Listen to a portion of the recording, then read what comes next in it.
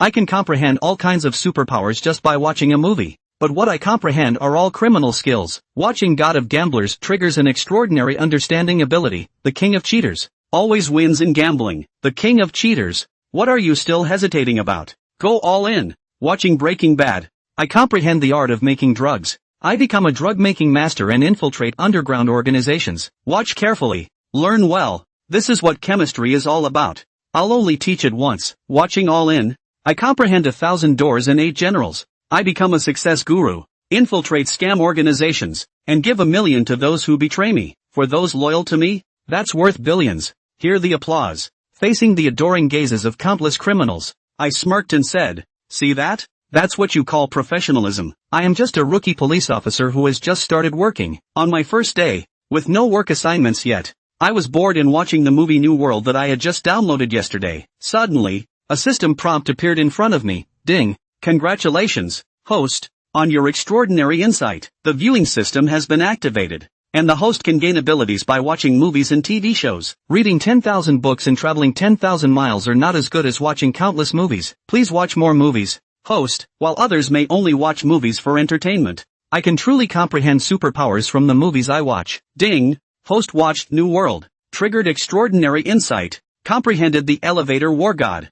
and became invincible in the elevator world. System, are you serious? I'm a police officer. How come I am gaining the skills of a fierce bandit? In the next moment, a large number of combat techniques suitable for narrow spaces flooded into my mind. I effortlessly acquired advanced combat skills. Now, whether it's agility, strength, or physical fitness, they are all at the level of a world champion. But these are just trivial matters. The truly amazing ability lies in the word elevator. As long as I step into the elevator car, I will be like a god descending to earth. Invincible against anyone. I licked my lips, feeling very complicated about this ability. The title of Elevator God of War refers to the male second lead in the movie New World, the gang leader Ding Ching. In the elevator, Ding Ching single-handedly fought against 6 gang assassins with knives and successfully fought back. Truly a fierce man. Now, as long as I stand in the elevator, I am truly a one-man barrier. Impregnable. Unfortunately, I can only smile bitterly. This ability sounds impressive,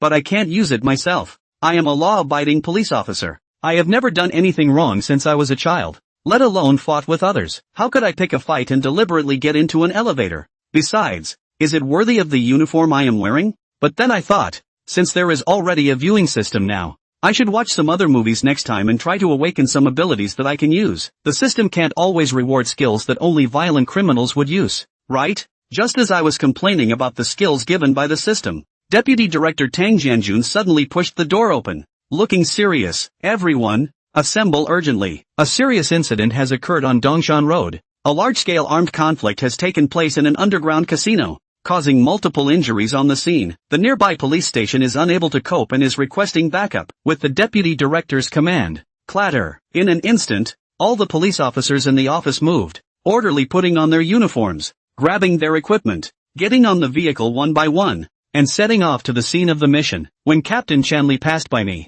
he patted my shoulder. "Xiao Su, you also go with us on the mission. Observe and learn more when we arrive at the scene. Don't act impulsively." I nodded and quickly grabbed my uniform to catch up. Arriving at the scene, Chanli went to communicate with the police officers from the police station, cordoning off the area, while other colleagues were methodically carrying out their respective tasks. I was observing the situation at the scene when Chanli came over and assigned me a task. "Su Chang, you go to the underground parking lot to guard the elevator exit. Contact us on the walkie-talkie if anything happens. Be careful on your own." I responded and headed towards the elevator. Several veteran officers beside me looked at my back and said, "Boss, Xiao Su just reported for duty today. Isn't it inappropriate to let him guard the elevator exit? What if he encounters robbers? Wouldn't that be serving them on a platter? Shouldn't I go instead?" Chemli glared at them. "Get lost. All of you make sure everything is in order. Don't mess up. You old hands follow me in through the main entrance. Not a single one of you can think of running away." There was a burst of laughter,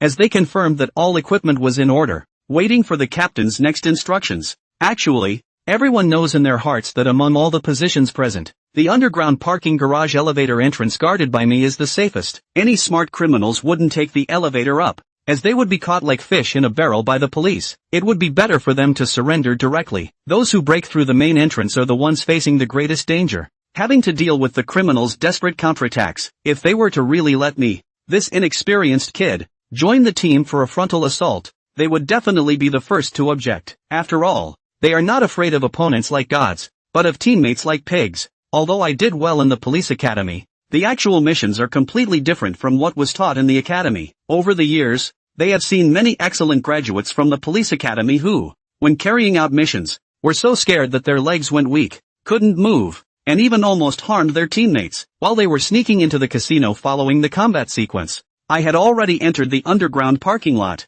walking towards the elevator exit, surveying the surroundings. The parking lot was not big, with only one elevator exit on one floor, so I only needed to focus on the elevator in front of me. As I reached the elevator door, the elevator button suddenly lit up. I looked up at the numbers displayed on the screen above the elevator, showing that the elevator was moving up from underground. No way? Oh sir, I'm so lucky. I clenched my fist, subconsciously bent my knees and waist, assuming a fighting stance, and involuntarily muttered, West 8. 3 2 1, ding. Just as I stood still waiting for the elevator doors to open, the West City substation team, led by Chin-Li, burst in directly and rushed into the casino. Only the casino was filled with injured fighters lying on the floor, doubled over and wailing. The back door of the casino was wide open and the window was broken, making it difficult to tell where the group of toughs had gone for a while. In the corner, the manager saw the police coming, just wanted to run, but was caught by Chin-Li with an arrow step, and pointed out to the officers where the robbers were going under questioning. They grabbed my car keys and should be heading for the underground garage. Hearing the casino manager's words, the crowd was shocked, and their gazes exchanged, all of them having an ominous premonition. Chin-Li secretly said that it was not good, and hurriedly rushed to the back door elevator room, only to see that the numbers above the elevator slowly came to the -1 floor. Bad. Su-chan is still at the elevator entrance. Hurry up and contact the people above for backup. Hurry. On the ground, the police officers of the police station who blocked the scene quickly received Chin-Li's request for help. In the heat of the moment, Chin-Li's tone could not help but be a bit unfriendly. The police officers grumbled as they made their way around to the underground garage. Westside branch people, this is not nonsense. Even left a person in the elevator entrance? Or a newcomer? Must reflect with the above. That's right, I see that newcomer is dull, thin-armed, and looks like office-sitting goods. At the front of the crowd, their captain turned around and reprimanded. What's all the noise about? Hurry up. Just now the director sent a message that this group of people may have guns in their hands. In case of any accidents, you guys can afford it. Underground parking lot. The elevator door in front of Su-chan slowly opened, and inside the cargo elevator-sized car, there stood 10 burly men. At this moment, they were all looking at Su-chan with fierce expressions. Although Su-chan was over 1 meter tall, he surprisingly looked a little petite in front of this group of tendon-fleshed bruisers. Although there was only one person guarding the opposite side, the robbers in the elevator didn't rush out. Instead, they cautiously looked at Su-chan and the position behind him to make sure there were no other police officers. Taking advantage of their rambling thoughts, Su-chan gently took a step in the other party's astonished gaze and stepped into the elevator. Elevator warlord, activate. In a flash, Su-chan felt that the entire world had changed. It was as if he had countless gain buffs hanging on his body. A top killer, infinite strength, invulnerable to knives and guns, shifting shapes, clear mind. At this moment, when he looked at these robbers again, their bodies were simply broken in Su-chan's eyes, and they were hit everywhere. Su-chan scanned the weapons in the other party's hands with great speed. All of them were daggers, short knives and other weapons, which were suitable for fighting in a small space. Well, these guys have quite a few weapons, and the guy who had been keeping his hands in his shirt at the end should, unsurprisingly, have had a gun in his hand. Su-chan's movements were but a split second in the eyes of this group of robbers, and in that instant, Su-chan had already gotten a clear picture of these people. Although the number of people on the opposite side was as many as 10, Su-chan did not place them in his eyes in the slightest. Su-chan lifted his gaze and met the robber at the very front, revealing a kind smile as he reached out and gently pressed the button to close the door. The few bandits looked at me and I looked at you, all confused by Su-chan's actions. Brother, what's going on? Is this cop out of his mind? He doesn't think he's Ip Man. I'm going to fight 10 of them. Ha ha ha. Shut up, all of you. The robber standing at the end, holding a gun in his hand, spoke up, and it was clear that he was the leader of the group. Don't dawdle, just slaughter him and drive away.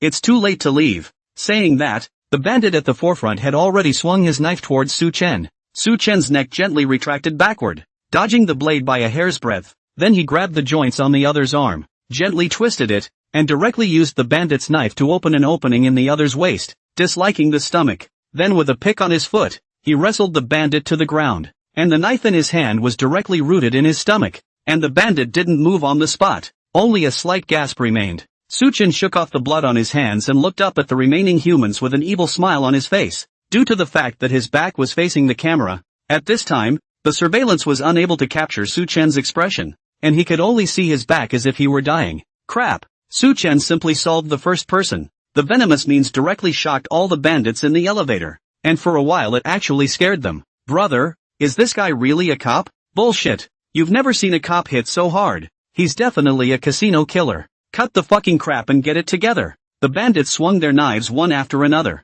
Suchen was still flickering, easily dodging his opponent's attacks and constantly attacking his opponent's vitals. The bandits fell one after another, and there was even almost no space to get down in the elevator. And Suchen's blood-soaked figure seemed to be fused with Ding Cheng, who fought to the death in the movie at the moment. The difference was that not a single drop of the blood staining Suchen's body was his own. It was all the blood of the bandits. The remaining bandits were all shocked by Suchen's ruthless methods. Up to this point in the fight, there wasn't even a single wound on Suchen's body. The bandits on the ground, either with broken arms and legs or covered in stab wounds, were a gruesome scene, but Suchen was also a bit worried now. He was wearing a uniform that had just been issued this morning, and now it was covered in blood, so he couldn't wear it back at all. And I've never washed blood-soaked clothes in all my life, and I don't know if I can get them clean yet. Why don't we request another uniform from the bureau? It's not too much to ask for a shirt after taking down so many bandits all by yourself, is it? Suddenly, Suchen watched the leader of the robbers at the end pull his hand out of his clothes.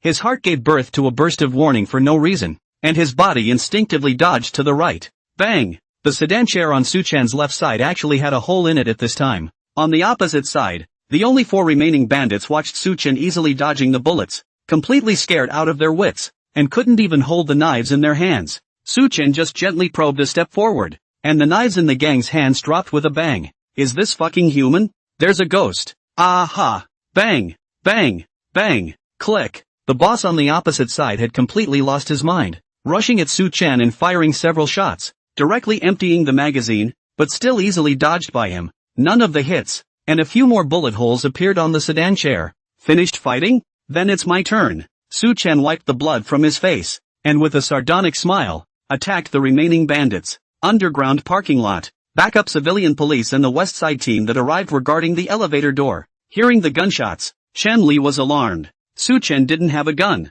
so this gunshot could only have come from the bandits. Chen Li was enraged and directly yanked the other captain's collar and roared. They have guns in their hands. Why didn't anyone say anything? Say something. The respective players next to them rushed forward to pull the two apart. Captain, calm down. Look guys, the elevator's coming down. The crowd turned their heads and saw that the elevator was gradually descending from the 3rd floor. The crowd immediately set up in formation and stood by. 2, 1, ding. The elevator doors opened slowly. The crowd's pupils shrank as they looked at the scene before them in disbelief. Suddenly, a hand covered in blood reached out from the elevator. Comrade policeman, help! The elevator door opened, only to see that the interior of the car was all covered in blood. Extremely tragic, with bandits lying all over the floor and only one person standing with his back to them. The officers saw the tragic situation in the elevator and subconsciously aimed at the only figure still standing in the middle of the elevator. Freeze! Chen Li was also tense for a moment, and then after fixing his eyes on them,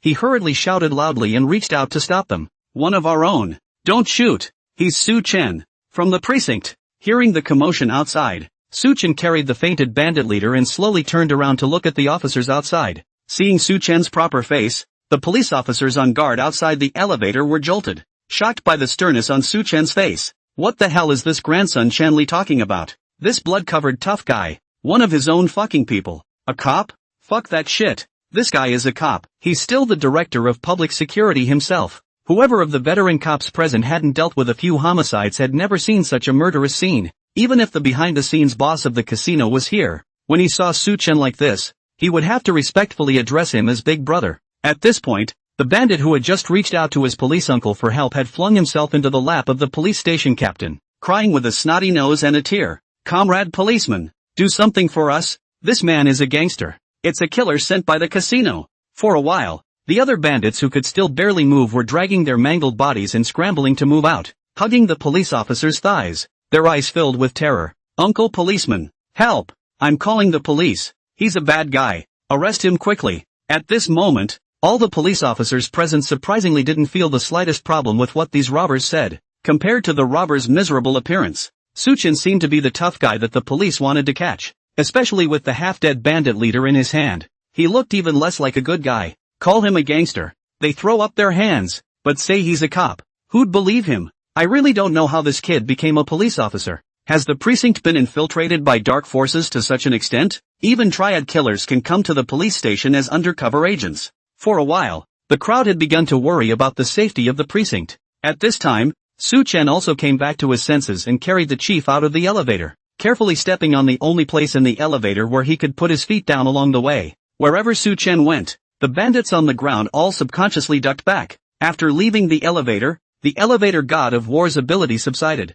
and Su Chen had a feeling of disappointment in his heart, and a gust of emptiness hit him. It's a very strict limitation on the ability to really get out of the elevator at all. Recalling the state of his divine valor just now, Su Chen was a bit unfulfilled. The bandit who was hugging the police captain, his hands hugged tighter, and his whole body was hiding behind the captain, not daring to show his head. Seeing Su Chen's movements, the police officers subconsciously swallowed their saliva. This action and demeanor they had seen in the movies. Usually psychopathic murderers were like this, because they were afraid that the blood on the ground would contaminate their shoes, so they walked with great elegance and care, exactly the same as Su Chen's current appearance, and the look on his face. It was almost as if he had just finished killing someone and was still looking for his next target. The gun the officer had just lowered in his hand was now somewhat resisting the urge to raise it, not to mention these half-dead robbers on the ground. Even they, the police officers with guns, are now kind of wanting to hide back. Su Chen left the elevator and scratched his head. It was his first time being stared at by so many people at once.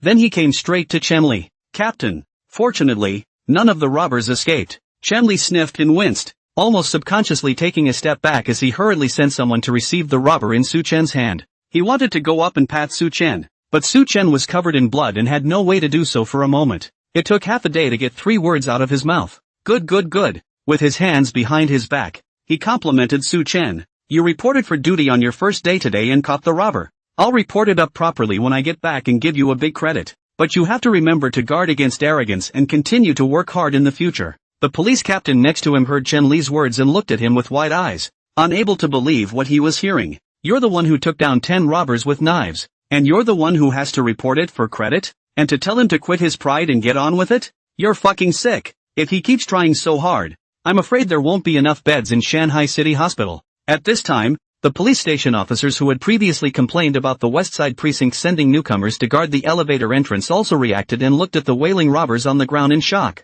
These robbers, who had given them a headache, were now curled up on the ground like lost dogs, begging for their protection. And all of this was done by this young man in front of me? Is this guy really a cop? Did he really take out 10 robbers by himself? Or in an elevator? Are all police academy graduates this good these days? Brothers, do we still need to talk to our superiors when we get back? Must reflect. I suspect the police academy has added a new course. I'm quitting and repeating. Suddenly, Chen Li's phone rang. It was Tang Jianjun calling. Hey, Chief, what's the situation now? Are there any casualties? Just received word that the group across the street is carrying guns. Tang Jianjun's tone was anxious. Obviously he had just gotten the news and called. Chen Li glanced at Su Chen and the robbers on the ground. Tang Jianjun was so anxious that he directly urged him. What the hell is going on now? Hurry up and talk. Director. Now the situation is all settled. The opposite side does have a gun. As for the casualties, wounded 10 people, and the injuries are still not bad. Tang Jianjun's heart thumped as he slumped into his chair.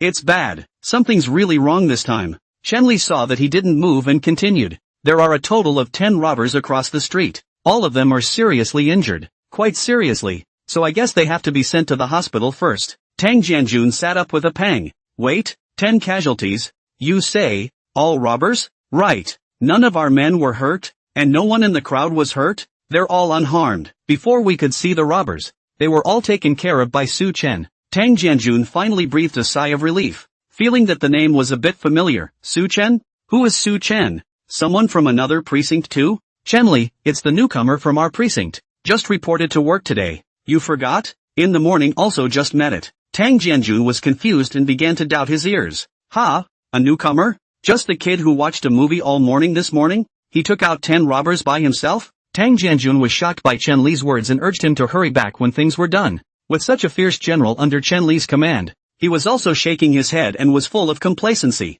After saying, "thank you," to the brothers of the police station who came to support him, he put the robbers in order and took the officers back to the precinct to report on the course of the operation. On the return trip to the car, Su Chen's mind once again sounded the system's prompts, so he closed his eyes and faked sleep. Chen Li and the police officers in the same car were even more distressed when they saw how weak he was, secretly thinking that Su Chen had put his life on the line in order to accomplish his mission. He must go back and tell the director about Su Chen's battle record. He must be given a big credit. At this moment, Su Chen was checking the tips in his head. Congratulations to the host for capturing the jewelry store robber. Rewards are being distributed. Oh, there's a reward for performing a mission? What a system of conscience. Su Chen was filled with anticipation, and his fingers subconsciously rubbed together. The rewards have been distributed, and the elevator warlord has been upgraded to silver level, with greatly enhanced effects. Elevator warlord, silver level. The range of effect is expanded. As long as the host is, melee, invincible within a certain range of confined space.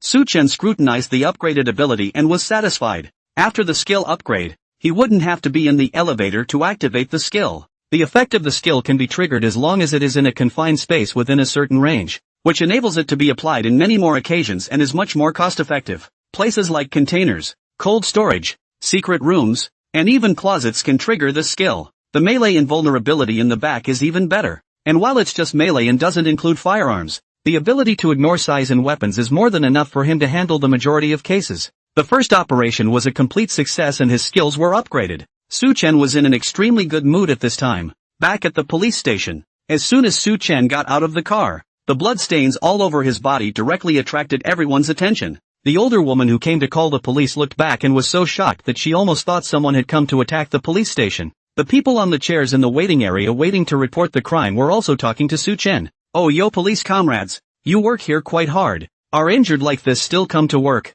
Auntie, what kind of police officer comes to work covered in blood? This looks like a criminal. I guess he's just been arrested." Youngsters nowadays, one by one, they don't want to die. They're too impulsive. Chen Li took a look at the sensation Su Chen had caused and hurriedly took him to the locker room and found him a new outfit. "You can make do with these clothes and wash your face first. Look at you now. How scary you look." He lectured Su Chen with his mouth, but the corners of Chen Li's mouth kept curling up so high that he couldn't suppress it at all. Su Chen was his man, and he was honored when he took credit for it. One man overpowered 10 thugs. Which other precinct can do that? He couldn't wait to call his colleagues in other bureaus now. "What? How do you know that the rookie under my command reported for credit on his first day? It's also just one man who caught 10 robbers. And by the way, robbers with guns. Oh, harm. Small token. Small token. No more chit-chat. I still have to call old Li." Chen Li came to the director's office while having a cranial orgasm. Tang Jianjun happened to receive a video from the Intelligence Information Center,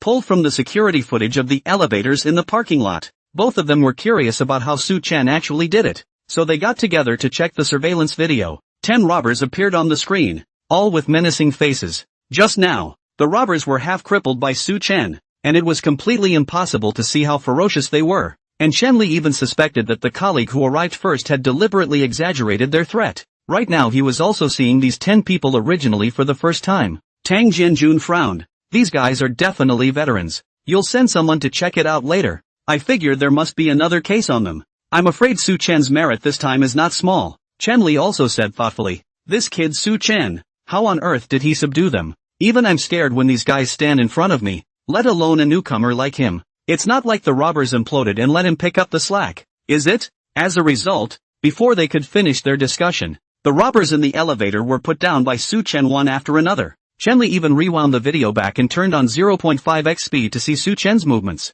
The office resounded with a burst of nationalism. Holy shit, where did this kid learn all his fighting routines? The police academy sure didn't teach him those moves. Anyone who kills people regularly knows that this technique can't be practiced without killing dozens of people. Surveillance can't even capture his movements. This is even better than the Buddha Mountain shadowless kick. Tang Jianjun was also incredibly agreeable. The moves are deadly, not at all to subdue the enemy. This kid really wants to kill them. Bang! There was a sudden gunshot in the surveillance video. Chen Li's pupils vibrated, directly squeezing Tang Jianjun to one side as soon as he could, his entire body almost sticking to the screen, his eyes full of shock. Crap! What the fuck? He can still dodge bullets? 6 times in a row? The robber was less than 2 meters away from Su Chen, and he didn't even hit a single shot? Dude can't shoot. Shenli was completely convinced of Su Chen. He had originally sought out the possibility that it was the adrenaline effect, coupled with good luck, or infighting among the robbers or something, that had allowed Su Chen to take advantage of the situation.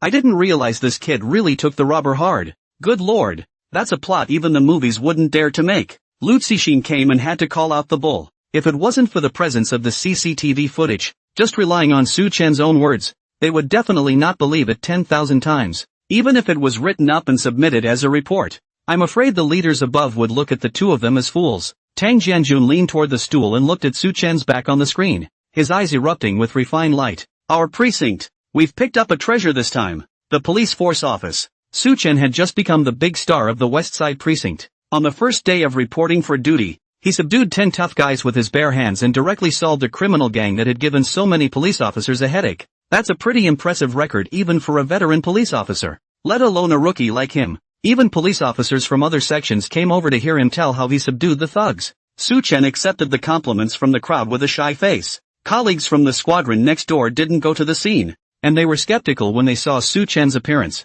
Old Lu, you guys aren't teaming up to tease us, are you? Xiao Su looks white and quite honest. How do you look at him? He doesn't look like someone who would fight. You guys are really too, holding up forehead and smiling bitterly. Even if the selection is not as good as ours for several months in a row, you can't engage in this kind of tactics, right? At this time, Tang Jianjun and Shenli walked into the office piece by piece with smiles on their faces. Shenli clapped his hands. Everyone be quiet. The director said something. Inside the office, everyone's eyes converged on Tang Jianjun. The co-workers who were on the mission together had speculations in their minds. Having just captured a group of tough guys, the chief is smiling so happily, so it must be that this matter is finalized, and with a good outcome, without a doubt. The only person present who could make the director so happy was Su Chen, the newcomer. In the process of capturing the robbers, apart from Su Chen, the others had contributed almost nothing. The crowd all looked at Su Chen with envious faces. Many of them are also old police officers. Serving for so many years there is not much merit recognition.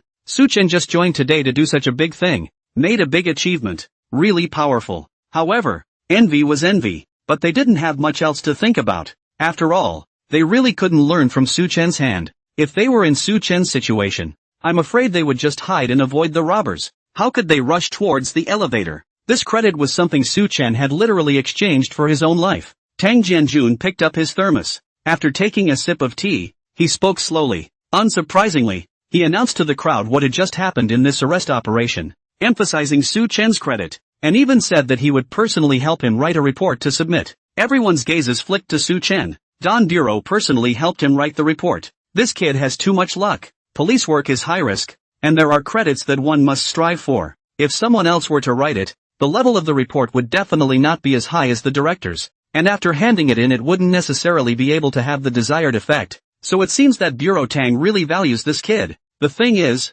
that's the thing. Su Chen will be credited with a great merit. I will apply to the top on his behalf. Su, don't be proud. Keep up the good work. After saying that, Tang Jianjun's face was as usual as he turned around and returned to his office. Before he even put down his thermos, he just pulled out his cell phone and started scrolling through his WeChat friends. Old Li, Old Sun, Old Zhang. Who should I call first? After the director left, the office was once again bustling with activity. Little Su, you can. The future is bright. Little Su, when you get promoted in the future, take care of us.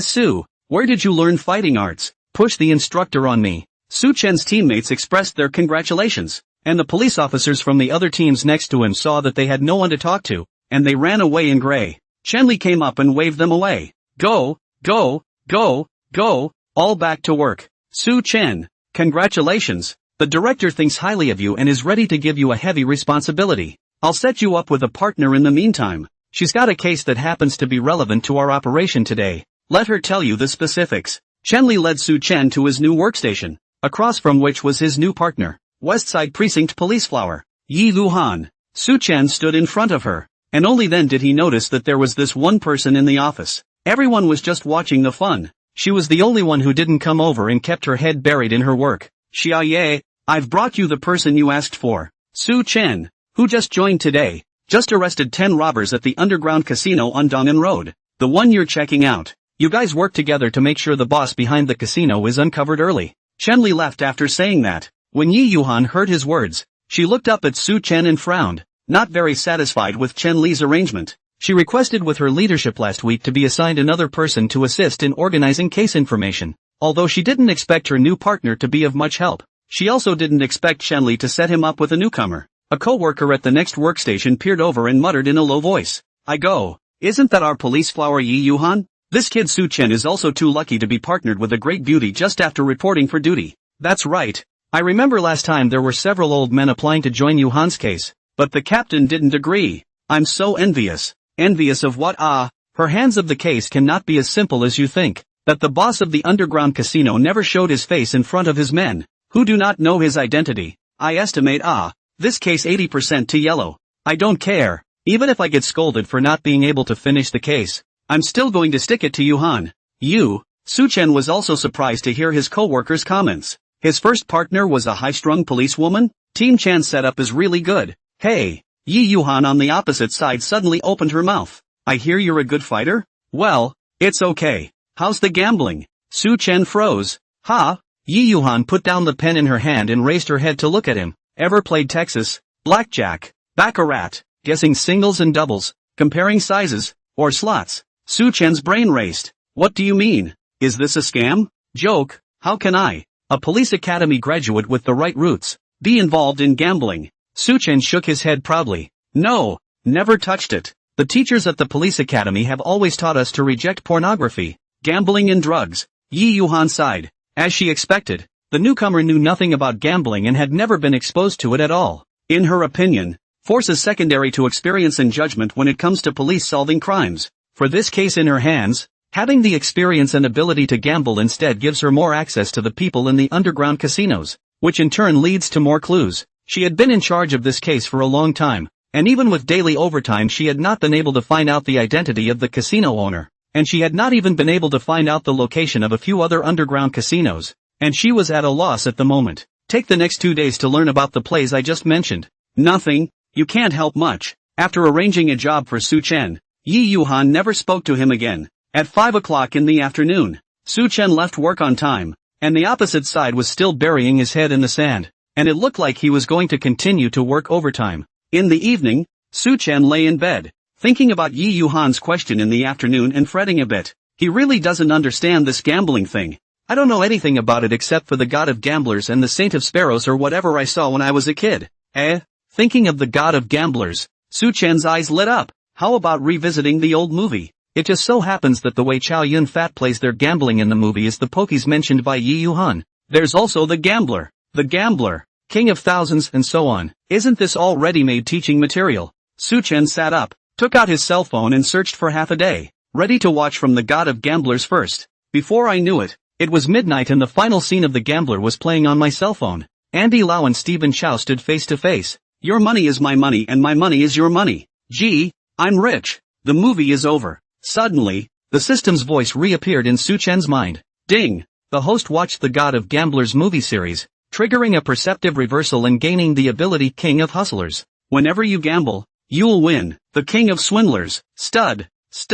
In the next moment, all sorts of fancy cheating tricks and techniques flooded into Su Chen's mind. In addition to these, there were also micro-expression observation techniques, mathematical computation skills, game theory, psychology, and other knowledge that entered Su Chen's mind altogether. Before watching the movie, he was a good young man who had never touched gambling before, and a few hours later, he had become the god of gamblers who won every bet, and not only that, but a top mathematician and psychologist. On top of that, he has unlocked several special abilities, the very same abilities that have been featured in these gambling movies, again categorized under the category of chirography, see-through eyes, rubbing cards, illusions, marking watts, and even mind control and various other abilities. Now, he is just like an encyclopedia of the thousand arts. There is only what he has not heard of. There is nothing he does not know. However, like the elevator warlord's ability, the king of tricksters had a limit to its range of use. These 1,000 tricks can only be performed in casino-related establishments,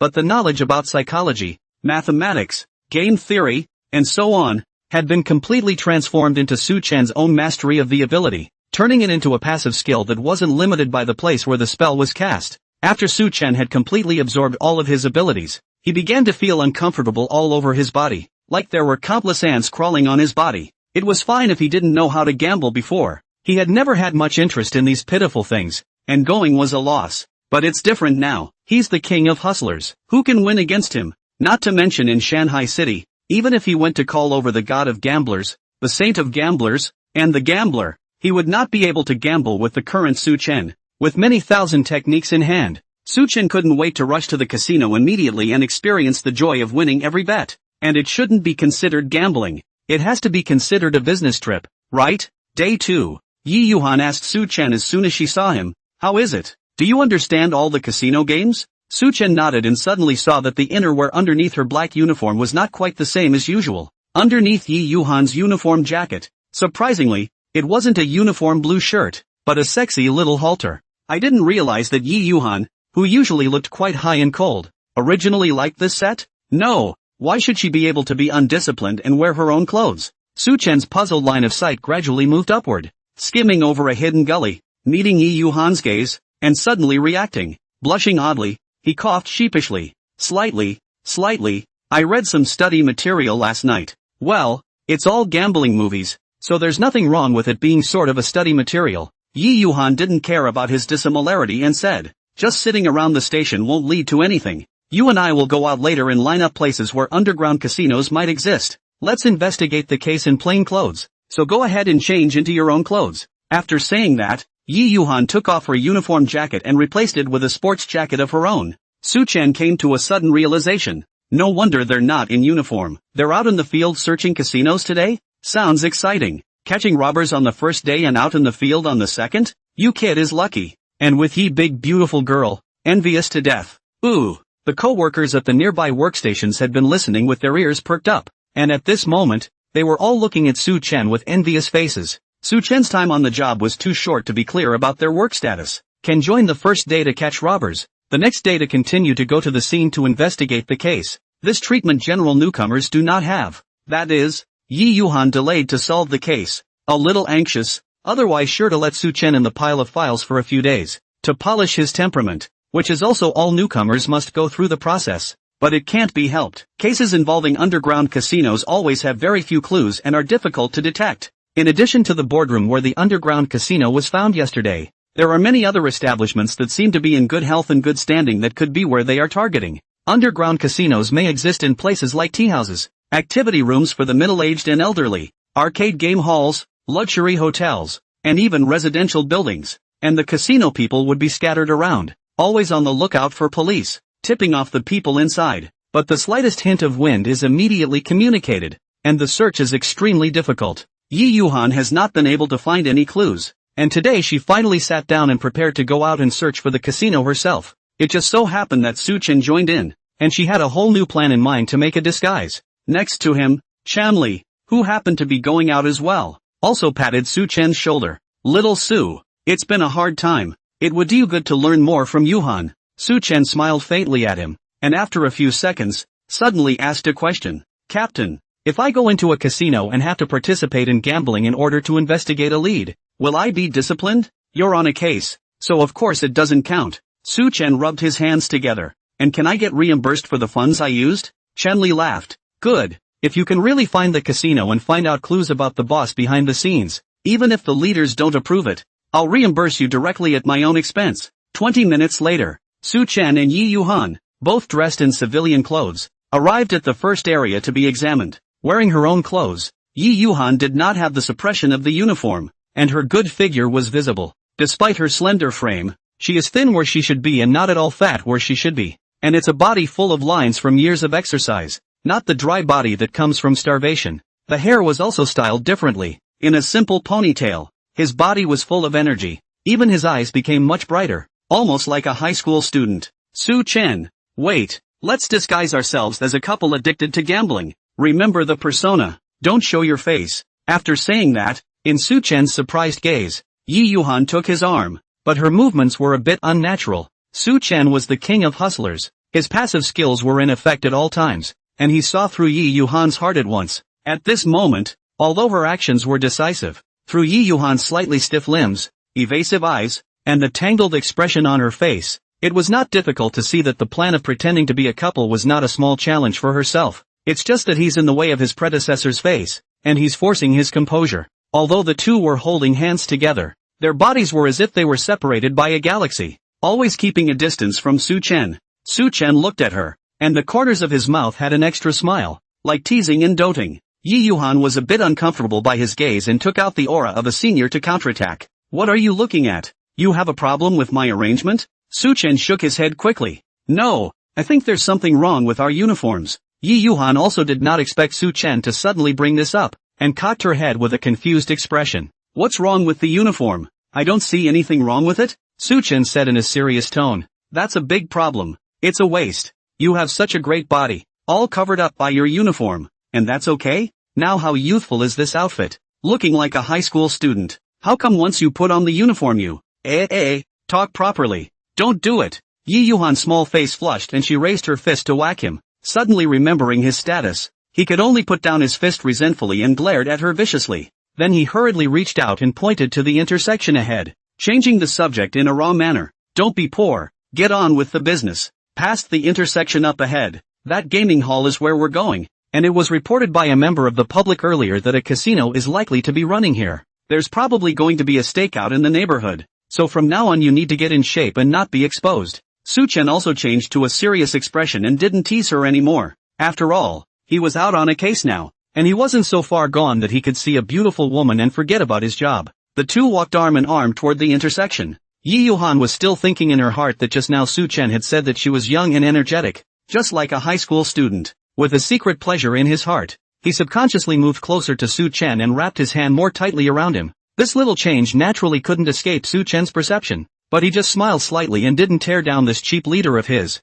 Soon, the two crossed the street to the target location. The game room near the entrance is just the usual video games, arcade, dance machines and whatnot. There were quite a few people who came to play, basically young people. There were also some youthful beauty girls dancing live in front of a dance machine, surrounded by a crowd of people. Su Chen was about to take a few glances when he was yanked to the other side by Yi Yuhan. The two turned the corner to the innermost part of the gaming hall, where there were only rows and rows of slot machines and no other entertainment. There weren't many people playing, so it seemed a little chilly, and there were a couple of guys walking around next to each other with wandering eyes. Su Chen had a judgment in his heart. There was no mistaking it. This should be the underground casino Yi Yuhan was looking for. The reason was simple. He felt like he was coming home as soon as he stepped into the area. It was as if the dragon had returned to the sea and the tiger had entered the mountain. As if all the pores had opened up, and it was incredibly intimate. This feeling of closeness is the effect of the newly acquired ability King of Cheaters, and it means that he has come to the right place.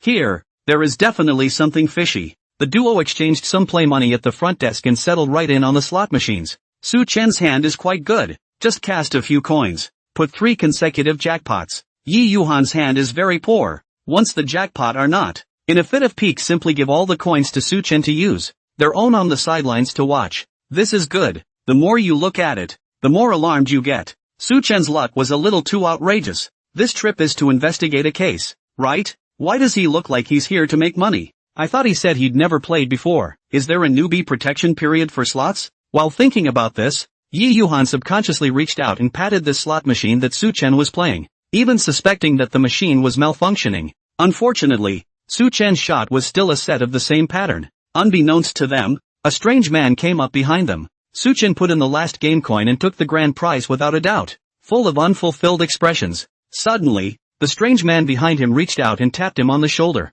Dude, pretty lucky. What's the point of just playing slots? Are you guys interested in playing something bigger? Su Chen and Yi Yuhan glanced at each other and showed expressions of disbelief. How big? When the men hear it, it's on. Dude, you've never played anything but slots, have you? I've got a lot of games here. Dice, poker, spinners, whatever you want to play. If you win, you'll win dozens of times more than a slot machine. Do you really want to give it a try?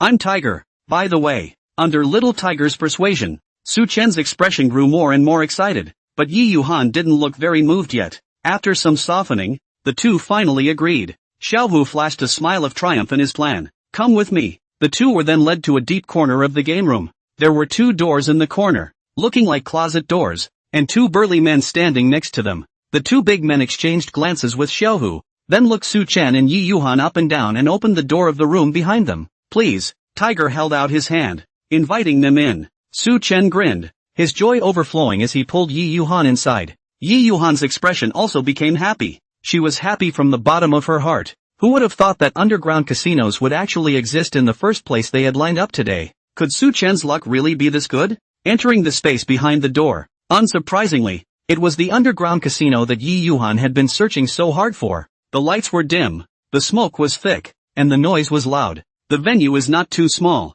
and there were a lot of people playing a variety of games. Su Chen looked around and pretended to be very surprised, looking around like Lu entering the Grand View Garden. In reality, he was secretly observing the layout of the casino and determining the location of the various doorways. This will provide accurate information when a large force arrives to make an arrest and facilitate the effective blocking of all entrances and exits in case someone escapes. The man took Su Chen by the shoulders. How's that? Man, it's a lot cooler in here than it is out there. Poker, dice, roulette. Want to play something? Su Chen was filled with joy. Tiger, I've never even played it. What do you recommend? Xiaohu smiled faintly. In fact, he already had an arrangement in mind. I see you're in luck. Either play dice first, there's always guessing the size, right? The three came to a gambling table. There was already a circle of people around the place. Some who were betting on the tables and others who were watching from the sidelines and jumping on the bandwagon. Wow! The Dutchman shook the dice cup, his movements wide open and closed, all showing his great skill.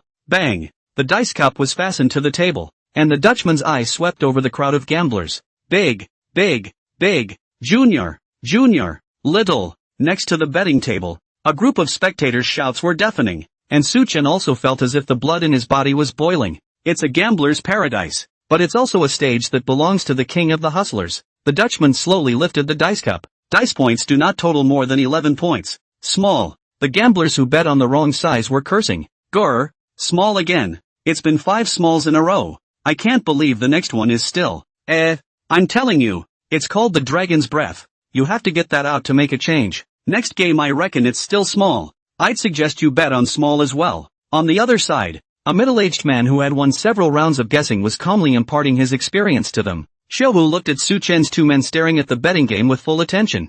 And even more so, he asked calmly, how about playing with this? Su Chen nodded, looking like an impatient gambler. The guests at the gambling table all knew Xiaohu, and when they saw that he had brought 2 newcomers over, they all looked at him, and the atmosphere at this table instantly quieted down quite a bit. Xiaohu waved his hand and said to the crowd, they're all family brothers. They're playing for the first time today, so take care of them. At the gambling table, a man who had lost all his chips stood up with a sigh and gave his seat to Su Chen. Seeing this, the Dutchman looked at Xiaohu, and the 2 of them exchanged slightly imperceptible glances, and the Dutchman's mind was clear. 2 more new piggies. It's the same old rule, fatten up before you go under the knife. The dealer covers the dice cup and begins to shake it. The dice cup shook violently, and the dice inside made a crackling sound before being slapped heavily on the gambling table by the dealer. Gentlemen, place your bets. The guests at the table began to place their bets. Su Chen had already waited for a long time, and directly launched the ability of the King of Taza,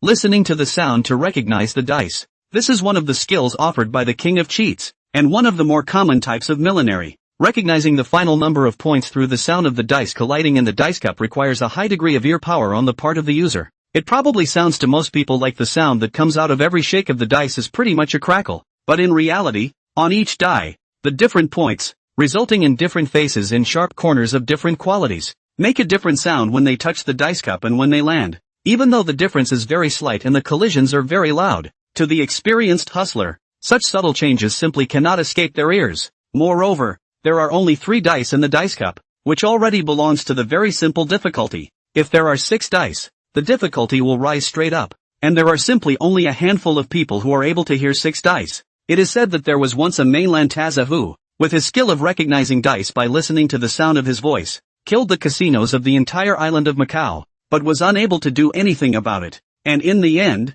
the legendary king of gamblers was forced to make a move to take him down. And Su Chen, as the king of Taza, whether it was 3 dice or 6 dice, it was easy for him. As the sound of the dice turning and colliding stopped, Su Chen had a result in his mind. It should be 1, 3, 4 points or small. Despite knowing the points, Su Chen had his own plan. First time on the table, it's better to keep a low profile and fake it for a while. Don't get too high profile right off the bat and make the other person suspicious. Su Chen acted like he was in a dilemma and hesitated for half a day. The middle-aged man next to him who had won remained decisively pressed small. Damn, I don't believe it. It's definitely big this time. I'll bet big. Me too. Big. Several other losing gamblers, convinced that this hand was bound to be anything but small, took out a few chips and still bet on the big one. Seeing that Su-chen had bet wrongly, the Dutchman looked as if he had done so, and his finger quietly moved on the betting table. Su-chen noticed her movements and then heard an extremely tiny sound coming from the dice cup. The dice points changed immediately. Changed to 4, 5, 6 and the points are large. Su-chen smiled faintly. It's a bit of fun to fight a bull over a hill. Su-chen's mind was loaded with all sorts of cheating techniques, and what the Dutchman had just utilized was exactly a technique of secretly switching the dice points. Spacing out a cow is a kind of 1,000 tricks that many high-level lotteries use to train. It is possible to quietly change the dice points by touching the table or dice cup after gamblers have placed their bets. Since the tablecloth on the surface of the gambling table was soft, the sound of the dice falling on it was already small, and with the noisy voices outside, it was hard to be heard. As long as the dealer's technique is subtle enough, it's hard for regular people to notice. Only Su-chen was present to discover this, while the gamblers next to him were still urging the lotter to hurry up and show the results. The dice cup was unveiled, and instead of the number of points that Su-chen had heard at the beginning, the number of points became 4, 5 and 6, with the number of points being large. Crap, I told you it would be big this time. It's a good thing old me didn't listen to you. And the divine dragon exhaled. There's nothing to say, is there? Ha ha ha ha ha. Humph. I have plenty of money. Not bad for your game. Some of the gamblers on the sidelines were happy and some were sad. Yi Yuhan also felt very surprised when she saw that Su-chen had successfully guessed in the first game. It was tempting to question him right now if he was lying to her yesterday when he said he'd never touched gambling. Fortunately, Yi Yuhan had a high level of professionalism and had a disdainful expression on her face. It was as if he had known in his heart that Su-chen would win this hand. The Dutchman looked at her in a bullish manner and felt a pang of contempt in his heart. Oh, if I hadn't secretly switched the dice, would you still be laughing now? Laugh it up and keep you happy for a few more innings. You'll be crying later. The dealer then pushed all the chips Su-chen had won in front of him. Su-chen smiled and swept over the chips, his face full of joy, as if he really thought he had won the bet. In his mind, however, he had already guessed what the Dutchman was thinking. Just like what he had speculated at the beginning, this hand was a deliberate setup by the dealer to let himself win a game first, obviously ready to get himself on top, bet all his money and cut a hard bargain. It's a common tactic used by casinos now. Let the gambler get a taste of it first, and then get deeper and deeper into it, so that they always feel that they will be able to turn the tables on the next game. But how can a gambler win against an opener? In the end, they all fell into the trap set for them by the casinos and lost all their savings and even their families. Behind Su-chen, Little Tiger also raised his eyebrows and said in mock surprise, "Older brother, you can be lucky. Look at this. Doesn't this winnings outweigh half a day's worth of slot machine play?" At that moment a burly man came alongside and patted Tiger, twisting his head to signal him to go over. "Okay, bro, you play first. I have something else to do. Just report my name if you have any problems." After Little Tiger left, Su-chen continued the bet. The dice points were big and small, but no matter how they changed, Su-chen always bet on them again and again, directly becoming the spiritual leader of the other gamblers at the table. "Dude, you're so awesome too. You win every single one. You're the reincarnation of the god of gamblers, right? You win more. I'll listen to you. I'll follow you on the next hand." "Me too. Heel. Just tell me, buddy, which one do you want to bet on next? Big or small?" Su-chen smiled faintly and did not respond. In these games just now, he still heard the points of the dice in every hand. Whenever he bets wrong, the dealer will make the dice adjust to the size he bet by spacing out. Su-chen also wanted to see what kind of medicine the other party was selling in his gourd. It's time to go under the knife after giving him such a long raise. Sure enough, the dealer received instructions from his headset to start reaping on the next hand. The dice cup landed on the table and the dealer spoke. "Place your bets, according to the sound display. This time it's 2, 4, 6, big." After Su-chen bet on big, the crowd followed suit, all betting on big, and some people even directly pokies, betting all their chips. Seeing this, the Dutchman proceeded to unleash the spacer and switched the points on the dice. "Here we go." Seeing his opponent make a move, Su-chen instantly came to life. As for Yi Yuhan next to her, she had long been convinced by Su-chen's luck, and was now speechless, staring blankly at the dice cup. The lid was lifted and the 3 dice underneath surprised everyone. 2, 1, 2, Junior. Bang! A would-be gambler slapped the table in anger, having just bet his entire fortune on the big one. "Impossible. Absolutely impossible. Shit, I bet all my money on it. There's absolutely no way it's small. You guys are cheating. I'm going to report you." The gambler opposite Su-chen was already on top of his game. and directly stood up and pointed at the lotter to curse. The Dutchman was impassive, feeling used to it, and just looked away from the casino staff. Soon, a couple of burly men came over and dragged the shouting man away, and soon there was no movement. Yi Yuhan did not move and glanced at the direction where the person was taken away, her brows furrowed. The Dutchman apologized to the crowd with an apologetic face. Sorry for the delay. Please don't worry. We definitely don't have such things as cheating here. Let's all get on with it. The crowd were all old gamblers, and had long since seen this and carried on as usual. In the next few rounds, no matter whether Su Chen bet on it at the beginning or not, it would end up in failure. The chips in his hand decreased a little bit, and Yi Yuhan was a little unable to sit still. She was afraid that Su Chen would lose his head in a hurry, worried that he would really fall in and lose all his money. More importantly, he was worried that if the two of them lost all their money, and in case they were kicked out of the casino, the trail would be broken. Even if the bureau sent someone to end the nest after they went back, they still hadn't found any clues about the boss behind the scenes, but instead, they had spooked the police, which not only didn't help the case at all, but also made the other side more vigilant. It would be much harder for the two of them to mix with other casinos in the future. Yi Yuhan clenched her fists and secretly prayed for Su Chen, never to lose again. Su Chen looked at the few chips he had left and remained calm in his heart. Now he had lost all the money he had won in the previous rounds, leaving him with only his own little capital. When he lost other people's money just now, Su Chen wasn't very distressed, but now that it was his turn to get his own money, his heart was a little hard to bear. Su Chen clutched the chips in his hand and knocked on the desktop, looking at the beautiful dealer in front of him, with a decision in his heart. Okay, it's about time. Let's call it a foreplay. It's time to show these guys what the king of the hustlers is made of. Is it hard to beat a bull over a hill? He does too, and with a far more subtle approach than the Dutchman. The name of the king of the hustlers is not just a figure of speech. Cheating in front of Su Chen is simply showing off and throwing yourself into the net. At that moment, the dealer shook the dice cup again and slapped it heavily on the table. This hand, the lotter's smile got even wider, as if to say, I'm eating you up. Su Chen judged from the sound that it should be 5, 3, 6, with the points being large. After experiencing the previous consecutive rounds of failure, the other gamblers were also cautious at the moment, not daring to place their bets easily, and they were all waiting to see what would happen. Su Chen, however, directly pushed down the only remaining chips in front of him with one hand. Bet big on this one. The gamblers around him were surprised by his actions.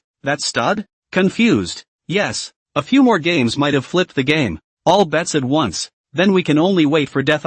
Okay, another crazy one. Get ready to carry away. I'd better bet small on this one. Me too. Bet small. A hand of stud. If Su Chen loses again in this game, the chips in his hand will be zeroed out, unless he comes up with another sum of money. Otherwise he will have to get out directly. The gamblers next to him were startled at first glance, but quickly returned to normal. In casinos, this is not uncommon, and everyday people who have gambled all their money are thrown out for sticking around. And there are also many people who are not happy after being thrown out and always think that they still have a chance to turn over a new leaf. And they even borrow money to come back and continue to gamble. It still ends, of course, with the casino eating out of the palm of your hand and losing your bottom. Almost everyone in the room bet on the opposite of Su Chen, and not a single person favored him. Only a handful of people, after hesitation, also opted to go small, though all of them only put in the smallest amount of chips. Yi Yuhan was also really anxious at this time, and secretly blamed herself in her heart. She still owed it to her to think about this action, just thinking about solving the case as soon as possible, forgetting that he's a newcomer to the job, haven't experienced any setbacks, and after losing so many innings in a row, you've got to be on top. The chips have been pushed out and there's no way to get them back. Yi Yuhan secretly made up her mind. Later on, if Su Chen really lost all his money, he must not let him bear the burden alone. After all, it was her idea to mix into the casino in disguise. And it was also her agreement to allow Su Chen to participate in the gambling game, a consequence for which she definitely had to bear the main responsibility. Being psychologically prepared, Yi Yuhan was quite relieved, calculating the savings she had saved during her working life while calmly waiting for the results. The Dutchman also didn't expect that Su Chen would be able to poker. Sure enough, losing is just as crazy at the end of the day whether you're a novice or a veteran. That would speed up the process of killing the pig, and all she needed to do was to gently uncover the dice cup now. And the piglet would officially enter the harvesting process. That's right, just letting Su Chen lose a few games in a row was just a warm-up. The real harvesting starts from the moment Su Chen loses all the chips in his hand. When Su Chen is kicked out the door, he will be greeted by the casino guys who specialize in loan sharking. Based on their experience, None of the gamblers like Su Chen, who easily went to the top, could resist the temptation of flipping, and such gamblers are their favorite customers. In the meantime, in the casino office, Tiger was having a drink with a couple of other minions, cruising the images on the monitors in the meantime. Look Tiger, you just brought this guy straight pokies. Holy shit, it's only been a few minutes and you're on top? That's another scatterbrain. It's still Brother Tiger who's great. Come on, brothers, drink to Brother Tiger. If only we had this kind of douchebag to give us money every day. Ha ha ha. Hearing his little brother's words, Xiaowu suddenly had a serious expression, just like a big brother. Don't talk nonsense. I'm warning you. Boss sent word that it's been tight out there lately, and the police are searching underground casinos everywhere. You guys have too little experience and can't read people well. No one except me is allowed to bring in new people during this time. You hear me? The crowd of minions said yes. Understood. Tiger, how can we have your eyesight? Tiger, don't worry everyone. With Brother Tiger here, those cops won't be able to find us even if they search their heads. Xiaowu regained his smug demeanor and drained the wine in his hand in one gulp. After glancing at Su Chen on the monitor, Xiaowu stopped paying attention. In his heart, Su Chen was already the meat on the chopping board, and he was the knife hanging over the meat. Waiting to see him again would be the time to approach him for a loan. Gambling table. The Dutchman glanced at Su Chen in pity. She herself of course knew that the points in the dice cup were large. In fact, Su Chen had already bet on it. But I'm sorry, with her there, how could she let Su Chen bet on it? Seeing that the crowd had all finished betting, the lotter's hand quietly nodded the table. The dice instantly change points. 5, 3, 1, and the points become small. Just as the Dutchman was about to unveil the dice cup, Su Chen crossed his arms and patted on the gambling table, propping up his head. At that moment, the dice under the dice cup changed again. 4, 5, 3, back to large. In the next moment, the Dutchman confidently unveiled the dice cup and was just about to open his mouth to pronounce the end of Su Chen. But just as his eyes moved to the dice, his pupils instantly shook in disbelief at the image before him. Clearly. The other gamblers around them stood up in surprise. Look guys, 4, 5, 3, it's big, crap, he really got his bet right. What the fuck kind of luck did this kid have? Grass. The Dutchman's eyes were full of doubt, and he even almost said what was in his heart. She did change the dice points earlier, but why did she change them again before opening the lid? Could there be another expert present who could also perform a mountain pass? The Dutchman looked around the table, except for Su Chen, the newcomer. Everyone else was an old face. She had an impression of all these people, just a bunch of regular deadbeat gamblers. If they had that power, how could they keep losing money? The only newcomer, Su Chen, didn't look like he would know anything about 1,000 tricks anyhow, and with both hands resting on his chin, he didn't touch the table, much less have access to the craps table and the opportunity to change the dice points before she opened it. What the hell is going on? Is it hard to believe that you didn't get a good night's rest yesterday and that caused you to miss? The Dutchman,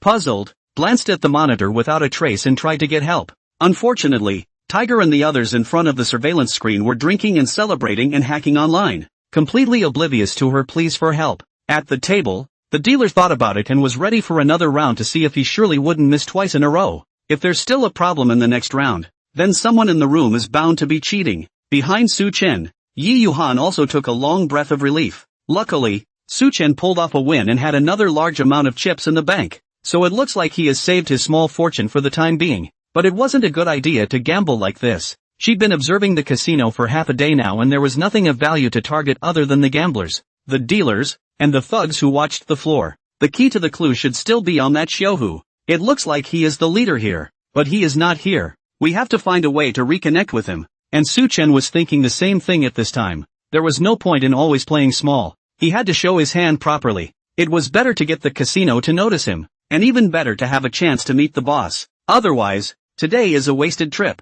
Gambling half a day did not find any clues. In the event that others say he is publicly funded gambling, cannot be refuted. The crowd was in their own way, and the Dutchman once again picked up the dice cup and continued to shake it in disbelief. 1, 3, 4, Junior. Lotus performs a spacer and the point changes to a big one. Su Chen still bet on small, and this time some people also started to bet with him. The Dutchman opened the lid and took a look. Points are surprisingly still small. The Dutchman couldn't believe it. Had her $1,000 trick really failed? After several games in a row, the Dutchman was completely confused. No matter how she adjusted the dice and the dice cup, the points that were eventually shown were completely different from what she had envisioned.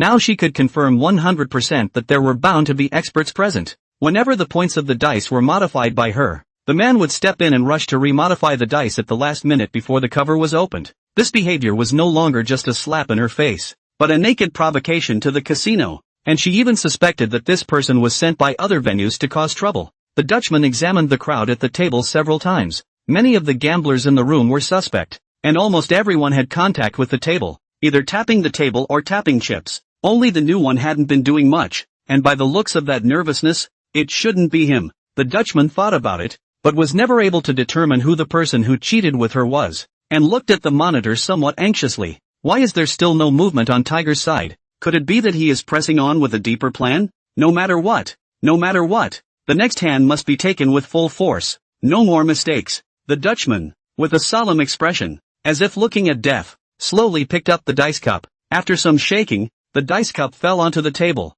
and the dealer was about to open his mouth, but was interrupted by Su Chen. Su Chen, in a reversal of his previous state, leaned back in his chair and said, "It's too boring to always bet on the size. Play big on this one. I'm betting on the leopard. 3 sixes. Stud." When Su Chen said this, all the gamblers couldn't believe their ears. The Dutchman also frowned, suddenly realizing that he seemed to have never seen through the young man in front of him. The betting tables come and go and are never a popular item. The reason is simple. To the average person, betting on the size of a bet has a decent chance of winning for the gambler, with the casino and the gambler each having a 50-50 chance of winning. But in reality, the lucky gambler may win a few games now and then, but the casino never loses money. And the secret to the casino's ability to always win in this play is hidden in an extra rule, which is that it's big or small. That is to say, when 3 dice roll the same number of points, whether it is 3 ones or 3 sixes, the casino wins and the gambler loses, whether the gambler bets big or small. This all-size dice type is also called a leopard.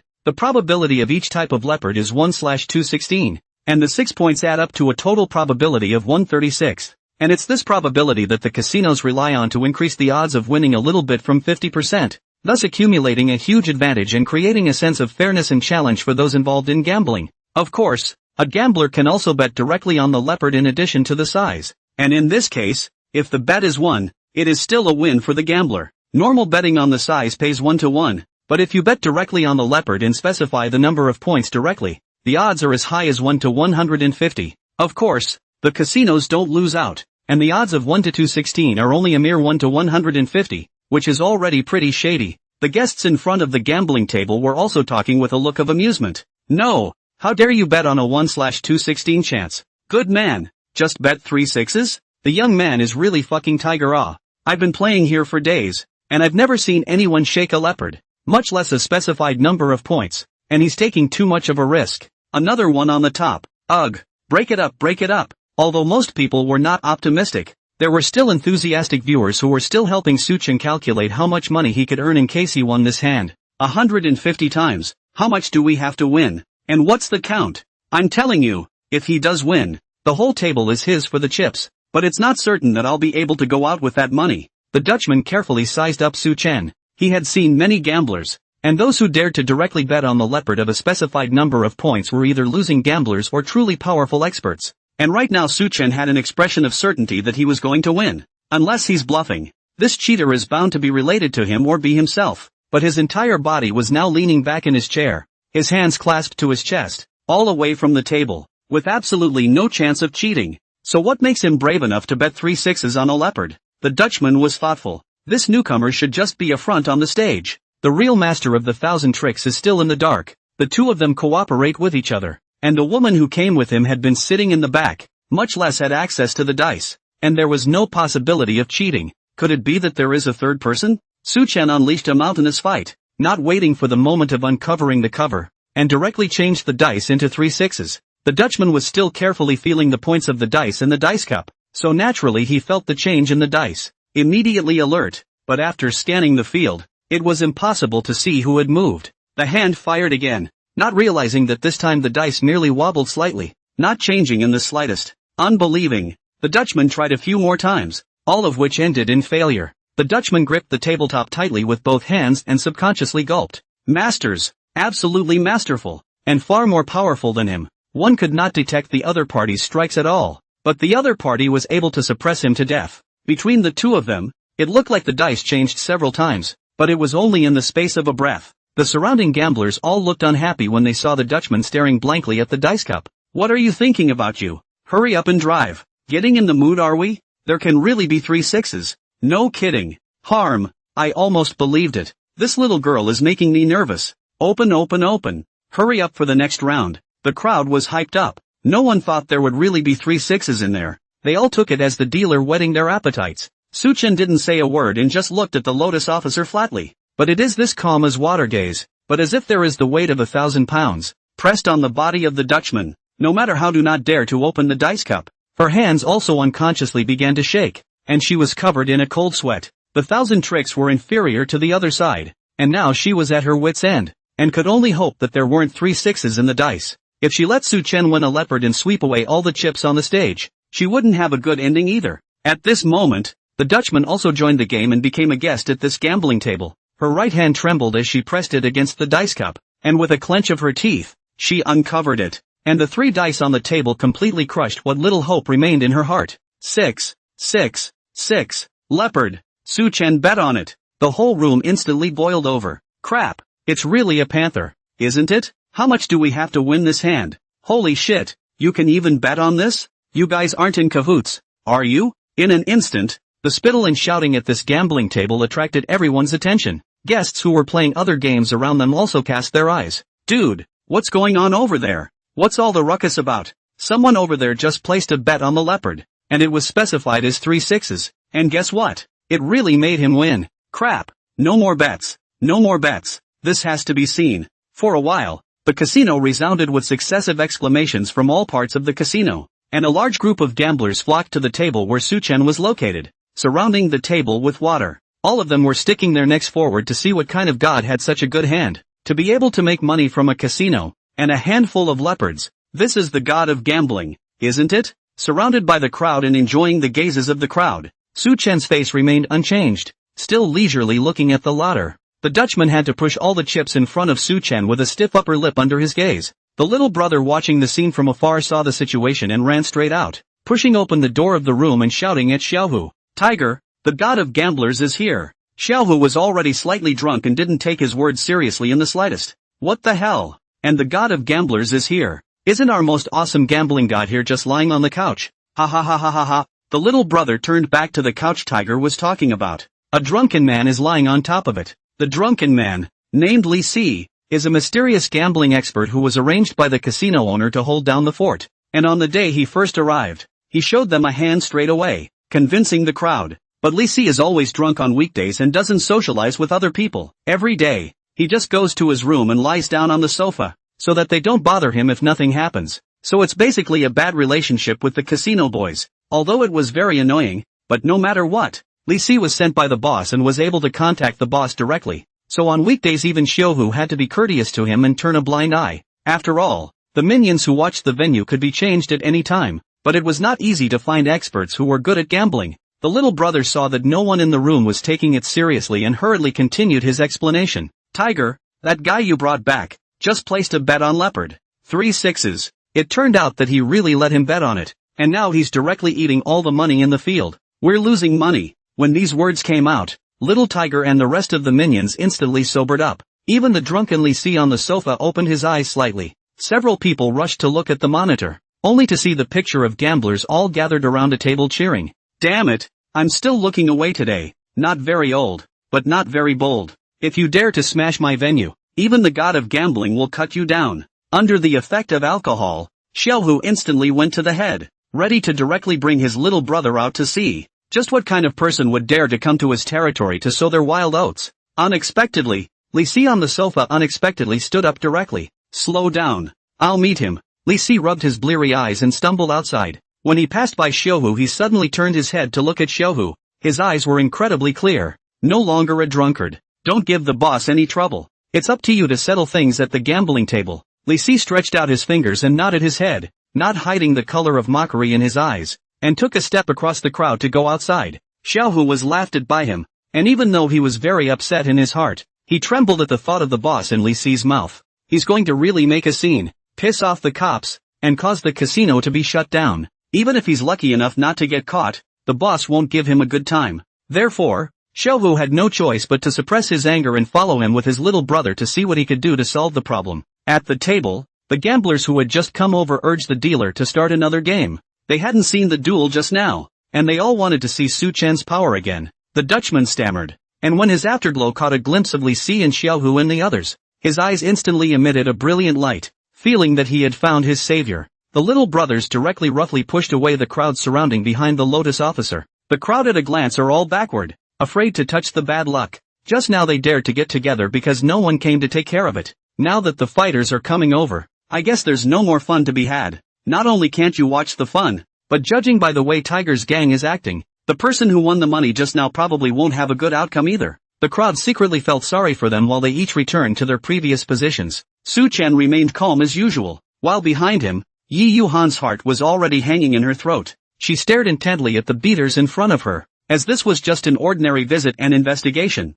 they did not wear any weapons. There were only two of themselves and Su Chen, and the other party was outnumbered, so there was absolutely no chance of winning in a real fight. Although he had heard that Su Chen had defeated 10 with 1 in the elevator, who knew what the situation was at that time? Now the other side all have weapons in their hands, while their own two bare hands. Once the gang flipped, they were in danger. At this moment, Li Si, who was surrounded by the crowd, narrowed his eyes and focused his gaze on Su Chen, the corner of his mouth sketching out a smile, like he had finally found his favorite prey. You're the one who bet on the leopard? Any interest in betting with me? Win the bet, and you'll get every penny of the money you won just now, so you can leave in peace. If you lose a bet. Li Si paused for a moment, and past memories seemed to emerge in his eyes. Lost the bet? Then don't go. The crowd hadn't dispersed yet, and when they heard that Xiaohu's gang wasn't here to teach Su Chen a lesson, but instead wanted to gamble with him again, they immediately tried to gather around again. Who is this drunkard across the street?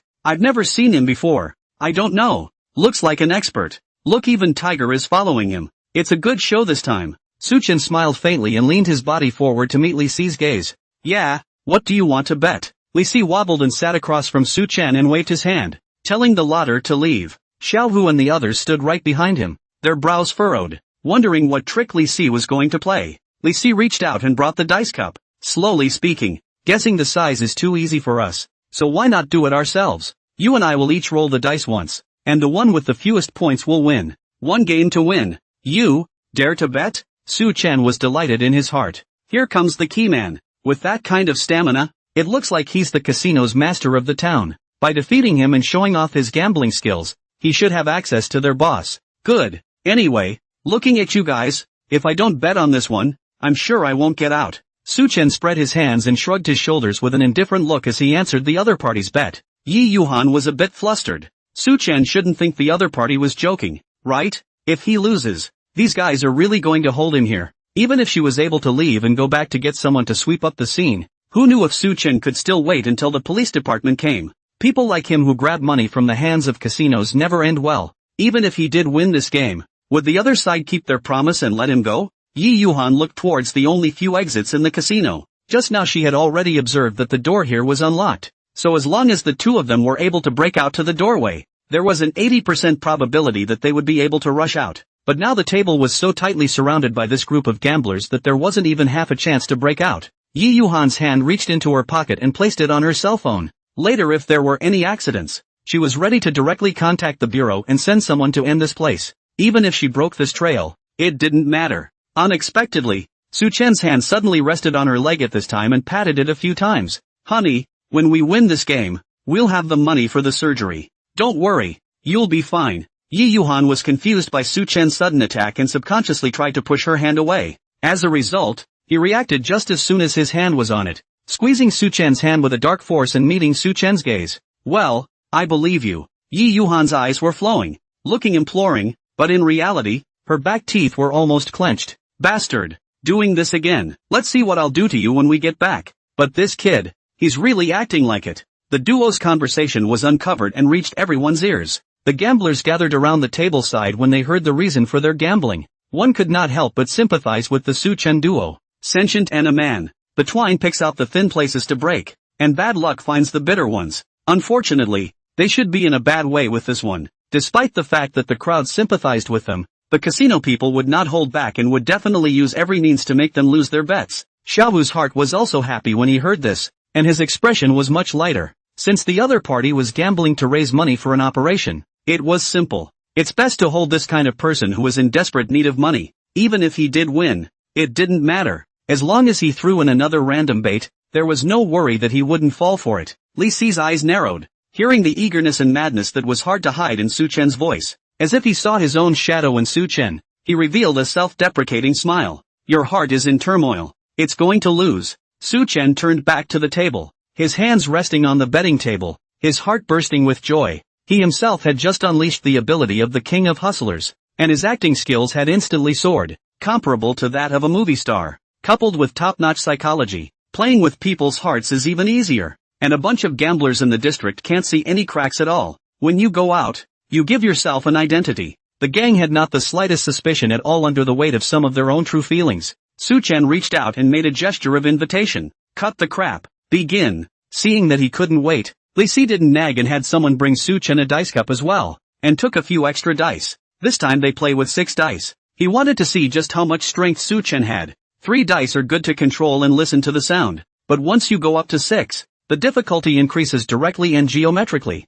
and it's not a level at all. If Su Chen's strength really reached this level, Li Si felt that he could take him down and bring him to his boss. Li Si crossed his arms and moved his muscles. Crunching sounds continued to resonate from his hands. His hands were thin, bony, and extremely soft, twisted at incredible angles. Feeling the touch of his hands, Li Si closed his eyes, then snapping his eyes open, he picked up the dice cup and shook it in the air a few times. The eyes did not look at the dice on the table at all, but instead stared straight at Su Chen. Then in the blink of an eye, with a light sweep across the table, the 6 dice went straight into the dice cup and disappeared. The dice cup shook repeatedly in the air, and the 6 dice crackled with a violent sound. The intensity of the sound far too much higher than the 3 dice. Everyone present was fully concentrated, staring nervously at the dice cup in Li Si's hand. Only Su Chen, who remained calm and fearless, responded to Li Si's gaze. Accompanied by the sound of the dice colliding, the 2 men's gazes invisibly met in the air, and the smell of gunpowder was overwhelming.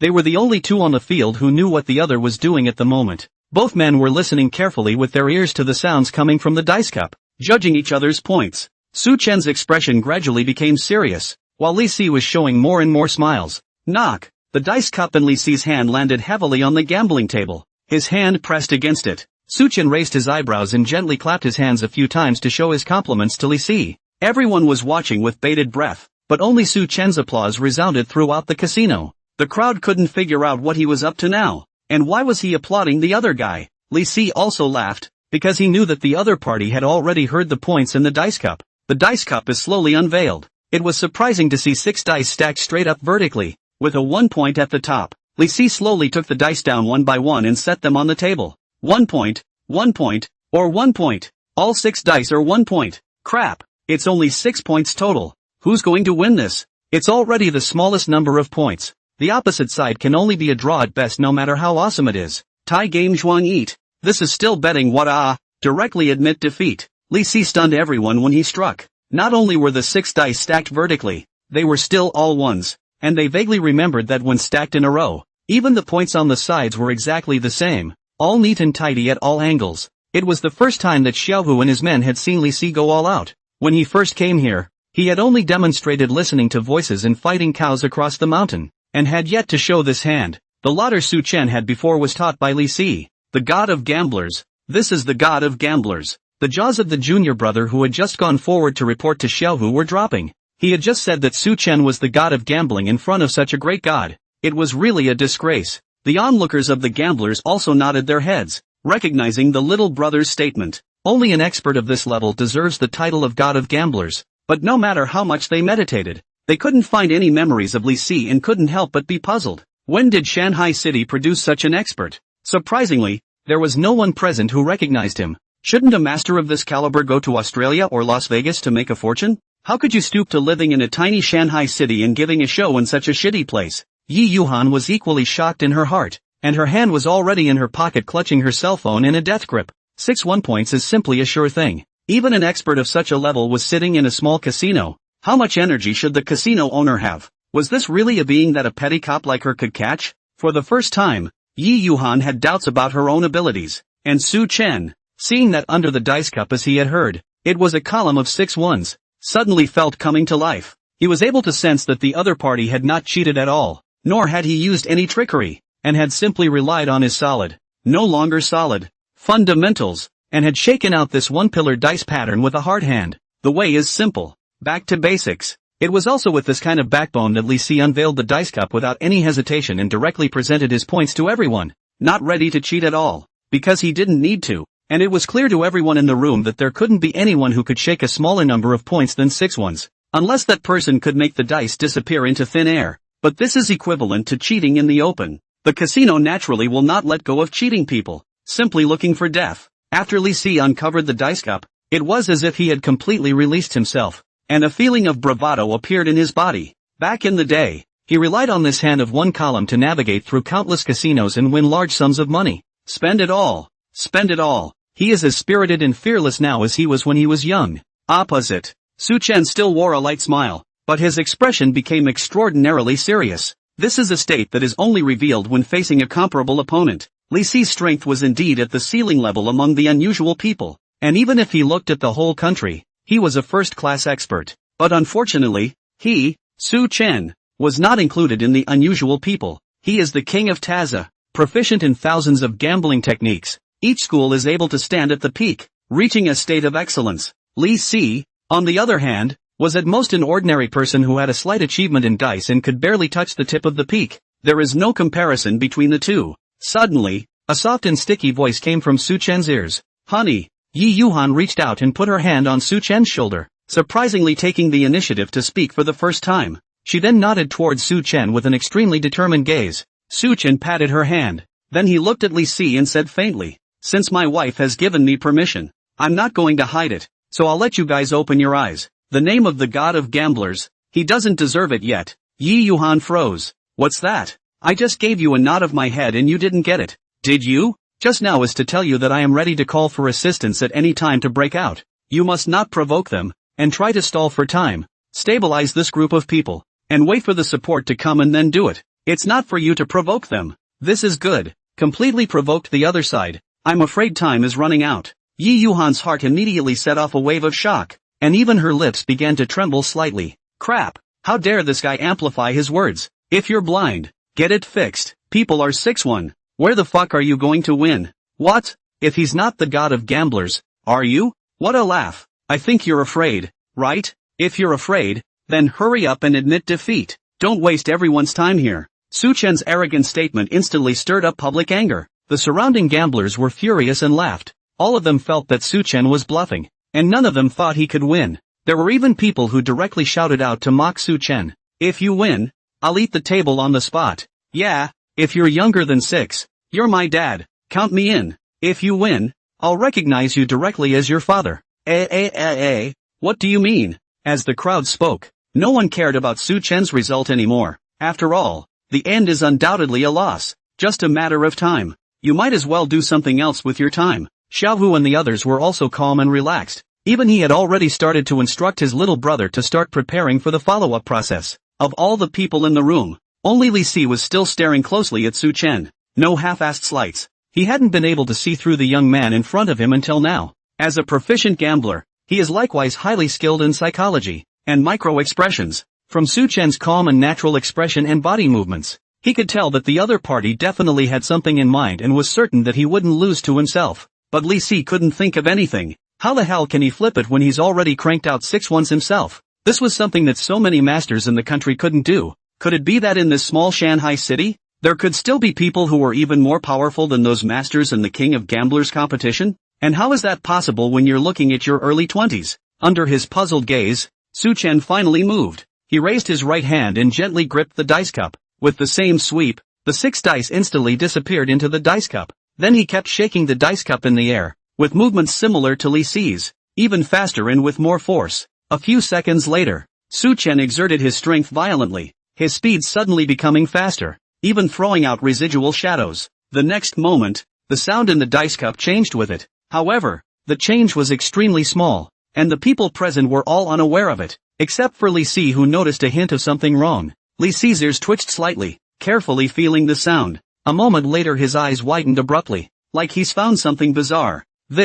How? He only has 5 dice in his hand. Lee Si was no longer as calm as he was before. His hands were propped up on the table, and he hated to put his whole face on it. He heard the dice cup loud and clear, and there were definitely only 5 dice, but just now there were 6 of them plainly on the table. Where did the 6th one go? Nope. Li Si's heart fluttered as he thought of a terrible speculation. Straight away, he squeezed his eyes shut and turned his head slightly sideways to listen carefully to the movement in the dice cup. When Su Chen saw his movements, he also felt a sense of relief. He knew that Li Si had finally found the end, and within everyone present, Li Si was the only one who was able to detect the abnormality. He was indeed very strong, but unfortunately, he had met himself. Alas, let's hope that Li Si doesn't take too much of a hit when the lid is opened later. It looked like he was a man with a story too, and if he didn't have any cases on him, maybe there was a chance for him to give a lecture on gambling science or something like that to the police department later on. Although his gambling skills are far superior to his, but after all, he is only a trainee police officer, a little bit gambling skills. If he is to do this lecture, it is not quite appropriate. Su Chen's mind was floating, having already arranged a job for Li Si, but the movements of his hands were not delayed at all. At this moment, the gambling table presented a picture of one movement and one stillness, extremely conflicting yet exceptionally harmonious. On one side was the relaxed-looking Su Chen, his right hand flying and quickly shaking the dice. On the other side was Li Si, whose face was full of concentration. His body was motionless, and he was closing his eyes tightly and listening with his ears. Such contrasting images directly whet the appetite of onlookers. Everyone was filled with incomprehensible expressions, looking towards the dice cup that Su Chen was constantly shaking in his hands, trying to see through the dice cup to see the dry changes inside, but they didn't have perspective eyes, so they could only find nothing. The crowd was puzzled. What on earth had this man done that could make an expert like the god of gamblers show such panic? Unless he can actually shake a point number smaller than 6 ones.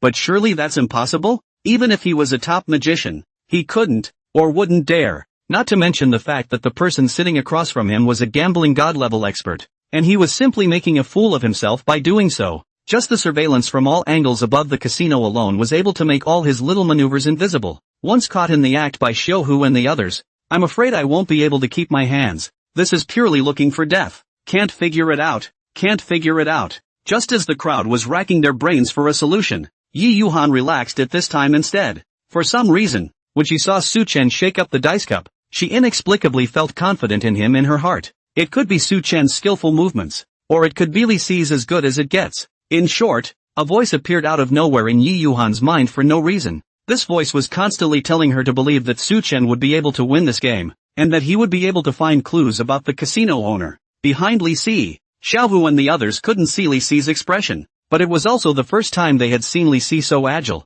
and he stood up in a mischievous manner. Usually there were no people who claimed to be good at gambling to come and smash the venue, but basically there was no need for Li Si to make a move. Only the loadmasters he had coached would be able to deal with it. Occasionally, there were a few tough guys, and Li Si even dozed off to win the bet. Su Chen was still the first one who could make Li Si jump up like a medical miracle. Tiger, Li Si won't miss this time, right? Next to Xiaohu, a junior brother couldn't help the doubt in his heart and quietly asked him. The juniors around him also looked at little Tiger in unison, with worried expressions on their faces. Obviously, they also wanted to ask this question. Xiaohu grunted coldly and didn't respond, but the heart is more anxious than anyone else. These losers, they can't help at all. You're in a hurry. I'm in a bigger hurry than you are. If Li Si loses the bet, I'm the one who takes the fall. If the other side really won, no matter what means used, must be a mouthful of his cheating. No one to come is not good. If I say he's a hustler, he has to be a hustler. In this field,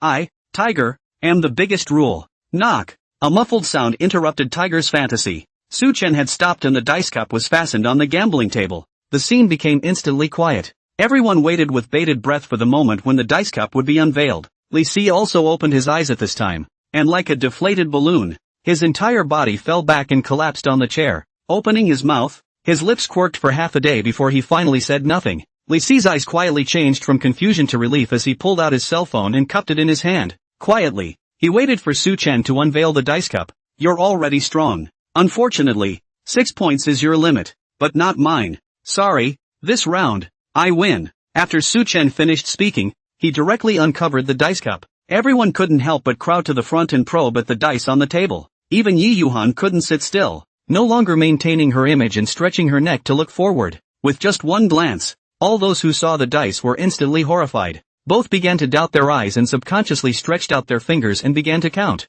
1, 2, 3, 4, 5. Only 5 dice? 5? And where did the 6th one go? I clearly saw 6 dice on the table at the time. You guys, look at those pieces next to it. Is there a count on them? Yi Yuhan's vermilion lips lightly opened. He shook the 6th die. To pieces? On the table, there were only 5 intact dice stacked on top of each other. The same as what Li Si had just done. A column with a point on the top and a neat point on the side. And next to it, there were many tiny white fragments strewn about, with some reddish parts on them. With just one glance, all the years of table experience these gamblers had had were all shattered at this moment. They never thought about it. With 6 dice, it's amazing that you can actually shake a 5. Even if the dice weren't something made of gold or iron, they definitely weren't something that could be crushed casually. Not to mention just a collision in a dice cup. How much hand speed and strength does it take to do that? This kind of strength to arm wrestle may even be able to take the world's first. I really didn't come here for nothing today.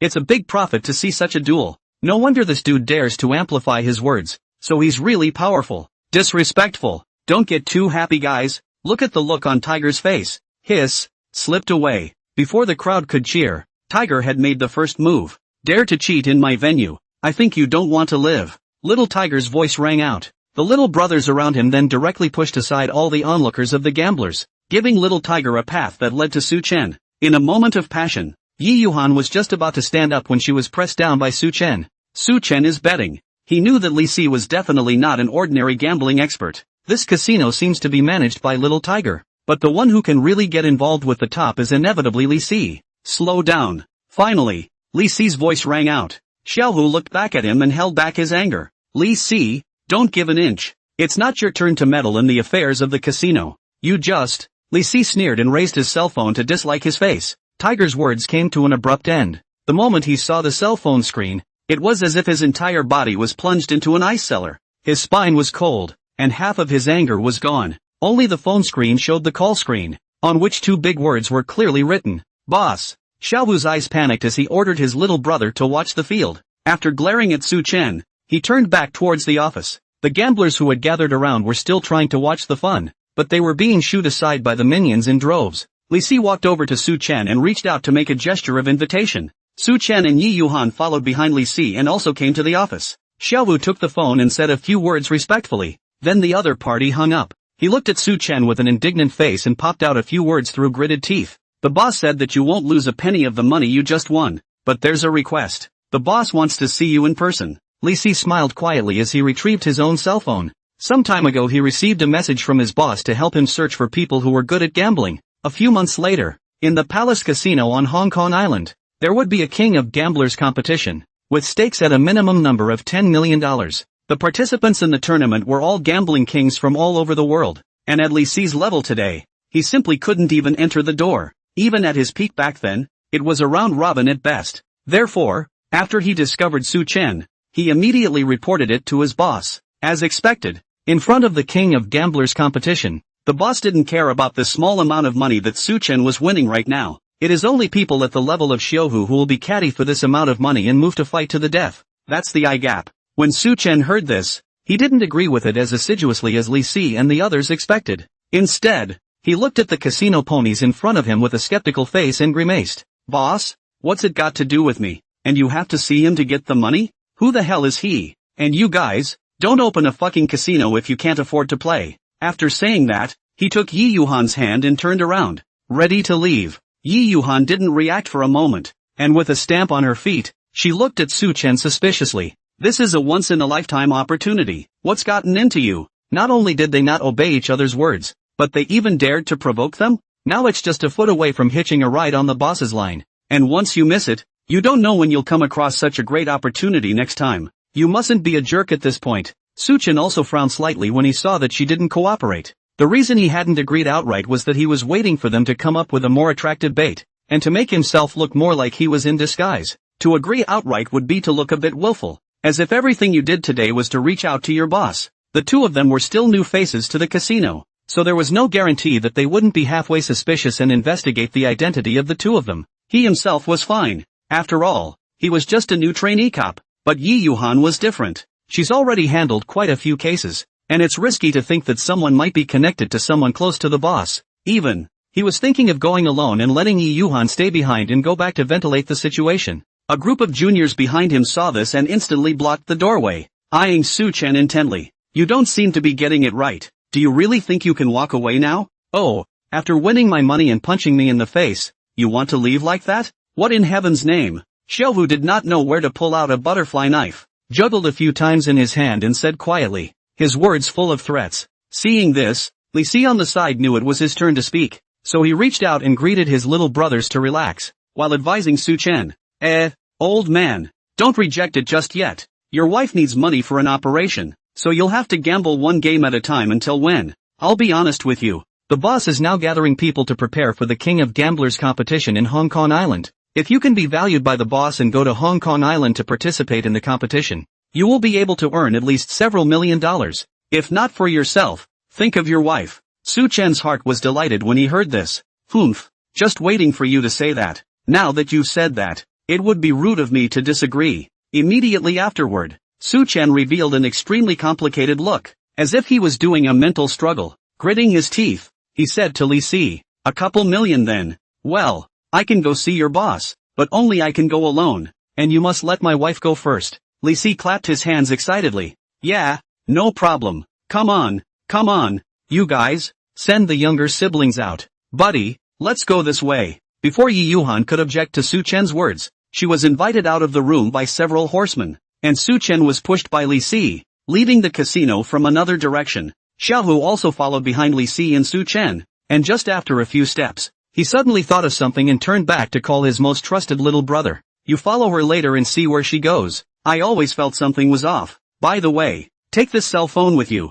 Stay on the line, and no hanging up without hearing from me. The little brother nodded and left after Yi Yuhan. After leaving the casino through the back door, Su Chen also stopped talking nonsense and got into the car as the other party instructed. Turn off your cell phone and put this on. You should be able to understand that when you're careful. Haha. Li Si sat in the driver's seat and took out a black hood, handing it to Su Chen. He didn't push too hard on Su Chen. After all, Su Chen was likely to become a popular person under his boss with his skill. There was no need to push too hard. And with the hood on, cell phone turned off, and driving around a few more times on his own, he couldn't do much in quantity. Su Chen didn't refuse and turned off his cell phone and put on his headgear as instructed. Not only are you not nervous, you have a little excitement in your heart. For one thing, he was about to meet the casino owner himself and was one final step away from catching him. Secondly, ever since he had gotten into the car and closed the door, he had felt energized. There were no windows open in the car. It was exactly a confined space,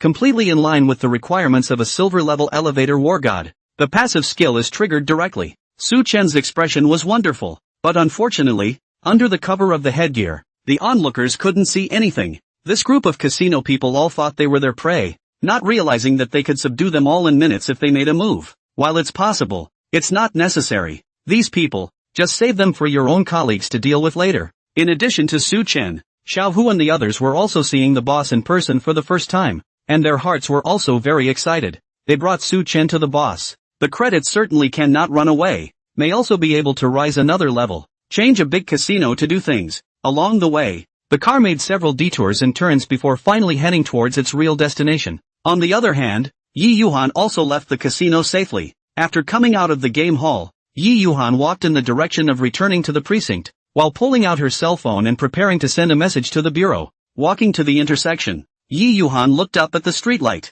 Suddenly, from the reflection of the billboard in front of him, he spotted a sneaky figure behind him. Yi Yuhan's heart fluttered and she immediately misplaced her gaze. This man struck her as someone from the casino. Bad. Looks like the other side already suspects something. Hesitating for a moment, Yi Yuhan directly deleted the message that hadn't been sent yet, switching to another sentence. She couldn't directly call someone to end this place, because Su Chen was still in the hands of the other party. If the other party couldn't contact the minions on this side, they were bound to notice something, and Su Chen would be in danger. Can only let the bureau to check the surveillance, to ensure that can track this period of time in and out of the casino people, and sent a few people to guard the nearby intersections, ready to carry out arrests. He himself couldn't just go back to the precinct, which would be the equivalent of directly exposing the two to the casino. Whether the other party had sent someone to follow her, whether it was for insurance purposes or to actually create suspicion, she had to be cautious. Now it looked like there was no going back to the precinct, so we had to take him for a ride.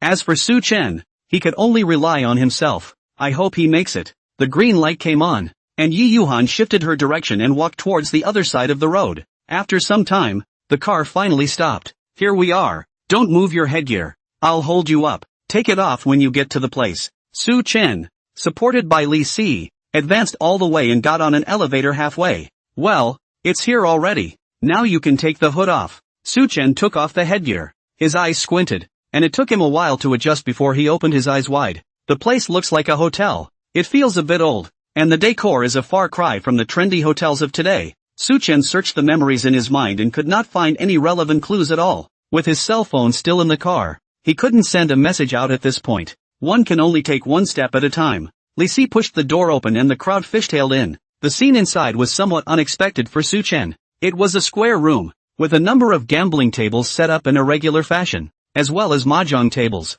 There are all kinds of ways to play. Unlike the casino where the gaming hall was tucked away, there was no smell of smoke at all. The air was fresh and there was little noise. The decoration of this place was much more gorgeous than the previous casino, and judging from the style, the people who gambled here, whether in their actions and demeanor, or in their looks and dress, should be different from those ordinary gamblers. This is the casino that specializes in serving the upper class, with millions up and down by the minute, and even more at the 10 million level. Although the amount of money involved was far less than places like Australia Island and Las Vegas, but when placed in Shanghai City, a few million was already an extremely appalling figure. Soon, Su Chen's gaze locked onto a middle-aged man, dressed in a suit and wearing gold-rimmed glasses. Looking elegant and easygoing, he sat at one of the gambling tables. Next to him stood a bald man with a stern look in his eyes. This person was named Han Feng, a gambling expert recruited from the Australian island. Li Si quickly stepped forward and bowed slightly. "Boss, the man is brought." Su Chen faintly and imperceptibly revealed a hint of a smile.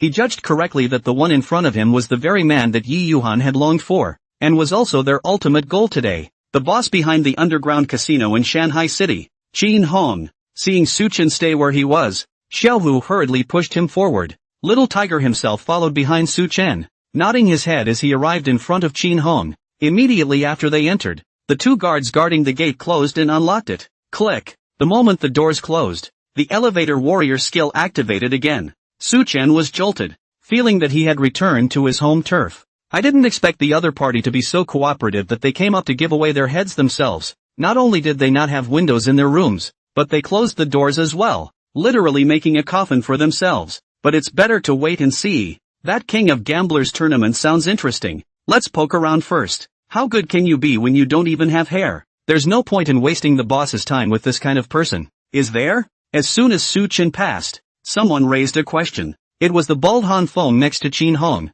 He had studied gambling for more than 20 years before he finally made a name for himself. With a hand of cards that was out of this world, it's all built up from one bet to the next. He even almost lost his life a couple of times when his hands were cut off. He simply didn't believe that this kid in his early 20s in front of him could have the same strength as himself. I trust Li Si's vision. Qin Hong was unimpressed with what Han Feng had said and said indifferently. Li Si was someone he had personally taken under his wing many years ago, and he trusted Li Si more than Han Feng. Qin Hong beckoned, and immediately walked up two minions, grabbed Su Chen's arm, and pressed him into the seat. He then instructed the latter to get Su Chen a deck of playing cards, crossed his arms over his chest, leaned back in his chair, and squinted his eyes at Su Chen and said indifferently, "Shuffle, wash a dragon for me." Su Chen took the card and rubbed it in his hand, a thoughtful look appearing on his face. "Wash out a dragon so I can join you?" Pust. Han Feng couldn't help but laugh. "Li Si, where did you find someone? Do you know the rules? Kid, if you could shuffle a deck of cards and join in, would it be your turn?" Han Feng didn't look at Su Chen favorably, and along with that, he didn't have much goodwill towards Li Si, who had brought him here. For the King of Gamblers competition in a few months, the boss could only bring one person to participate, and without any surprises, this opportunity would definitely be his. I didn't expect the accident to happen today. Li Si brought people here at this time, clearly trying to rob him of his opportunity, so he naturally had nothing good to say. Qin Hong also didn't expect the person Li Si brought to ask such a childish question. Seeing this, Li Si hurriedly explained to Su Chen, "Don't talk nonsense, just do what you're told and be done with it. Wash out a dragon before the next test." If it doesn't wash out, Li Si didn't say any more, but Su Chen also understood. It's the washing out that gives you the chance to get behind. If he can't wash it out, he's afraid he won't be able to leave today. Su Chen didn't dawdle, picked up the cards and started shuffling them. After two brief rubs, the cards were spread out in a single file on the table. with the cards spaced apart from each other in a very orderly fashion. Then with a flick of the finger, the entire deck of cards is flipped like dominoes, smoothly and silky smooth, from end to end in one breath. Han Feng's smile stalled. Shuffling he would, but he couldn't do it with such silky smooth movements. But he didn't really take Su Chen to heart. What's the point of having cool moves? It doesn't mean that the thousand art is awesome. It's a juggler at best. Despite what he thought in his heart, Su Chen's threat level in his mind jumped by a large margin. Su Chen continued to perform, even lining up the poker on his arm, and with a shake of his shoulder, the cards were flipped again. Still incredibly silky. It directly shocked the surrounding minions. Li Si was also beaming. In fact, just now his heart was also a bit suspended. Now seeing that Su Chen not only played dice skillfully, even the basic skills of card tricks were so awesome, he was much more at ease. After shuffling the cards, Su Chen held the entire deck of playing cards in one hand and began to deal them out. A thumb rubbed and a card flew out, one for the boss and one for himself. Soon there were 2 decks of cards in front of the boss and himself. Han Feng was already impatient and helped the boss take the cards, turned them over, laughed, and flung them onto the gambling table with a slap. Kid, a dragon, do you understand? 2 3s, 2 5s, look, you guys, he's shuffling all the crappy cards. Boss, I think it's better to just chop up this kind of trash. The cards scattered on the table had both red and black on them, and the number and size of the cards were very scattered. Not at all the one-stop shop the boss wanted. The crowd shook their heads in disappointment. This kid's moves are so pretentious, and he washes out with this? I was just excited for nothing. Qin Hong was also greatly disappointed and said with a gloomy face, is this one of the dragons you washed? That's enough for today. Ali. After saying that, he gave a wink to his little brother, Ali, who was next to Su Chen, telling him to take Su Chen away and dispose of him. Han Feng was right. This kind of brat was really unreliable. For the king of gamblers competition, it looks like we still have to rely on Han Feng. At this moment, Li Si, who was standing next to him, remained calm. He noticed that of the red cards in the bald man's hand, there were only diamonds, not a single heart card. Looking at Su Chen's calm face again, Li Si was very excited about the remaining deck of cards on the gambling table. Li Si smiled faintly. The more he looked at Su Chen, the better he looked at him. This kid, he still likes to whet people's appetites so much. Better hit the bald guy in the face as hard as you can. As for Tiger, who was ignored by the crowd, he stood groveling in an inconspicuous corner. On such occasions, he did not even dare to utter a breath, did not dare to express any opinion at all. Even the cell phone in his pocket had forgotten to turn off and remained in communication. Finally, when he was about to be grabbed by Ali's shoulders, Su Chen spoke. And wait, don't jump to conclusions. Su Chen picked up the deck of cards in front of him and confidently looked at Qin Hong, who had a gloomy expression. That lousy deck of cards is for bald heads. This hand, that's the one you want. Su Chen clasped his hands, pressed his palms on the cards, and wiped them toward the front, spreading the playing cards out in a single line. With a flick from the last card, the playing cards were once again turned over in order like dominoes. A, 2, 3, 4, 5, 6, 7, 8, 9, 10, J, Q, K. The playing cards are lined up in order from smallest to largest. The neatly organized red playing cards instantly shocked everyone. What appeared on the betting table was clearly none other than a picture of a dragon with hearts, perfectly matching Qin Hong's requirements. Qin Hong froze for a moment, then with a smile on his face, he waved his hand for Ali to retreat. Ha ha ha ha ha ha, just kidding with you. Take it easy. I've always seen you as a good-looking guy. Young age, extraordinary strength. Qin Hong laughed out loud and pacified Su Chen. Su Chen passed the first level and proved his worth. Even if they can't be sent to the king of gamblers competition, they can still go to other casinos to hold down the fort. Just like Li Si, with the addition of another general under his command, his power was once again strengthened. Qin Hong was in a good mood. The more gambling masters he had under his command, the more his status in the organization would rise. He was not from Shanghai City, but from the coast. His forces were originally in other areas, but because of an accident years ago, he was tipped off by an undercover agent, and thus was raided by the police and lost a large number of men. Despite his lucky escape in the accident, his forces were soon eaten up and swallowed by the others, and he was thus pushed out of the core members of the organization and had to come to Shanghai City to revive himself. Qin Hong had been pinning his hopes on Han Feng, hoping that he would make a big splash at the King of Gamblers tournament and get himself back into the core circle of the organization. When he received Li Si's message today, he arrived here at the first opportunity. If Li Si recommended someone stronger, then the candidate for the town hall would be switched and become Han Feng. Han Feng let out a cold snort as things went a bit out of his expectations. He didn't expect Su Chen to actually be able to wash out a dragon, so the next second level would be him personally going up against Su Chen. Although he was very confident, but in case he really lost, he would have to become the same fate as Li Si. From a gambling expert who had been running the casino, to an old dog nestled in the nooks and crannies, he would never allow himself to become like Li Si, a loser who only drank all day long. He's young, he's going to be the king of gamblers. Although Su Chen didn't know what they had in mind, with his keen observation, he could see the strong competitive relationship between himself and the bald man, and thought that it should be related to the qualification for the king of gamblers competition. After half a dozen pleasantries, Qin Hong's words turned to talk about the second game of the test. Next, let Han Feng play a few games with you. Initial chips are $500,000 a person. After 3 games, whoever has more chips in his hand will go to the king of gamblers competition. Han Feng sniffed and walked to the other side of the gambling table and sat down, facing Su Chen from a distance. The dealer began to deal the cards, and the atmosphere was once again in a state of anxiety. Near the game room, Yi Yuhan was aimlessly circling around the road, and behind her, the little brother sent by Little Tiger was still following her, never leaving. Just after crossing a road, Yi Yuhan suddenly heard someone calling for help. Come on people, catch the thief. Someone's robbing the money. A man rushed out of an alleyway not far ahead, tugging at a small, expensive-looking bag in his hand. The man darted in Yi Yuhan's direction, followed closely by a young woman, stumbling after him on high heels. Hearing the woman's plea for help, Yi Yuhan's eyes immediately locked on the robber and rushed forward as a reflex. The robber tried to dodge, but he couldn't react in time and was tripped by Yi Yuhan's foot and fell to the ground. Yi Yuhan bullied her way forward, locked the other party's joints, and easily and sharply subdued the robber. Be honest and don't move. Clasping the robber's hand back, the whole person pressed on the other person. Yi Yuhan subconsciously pulled out 2 times towards her waist, and nothing came out. Suddenly he reacted to the fact that he was traveling in drag this time, without handcuffs. He had to yank out the snatched handbag and give it to the woman who ran over to him. Ma'am, your bag. Be careful on the road. The woman who got the bag thanked the police and called for an arrest while doing so.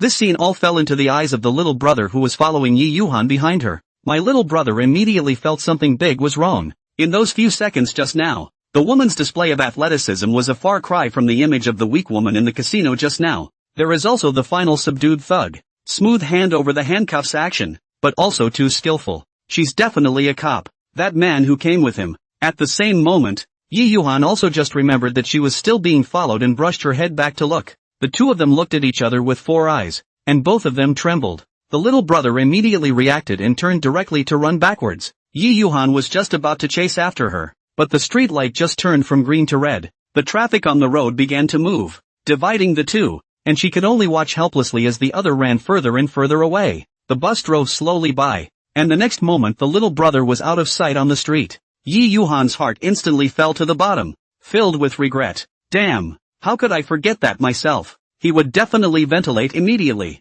And now Su Chen was in danger. Gotta call the bureau and find a way to back him up. I hope it's not too late. At this moment, she could no longer care about humanitarianism. Ignoring the robber's screams, Yi Yuhan directly pressed hard on him and took out her cell phone to contact the captain. On the other hand, the casino boy was running down the alley while yelling into the phone in his hand. Tiger, there's something wrong with these two. Watch out for the guy. They're cops. Inside the brightly lit casino, Su Chen and Han Feng each held 3 cards in their hands, 1 base card and 2 open cards. A muffled sound came from the pocket of Little Tiger's pants, breaking the quiet and anxious atmosphere. Tiger, beware of police. Several of Qin Hong's henchmen had fierce looks on their faces and glared at Xiaohu, telling him to turn off his cell phone. Only Han Feng, Li Si, and Su Chen were the only 3 people present who had exceptional hearing and could hear clearly. Li Si was silent and retreated behind the crowd. He's a cop. Han Feng grabbed the 3 cards in his hand and let out a shout, directly frightening everyone,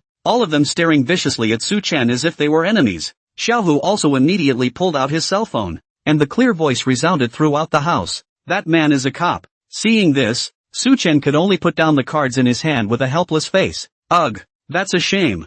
I was hoping to have some fun with you, but it looks like I won't get the chance today. Whoosh! As soon as the words left his mouth, a cardboard card spinning at high speed flew towards him. Su Chen slightly sidestepped and dodged, and the cardboard brushed his hair and flew past, plunging deep into the gambling table behind him. This card came from none other than Han Feng. He was able to come back from the dead many times on the Australian island by relying on this flying card mastery. Su Chen's previous guess that he was a bodyguard was actually not wrong. Whoosh! Whoosh! Han Feng flung the 2 cards in his hand one after another, covering Qin Hong behind him as he did so. However, it was still dodged and avoided by Su Chen. Seeing Su Chen dodging easily, Qin Hong was furious and rushed to his sidekicks to give orders. What are you waiting for? Give it to me. Dare to come to my field and cause trouble. I think you're tired of living. All my life, I hated cops the most. The surrounding minions looked at each other and attacked at the same time. The 2 thugs next to the gate pulled out their knives straight away and guarded the doorway. The casino had no windows,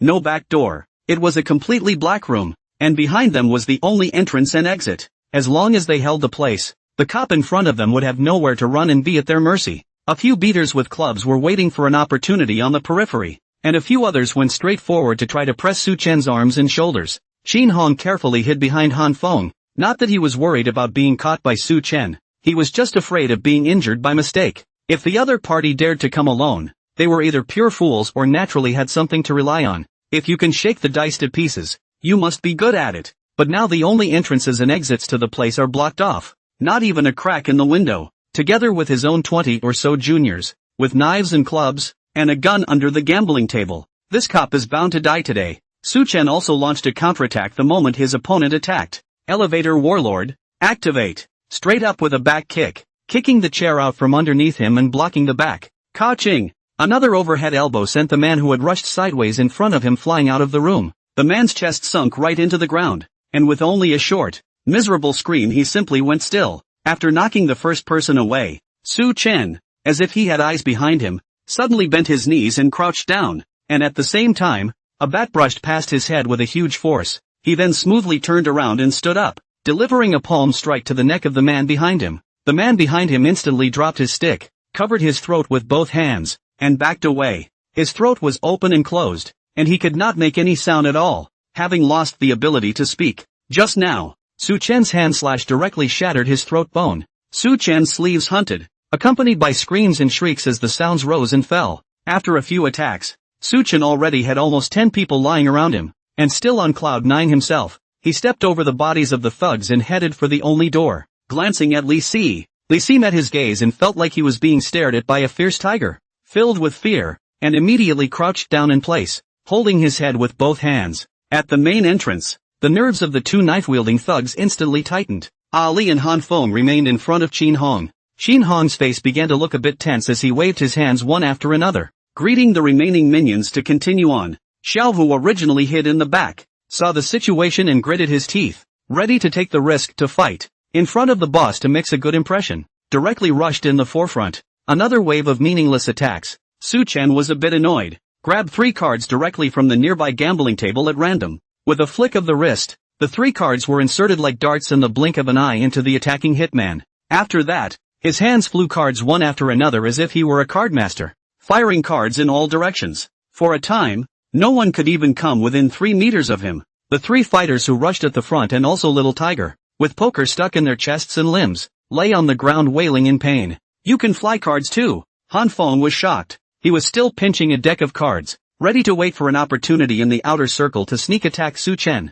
But when he saw this scene, he directly didn't dare to make a move. He didn't expect that Su Chen would know his own best skill, and more so than himself. At most, he could only fling one at a time with average power, and only hitting a critical area like the eye would cause serious injury. But Su Chen was actually able to fly out 3 at a time, and the force was simply terrifying. So much so that he was able to stick it directly into his body. This was still an ordinary poker. If it was replaced with a metal poker, or a real flying dagger, the power of that he simply didn't dare to think about. Li Si, who was crouching on the ground at the side, was also shocked as he looked at the wailing thugs on the ground. Everyone else was staring at Su Chen, and he was the only one who noticed a detail. That is, these pokers inserted in the beaters are all neatly organized. 4 decks clear of a dragon. Su Chen's strength once again refreshed his perception. It was too scary to have time to care about this in the face of such a menacing situation. I've never heard of such a great god in the police department of Shanghai City either. If I had known that he was there,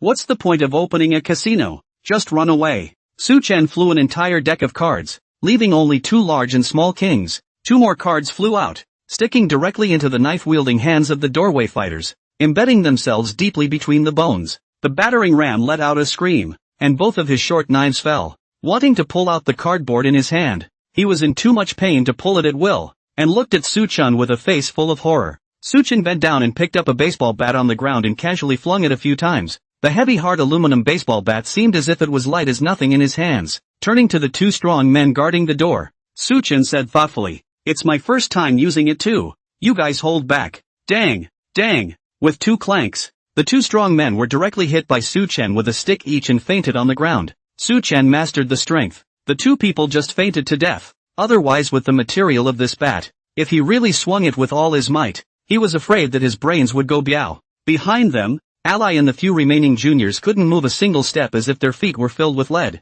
To go up there now is to give it away. And no one wants to be the one to stand out. Bunch of losers, get out of the way. At the back, Chin Hong, who was hiding in the corner, finally fished out a pistol from underneath the gambling table and aimed it at Suchin. Bang!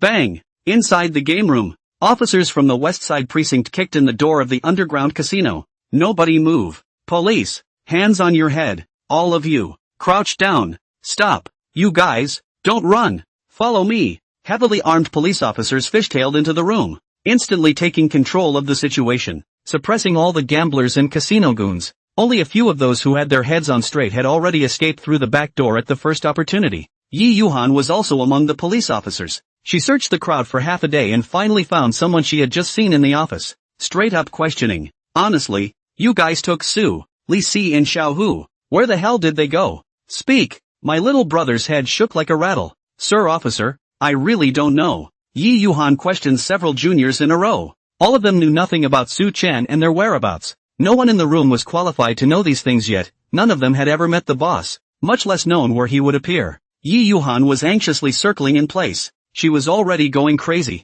Time passed by minute, and with every second that passed, Suchin's danger increased by one more point. She cursed herself over and over in her mind. Suchin was only a newcomer who had just joined the company for 2 days, so why should he be asked to do such a dangerous task? It's the kind of thing you should let be done by yourself. Today's action was one of the worst, guiltiest, and even deadliest decisions she'd made in all her time on the job, and a young man in the prime of his life might have been killed because of her negligence. A gambler on the floor looked halfway toward her, saw that she was disheartened, and asked tentatively, Officer, I'm here. I know what kind of car they were driving. Officer, I'm volunteering. Can I get a few days off? Yi Yuhan was overjoyed and directly yanked him up. Tell me everything you know. Hurry. The gambler wanted to double-check how much it could be mitigated, but when he saw Yi Yuhan's gaze that looked like she wanted to eat someone, he had to swallow back. Honestly, he told all the information he knew. Yi Yuhan got the message and contacted the captain directly, West Side Precinct.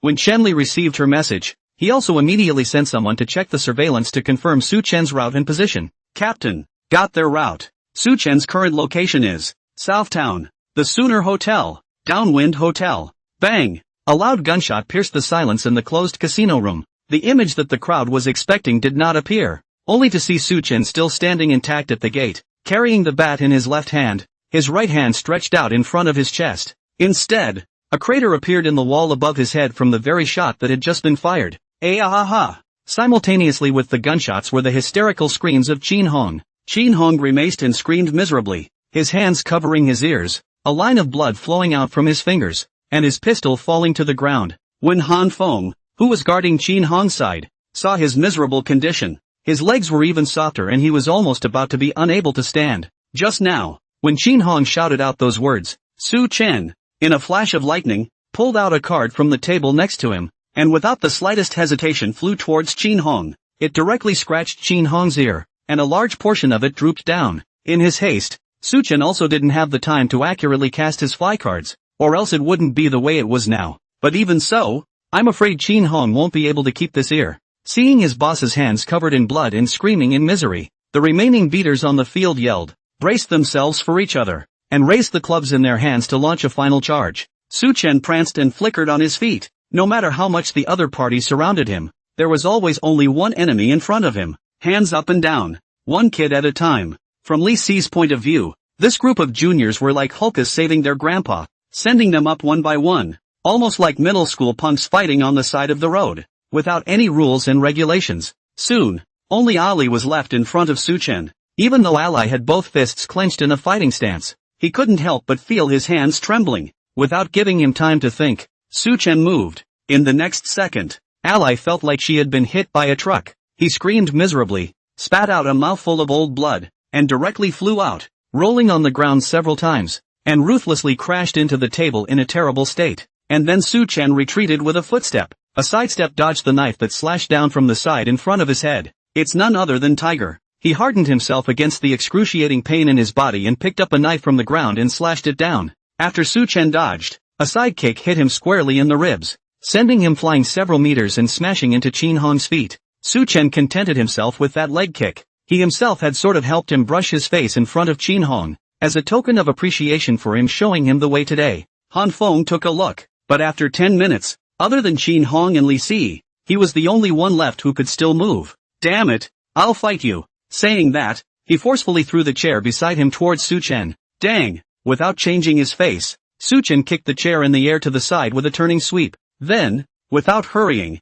he walked towards Han Feng and the two of them step by step. The footsteps were light, but each step felt like it was stepping heavily on the hearts of both Han Feng and Qin Hong. Step by step, it completely stepped on their psychological defenses. The duo kept backing up, hitting the wall directly. They were cornered, unable to retreat, and the casino, which had made it impossible for gamblers to escape, was now about to become his own grave. At the critical moment, Han Feng was in a hurry. No, he's a cop, he can't kill me, I can turn myself in. Comrade policeman, I'm reporting, I know everything he's done. I want to be a witness. Qin Hong looked at Han Feng incredulously. He was still thinking about how to stall for time when this guy Han Feng preceded him and begged for mercy from Su-Chen, even directly betraying him. Han Feng, you dog, don't think I don't know the shit you did the other day. Don't let me live, and neither will you. Before Su-Chen could even inquire, these two had already begun to tear themselves apart. Seeing them one by one explode all the nasty things that the other party did,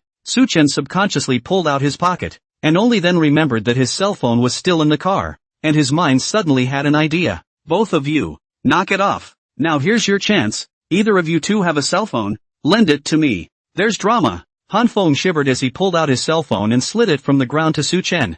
Unexpectedly, on the other side, Qin Hong also moved extremely fast, and at the same time as him, he scratched the cell phone from the ground. Crucially, Qin Hong had thoughtfully unlocked it. Han Feng cracked his mouth. Grass. You old fox. What a fucking thief. Comrade policeman. My password is 764,564. Not to be outdone, Han Feng fluently gave out his cell phone password. Qin Hong's cell phone was covered in blood, and he guessed it would be disliked. The officer would have used his own cell phone for sure. You can certainly take credit for it yourself. Ignoring the two cell phones that slid to his feet, Su-Chen first stepped forward and kicked Qin Hong's gun to the side, and then kicked away everything nearby that could be used as a weapon. Confirming that these two could not make any noise, Su-Chen looked at the duo. TSK, TSK, TSK. You guys are going to volunteer to give an account, aren't you? Okay. Su-Chen had long heard the commotion behind him and spoke directly without looking back. Li Si, where is this going? Come here and videotape them. Li Si, who was quietly hiding behind the gambling table at the back and preparing to move towards the gate, froze directly and slowly stood up. Su-Chen picked up Han Feng's cell phone and instructed Li Si to pick up Qin Hong's bloodstained cell phone to take a video of the two of them. It's such an important piece of evidence that it has to be left on video. It's all about the case. Definitely not because he wanted to watch these two dogfight. Li Si, who was called over by Su-Chen, laughed bitterly for a while. He really didn't want to get into this mess, but he had been named by Su-Chen and had to show up. There was no choice but to follow Su-Chen's request. The two of them, Qin Hong and Han Feng, were terrified of Su-Chen, but they didn't care about Li Si. All of them were looking at him viciously at the moment. Good, Li Si. I didn't realize it was you who brought the cops. In vain I trusted you so much. I hate traitors in my life. Just you wait. I won't let you get away with this. Qin Hong gritted his teeth, itching to whip Li Si into shape. He had worked so hard in Shanghai City for so long, and he was about to have a chance to get back to being a core member of the organization, only to have it ruined by a small policeman who didn't know where he came from. He can't beat the police, but Li Si is still at his mercy? Li Si also had a grave expression on his face. What Qin Hong said was not bravado. As long as Qin Hong still had the chance to come out or contact the outside, then he would be exposed to his threat at all times. After thinking about it, Li Si felt that he had to find a way to increase his value and twisted his head to look at Su-Chen. Officer, I have some things to explain here as well. News about the organization behind Qin Hong. Su-Chen also froze. Isn't Qin Hong already a big boss? Why is there an organization behind him? Forget it, we'll talk about it later. The most critical thing now is to get the bureau to hurry up and send someone to clean up the scene. As for whether or not there was something deeper in Chin Hong that was worth digging into, it could wait until they came. Yes, you can explain whatever you want later when the police arrive. Record what they have to account for first. Under Su Chen's command, Li Si used Chin Hong's cell phone to turn on the camera, switched it to video mode, and raised it up to aim at the duo of Chin Hong and Han Feng. Su Chen found a chair and sat down, waiting to watch them record the video. Being stared at by Su Chen, both Chin Hong and Han Feng were shivering like they had lost their souls. Moreover, one side of Chin Hong's head was covered in blood, looking really a bit miserable. Su Chen was suddenly a little worried. I'm not too sure about the rules of the police department. Now is this considered to be a severe torture to force a confession? Su Chen looked around the walls and corners and found no monitors. In other words, what had just happened in this room? There was absolutely no one else who would know what had all happened in this room except for them people. Well, the other guy even pulled out a gun. And he had to defend himself in self-defense. And he or she is still for the case. Normal law enforcement. This should be no problem, right? If you can't, wipe the blood off them. On the other side, Li Si reached out and pointed at Chin Hong. Boss, you explain first. Chin Hong wanted to continue spraying him, but when Su Chen came over with a look, he immediately wilted and honestly explained all the things he had done with Han Feng. As soon as Han Feng was mentioned in the middle of the day, emotions immediately surged and his expression was extremely vivid. Su Chen didn't need to think about it to know that it was probably adding fuel to the fire and going towards exaggeration. Han Feng's face was also getting ugly. Damn, Chin Hong, the old thief. Which of the things he had done hadn't been something he had told himself to do, and he would have to give him credit for that later. Su Chen watched them start doing their business and took out Han Feng's cell phone, preparing to send a message to Yi Yuhan, fingers dangling over the phone. He suddenly realized he wasn't sure where he was. Stop. You guys tell me first, what is this place? Han Feng directly raised his hand and said with a fawning smile, Shun Feng Hotel. Take the elevator in the underground garage straight up to the top floor. Go out the door and turn right at the far end. Nice guy. So detailed. It's a real rush. Su Chen gave him an affirmative look, after which he waved his hand, signaling them to continue. Open the text message and send the address to Yi Yuhan. After thinking about it, he sent a mass text message to the rest of the team, just in case. With the super strong memory brought by the king of hustlers, he took a hasty look when he left this morning and memorized all the contact information of all his colleagues. It's coming in handy right now. As for why he didn't call, it's because he's an I-man. Usually the most annoying to receive harassing phone calls. See, unfamiliar numbers will hang up directly. People who know themselves have notes anyway and are mostly contacted in other ways. The only unfamiliar numbers that could get him to pick up the phone were the delivery man and the delivery boy. It's too much of a hassle to call one by one in case the call gets disconnected. On the road, at the West Side Precinct, Su Chen's teammates were speeding up to the Shun Feng Hotel. The gamblers in the gaming hall have all been taken away, and the casino minions have been put under strict guard, waiting to be interrogated one by one. No one escaped, and the operation perfectly uprooted this underground casino. But the officers in the car remained serious, without any expression of joy. Although they had only worked with Su Chen for a day, they all liked this newcomer who had notable abilities and a good personality. Now that he was alone and deep in the other party's lair, he didn't know what kind of danger he was going to face. Right now, they weren't sure about Su Chen's situation and didn't dare to contact him at all. There was nothing at all that could be done about it, and they could only be anxious, expecting Su Chen to take the initiative to contact them. But the people in the car are all old police officers, and know very well that in that kind of crisis environment, with the other party's level of vigilance, Su Chen wants to have a chance to ventilate. It is simply delusional. There is absolutely no semblance of possibility. 10 minutes to go. So get ready. Don't worry about it. This Su Chen kid is resourceful and quite capable of fighting. Maybe they've subdued the man by now and are just waiting for us to get there. Chen Li sat in the front and turned to look at his teammates, trying to regulate the sad atmosphere in the car. But the words that came out of his mouth were absurd even to him. After speaking, looking at the others' awkward expressions, Chen Li pursed his lips and turned back in silence. Suddenly, Yi Yuhan's cell phone vibrated. Looked down and glanced at it. It was a text message from an unfamiliar number. Just wanted to close the screen, and finally saw the information displayed on it. Her eyes lit up and she screamed out in outright surprise. News from Su Chen. The next second, others were moving on their cell phones. I copy. Me too. Did you all get it? Great. Su Chen finally has news. A few people looked at me. I looked at you, and showed each other their phones, realizing it was all the same message. The atmosphere in the car was instantly warm. Since Su Chen was able to send the message, It meant that he should be safe for now for the time being.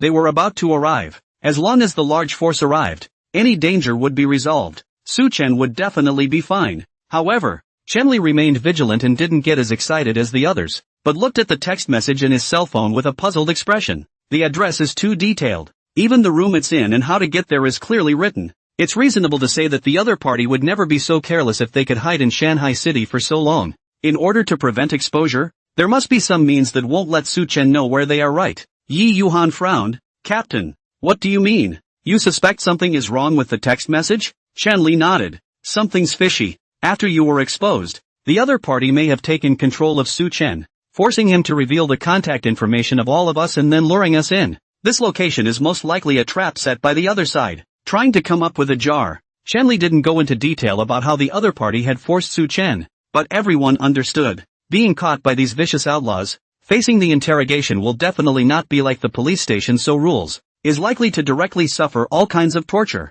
all kinds of inhuman punishment in turn. Extremely horrible. The joyful atmosphere of the car was all of a sudden gone. All sorts of worst guesses kept popping into the minds of the crowd. Yi Yuhan clutched her cell phone tightly. Chenli's words just poked her, causing her to blame herself immensely. If she hadn't been exposed, perhaps Su Chen would have had more time. But now, it's too late. Trap or not, we're going through. I hope my guess is wrong. Everyone get ready. The Sooner Hotel is up ahead. Chenli organized his equipment and greeted his team members to get ready. At the same moment, the West Side Precinct. Officer, you've asked for the 4th time.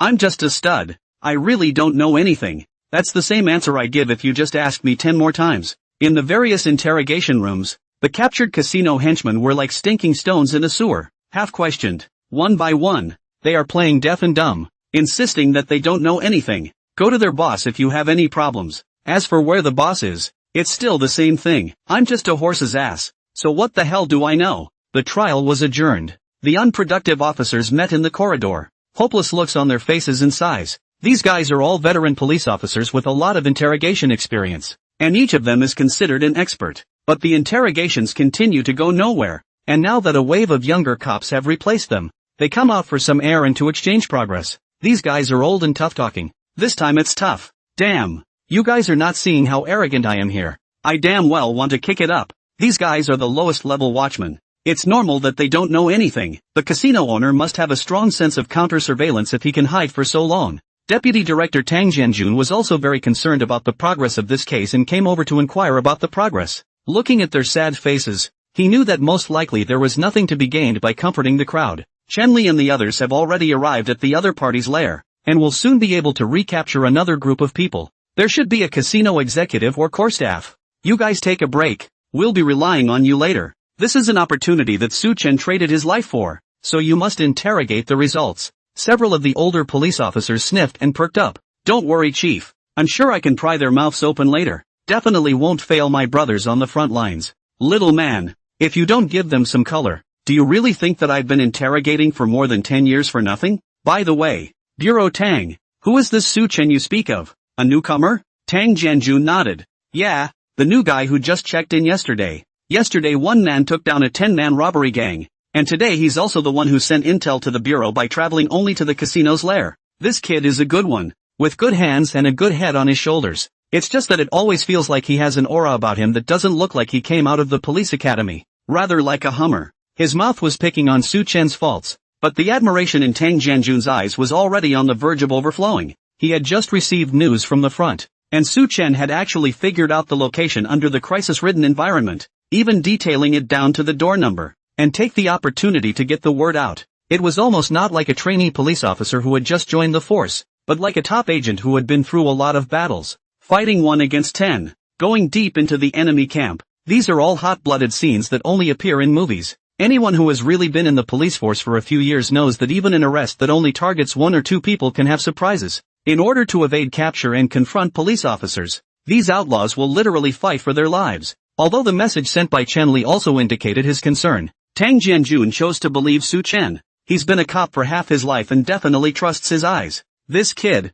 Su Chen, will definitely be able to work miracles. Downwind Hotel. Su Chen sat on a chair to watch the video that had just been shot. On the screen, Qin Hong and Han Feng were both furious, their mouths talking non-stop, spittle flying. I can't wait to tell you all the shit the other guy has done in one breath. In less than 10 minutes of video, the two of them were like talking rap, turning on 8 times speed to rake over all the cases on each other. A dog bites a dog, and there's no good in it. Soo-chan looked at the time and felt that the people from the police station should be arriving soon. The two men across the room were both exhausted now that the top had worn off, and they slumped in the corner in a sorry state. Shin Hong had just reacted to what he had said. His face was pale, his lips were constantly trembling, and his eyes were filled with despair. Underground parking lot. As soon as the precinct officers arrived, they immediately swept across the entire floor, taking down the casino's thugs outright, and then it kept sweeping upwards, pulling a number of casino executives out of the room. At the time of their arrest, the gang was still lounging around enjoying life,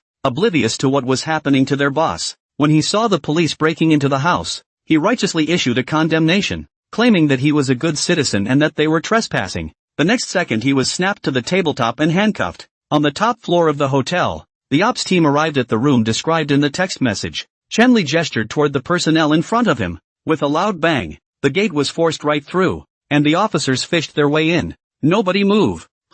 It's Soo-chan. Soo-chan jumped off the gambling table, took the cell phone recording the video from Lee Si, and waved at them. Captain, you're finally here. Bang! Upon entering, the officers were shocked to see the floor full of people. The scene was not as dangerous as they had expected, and the crowd gradually dropped their guard, swarming towards Soo-chan. Soo-chan, it's a good thing you're okay. You kid can. You dare to come alone to such a dangerous place. How the hell did you do that? A group of teammates surrounded Soo-chan and shushed him, worried about his safety and curious about what he had gone through. Yi Yuhan stood behind the crowd, her high-hanging heart finally put back into her stomach. It was fortunate that Soo-chan was still alive, otherwise she really didn't know what to do. Chen-li also didn't come together in Soo-chan's circle. Instead, he walked around and looked carefully at the people lying on the ground, trying to find the casino owner, glancing at Shin Hong and Han Feng, who were nestled in the corner, and surveying Lee Si, who was standing restrainedly next to Soo-chan. Chen-li's face was somewhat disappointed.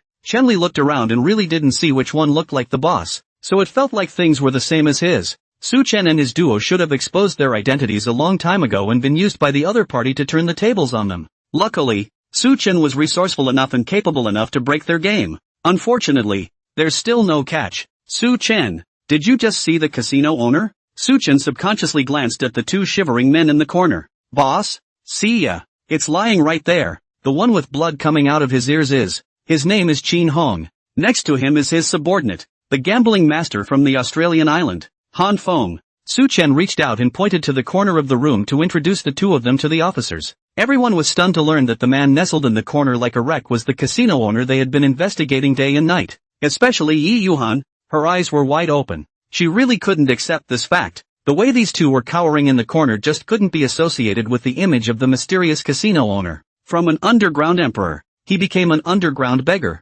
That's a far cry from the picture, isn't it? Ha? Just him? You're not kidding, are you, Soo-chan? It doesn't look like it to me either. There's no pizzazz at all. It looks similar to those two thieves I caught yesterday. Not even close. A group of people walked up to Shin Hong and looked at the two of them like monkeys. Shin Hong wrapped his heart full of grievances, but at the moment he really couldn't have a seizure. Han Feng was even more trembling. He had thought that facing the casino beaters was already the most terrifying thing, and thus had often bragged to others about his experience of being hunted down. It was only now that I realized that the cordial surroundings of the People's Police were scarier than being surrounded by killers, especially with the other party's disgusted expression. It made Han Feng instantly begin to wonder just how miserable he had mixed up. He was a gambling expert who had killed 7 in and 7 out at the Palace Casino on the Australian island. Someone who was going to participate in the King of Gamblers competition, and had won several $1 million at the tables, to say the least. That's the kind of look these guys give themselves? What do you know about the King of Gamblers?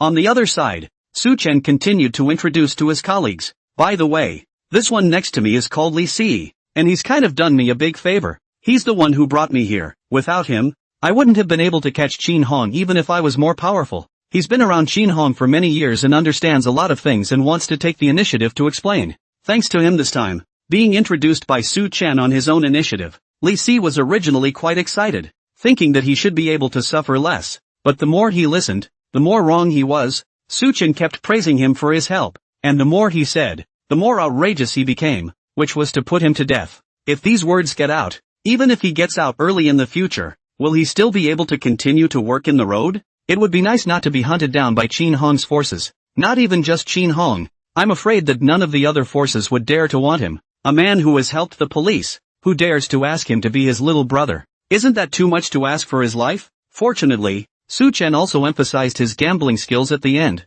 suggesting to Qinli that he could organize a gambling seminar when he had the chance, so that Li Si could spread his knowledge to everyone. Li Si laughed bitterly and could only resign himself to his fate, solely breaking the pot. He briefly told Qinli and the others in 3 words what he knew about the organization behind Qin Hong. Yi Yuhan had just accepted the fact that the bad old man in front of her was the casino owner when she was shocked once again. The pair of eyes that had just been restored back were once again wide with questions. So you've been working for half a month, and you're not catching the big boss? Just a small-time leader in charge of a casino in Shanghai City, or the kind that's been sidelined from the organization's inner circle? The others also looked embarrassed. Let them West Side branch like a big enemy in general criminals, but is only a small leader, but also can get away with it for so long. If the rumor is spread, must not let the colleagues of other branches of the joke death, especially the South City precinct, which lately looks like it's been stabbed with thieves, catching a thief every 3 days, showing off with them all day long, and even made some kind of 100 days to catch a thief slogan to say that they want to catch a king of thieves to establish the prestige,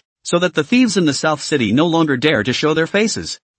You guys come look over here. Ace, 2, 3, 4, holy shit. How can anyone have a playing card stuck in their body and still come up with a little green dragon? And these 3, boy, all clear. I've seen flying daggers, but I've never really seen one that can fly cards. Where is this concealed weapon expert? Could it be you? A police officer eyed Li Si suspiciously. Li Si hastily shook his head and waved his hands up. Not me. Him. The gazes of the crowd looked at Su Chen in unison, as if they had discovered a new continent. Their eyes were full of amazement, and they appreciated this new lad even more. Even Shanli was shocked this time. Su Chen? Good man. It's you again. You said it would be fine if you could just fight. After all, everyone has to train in the fighting arts thing, but you still know how to gamble? And you can win every bet. Betting directly on 666? It's okay if you can gamble. You even know how to fly cards? Buddy, are you a cop or a gangster? You're learning all this stuff, and it's too much of a mixed bag,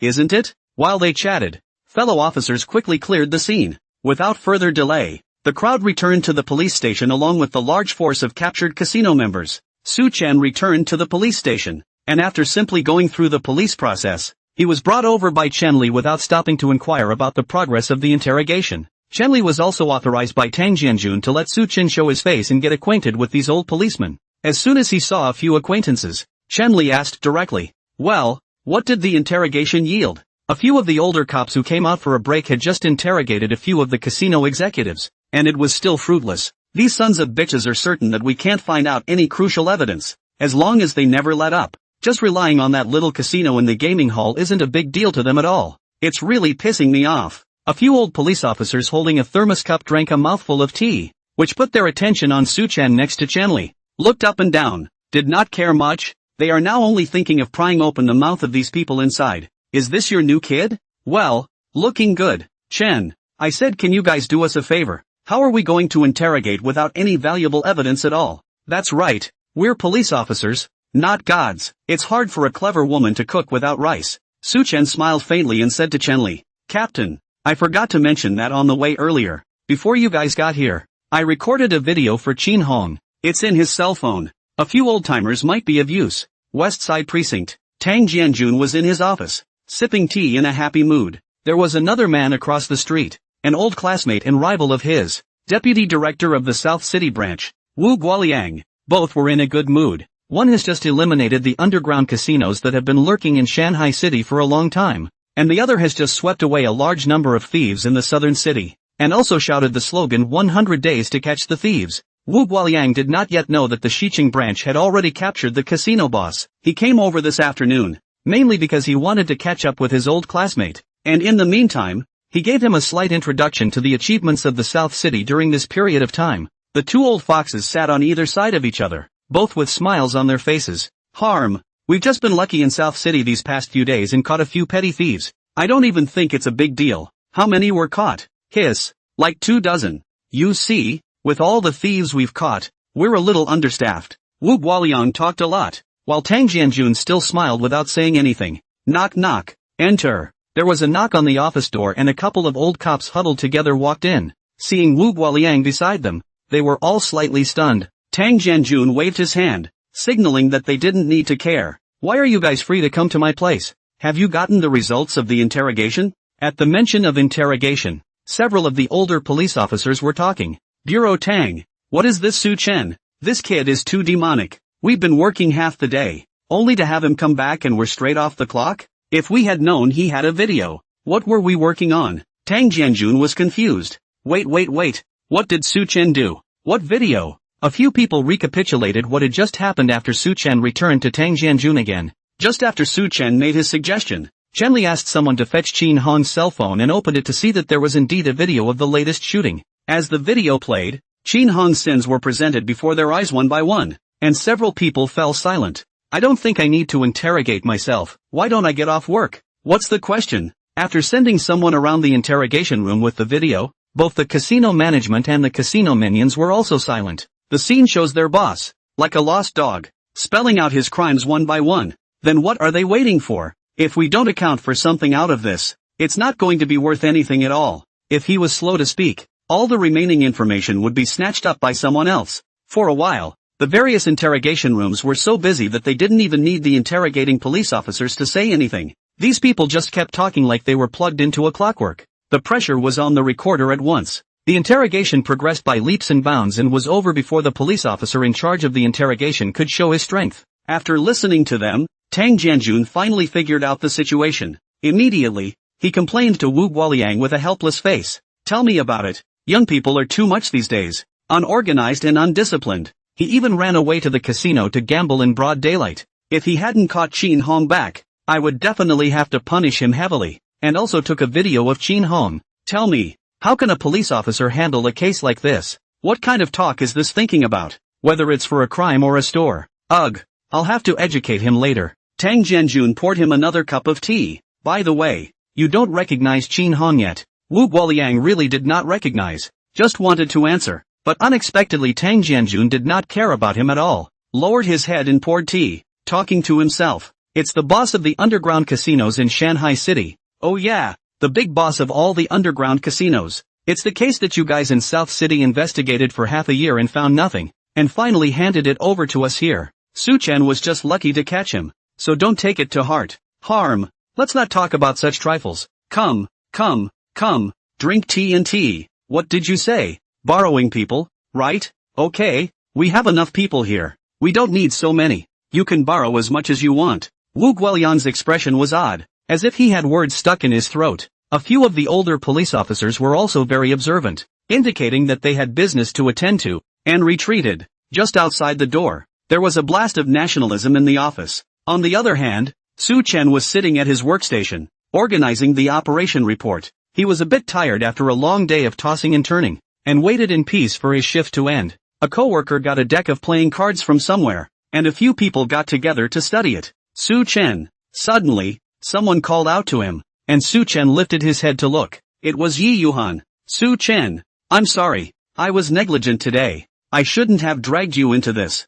Lucky you didn't have any accidents. Yi Yuhan said this and paused for a moment, as if she was a bit hesitant. Are you free in the next couple days? I'd like to invite you to dinner. Ding. The host has successfully detected the underground casino and captured the casino owner. Rewards are being distributed. No way. System, do you have any eyesight? You're popping me a message at such a critical time? With the two lines running in parallel, Su Chen's brain almost burned. While checking the information in his mind, he nodded his head in agreement with Yi Yuhan, his eyes unconsciously a bit hollow. Seeing that he was a bit distracted, Yi Yuhan thought that he was dissatisfied with today's events and pursed her lips to return to her position. The rewards have been distributed, and the King of Cheats has been upgraded to silver level with greatly enhanced effects. King of Hustlers, silver level range of use is expanded. The ability of the King of Hustlers can be used freely as long as it comes into contact with places, implements, and play styles related to gambling. Although there were no special surprises, Su Chen was satisfied. This time it's the same reward as before,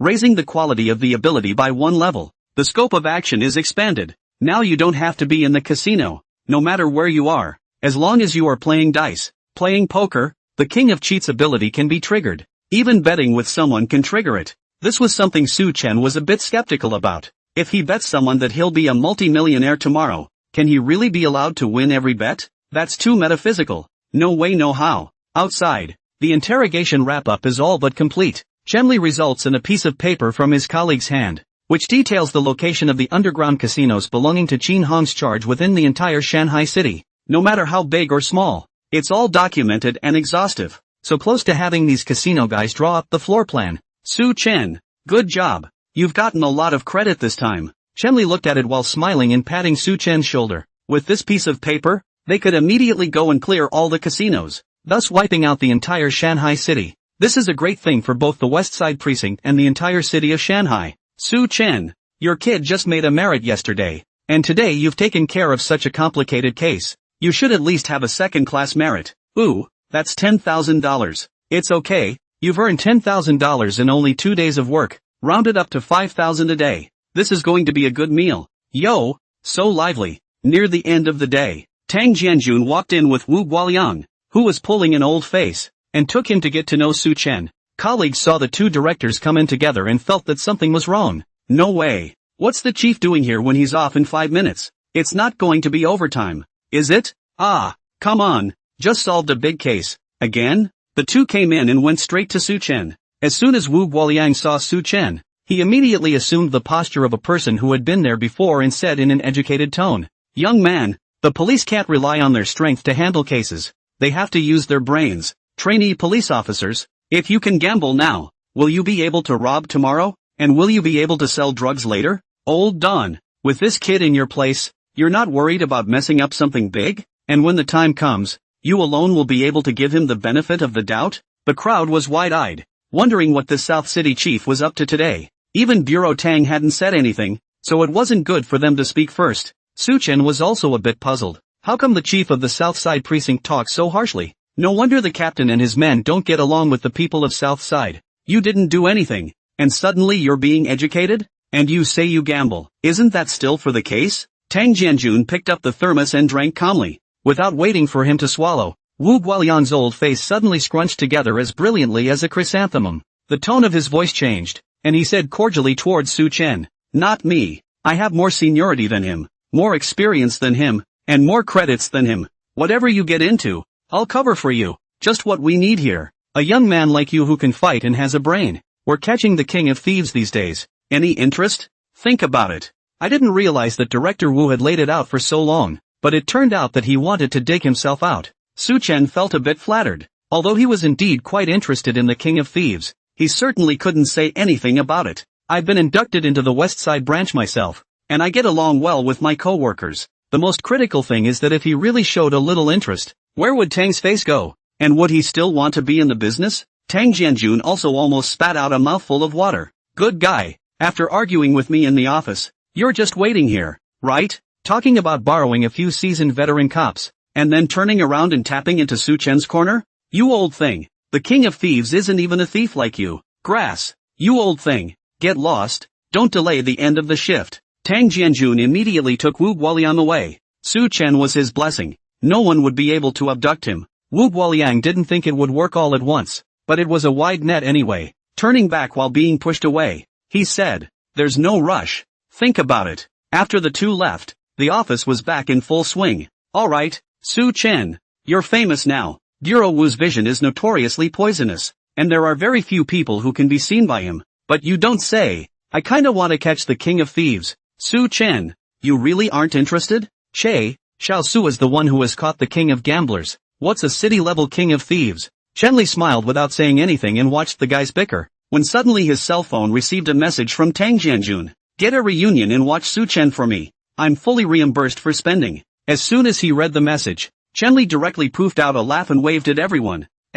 Everyone listen to me. Today is a celebration of the casino case being solved, so I'm buying and going out for a rubdown to boost cohesion. South City wants to poach people in our place. No way. Ha ha ha ha ha. In the evening, Chenli took the team to find a barbecue restaurant in the neighborhood to jerk. While celebrating Su Chen's merit, he introduced Su Chen to the situation of each precinct. "That old fox Wu is swindling you. Don't look at them shouting loudly, catching thieves that are last week. Recently the wave of thieves in the South City all hide. It is estimated that they are ready to make a big wave." Lu, who was on the sidelines, agreed. "That's right. If you want to catch the king of thieves, it's not the same everywhere. I just caught 2 thieves yesterday. Too bad it was 2 newbies just out practicing. Their legs went weak with fear when they saw me. They took it down easily. I don't know why, but all the thieves we've been catching lately are newbies, and it just doesn't feel right. Since there was no alcohol involved, the gang quickly finished eating and went their separate ways. At night, Suchen flopped down on his bed and started searching through various apps.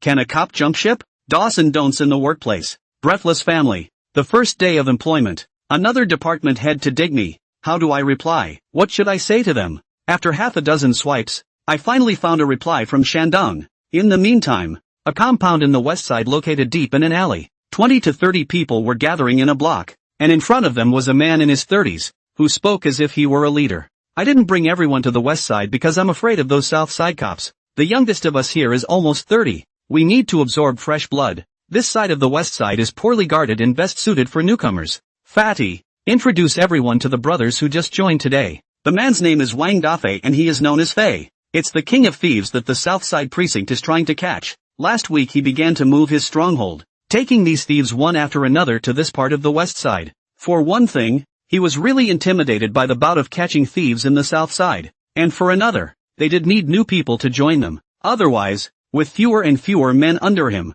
there would be no point in him being the king of thieves. After introducing the newcomer, he showed the crowd his theft methods, which drew the newcomer to his feet. This is the king of thieves must fulfill the obligation to teach others what they are best at. Otherwise why should others embrace you as the king of thieves? Do they not smell good? He has been out of action for a long time and is now only responsible for doing work of a leadership nature. It's okay to get some of the mid-level thieves in the gang to have a meeting, and then instruct the newbie thieves in their craft, and just lay back and share the money. It was also because he never made a move that the officers of the South City precinct never found him. The evening ended and the crowd dispersed. Fatty and a few more senior thieves came to Wang Dafei with sad faces. Brother Fei, the newcomers haven't been very good at their craft lately, and they've been caught several times by the police on the west side as well. The 2 that came yesterday were all wiped out. Of the 3 that came today, only 1 completed the test. Another was arrested by the police, and another one, presumably regretting it, simply ran away. Yeah, and the atmosphere has been a bit depressing lately. Brother Fei,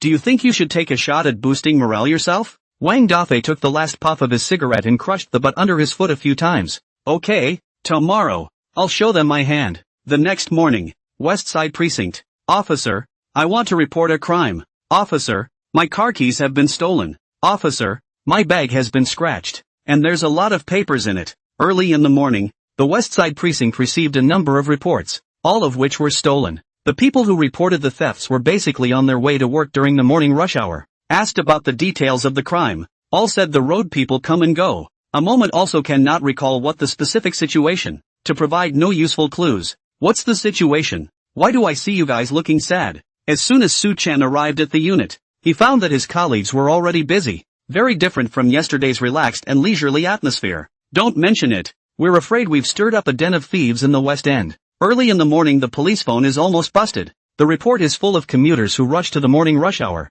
and you can feel the resentment through the phone. This gang of thieves is also not picky. They steal everything, even packets of tissues. And by the way, there are those who say their work permits have been stolen. What kind of thieves are these? The colleague complained to Su Chen while organizing the materials. When Su Chen heard this, he immediately felt empathy and righteous indignation. These thieves are outrageous. Stealing a license plate? Is there any humanity left? He himself had been a cow horse beater in a major internet factory in his last life, and knew the importance of a work license to a beater. Not only do you usually have to swipe your card to get in and out, but it's also an accessory that is comparable to a fashion item, so you'd be embarrassed to find someone for a meeting if you don't have a work badge. The bottom line is that once you lose your license plate, you have to go to personnel at your own expense to get it reissued. Not only is it excessive, but it's weird. The voice of his colleague Lao Lu came. He was also rummaging through the records, scrutinizing the alarm information. He had just arrested 2 freshly minted thieves the day before, and when he came across something like this today,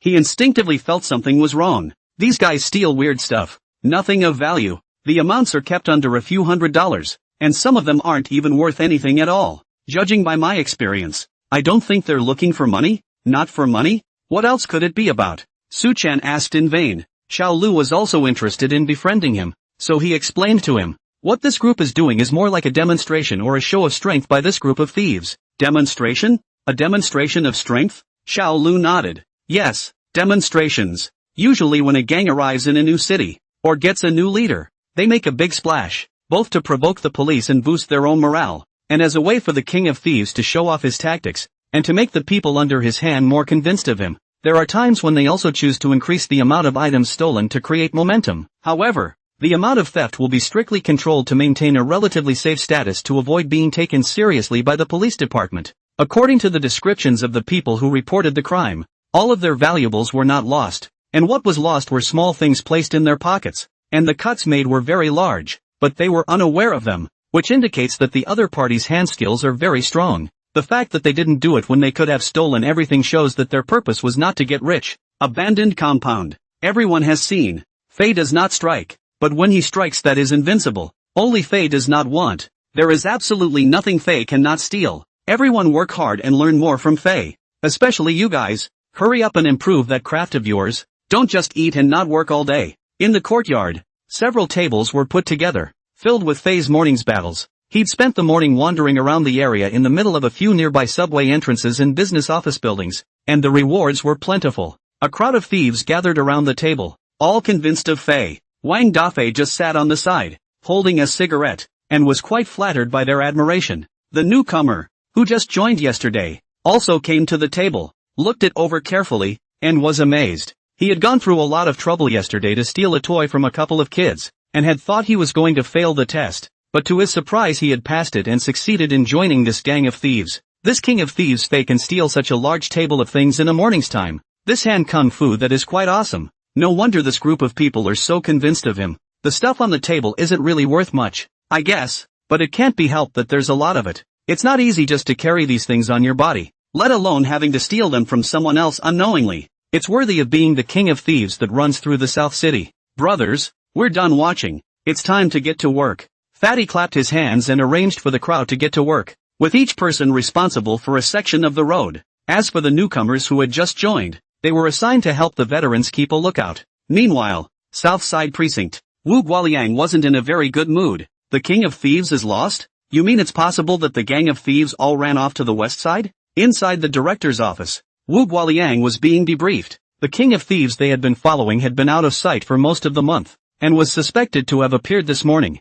But in the west side, although it was only suspected, from what they had learned, both from the type of items stolen and the theft method, it was extremely similar to this king of thieves in Nanchang, and there was a high probability that it was this person who had done it. Wu Guoliang felt as uncomfortable as if he had just swallowed a fly. His military order has long been made with the leaders. Within a month we'll certainly catch the king of thieves. Now it's good that the king of thieves has disappeared. Not to mention, if he is really caught by the people under the hand of Tang Jianjun, this old bastard in the West City, it would be a life-threatening situation, especially that Su Chen. He knew very well that Tang Jianjun was really optimistic about this newcomer. There's a good chance he'll be made the poster child for young cops on the west side. Now Su Chen's reputation as a talented newcomer could not only spread only in the West City branch, even people from various branches had heard about it. In particular, the casino case also involves a huge organization behind it, and is very much valued by the top. The other side is likely to be a large criminal group involved in gambling,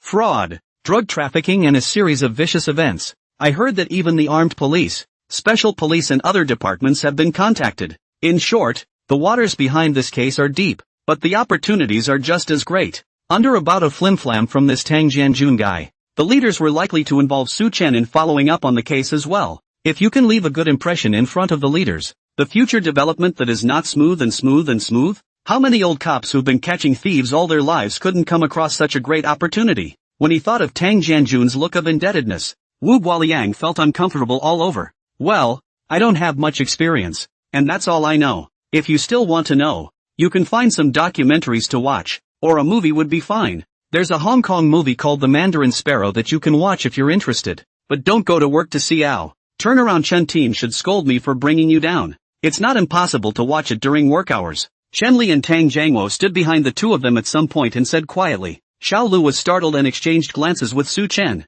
not daring to answer. The duo didn't continue to scare Xiao Lu and turned to talk about this morning's report. Chen Li said with great certainty, with all the sudden commotion today, this group of thieves must have planned this in advance. Unsurprisingly, they're definitely going to do something else next. This is a naked provocation against us. Tang Jiangwo was also serious and didn't have the heart to laugh at Wu Guoliang. He knew his old classmate's ability all too well. The king of thieves had been hiding for so long without being caught. It didn't make sense that he would be immediately tied up as soon as he came to the west side. Young people nowadays post on the internet when something happens to them. If it is not handled well, it will arouse public opinion. And if it is incited by people who have the intention to do so, it may be rumored to be what it is. The quicker the situation is brought under control, the less social repercussions there will be. Tang Jiangwo made an immediate decision and opened his mouth. Everyone, check all subway stations, office buildings, and surrounding streets in the vicinity of the reported location, especially in the blind spots of the surveillance cameras, and don't let any of them go. This gang of thieves must be caught. The sooner the better. What they can't do in the South City, let's do it to them in the West City. Yes. After the crowd responded loudly, they all returned to their office positions and began searching for clues. They had spent the past 2 days just watching Su Chen make his mark, and it would be a lie to say that they weren't envious. Each one of them is fully energized, wanting to solve the case and take credit for it, as well as making a name for themselves in front of the Tang dynasty. This gang of thieves is the perfect opportunity. Although Su Chen had strong individual abilities, he was still a newcomer after all. Whether it's catching a robber or going deep into a casino, it's a targeted case. Definitely not as advantageous as they are in such cases of searching for thieves and burglars. This isn't like a casino, where anyone who goes in and participates in gambling is a target of the police department. Thieves who can get away with it for so long out there are all old farts, extremely good at camouflage, coupled with teamwork. With Su Chen's experience, I'm afraid that I simply can't distinguish who's a passerby and who's a thief. But not them. After so many years of handling cases, as long as you turn on the road, you can see clearly at a glance who has a ghost in their heart. There are no two options when faced with this kind of case, either through surveillance video and other clues to confirm the identity of the target, and then find out the location of the target to carry out the arrest. Either that or lure the snakes out of their holes by arranging decoys to attract the other side to strike, and then carry out the arrests. Either way, it's not something that can be fixed overnight. A tight plan must be in place to ensure that all aspects are seamless in order to wipe out the entire den of thieves in one fell swoop. Su Chen, this is what everyone usually looks like when they're busy. How's that? Looking fit? Chen Li asked with concern. Su Chen smiled warmly on the surface, but inwardly, he was unimpressed. It's just overtime. I'm too comfortable with that. It's not as if not only 996, but also 007 hadn't experienced it in a previous life. In order to catch one big pie after another from his boss, Su Chen in his previous life was known as the king of rolls. Unfortunately, no matter how hard one tries, the boss is always just that. You've been doing a good job lately, but I don't think you have enough self-drive and lack the ability to improve on your own. Don't worry, when the project goes live, I'll definitely give you a raise and a bonus. Xiao Sua, the company is very difficult recently. I hope you can take the initiative to come forward to help the company through the difficult times. On the other hand, Chen Li questioned a few colleagues in a row, and they all said that they didn't need help. So, it was arranged that Su Chen and Yi Yuhan at noon apiece to help everyone go to the next door restaurant to bring some meals back. This one they often go to eat. The taste is very good, has become their second canteen. Colleagues couldn't agree more. It's just as well that these two have just finished a case, so they can take a breather and leave the solving of the case to them in the meantime. Unexpectedly, Yi Yuhan was adamantly opposed to it, and was still dead set on not saying why. Although he didn't know the reason, Chen Li didn't force the issue and arranged for another colleague, Big Yellow, to go with Su Chen to buy food. After groping for fish all morning, Su Chen and Big Yellow got up and went to the restaurant next door. Abandoned compound. Wang Dafei and Fatty and a few others were eating takeout. Fatty, how many newcomers are here today? Just one. Hasn't been in the business long, but is so good at his craft that even I fell for him. It's just that the words are a little incomprehensible, and they're dressed a little weirdly, like they're called some kind of secondary cowsprit, and we don't understand them. Wang Dafei raised his eyebrows, swallowed this mouthful of noodles in his mouth, and wiped his mouth. Seriously, you're not letting go, are you? Don't break the rules. The fat man shook his head. Brother Fei, how could I? I'm not screwing over my own people if I drain the water to recruit a loser in. By the way Fei, I think your earlier idea could be messed with. Pick a new thief king out of the bunch and roll out as a scapegoat to keep the cops down. I heard that after we came to the west side, those cops in the south side were dying of anxiety. Wang Dafei thought for half a day and found it feasible. Okay, wait for the night to see how the level of the newcomers is before making a decision. Not far from the Xicheng branch, a small restaurant called Jia Siang Northeastern Cuisine. Boss lady, as usual, more rice today. As soon as Big Yellow entered the restaurant, He was very familiar with the boss's wife and started ordering food, not needing Su-chen to do anything at all. Su-chen simply found a seat and sat down, searching for the movie that Xiao Lu recommended in the morning and watched it. Meanwhile, on the road outside the West Side precinct, a young man wearing a black mask and cosplaying as a Monster Kid lookalike was swiping his cell phone while hurrying. Instead of keeping his eyes on the screen, however, he was stealthily glancing around. He was none other than the newcomer fatty found this morning, named Yu Yang, looking for a target to complete the test to enter the gang. Passed by the West Side precinct and looked inside. There's no one on the road in the middle of the day, so let's just go ahead and have a bite before we talk. Just as Yu Yang was walking towards the restaurant, he suddenly realized that there was a policeman smoking in front of the bistro. Police? Seeing the police uniform, the young man's eyes subconsciously averted for a moment, then his eyes suddenly lit up. What are you nervous about? It's not a godsend. If you can steal from a cop, what's the point of doing the test? The fat guy would probably be begging to join? He swiped his phone as he made his way towards the diner, pretending to be engrossed with a goofy grin at the corner of his mouth. While approaching the rhubarb, Yu Yang accidentally tripped and crashed into it. Watch out buddy, don't look at your phone if you're walking. Almost burned me. Oh, Kaitu kiddo. Cosplaying, ha? Rhubarb said in a no-nonsense manner. Just now he was suddenly hit. The cigarette almost did not fall. Subconsciously reached out to grab it. Fortunately did not burn. The young man lifted one foot as well and lurched sideways a few times in an effort to dodge. After standing still, he bowed in a hurry and made some strange gestures that looked like he should be apologizing. Rhubarb figured that the meal should be ready as well, and had to hurry to send lunch back, and didn't pursue the matter any further. After apologizing, Freaky Kiddo sulked and entered the cantina with his head down. Went in and freaked out. Why was there a cop in the house? Luckily, his back was turned to him, and Yu Yang hurriedly found a corner to sit down and look down at his cell phone. Su-chen stood in the doorway of the back kitchen, received the meal handed over by the boss's wife, glanced at the secondary in surprise, did not think much about it, turned around and went out the door to look for Rhubarb. Su, did you see that cosplay just now? Well, see, what? This kid almost knocked my cigarette off just now, and he didn't even say a word. Is that how it is in the secondary world? Su-chen suspiciously looked back at Odd Kiddo in the restaurant. Okay, enough talk, let's both hurry back. Those guys are probably starving. Rhubarb took a deep drag and crushed the cigarette a couple times, extinguishing it before picking it up and tossing it into the disposal tray on top of the trash can. Taking the takeout, the two men walked quickly back to the police station. After a while, Yu Yang in the house looked back toward the outside, confirmed that the police had left, and breathed a long sigh of relief. I'll be damned. I'm scared to death. I'm glad I didn't show my face. Let's see what the hell this is. It feels like an airplane ticket. Drawing out the item he had just shunted from Rhubarb's pocket, Yu Yang was also taken aback and looked over and over several times. Crap, man. I'm sorry. Here's a couple $1,000. You can consider it a donation. West Side Precinct. Su-chen took the time of his lunch break to finish reading the When Bird recommended by Xiao Lu. The system's voice reappeared as the video ended. Ding. The host watched The Bird of Prey, triggering the ability to gain the ability Ghost Hand Divine Thief. I don't produce wealth. I'm just a mover of wealth. Almost forgot about the system. Su-chen was so immersed in the movie that the main group of protagonists were unable to extricate themselves from their godlike pickpocketing techniques. In the next moment, he gains the ability to steal far more powerfully than in the movie. Shadowless Ghost Hand, the ultimate thief. Su-chen had been able to fight and gamble before, and now with the addition of a Ghost Hand Divine Thief, it could be said that he was only one departure notice away from being arrested. As soon as he dared to resign, he would be targeted by his co-workers with handcuffs on him the next second. The instant the system prompt appeared, a vast amount of pickpocketing tips, as well as various distracting barricade techniques, all entered his mind. All sorts of unthinkable means of theft were now transformed into his muscle memory, ready to be used at any time at his fingertips. In an instant, Su-chen turned from a pure white to a top pickpocket. Even if the Saint of Thieves came in front of him, he would have to call him a teacher. It is no exaggeration to say that he is now able to chat while unclipping the watch from the hand of his colleague at the next workstation and wear it on his own hand,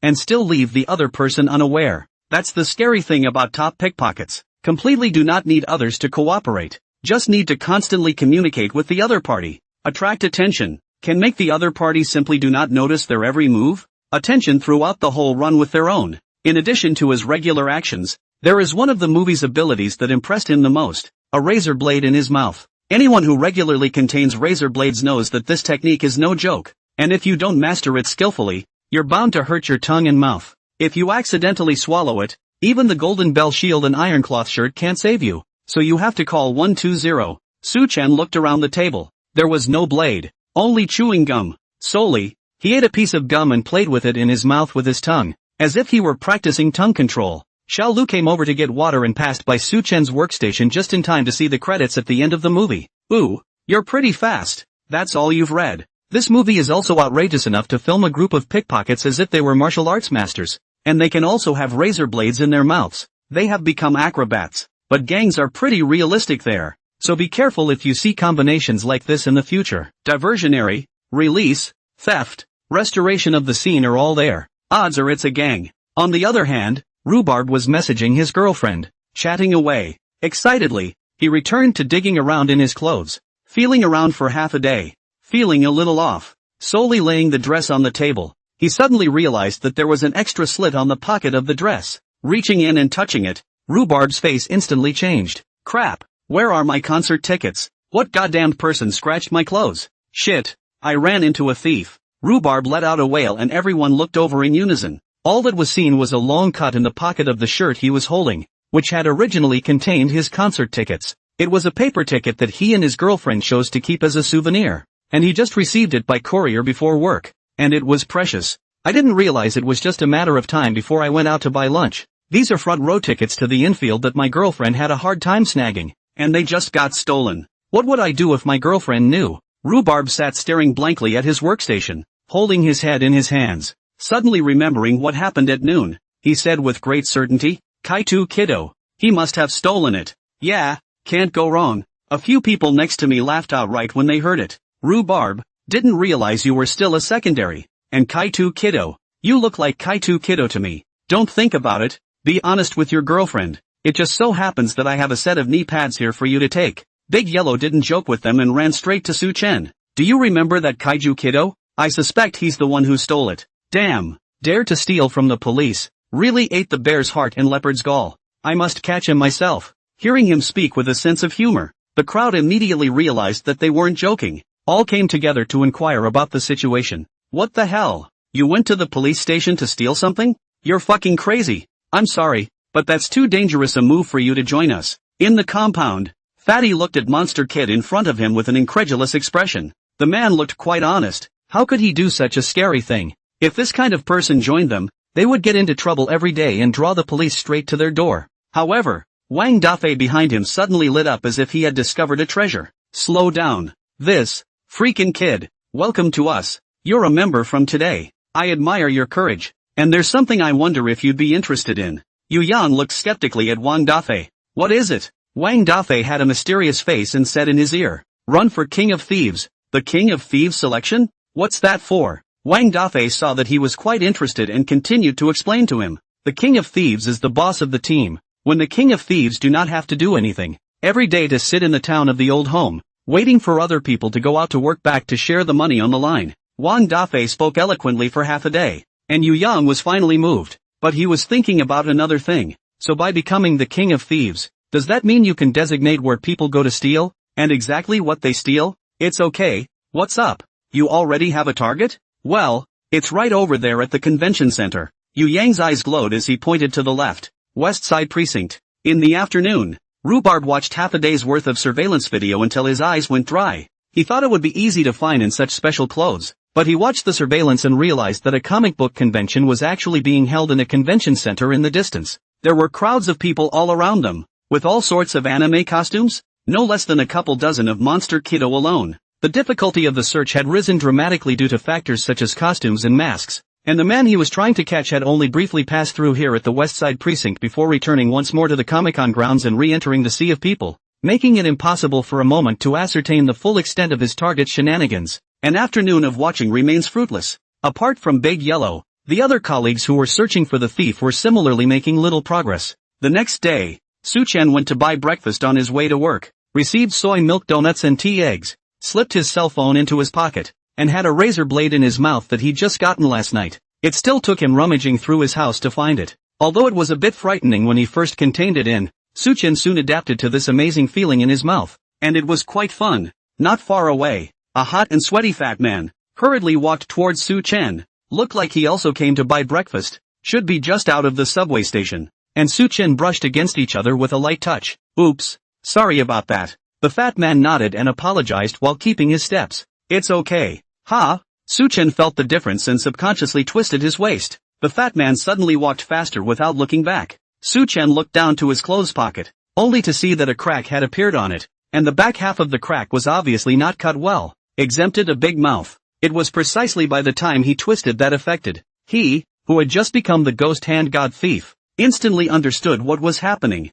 What a guy, stealing from himself? But it was clear that the man was not very good with his hands, and his movements were not crisp enough to be noticed by himself. The fat man also realized that the other party was alerted and he didn't get his hands on him, so he fled in a panic. Dude, wait. Su-chin chased after him in 3 or 2 steps, putting his breakfast in one piece and freeing his hands to grab the fat man. The fat man had a wary look on his face. What do you want? Su-chin smiled at him and reached out to take out a cell phone. You dropped your cell phone. This is yours, right? Fatty took a look and was instantly relieved. Scared to death. Thought I'd been found out. This person's hand is really their own cell phone. Strange. When dropped, Fatty took the phone, and before he could speak, Su-chin held up another thing, and a couple $100. You dropped that too, didn't you? Fatty. Su-chin was just like treating the fat man as a wooden stake for practicing, and he exerted his ghostly hand techniques on him to his heart's content. After displaying several things in a row, Fatty also finally reacted.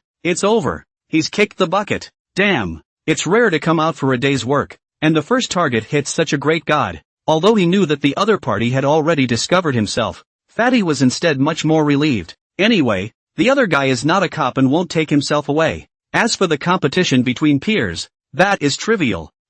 Fatty suddenly had a flash of light and rang up the King of Thieves campaign. After Su-chin demonstrated his new skills one by one, he felt that it was almost time and was ready to bring the people back to the bureau to report for duty. But unexpectedly the fat man spoke first. Dudes in the same boat. Disrespectfully. Which side are you mixed up on? Are you alone? Any interest in joining the team? Su-chin was about to put his breakfast away and start kidnapping people when he sniffed. Smelling a clue, his movements were withdrawn and he thought about the address of the precinct for a moment, mixed with that part of Washoe Street. What? You still have a team? Fatty sniffed with a sneaky expression and waved his hand, signaling Su-chin to follow. Su-chin looked at the time. There were less than 10 minutes to go to work. If he didn't go over, he would be late. After thinking about it, he followed. If you can't carry a thief to work, you can't be considered late, can you? Fatty pulled Su-chin to a secluded corner and gave him a general introduction of the team. If you want to join, you'll need to do a test first to prove your strength. Ahem. The fat man looked embarrassed.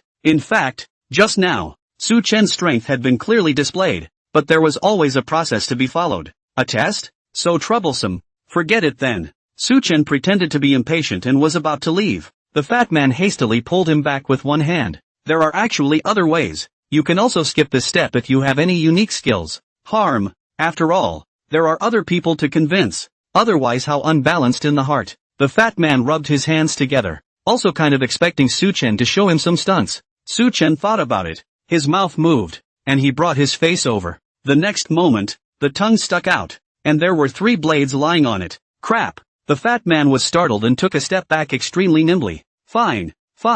Dude, take it back. It's a little scary, haha. Su-chin retrieved the blade with a calm face. Do we still need to test? No need to test. I'm taking you back. Fatty's face was excited. After coming to the West City for so many days, he finally came across someone with real kung fu. A knife in your mouth. That's a masterpiece. Su-chin's godlike means were really beyond his knowledge. Sighing in awe, this kid definitely has the potential to become the King of Thieves. As soon as he demonstrated these 2 tricks, the brothers were absolutely convinced that Yu Yang was a rookie compared to the person in front of him. Fatty immediately decided that there was no need to test. If he missed out on such an expert because of going through the process, then he would really regret it. Fatty, you're just going to take me straight there? Wouldn't it be dangerous if a cop got mixed up in it? Su-chin turned off his cell phone and looked around, pretending to be a little worried as he asked. He was a little surprised that it went so well, and with the fat man in such a hurry, it rather looked like a deliberate setup. The fat man waved his hand in front of him with disinterest.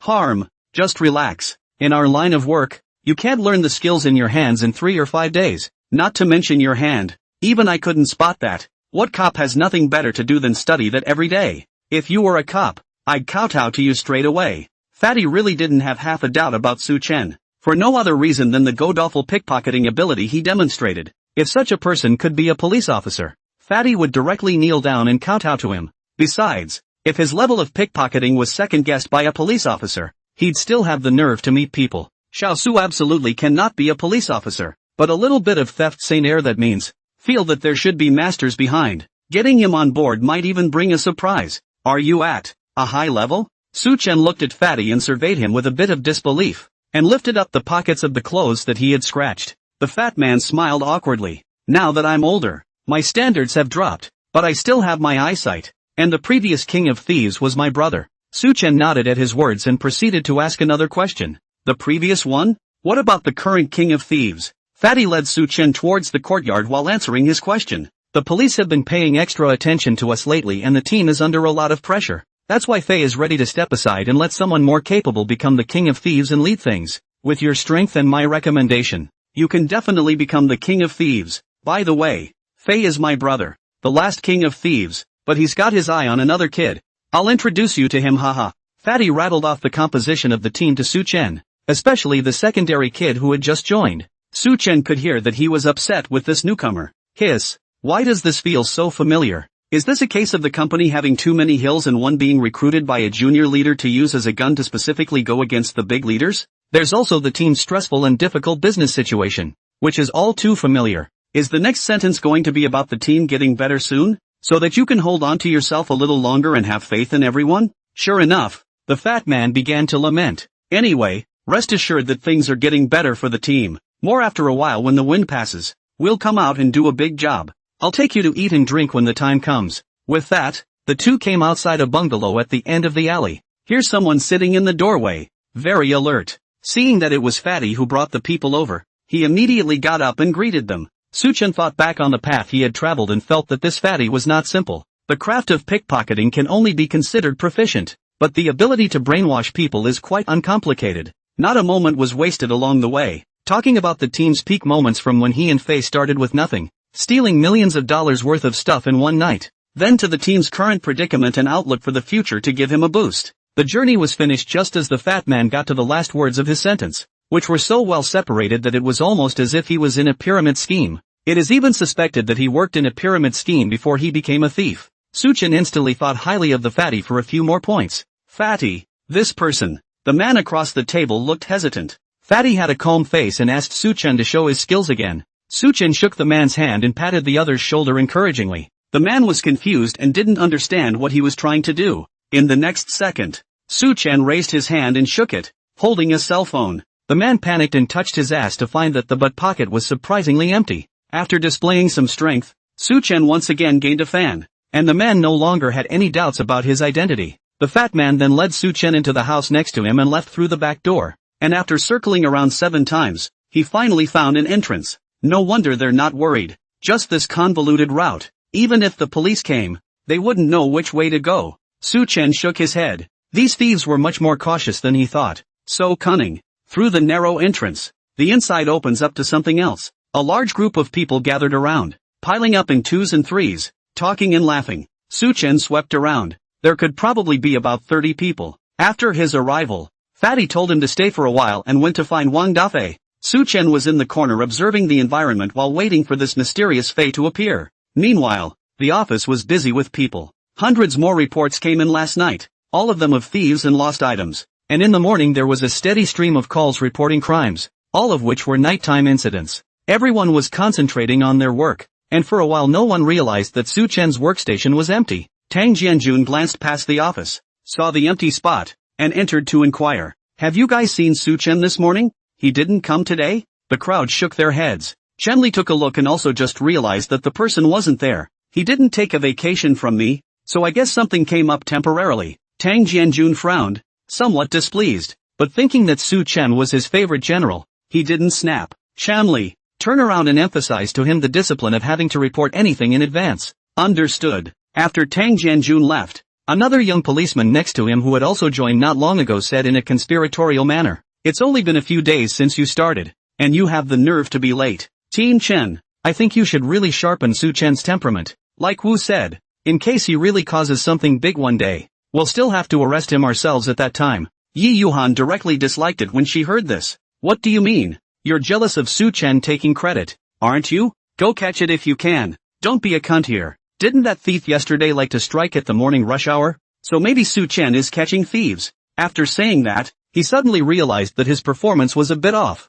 blushed, and shrunk back in embarrassment. Che, dream on. The shifty coworker returned the comment and continued to stare at the screen and work without further comment. Chenli took out his cell phone and was about to give Su Chen a call when he suddenly thought of Yi Yuhan's speculation. Surprisingly, the same thought appeared in his mind. Forget it, wait a little longer and don't call him. What if he really is catching thieves? Abandoned compound. Man, haven't seen you around, new guy? Take it easy and get acquainted. Where do you hang out? Su Chen didn't stop for long before a few people took the initiative to come up. Su Chen briefly chatted with them, not saying much about himself, but he did feel out the other party's situation. These people were all at it after Wang Dafei came to the west side with his team, and they couldn't blend in with the old people in the south side, but instead formed their own faction. Seeing that he was brought here by Fatty himself, he thought that he must have something to offer, and came straight over to pull him in. Last night Fei announced the selection of the King of Thieves. The gang immediately started working all night long, dashing to the King of Thieves. This morning, they gathered to wait for the final results. I reckon this new Thief King doesn't have a chance for us. It's definitely still the old men from the South City who were elected. I don't think so. Fei is quite fond of that Yu Yang. Maybe he can become the King of Thieves. And because of that, Fat and Fei seem to have had a bit of a falling out, and Fat went out early in the morning to start work. Suddenly, the sunlight in front of the crowd was blocked by several shadows. Su Chen turned around and saw several middle-aged men walking around with bad looks on their faces. What are you guys sneaking around here? Discussing? New guy. And you're sitting pretty. Know the rules? A group of people surrounded Su Chen and the others. Not to be outdone, the newcomers over here stood up and locked eyes with them. Don't be too proud of yourselves. We'll find out later which side of the South City and the West City, which side has the better thieves. The two groups of people put a wave of harsh words without a head, giving Su Chen a whole confusion. I was expecting to see thieves infighting, but this is it. Just as he continued to talk to the thief next to him, Wang Dafei and Fatty walked out of the house. Right behind them were Yu Yang and a thieving, short, middle-aged man with a shiny brain, known as Iron Head. Yu Yang is still wearing her anime costume today, but without makeup or a mask. He could be seen to be outstandingly good-looking with a touch of softness, contrasting with Iron Head's lewd countenance. As soon as Su Chen saw him, he immediately locked on, confirming that he was the same monster kiddo who had stolen the tickets to the Rhubarb concert. The reason is simple. He was wearing the same clothes as yesterday, and the two concert tickets were sticking out of the breast pocket of his blouse, showing a good portion of them in plain sight. The young thief next to Su Chen enthusiastically explained to him. Last night Fei arranged for everyone to have a King of Thieves selection. The criteria for judging is simple. Everyone recognizes whoever is skilled in their craft. The more things you steal in a night's time, the more expensive they are. That's the King of Thieves. And, of course, you have to gain the support and trust of everyone, and you have to teach everyone else what you know how to do. The newcomers gave Su Chen a detailed introduction of the rules in the team and various precautions. Eyes full of adoration, he looked at the flamboyantly dressed Yu Yang. For them, if Yu Yang became the King of Thieves, then they, the newcomers from the West City, would be able to outperform the gang of thieves from the South City in the future, and their days would be much more comfortable. Is it over already? Would love to compete with them for a bit if I had the chance. Su Chen's eyes turned to the fat man next to Wang Dafei. The fat man noticed his gaze as well, and gave him a sly wink. The thieves who participated in the election of the King of Thieves, in turn, poured out their night's results on the table and displayed them to the crowd. After the crowd had displayed, only Iron Head and Yu Yang were left. I've stolen a total of 34 people since last night. Cell phones, watches, cash, jewelry, and miscellaneous stuff. It's all here. Iron Head poured last night's haul onto the table with a clatter and looked provocatively at Yu Yang. Kid, where's your stuff? As soon as the words fell, the thieves on the sidelines let out gasps of surprise. Good lord, all these things add up to over $100,000. 100,000 or so isn't enough. Look at those pieces of jewelry. That one alone would cost tens of thousands of dollars. Worthy of being an old man who has been doing this for decades. This is a really fierce tactic. I think the King of Thieves this time is definitely Iron Head. What are you talking about? From now on you have to be called Brother Ironhead. The crowd exchanged praises. Ironhead's tactics were really much better than theirs. You know, everyone was not idle this night, looking around for a target to hit, but the less crafty ones like them only dared to look for the ones who looked dumb and alert, either by looking for old people and children to start with. But such people often didn't carry anything of value on them either. If you harvest so much like Ironhead, then you must be aiming for the fat ones. But again, the higher the return, the higher the risk. And no one would be foolish enough to hang on to these valuable things casually and flaunt them, and would certainly be very wary. Even so, Ironhead was still able to get his hands on him repeatedly, and still managed to return safely after accomplishing his feats. There was absolutely nothing to question at this level. If it wasn't for the sudden appearance of a Yu Yang, then the King of Thieves this time would undoubtedly be Ironhead. On the other side, Yu Yang also carried over a huge package. Yu Yang didn't rush to show the contents of the package, but pulled out his cell phone. Why is he playing with his cell phone here? It's also too unruly. How can such a person be the King of Thieves? The field instantly discussed. We all know that in this kind of place cannot play with cell phones. One is to prevent a police officer to mix in, or police informants hidden inside, with the police inside and outside the collusion. Secondly, it's also to avoid any images or audio from getting out and to protect the safety of all. It's something that works in everyone's favor. So everyone goes out of their way to follow this rule. Wang Dafei didn't stop Yu Yang because he already knew the reason why Yu Yang took out his cell phone. At that moment, he pressed his hand, signaling everyone to keep watching. Yu Yang fiddled with it for a moment, showing the cell phone screen to Ironhead. In one night's time, I hit on 14 people, from 50s to teens, and received hundreds of thousands of dollars in transfers alone. What an age to be fighting. Old thing, it's the age of the internet now. Your shit is long outdated. Ironhead's eyes stared at the cell phone with incomparable astonishment, and his heart shook with rage as he pointed at Yu Yang's head and said to the crowd, "Bullshit. You deserve to be the King of Thieves with your tactics? You deserve to be called a thief. You're a fraud." Yu Yang sneered. "A thief of hearts is also a thief. Steal one if you can? Forget it. I'm afraid you'll scare people if you go out looking like this, in case they call the police and say you're harassing them." Not waiting for Ironhead to open the spray, he threw the parcel on his shoulder and poured out all the things inside with a tinkling sound. All the expensive jewelry, jewels, brand-name bags and other luxury goods. The quality was too much more than what Ironhead took out. "You won't learn my craft, but the tricks you know are easy as pie for me." Yu Yang stretched out his right hand, with a razor blade between his index and middle fingers, pulling it out of nowhere. The sunlight reflecting off the blades hit Ironhead's face and stung. The noisy thieves below were suddenly quiet. They would have been upset about Ocean's behavior. In fact, no matter who was the King of Thieves, it was pretty much the same for those of them who worked, and what they cared most about was what tactics they could learn from the King of Thieves. Ironhead has proven his strength and he has tactics that everyone can use. But what the hell is this Yu Yang kid? Even if he got more money, it's a trick they can't learn or use. If they were as good looking as he is, who would be a thief here? Wouldn't it be better to sell it early? But they didn't expect that Yu Yang's hand kung fu didn't seem too bad. Just now he was empty-handed, and all of a sudden he changed into a blade. The situation became sticky all of a sudden. Oh yeah, and these 2 concert tickets. Yu Yang pulled out his ticket and proudly waved it high in the air. His eyes swept over Su Chen, but he didn't recognize him and hurriedly swept past. "I stole this from a cop yesterday in front of the West Side precinct. Can any of you do it?" As soon as the words left his mouth, everyone looked at him in shock. Running in front of a police station. Stealing a cop? You don't say. This one can't be sprayed. This is real bull. Yu Yang's image in the eyes of this gang of thieves instantly taller. The new people in the West Side who just joined not long ago all unconsciously stood up straight, head held high. All feel that they have a light on their face. A bunch of oldies. Don't they look down on us newbies? I'm going to open your eyes now.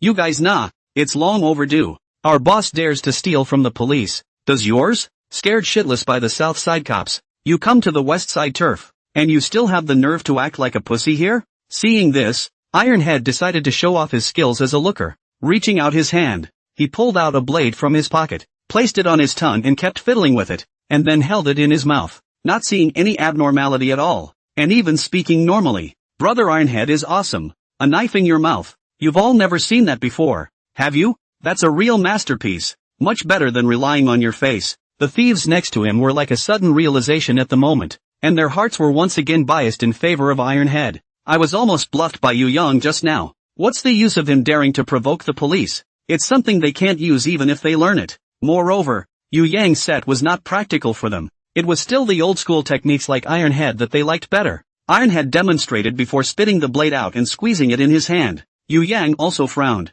Although he despised this group of old geezers, he was still scornful of these stunts they had mastered, which were real kung fu, which he really didn't know how to do. Although his master mastered the skill, he wasn't interested in it himself, so he didn't learn it, which was a bit tricky at the moment. At this point, the crowd's choice was clear. Wang Dafei retreated to the back and made a gesture of invitation to Ironhead from afar. Ironhead turned back to the supportive people with an arch of his hand. Thanks for the support, brothers. Then this king of thieves, Without waiting for him to finish, Su-chen stood up and walked towards the front, carrying a rag bag in his hand. Wait a minute. This king of thieves, I want to compete too. Ironhead and the crowd behind him frowned when they saw the scene. Out of Yu Yang, such a young man is already very hit them in the face. It is hard to drive down. And now another one. Are we done? Seeing Su-chen get up, Wang Dafei raised his eyebrows. Fatty, this person looks about the same age as Yu Yang. Is he good or not? Fatty didn't look at him. His gaze locked onto Su-chen. This kid's methods are no worse than yours. Seeing this, Wang Dafei also stopped talking and focused on Su-chen, curious about how he would respond. Who are you? Get lost. Don't come out and embarrass yourself. Don't take a piss and look at yourself. You just came in and you want to be the king of thieves. Do you deserve it? Do you know the rules? If you don't, I'll teach you myself. Well, wow. You were just chatting with me, but I didn't realize you were a backstabber? Behind Ironhead, a group of people were all berating Su-chen. The person standing next to Yu Yang was also looking at him with a bad expression. Fatty changed into a silly smile at this time and stood out. This little brother I just brought back this morning, and he's definitely going to blow your minds with his craftsmanship. How about giving him a chance? Ironhead thought about it and decided to give Fatty this face. It is also to show that you are broad-minded and show that you have the craft in you and that you are not afraid of anyone. If you follow yourself in the future, there will be absolutely no shortage of benefits. Fine. If you think you can beat me, whatever. Yu Yang instantly became interested in the competition between Su-chen and Ironhead.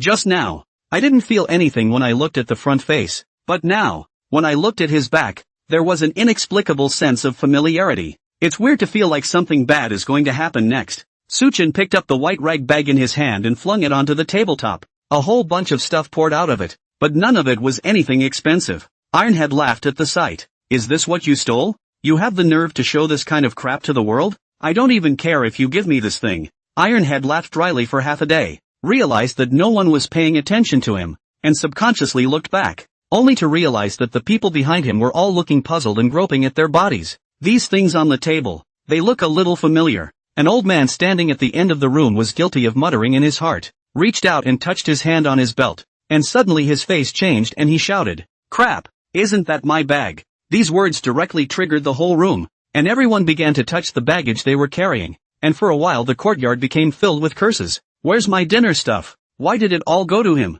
That box of cigarettes, I just bought them this morning. You boys are here to crash the party, aren't you? Many of the people standing behind Ironhead realized that what they had on them had also been stolen. They're the thieves, and today they're being stolen over their heads? That's like sticking your face in the sand and taunting them to make a public spectacle of themselves. Seeing the crowd in disarray, Su-chen smiled faintly. Just now, while the guys were facing off between the two armies, he pretended to wander around aimlessly, hand in hand to get a bag, the gang of crime with the blade, clip, and cigarette boxes and so on all the smooth over. It was as easy as a fish out of water to keep moving through the crowd. There was even some free time to talk to the people around Ironhead. Yu Yang also had a scowl on his face, which made him realize that he had still underestimated him. I didn't realize this first-time newcomer had the nerve to steal from his peers. The bottom line is that even he didn't notice when he did it. Snap! Yu Yang clapped his hands and said as if arching a fire. What a great tactic. The fact that he can steal from you shows that his skills are far beyond yours. Ugh. I don't know what you guys are living for at this age. When these words came out, the faces of Ironhead's supporters all changed instantly. Hearing Yu Yang's words, they then reacted. Being able to steal something from them, these old oilmen, could be much harder than stealing from those ingrates on the road. Enough to see that Su-chen's handwork was quite good. They boasted that they were all old men who had fought in many battles, and if they were willing to go to the police station and work as anti-pickpocketing instructors, they would definitely be snapped up. But in such a situation it was surprising that the things on his body could still be taken away unnoticed. So how good does this guy have to be? It's just horrible. Seeing that the atmosphere had changed a bit, Ironhead hurriedly used his own stunts. His mouth was grinding out sparks, and his blades were playing up. The blade was then flung hard into the table, into the wood. Ironhead glared at Su-chen without saying a word, but the contempt in his eyes spoke for itself. Seeing this, the crowd was incomparably looking forward to Su-chen's response. Fatty smiled slightly and poked Wang Dafei next to him. Look closely and don't blink. Su-chen pursed his lips, moved his tongue around in his mouth, and smiled crookedly at Ironhead. Be careful, my blades, quickly. When a blade shot out of Su-chen's mouth, splitting directly on the end of the one on the tabletop. At the same time, Su-chen opened his mouth, and there were 3 blades lying on his tongue. like a clover leaf. When the crowd saw this, their mouths were wide open, reveling in the shock, and the entire courtyard instantly fell silent. For the first time, Yuyo lost his composure and leaned over the table in disbelief. 1 piece. 3 pieces. You have a total of 4 pieces in your mouth? How is that possible? Even my master, the king of thieves of Jiangnan, can only control 2 blades in his mouth at the same time. Who the hell are you? Hearing the name of the Jiangnan thief king, even Wang Dafei and Fatty were jolted.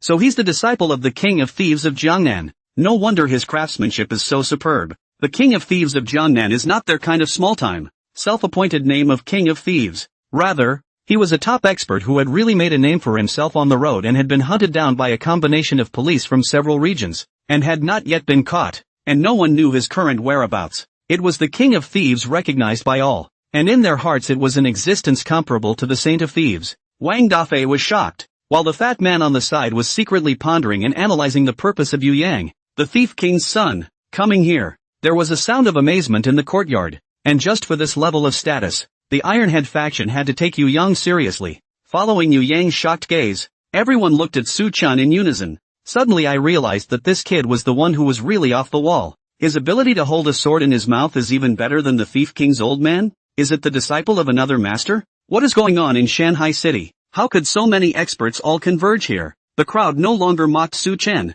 but instead thoughtfully, their eyes constantly sizing up the 3. Whoever of the 3 becomes the king of thieves is the same for them. As long as there is real skill and they can learn the craft, then they support the man as a thief. At present, Su Chen, the newcomer's popularity is obviously more superior, and also deeply supported by the fat brother. Clear-eyed people can see who should be embraced. Inside the team, on the surface, Wang Dafei was the king of thieves, the leader of everyone. But in fact, the following people are clear in their hearts. This unknown origin, every day, smiling and hardworking fat brother, is the backbone of the team, the real brain. Without Fei, everyone is just missing a gold standard. But there will always be a next king of thieves. But without Fatty, that team is like losing its soul, instantly losing its goal and direction, each small group losing its hold, and the whole team will fall apart in the blink of an eye. So, it's definitely right to follow Fatty's side. As for Wang Ping, his face was unsightly when he saw that Su Chen had killed him in seconds on top of his best means.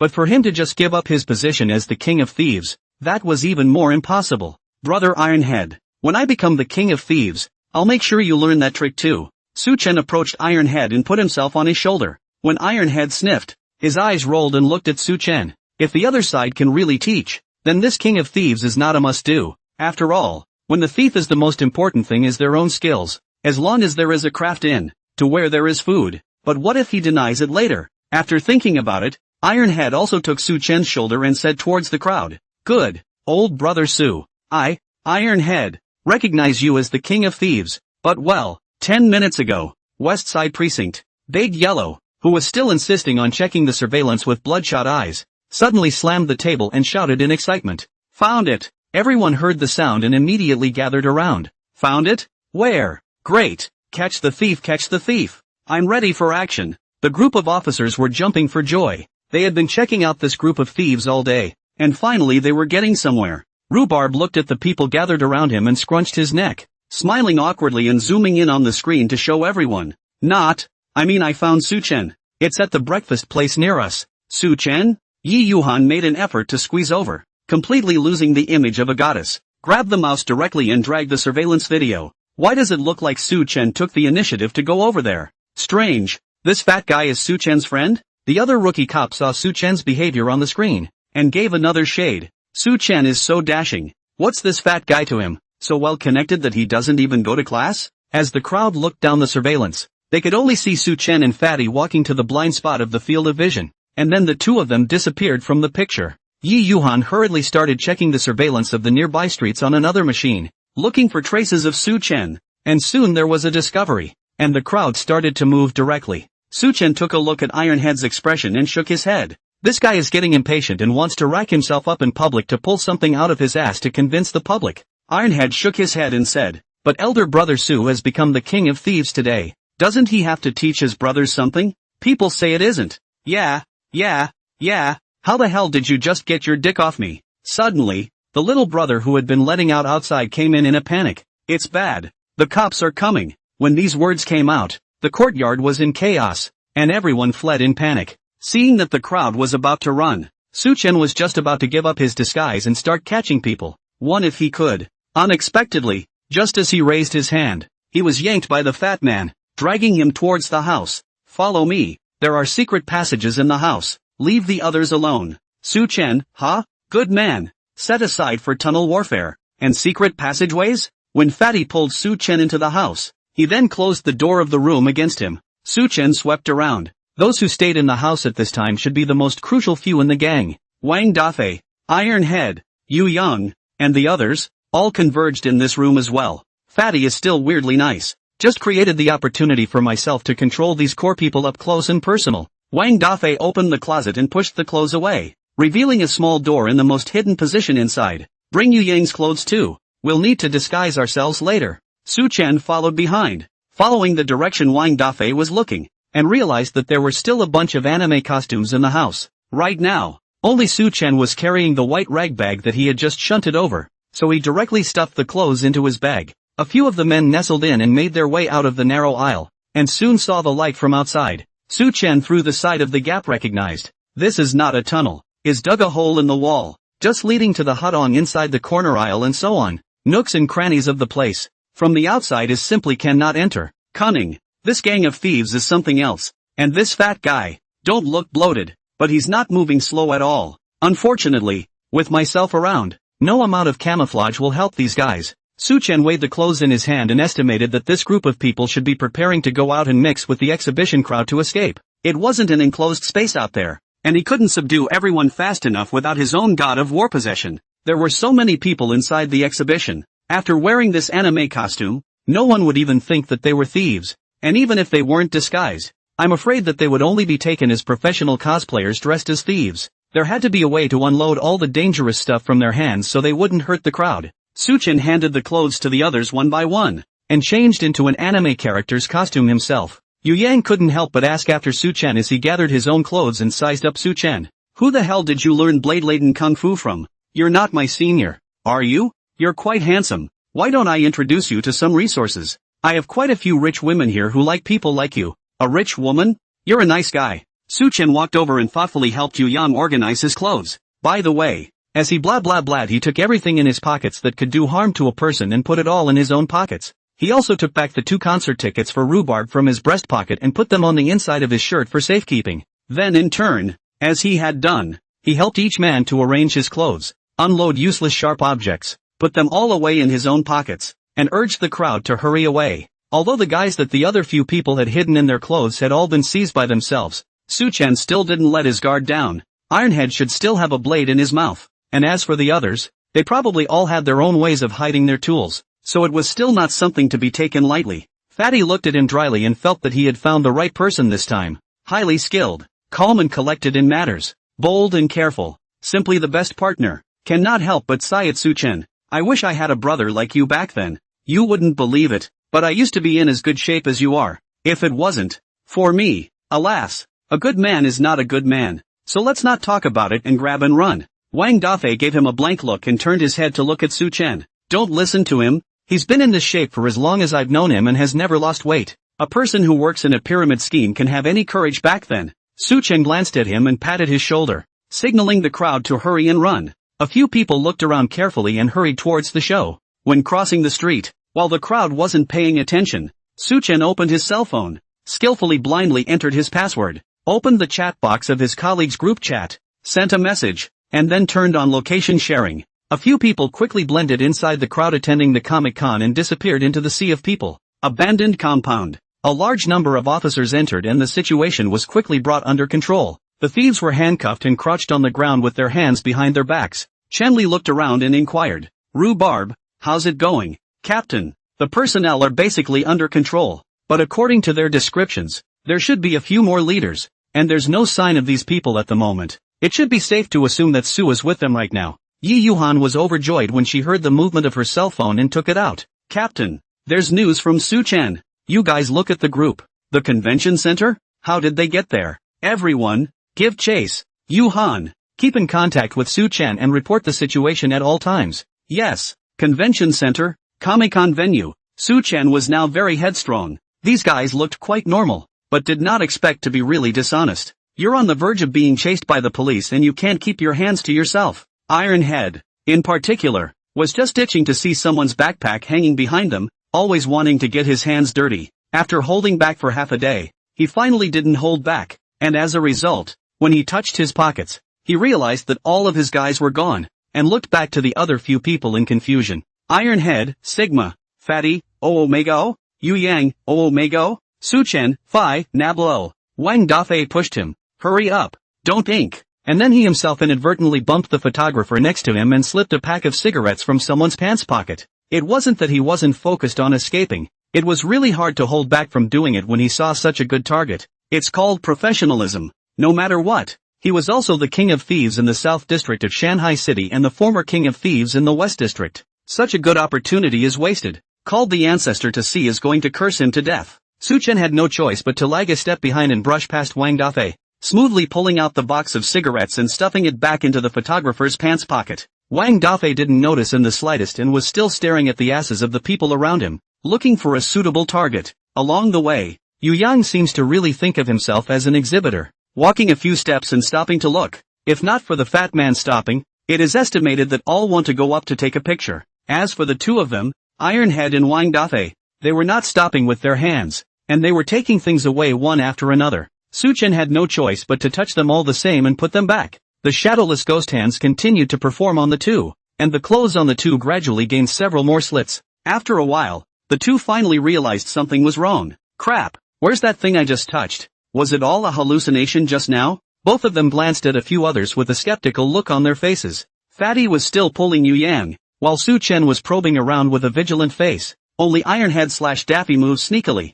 Very suspicious. 80% as the other side did it, but both of them didn't say anything to save face. If you say that you've just stolen what you've just stolen, isn't that just admitting that you're not as skilled as you should be? Outside the exhibition hall, after Chen-Li and the others got off the bus, they looked at the crowd that was still pouring into the venue in front of them for a while. Captain, Su Chen and the others are in the center of the pavilion. There are too many people inside. If the other party storms out and injures someone, the situation will be hard to control, and I'm afraid it will cause casualties. Let's go in first and wait and see what happens. You guys, go around the other side and surround them from both sides one piece at a time. Fatty pulled the somewhat out of control Yu Yang, sweating profusely. There are too many people here. It's getting hot. I need to get out. Su Chen found a chance to glance at his phone's shared location and realized that the others were gradually approaching him. I've contacted someone to help. Someone will be here soon to take us away. A few of the others were flushed with excitement. Of the few people present, Su Chen was in the most relaxed state, a clouded look on his face, like he didn't give a damn about the cops chasing them. They were certain that Su Chen definitely had the support of a more professional team behind him than them, and now they finally had the chance to figure out where this kid was coming from. Anyway, his own gang had fallen apart, so it wouldn't be a bad choice if he could join inside the other team. Su Chen led a few people lightly to the backstage, ducked into a dressing room, and locked the door. Wait here for a moment. We'll be met in a moment. Relax. We're all on our own from now on. Seeing that they would be able to escape from here soon, several people were in a much more relaxed mood. Fatty proudly flaunted his credit to Wang Dafei. If he hadn't gone out to start work this morning and missed Su Chen, I'm afraid he would have been taken down by the police in one fell swoop today. Su Chen brightly pulled out his cell phone and checked the shared location, incidentally sharing the situation with the others in the group chat. A few people came up and felt their scalps tingle at the sight of the densely packed avatars on the shared map, and then I saw the group chat and suddenly something didn't feel right. How come some of the avatars are cops?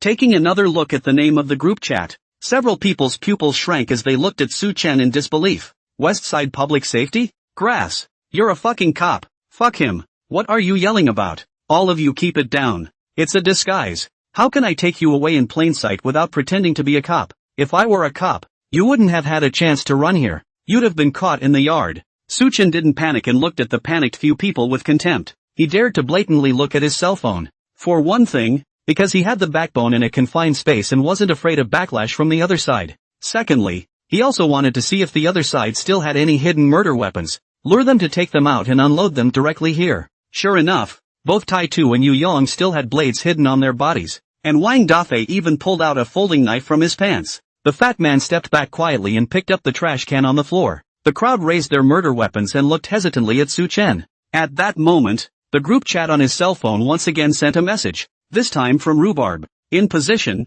waiting to hear from you. Yu Yang has been focusing on the phone, squinting to take a closer look. This is not a familiar person. Just met yesterday. Don't listen to him. I saw this one just talking yesterday. And it was his ticket I stole. He's a cop. Fuck him. Suchen kicked the charging iron head and slammed it into the others, taking the time to send a voice. In a minute. Then he tucked his cell phone away and directly grabbed the fat man's trash can to cover his head, and then easily avoided the knife in Wang Dafei's hand, and gently twisted his hands on his arm, accompanied by a miserable scream. Wang Dafei directly dropped the knife in his hand, and then also easily subdued Yu Yang and Iron Head. By the way, broke open Iron Head's mouth to check if there was still any remaining blade. From his ragged pocket, he pulled out a thick hemp rope and tied several people behind their hands, securely, in a string. The rag bag was then torn open and stuffed in their mouths, and then their plain costumes were properly organized. Opening the door, the outside was already full of his co-workers. The officers escorted the 4 thugs through the venue,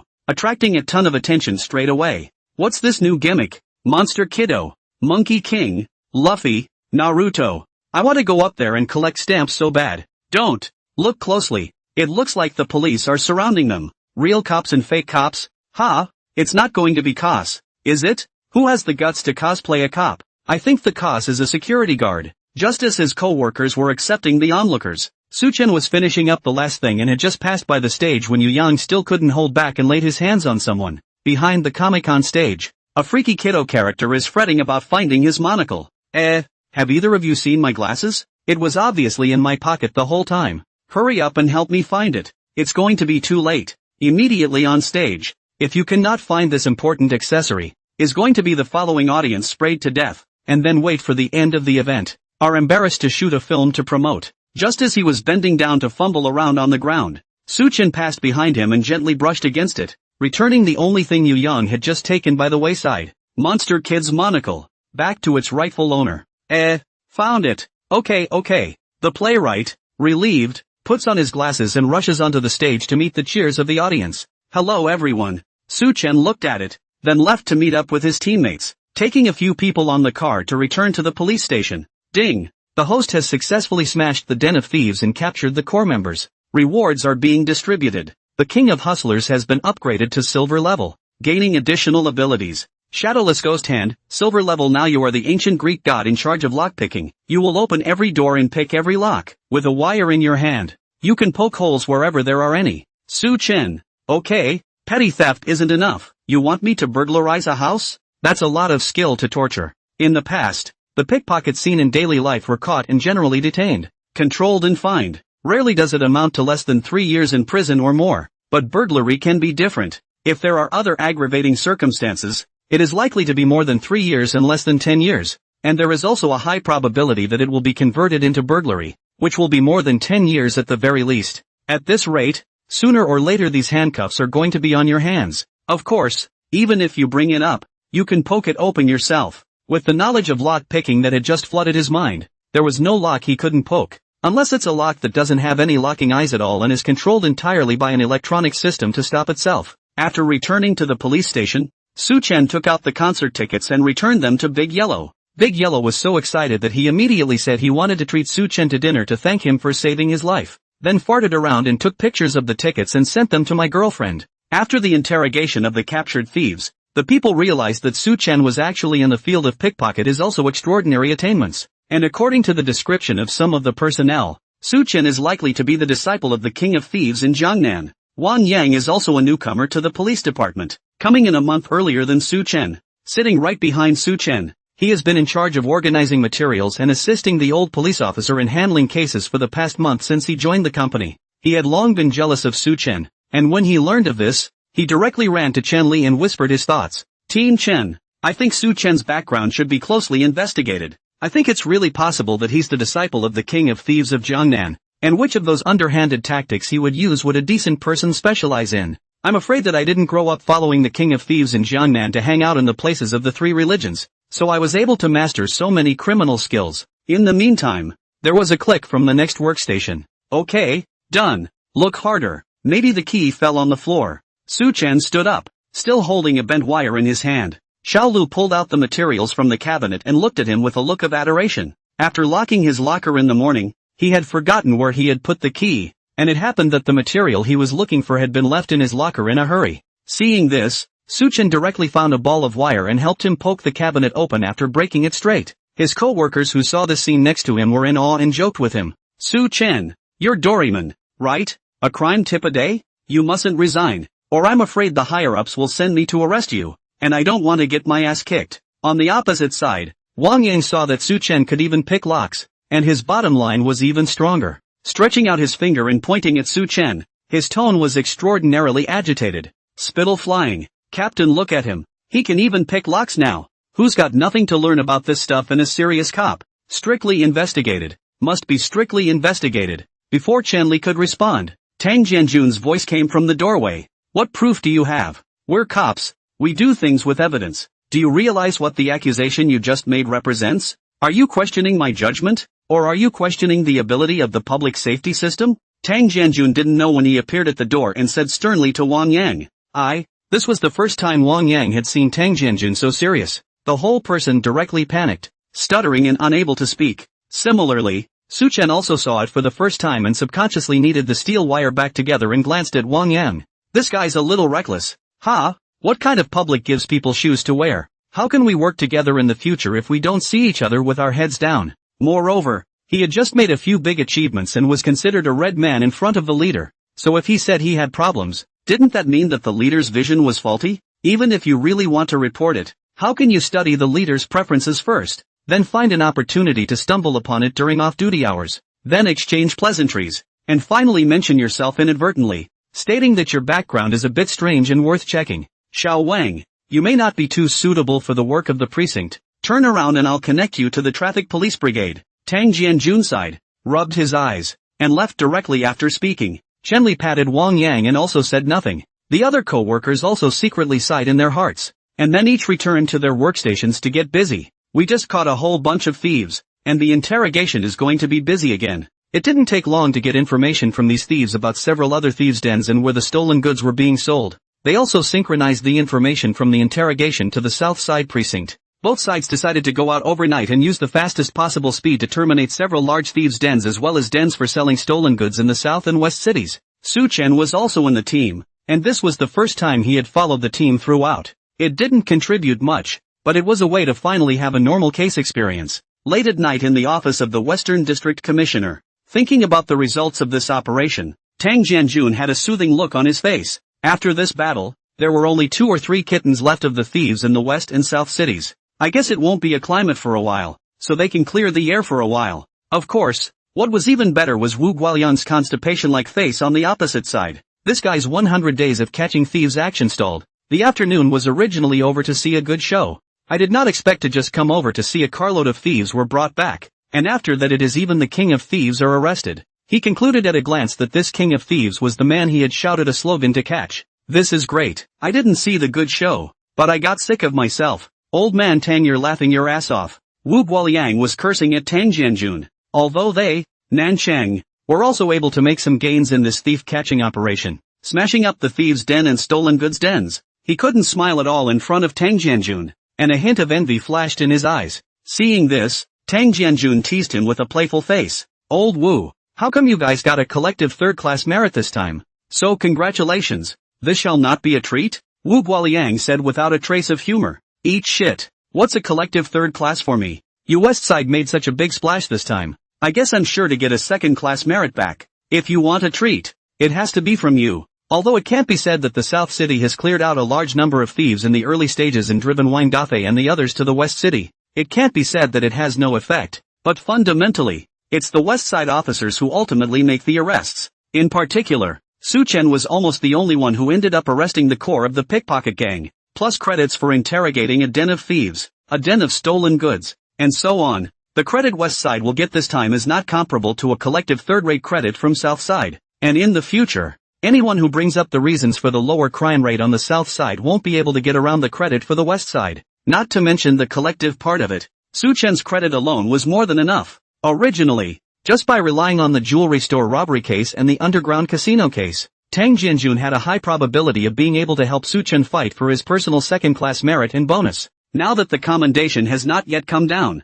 and Su-chen played such a big role in the case of cracking the thief gang, even controlling the entire core members of the group by himself. The individual second-class merit is definitely not running away, although it is unlikely to evaluate the first-class merit, but with his merits, plus Tang Jianjun, this old thing to help him fight, surely can also get additional bonuses, and a great possibility can be turned in advance. Thinking this way, Wu Guoliang became even more disturbed. It's just as well that you reminded me of it, so in the next couple of days, I'll give Su Chen and the others a thorough explanation of the recognition, just to give them a shot in the arm. Are you still short of people there? If not, I'll lend you someone from my side. I'm not as good as you in terms of merit, but in terms of cultivating talent, you're far worse than me. Tang Jiangmo grinned non-stop, a smug look on his face. Wu Guoliang had a black face. What do you fool? Can solve so many cases is not rely on people. Su Chen himself. Did you have anything to do with him solving the case? Did you teach him anything? Tang Jianjun disliked back with a disinterested look on his face.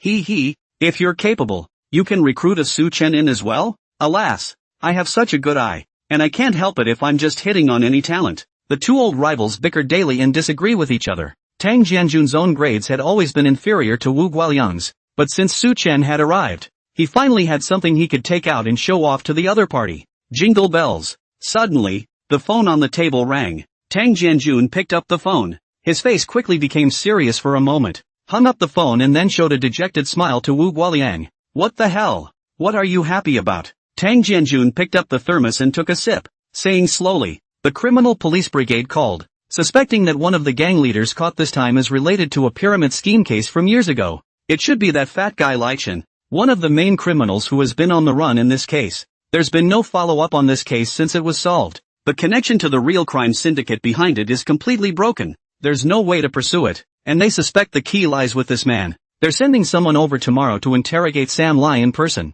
You know, one case after another. My old bones can't take it anymore. Seeing this, Wu Guoliang immediately excused himself, not wanting to hear him pretend anymore. I'm not listening to your foolishness. Let's go. I have to make arrangements for a movie viewing study in the morning. Tang Jianjun had almost forgotten about it. I almost forgot. They're arresting people all night today, so I'll have to reschedule on my end. Let's start tomorrow afternoon. What's the movie playing again? That Lone Ranger, right? Shicheng District Detention Center. Interrogation room. The head of the criminal police brigade, Song Qingyun, was pacing in the corridor. In the interrogation room in front of him, Fatty Lai Sum is being interrogated as they try to pry more information out of him about the pyramid scheme case back then. According to the information they had, apart from Fatty Lai Chen, there should be two other people still absconding. One was the leader of the organization, and the other was an assassin in the organization. But no matter how much they asked questions, Lai Chen on the opposite side of the table always looked like a dead pig in a poke,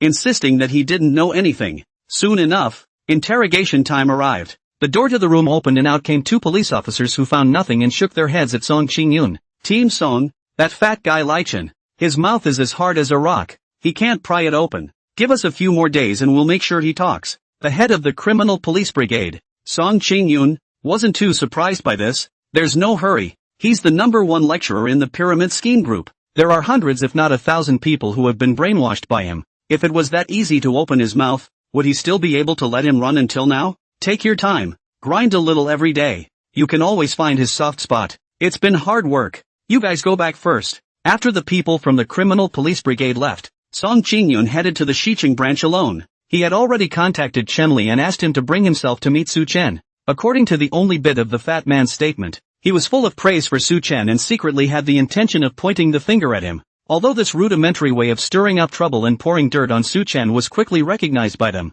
it could also show that Su Chen was bound to have superior qualities, or else he wouldn't have been paid so much attention by Fatty. It's possible that from Su Chen's arrest, he could find traces of the pyramid scheme case back then. West Side Precinct. Tang Jianjun just came back from a meeting, at which he was praised in front of Wu Guoliang and a bunch of old guys, and was in a good mood. And the commendation about Su Chen and the West Side Precinct came down, so he conveyed the news with everyone, counting the jewelry store robbers, the underground casino case, and the pickpocket gang. This time, the leaders decided to award Su Chen a personal second-class merit, giving him an extra portion of the bonus on top of the standard one, and he can be transferred to the right position in advance. And Tang Jianjun emphasized that he was the one who fought for Su Chen. Otherwise, according to his seniority of 3 or 4 days of work in the district, it would be very difficult to get such a commendation. After the announcement, the office instantly exploded. The crowd all stood up. congratulating Su Chen on his early transfer. And there were also those who congratulated him on his merit and bonus.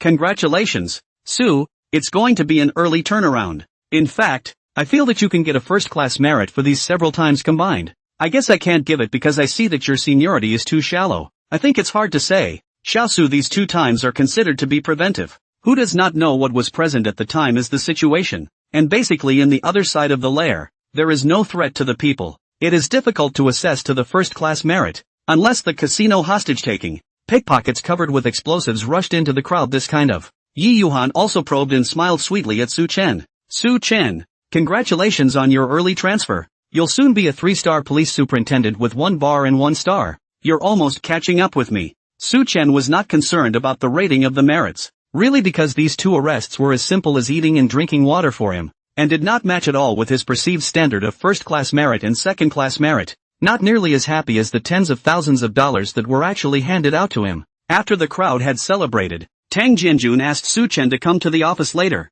During the meeting just now, the above arranged for Su Chen to give an anti-pickpocketing lecture as an outstanding young policeman. After thinking about it, Tang Jianjun was still prepared to find Su Chen and ask for details. If Su Chen is really like those thieves say, theft means out of the ordinary, then he can immediately take over this anti-pickpocketing lecture, but also use this to make Su Chen and the West Side branch a big hit. But if Su Chen only knows a little, then when the time comes, it is to be in front of the colleagues of various systems to lose face. And when the time comes, things spread to the ears of various leaders, then his efforts to Su Chen will be all in vain. That's why this has to be asked. It just so happened that Chen Li said that Song Qingyun also wanted to meet Su Chen, so it was good to get together. So, a few minutes later, Su Chen came to the office. In the house, Tang Jianjun, Su Qingyun and Chen Li were waiting for him. This is Su Chen. He's the one who caught Lai Chen and the gang of thieves. Su Chen. This is the head of the criminal police brigade. Song Qingyun. After briefly introducing the 2,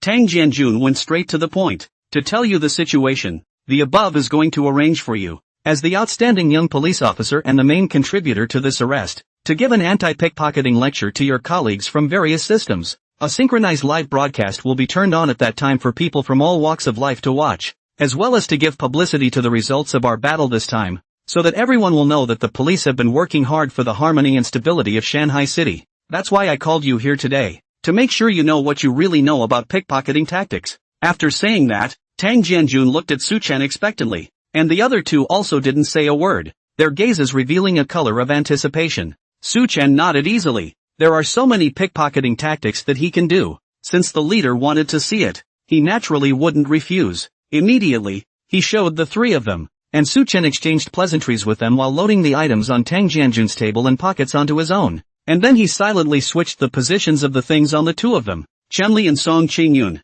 Finally, he opened the locked drawer of his desk, but only pulled it open a crack to signal and then withdrew without actually pulling it open. Tang Jianjun saw that he really understands, and the concerns in his heart were finally dispelled, ready to turn around and answer to the higher-ups about this matter. And the time was set for 3 days later. Song Qingyun saw Su Chen's means, and at that moment, he also had the idea of recruiting him, but he was now playing on the road, and next to him, Chen Li and Tang Jianjun were on the lookout, so he didn't show it right away, and was ready to find an opportunity to get in touch with Su Chen in the future. In the evening, the officers of the West Side Precinct came to the movie theater, a viewing event requested from above, to pack the theater to see the movie alone in the dark. According to the instructions of the leadership, anti-fraud, anti-marketing and other work will be the focus of work for a long time to come. 2 hours passed, the movie ended, the lights came on, and the system beeped as promised. Ding! The host watched a lone stake, triggering a reversal of enlightenment and gaining the ability 8 generals of 1,000 gates.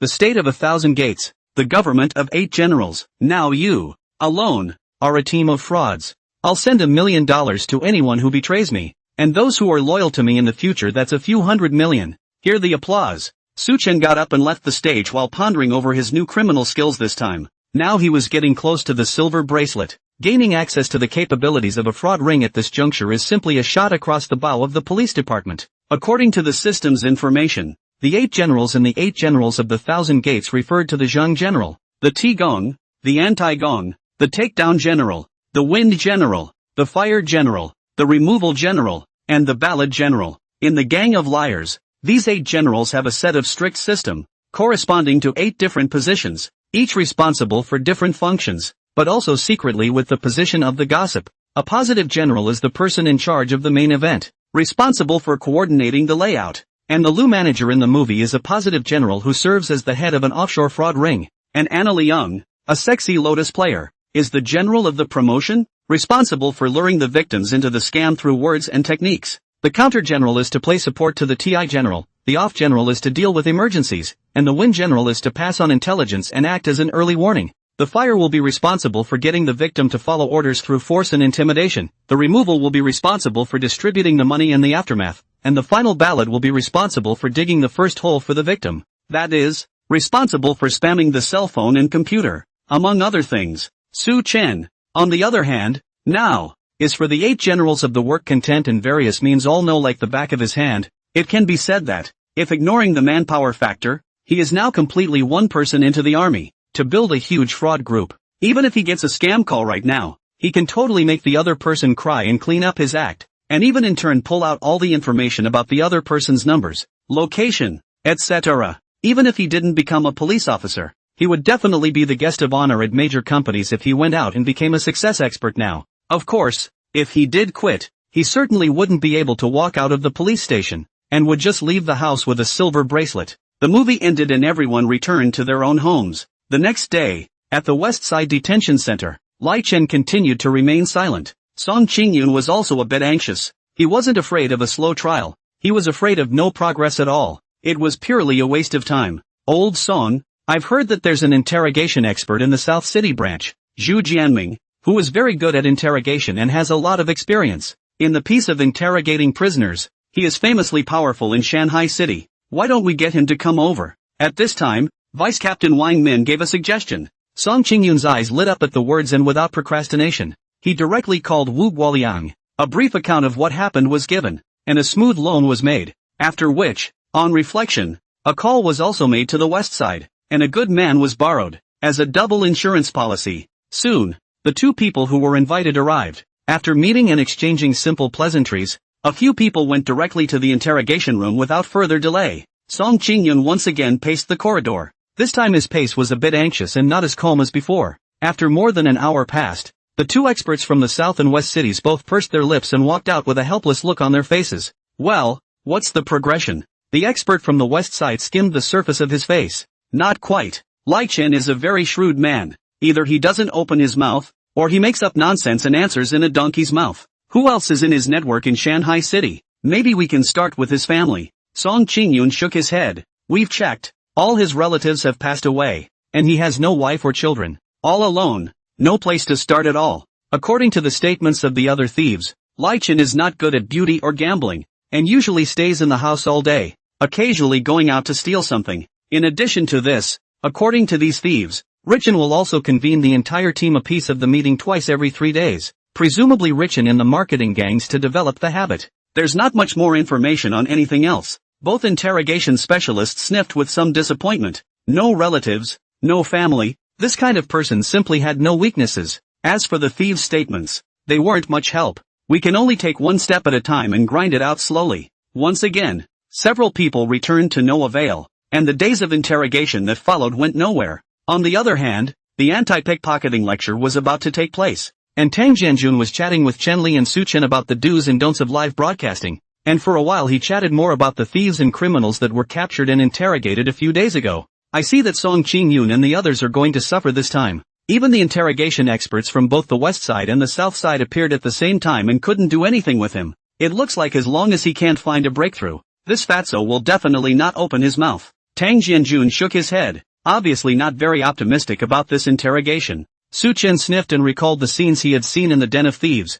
unconsciously stimulating the ability of the 1,000 doors and 8 generals, substituting for Lai Chen's psyche. Breakthrough? I remember that at that time, Lai Chen especially looked down on Yu Yang, thinking that his tricks to cheat women were all tripe. He was particularly excited, said that if placed in the past, he casually opened his mouth. There are bosses from all over the country to give him a large amount of money, easily dozens of millions of dollars into the hand. Simply do not see these petty theft. If you can, maybe try to agitate him. Start by questioning his level of brainwashing, devalue his abilities, affect his mood and lower his guard. It might pay off. Tang Jianjun and Shen Li both looked at Su Chen in surprise. There's more to this? Why didn't you say so earlier? I'll send a message to Song Qing-yoon right now. Su Chen scratched his head and smiled coyly. It just occurred to me. Ha ha. Chenli was busy sending out messages when Tang Jianjun suddenly felt something was wrong and asked a question. Brainwashing too. You know quite a bit. Don't tell me you're still well versed in interrogation techniques? Su Chen honestly shook his head. How could I? I'm sure I wouldn't. That's right. He's only been on the job for a few days. How can he possibly know this stuff? Chenli put away his cell phone after sending the message, and was also relieved to hear Su Chen's words, and smiled at Tang Jianjun. Before the two could continue speaking, Su Chen added, but I do know a little bit about brainwashing. Oh, it's speech. Gee, it's just about the same as Richin anyway, but I should be more professional than him. Tang Jianjun? Chenli, did I hear you right? You just said brainwashing, right? Chenli asked uncertainly. Speech? What kind of speech? Su Chen, enhance your cognition, break the limitations of your thinking, lead you to the peak of your life and embrace the future of the universe. Tang Jianjun sked. Simply put, it's a liar, right? Su Chen hesitated and nodded. Hiss. Chenli and Tang Jianjun glanced at each other. Success guru. Is this something a cop could know? That's not true. They weren't in his background check either. Is it possible that there really is something that the police department hasn't investigated?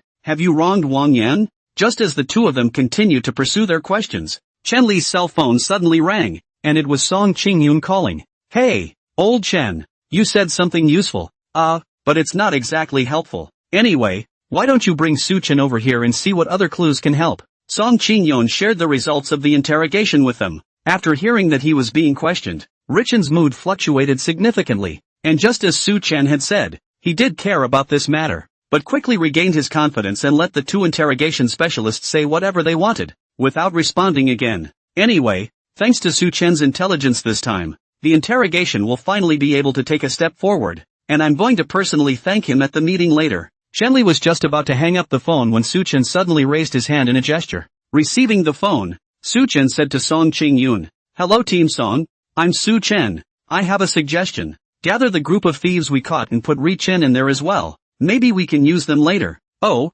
across the phone, Song Qing-yoon was skeptical. Although Su Chen had provided important information and opened up a bit of a breakthrough, which he was grateful for, but Su Chen's suggestion he felt was a bit unnecessary. It was too much of a fuss, gathering so many thieves together. It would be troublesome if he didn't ask anything in the end. Old Song, just do what Su Chen says. I believe Su Chen definitely has his intentions. Seeing this, Chenli immediately supported Su Chen. Although he wasn't sure what Su Chen wanted, he had long since built up his trust in Su Chen by now. Song Qing-yoon hung up the phone in disbelief, while the two interrogation experts standing across from him at that moment also expressed their incomprehension. The one from the West City was fine, but Zhu Jianming from the South City had recently heard Su Chen's name so much that his ears had grown calloused. Team Song, are you really going to do what that kid says? It's too much of a toss-up, and by Lai Chen's status, how could he be affected by a gang of thieves? This is not nonsense. Song Qing-yoon was also torn for half a day, but in the end, he did as Su Chen suggested and called for the thieves to be brought to a large room along with Lai Chen piece by piece.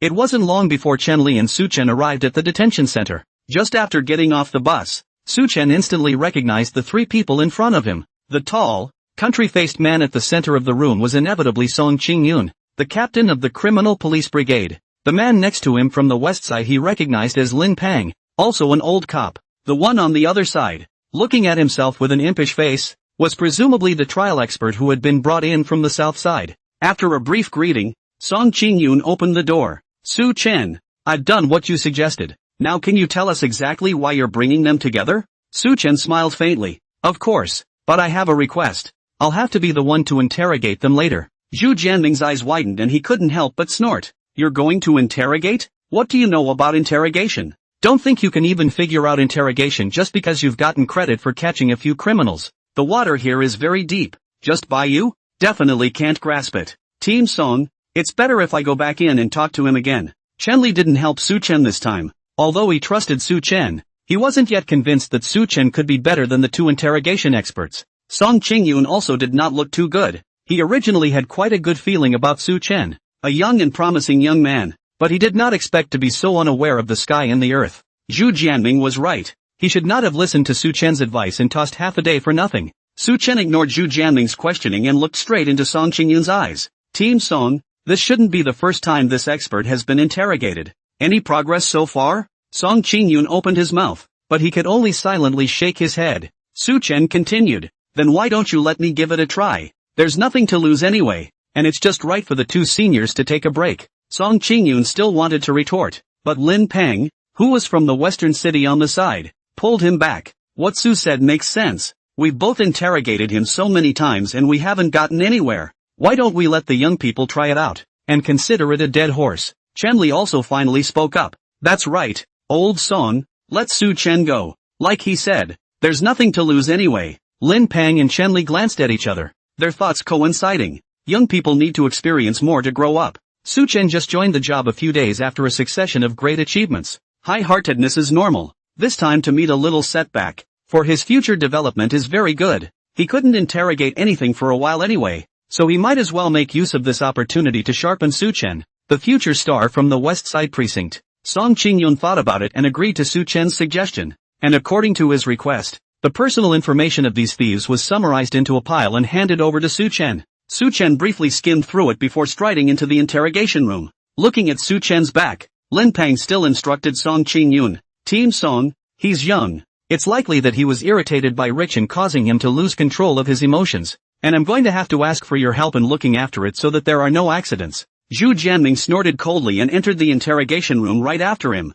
Inside the room, several rows of interrogation chairs had been set up, on which sat the thieves who had been captured a few days before. In the corner was Lai Chen, who had a disdainful look on his face, but in his heart he was also curious as to what tricks the police were playing. When the thieves saw Su Chen come in, their emotions exploded. "Su Chen, you brat still dares to appear in front of us? What's the point of keeping us together? It's not enough to capture us. You want to humiliate us? I'm telling you, you won't get half a word of this with him around." The thieves were spewing trash talk and the room was noisy for a while. Lai Chen sat in the corner and didn't say a word, just looked at Su Chen with contempt. Lin Peng just wanted to reprimand them and tell them to keep quiet, but he was stopped by Zhu Jianming next to him. "Don't worry, he's confident, so let him handle it." Song Qingyun was silent, obviously agreeing with Zhu Jianming. Everyone looked at Su Chen expectantly, wanting to see what kind of backbone he had, daring to make a move in front of so many senior experts. Su Chen, however, did not make any response and watched them bicker with a smile on his face,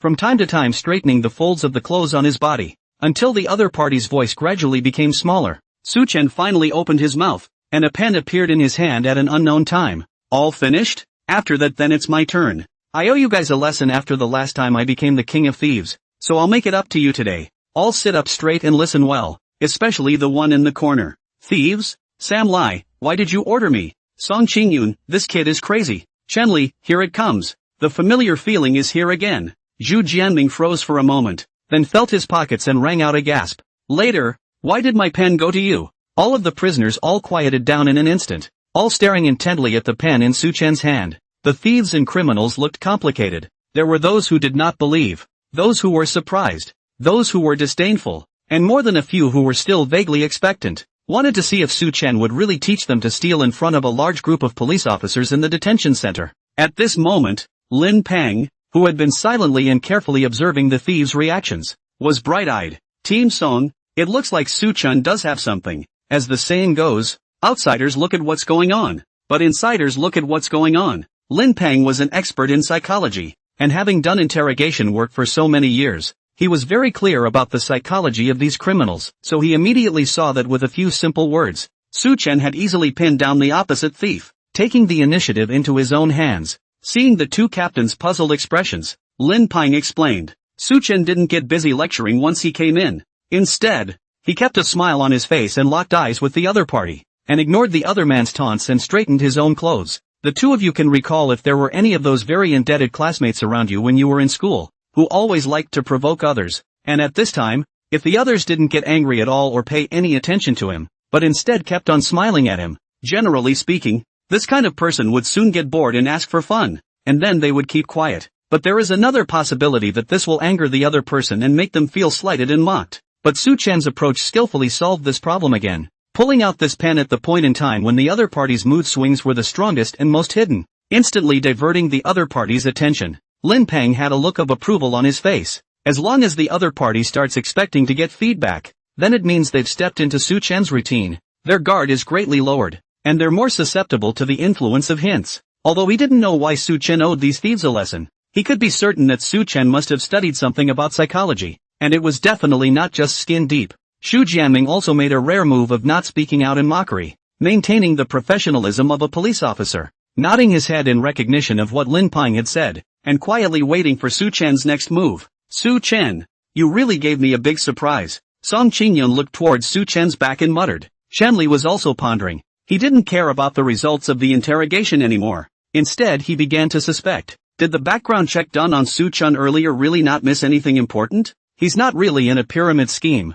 is he? In the corner, Lai Chen's gaze towards Su Chen had a tiny change. The color of contempt was no longer there. Instead, there were a few moments of curiosity. He was too familiar with Su Chen's trick. In terms of playing with people's hearts, grasping the rhythm and controlling the atmosphere. He, Lai Chen, thought that he would not lose to anyone, but it was as if he saw himself, and the group of brothers he once had, in Su Chen. Among the 8 generals of the Thousand Gates, Lai Chen assumed the duty of a general raiser in the organization. Brainwashing is carried out day in and day out through words and techniques, so that those who have been tricked into a pyramid scheme will willingly work for them. So he was eager to see what other tricks Su Chen had up his sleeve next. At this moment, for the first time, he placed Su Chen in the position of a rival. At this moment, Su Chen stood up, revealing a gracious yet confident aura all over his body. After that, you keep attracting the attention of the opposite person through words and body movements to guide their psychological changes. The activation of the abilities of the 8 generals of the Thousand Gates had both the commanding aura of a proper general and the intimacy of a raptor,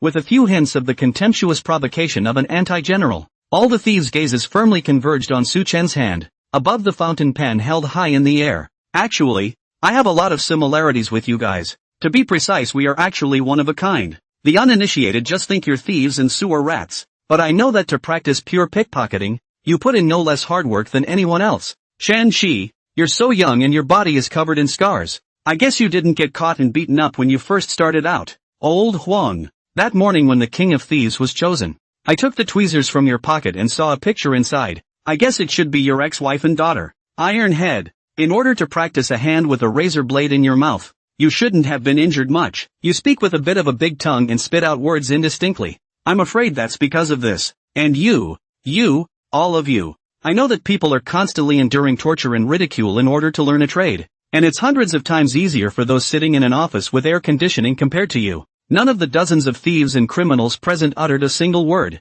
all immersed in Su Chen's words. I can't help but recall the days when they learned from their masters and honed their skills in all sorts of crude ways. The dozens of thieves and criminals all resonated with Su Chen's words, and a pang of bitterness ran through their hearts. Su Chen suddenly turned his tone, bringing a few points of mockery with him. But I'll tell you this, these slights, these taunts, you deserve them. When the thieves and criminals on the opposite side heard this, they simultaneously widened their eyes and stared at Su Chen with red, angry eyes, but none of them opened their mouths to retort, all subconsciously waiting for Su Chen to continue. Anger? Discontent? Oh, it's normal for you guys to have such emotions, because that's all you guys can do right now. You people, you are a bunch of dregs of society. What else can you do but steal property and threaten social stability? Is it the ability to bring back someone who once left? Or is it the ability for the family to proudly say in front of outsiders, my son is a thief, my husband is a thief, my father was a thief? The opposite rows of thieves and criminals stared at Su Chen with dead eyes, their fists clenched, wanting to retort, but not knowing where to retort from. Su Chen's fingers shook and the pen in his hand disappeared. Shaking his head, he resumed his seat with a look of hatred, his eyes full of sympathy and pity. The path, it is chosen. The pain you have experienced, I have experienced, even 10,000 times harder than you, but I chose a different path than you, because I didn't want to be a mouse living in the shadows. I wanted to stand up in front of everyone in a dignified manner. Su Chen's expression changed once again as he sternly rebuked loudly. Are you really willing to be looked down upon forever in this life? Do you really think that being a thief is an honor? Don't you want to change your fate and make those who look down on you regret it? Tell me out loud, do you want to be thieves for the rest of your lives? At this moment, the room echoed with Su Chen's deafening words, and dozens of thieves had long since gotten hot and bothered, leaving only one person, Lai Chen, who was still able to keep his cool, but with a very ugly face. The thieves and criminals all clenched their fists, slapped the tabletop, and shouted out, no, I don't want to, Brother Chen. No, Officer Su, I have something to say. The middle-aged thief in the first row, with a snotty nose and tears, cried and explained all the big and small things he had committed over the years. The other thieves were originally skittish, trying to control their emotions and reddening their faces. When they heard someone start, they all tensed up at once. Who wants to be a thief if they can? At this moment, those emotions that had been hidden in the bottom of their hearts for several years, or even a dozen years, exploded. Especially those middle-aged people who were not young, forgotten by their families and spurned by their townspeople could not help but cry out at this moment. Those thieves who are still young are even more emotional. They have a long life ahead of them, and no one wants to spend their whole life in and out of detention centers or even prisons, never having a day in the sun. Across the street, Song Qingyun and the others looked incredulously at the interrogation room filled with cries. Obviously, these thieves were now emotionally out of control and were completely taken by Su Chen. There are even many who have volunteered to give more cases. This kid is really good. Even I'm getting hot under the collar from what he's saying. If you didn't know better, you'd think this was a speech contest. The last time I saw a scene like this, it was the chief snubbing those young cops. Lin Peng breathed a sigh of relief and surprise. By all accounts, given his achievements in the field of psychology, it would be difficult for him to be impressed by such words, as he would subconsciously disassemble what the other party had said and analyze the hidden schemes. But Su Chen was different. It was as if there was a kind of magic in him. As long as you heard his voice and looked at his figure, your attention would be drawn to him involuntarily. There will be absolutely no questioning, no opposition to what he says. Compared to Su Chen, he was like a primary student in the field of psychology who had only just scratched the surface. Su Chen, on the other hand, was a doctoral supervisor, the kind that could mentor him. He was now only glad that the target of Su Chen's interrogation was these thieves. If Su Chen pointed the finger at him, maybe he would have said something embarrassing that he had done as a child. Xu Jianming opened his mouth, and only after half a day did he turn his head to Lin Pang and inquire, Su Chen, this is considered an interrogation? How come I've never seen this interrogation technique before? This is outrageous? Chen Li also calmed down at this moment, raising his hand and rubbing his chin as he said thoughtfully, what interrogation? I think this kid is just brainwashing. The scene now is exactly like the pyramid schemes I've seen before. I seem to understand a little bit why he did it. Song Qingyun narrowed his eyes when he heard Chen Li's words and also looked thoughtfully at Lai Chen in the corner. I also understand. It seems I still underestimated Su Chen. In the corner, Richen leaned back in his chair, his eyes tightly closed. The expression was no longer as calm as before, and his brow was furrowed as if he was remembering the past. Just as the crowd was ghosting, Su Chen's words changed. In fact, I have a way to make money here that would be perfect for you. It's the age of the internet now. Who is still a traditional thief? I'll go to open a live broadcast. Don't 998, don't 898, just 398. Morning brother hand to teach you to do anti-pickpocketing live. GA money. Raise your hand if you want to learn. Brush. Several rows of arms stood in unison in the interrogation room. Song Qingyun, forget I said it. Chen Li? Xu Jianming, what did I say? What did I say? Is this a fucking interrogation? Why don't you hurry up and pull him out? Lin Peng, no. This must be his interrogation technique. In the corner, Richen's eyes closed tightly as he took a deep breath. Suddenly his eyes opened and he broke into a fit of rage. Grass. Su Chen. You're awesome. I'm convinced. How the hell did you do that? Seeing that Richen finally spoke, Su Chen also withdrew his aura, quietly converging the abilities of the 8 generals of the Thousand Gates. Turning back towards Song Qingyun, he nodded. Soon, the thieves other than Lai Chen were brought out of the interrogation room in turn. On his way out, he couldn't get enough of it, reaching out towards Su Chen to greet him, asking where to pay the money and to sign up for classes when he was released. As for those who had just cried out to give an account on their own initiative, they were taken to other interrogation rooms for further questioning. In no time, Lai Chen was the only one left across the interrogation room. Song Qingyun and the others also left the interrogation room at Lin Peng's suggestion, leaving space for them. At this moment, Lai Chen only had Su Chen in his eyes. Looking straight at him, Su Chen went from setting up the layout at the beginning, to suppressing the questioning, to giving the thieves hope in the end. This whole set of process was exactly the same as what he had done in the pyramid scheme gang back then. Su Chen was simply a brainwashing master, even more professional than him. When Lai Chen and Wang Dafei came to Xicheng, they also tried to brainwash the thieves under their hands with the same set of pyramid schemes, but these people were so thieving, not unlike old men and women of a certain age, that they simply ignored him. Coupled with the fact that Fatty's pickpocketing skills were really average, he was completely unable to convince them, and in the end, only a few fledgling petty thieves were successfully brainwashed by him. What he, Lai Chen, couldn't do, why should Su Chen, a 20-something-year-old kid, be able to do? How the hell did you do that? Lai Chen spoke in a low tone, gritting his teeth as he glared at Su Chen. Su Chen took a few steps over towards the front and bent down to look at Lai Chen. I remember you saying before if only my brothers back then were like you. I'm curious about your former brothers. Can you tell me about them? Don't be so quick to say no. I thought you wanted to know how I did it. I'll tell you, but in exchange for your story. Deal? Su Chen mentioned what Lai Chen had said on the day of the arrest at that time, poking Lai Chen's soft underbelly once again. He hesitated for a moment before finally opening his mouth and rambling on. 10 minutes later, the door to the interrogation room opened and Su Chen walked out from inside, holding a written note in his hand. He handed it to Song Qingyun. Team Song, it's done. Song Qingyun took the notes and suddenly heard Lai Chen's hysterical voice coming from the interrogation room. Su Chen, you liar. Somebody, I'm calling the police. He's scamming me. The few people waiting outside all had astonished looks on their faces. Just now looked at the atmosphere is not quite normal. This kid in the inside to do what? Even to make Lai Chen crazy? With a smile on his face, Su Chen closed the door to the room, isolating Lai Chen's voice inside. Song Qingyun picked up the record and took a look at it, and immediately looked grave, then solemnly extended his hand towards Su Chen. Su Chen, thanks a lot this time. The information recorded on this paper is useful. I'll apply to the top and make sure to give you a big credit. Ding! It was at this moment that Chen Li's phone rang. It was Tang Jianjun calling him. He's going to do a live anti-pickpocketing broadcast this afternoon, and he's come to ask about this side of the story. Don bored. It's over here. I'll take him back.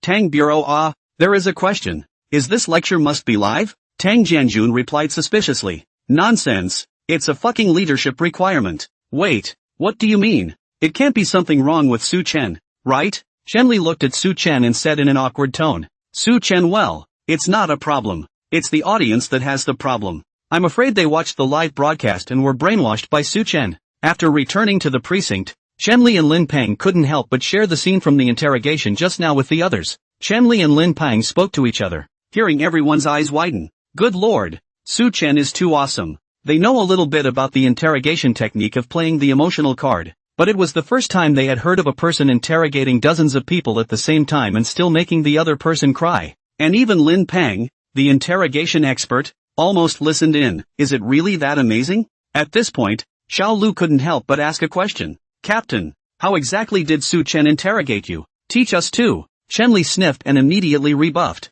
No, you guys don't want to learn that stuff from him. You guys didn't see it. The scene was like a pyramid scheme. The whole thing was crying and laughing and hot. You won't be able to listen to more than a few sentences before you'll be abducted by him, and you'll tell them all without even having to ask. Even how many times you wet the bed as a child. Xiao Lu was stunned to hear it. Is this a proper interrogation?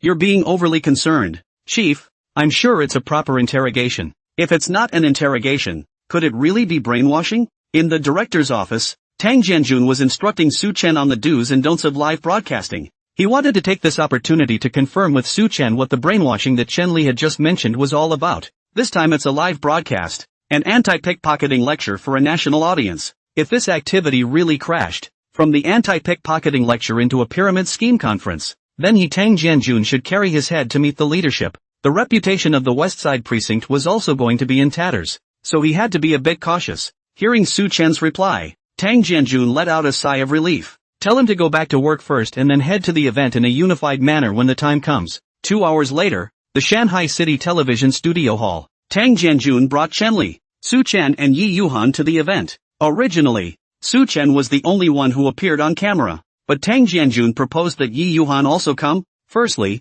to act as a partner for Su Chen to do anti-pickpocketing education, and secondly, to improve the attractiveness of the live broadcast. He's been studying it for days, and young people love to see it. At this time, the audience at the scene had already taken their seats, and the machine was set up. Su Chen and Yi Yuhan went over to the host to the script, while Tang Jianjun and his duo greeted the other colleagues who came to the program today. Old Tang, he's Su Chen? Sure enough, he's a looker. Honestly, where the hell did you dig up the new guy? The time he solved the casino case was divine. Yeah, isn't he a proficient gambler? How come he's an anti-pickpocket expert now? The South City branch, as the main participant in this thief-catching operation, also sent someone over to show his face, and the person who came was none other than Wu Guoliang and a few police officers under him. When Wu Guoliang heard a few people talking, he coldly grunted and said in an unkind tone, "You're behind on your intelligence." Now he's not only a master anti-pickpocket, he's also a master interrogator. Even Zhu Jianming can't compare to him. Wu Guoliang's mindset at this time was also quietly changing.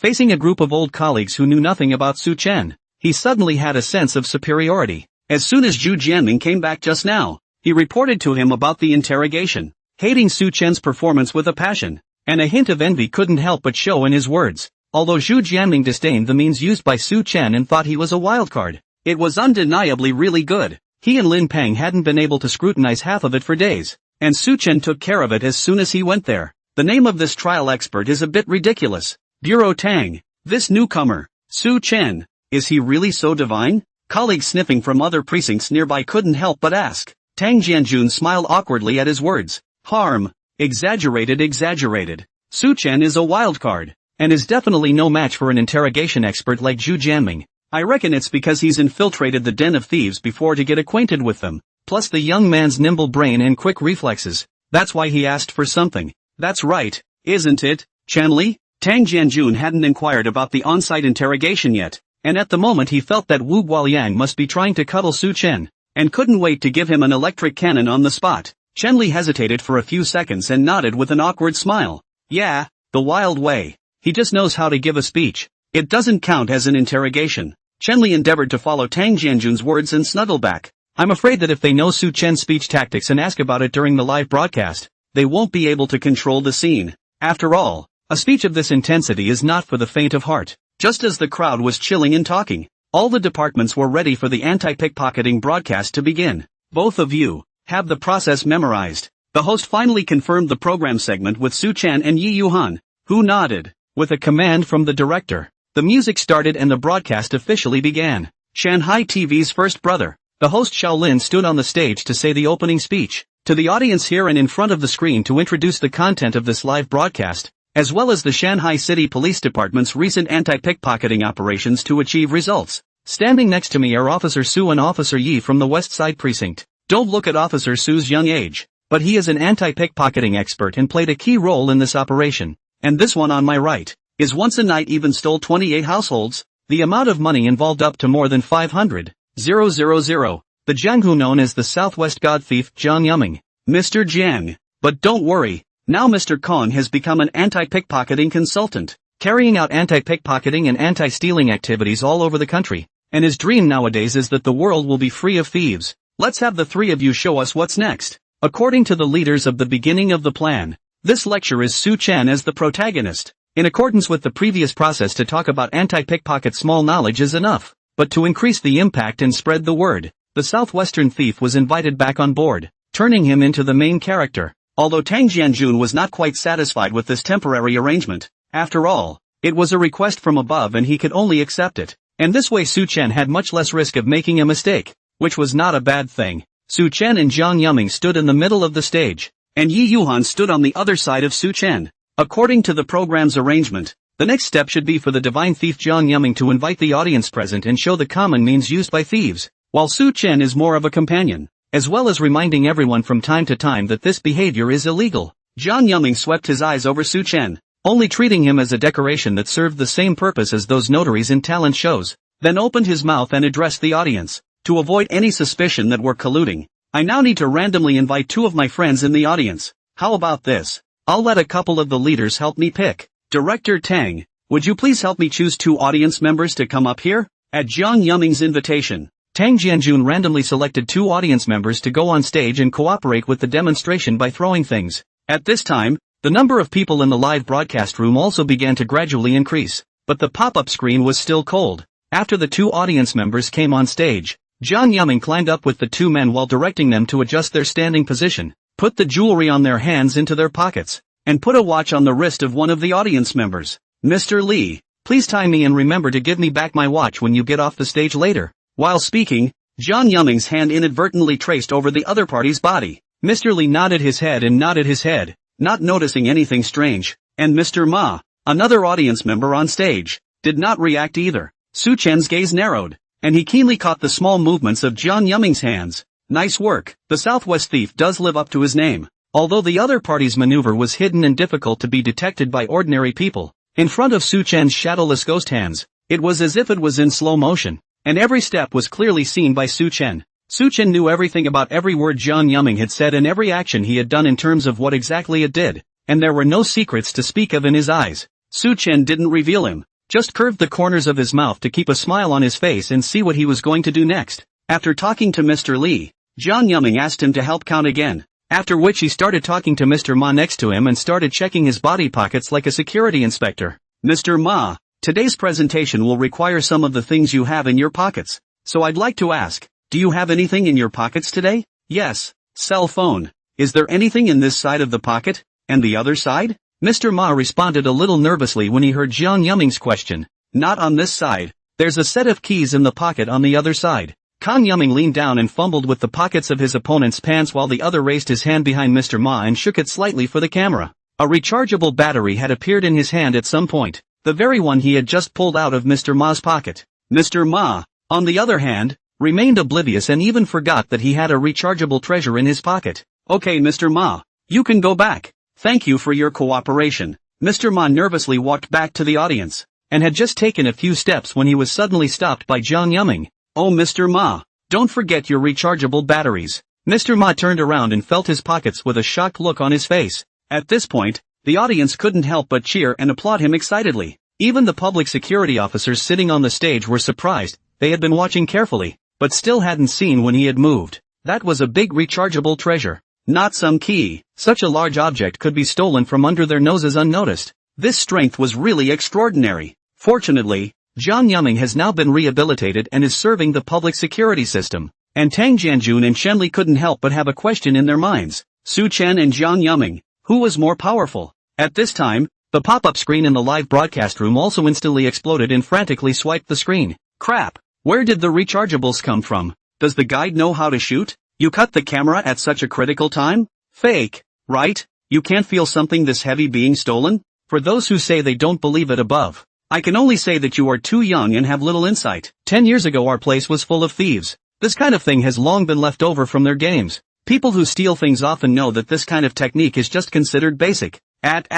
You guys come and get them. Doesn't anyone notice the little police officer next to him? He just smiled evilly. He's really handsome. There was only one spectator left on the stage, and Jiang Yuming began to show off his skillful pickpocketing techniques on him. Not long after, the Buddha beads, admission tickets, keychains and even glasses on this Mr. Lee's body, all in the hands of Jiang Yuming poured once. And Mr. Lee has also been led by Jiang Yuming's words, not the slightest bit aware of anything. Since it was an anti-pickpocketing live broadcast, Jiang Yuming deliberately slowed down his movements a little bit and deliberately shook his head twice behind Mr. Lee when he stole something, so that viewers could see it clearly. As Mr. Lee became more and more confused, the number of people in the live stream began to rise like crazy. The pop-ups were all filled with viewers sharing retweets of the broadcast. This maneuver is also too evil. If I met him on the road, I wouldn't even know if my body was stolen all over. Don't let him meet me, or I'll show him how clean my pockets really are. I know, the best way to deal with a pickpocket is to stay poor. As long as I have nothing on me, he can't steal anything. In addition to marveling at Jiang Yuming's techniques, some people finally began to care about Su Chen and Yi Yuhan next to them. What are those two cops next to you up here for? I've been meaning to ask. Are these two here to be spectators? How come they're watching more than I am? Che, two young police officers, what can you expect them to know? Probably will be reading from the book. Read the anti-pickpocketing warnings one by one and then finish. This policewoman is so good looking. Love, love, love. Sister, grab me. Seeing that the atmosphere of the scene was getting more and more enthusiastic, just like it had turned into Jiang Yuming's personal show, the police station leaders on the stage also frowned. This event was to publicize the results of their operation. How it feels like the flavor is getting out of whack. And Su Chen and Yi Yuhan, two people, how to just stand on the stage, also did not have a movement. With the theater like. In the back, a police officer came over and showed the live feed to a few of the leaders. Now the leaders frowned tighter. This cannot go on. We are here to publicize anti-pickpocketing.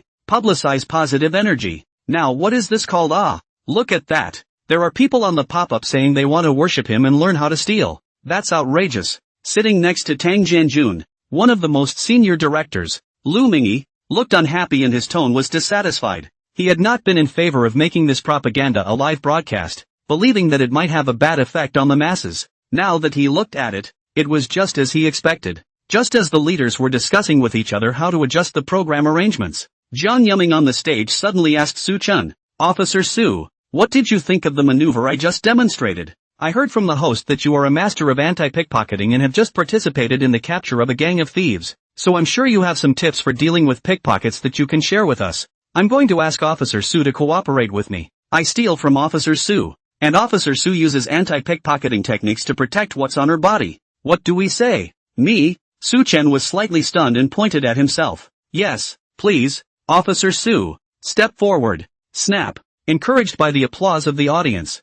Su Chen became the third performer and stepped forward to stand next to John Yumming. This is John Yumming's favorite part of every anti-pickpocket show. In fact, he was just an anti-pickpocketing consultant. The reason why he can become known as the Southwest God Thief. More by time and time again in the official anti-pickpocketing officers to show pickpocketing means stunning the whole scene and accumulated. Although it has a bad reputation within the system, it is a crowd favorite. After all, people like to watch. And what's more fun to watch than a thief stealing from a cop? John Yumming used to be a top thief. And his habit of stealing is hard to kick. And it's not often that you get a chance to win cheers and screams of joy by taking something off someone with honor. Especially being able to steal from a cop in a dignified manner. I don't know how many thieves are going to envy him. So every time he goes to a place to carry out public interest anti-pickpocketing lectures, he will make a request to invite the local anti-pickpocketing officers to come to the scene. Whenever the other person looks embarrassed and realizes that everything on his body has been stolen by John Yumming switches to the state of an enthusiastic public-spirited person,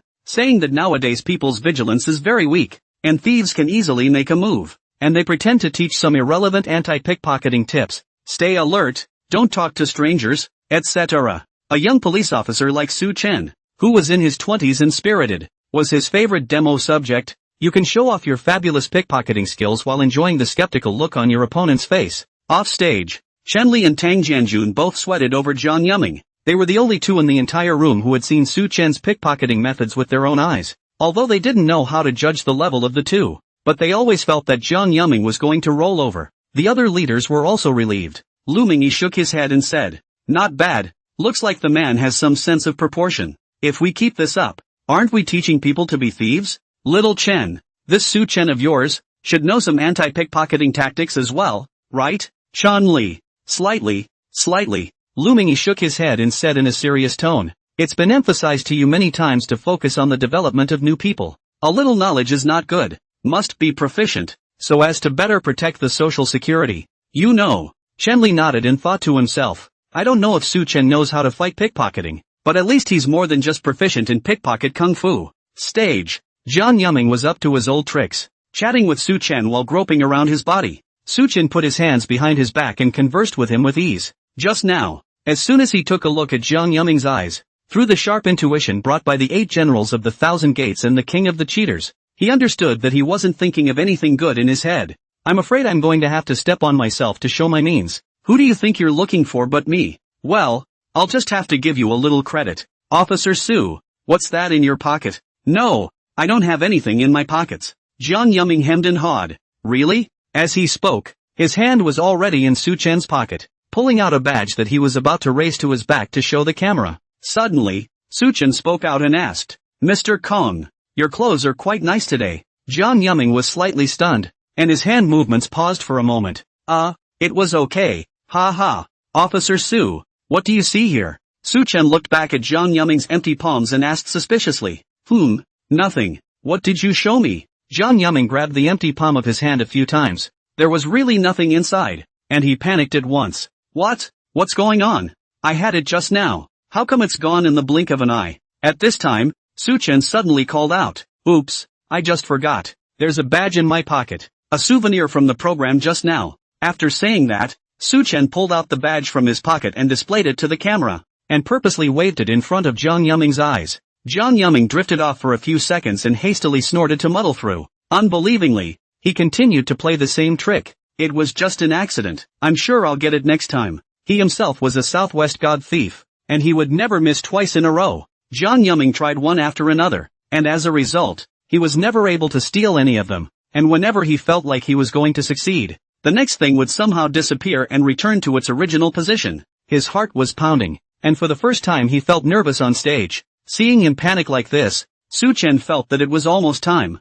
It just so happened that my pockets were almost full, so I bought a break on purpose. John Yumming's eyes lit up and he finally managed to take out a watch from Su Chen's pocket. He was already sweating profusely just now, and now that his heart was finally solid, he directly raised his watch up and said at Su Chen, Officer Su's anti-pickpocketing tactics are really brilliant, but unfortunately, It's still me who's slightly better. Suchin smiled faintly and pointed at the thing in his hand. Mr. Kong, take a good look at the watch again. This doesn't seem to be my stuff, does it? Unsure, Jiang Yuming looked down. His pupils contracted, and he subconsciously glanced at his wrist. Isn't that the watch that was on your hand just now? Why is it in his pocket? Looking at Su Chen's smiling expression, Jiang Yuming felt that something big was not good. Sure enough, Su Chen put his hand into the pocket that he had put his hand into, and one after another, he pulled something out of his pocket. All of them are the stuff that was just installed on Kong Yuming. Red pens, number plates, coins, and all kinds of props to demonstrate pickpocketing methods were all stolen by Su Chen.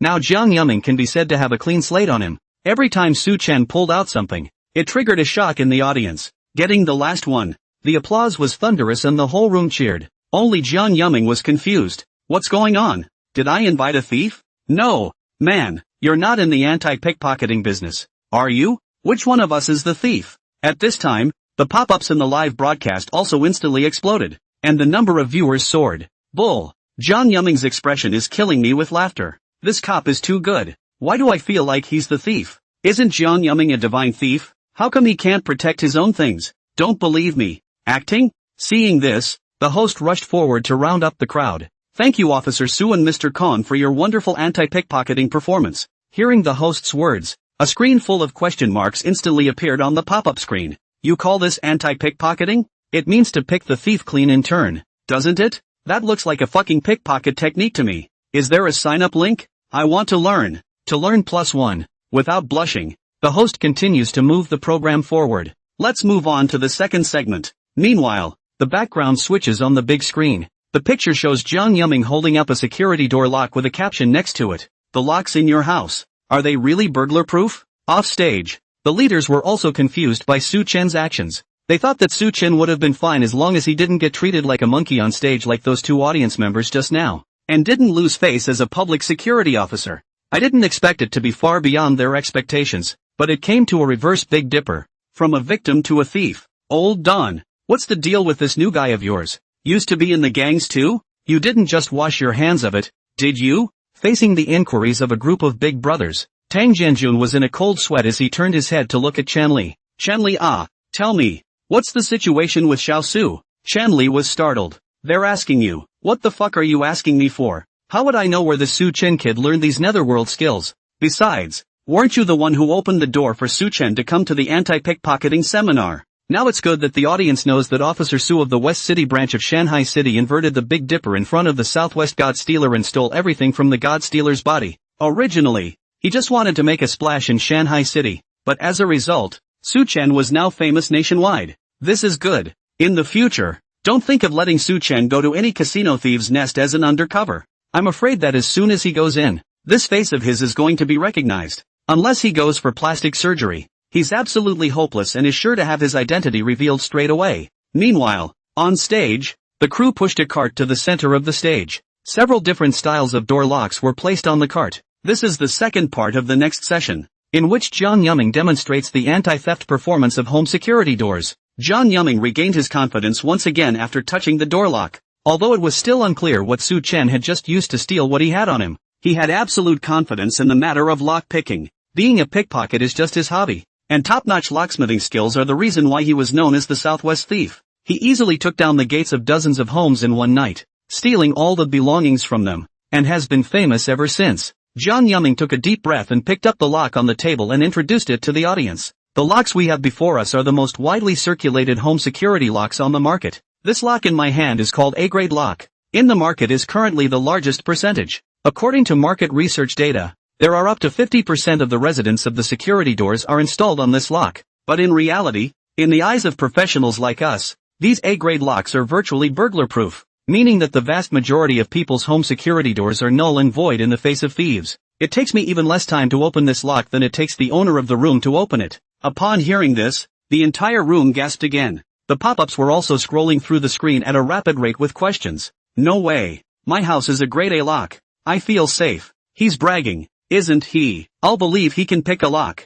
But there's absolutely no way he can pick a lock faster than I can do it myself with a key. Word of mouth is no proof. Why don't you guys compare and see who's actually faster? At this time, a message suddenly came from the host's headset, and after a few seconds, The host invited Yi Yuhan to come forward, since everyone is curious if what Jiang Yuming just said is true or not. Then next we have Officer Yi, as the owner, using the key to unlock the lock, while Jiang Yuming uses his means to unlock the door to see who is faster. After that, the duo started unlocking the door at the same time on a command from the host. Yi Yuhan pulled out the key, inserted it, twisted it, and easily opened the door lock. However, Jiang Yuming next to her was surprisingly a hair faster than her. I saw him pull out an ear digger, put one hand in his pocket, and without even looking at the door lock, he stabbed and turned it inward, and in one swift motion, the door opened with a click. It was over before the audience even reacted and just blinked. Crap, he's really not pretending. What just happened? I just took a sip of water and missed such an important image.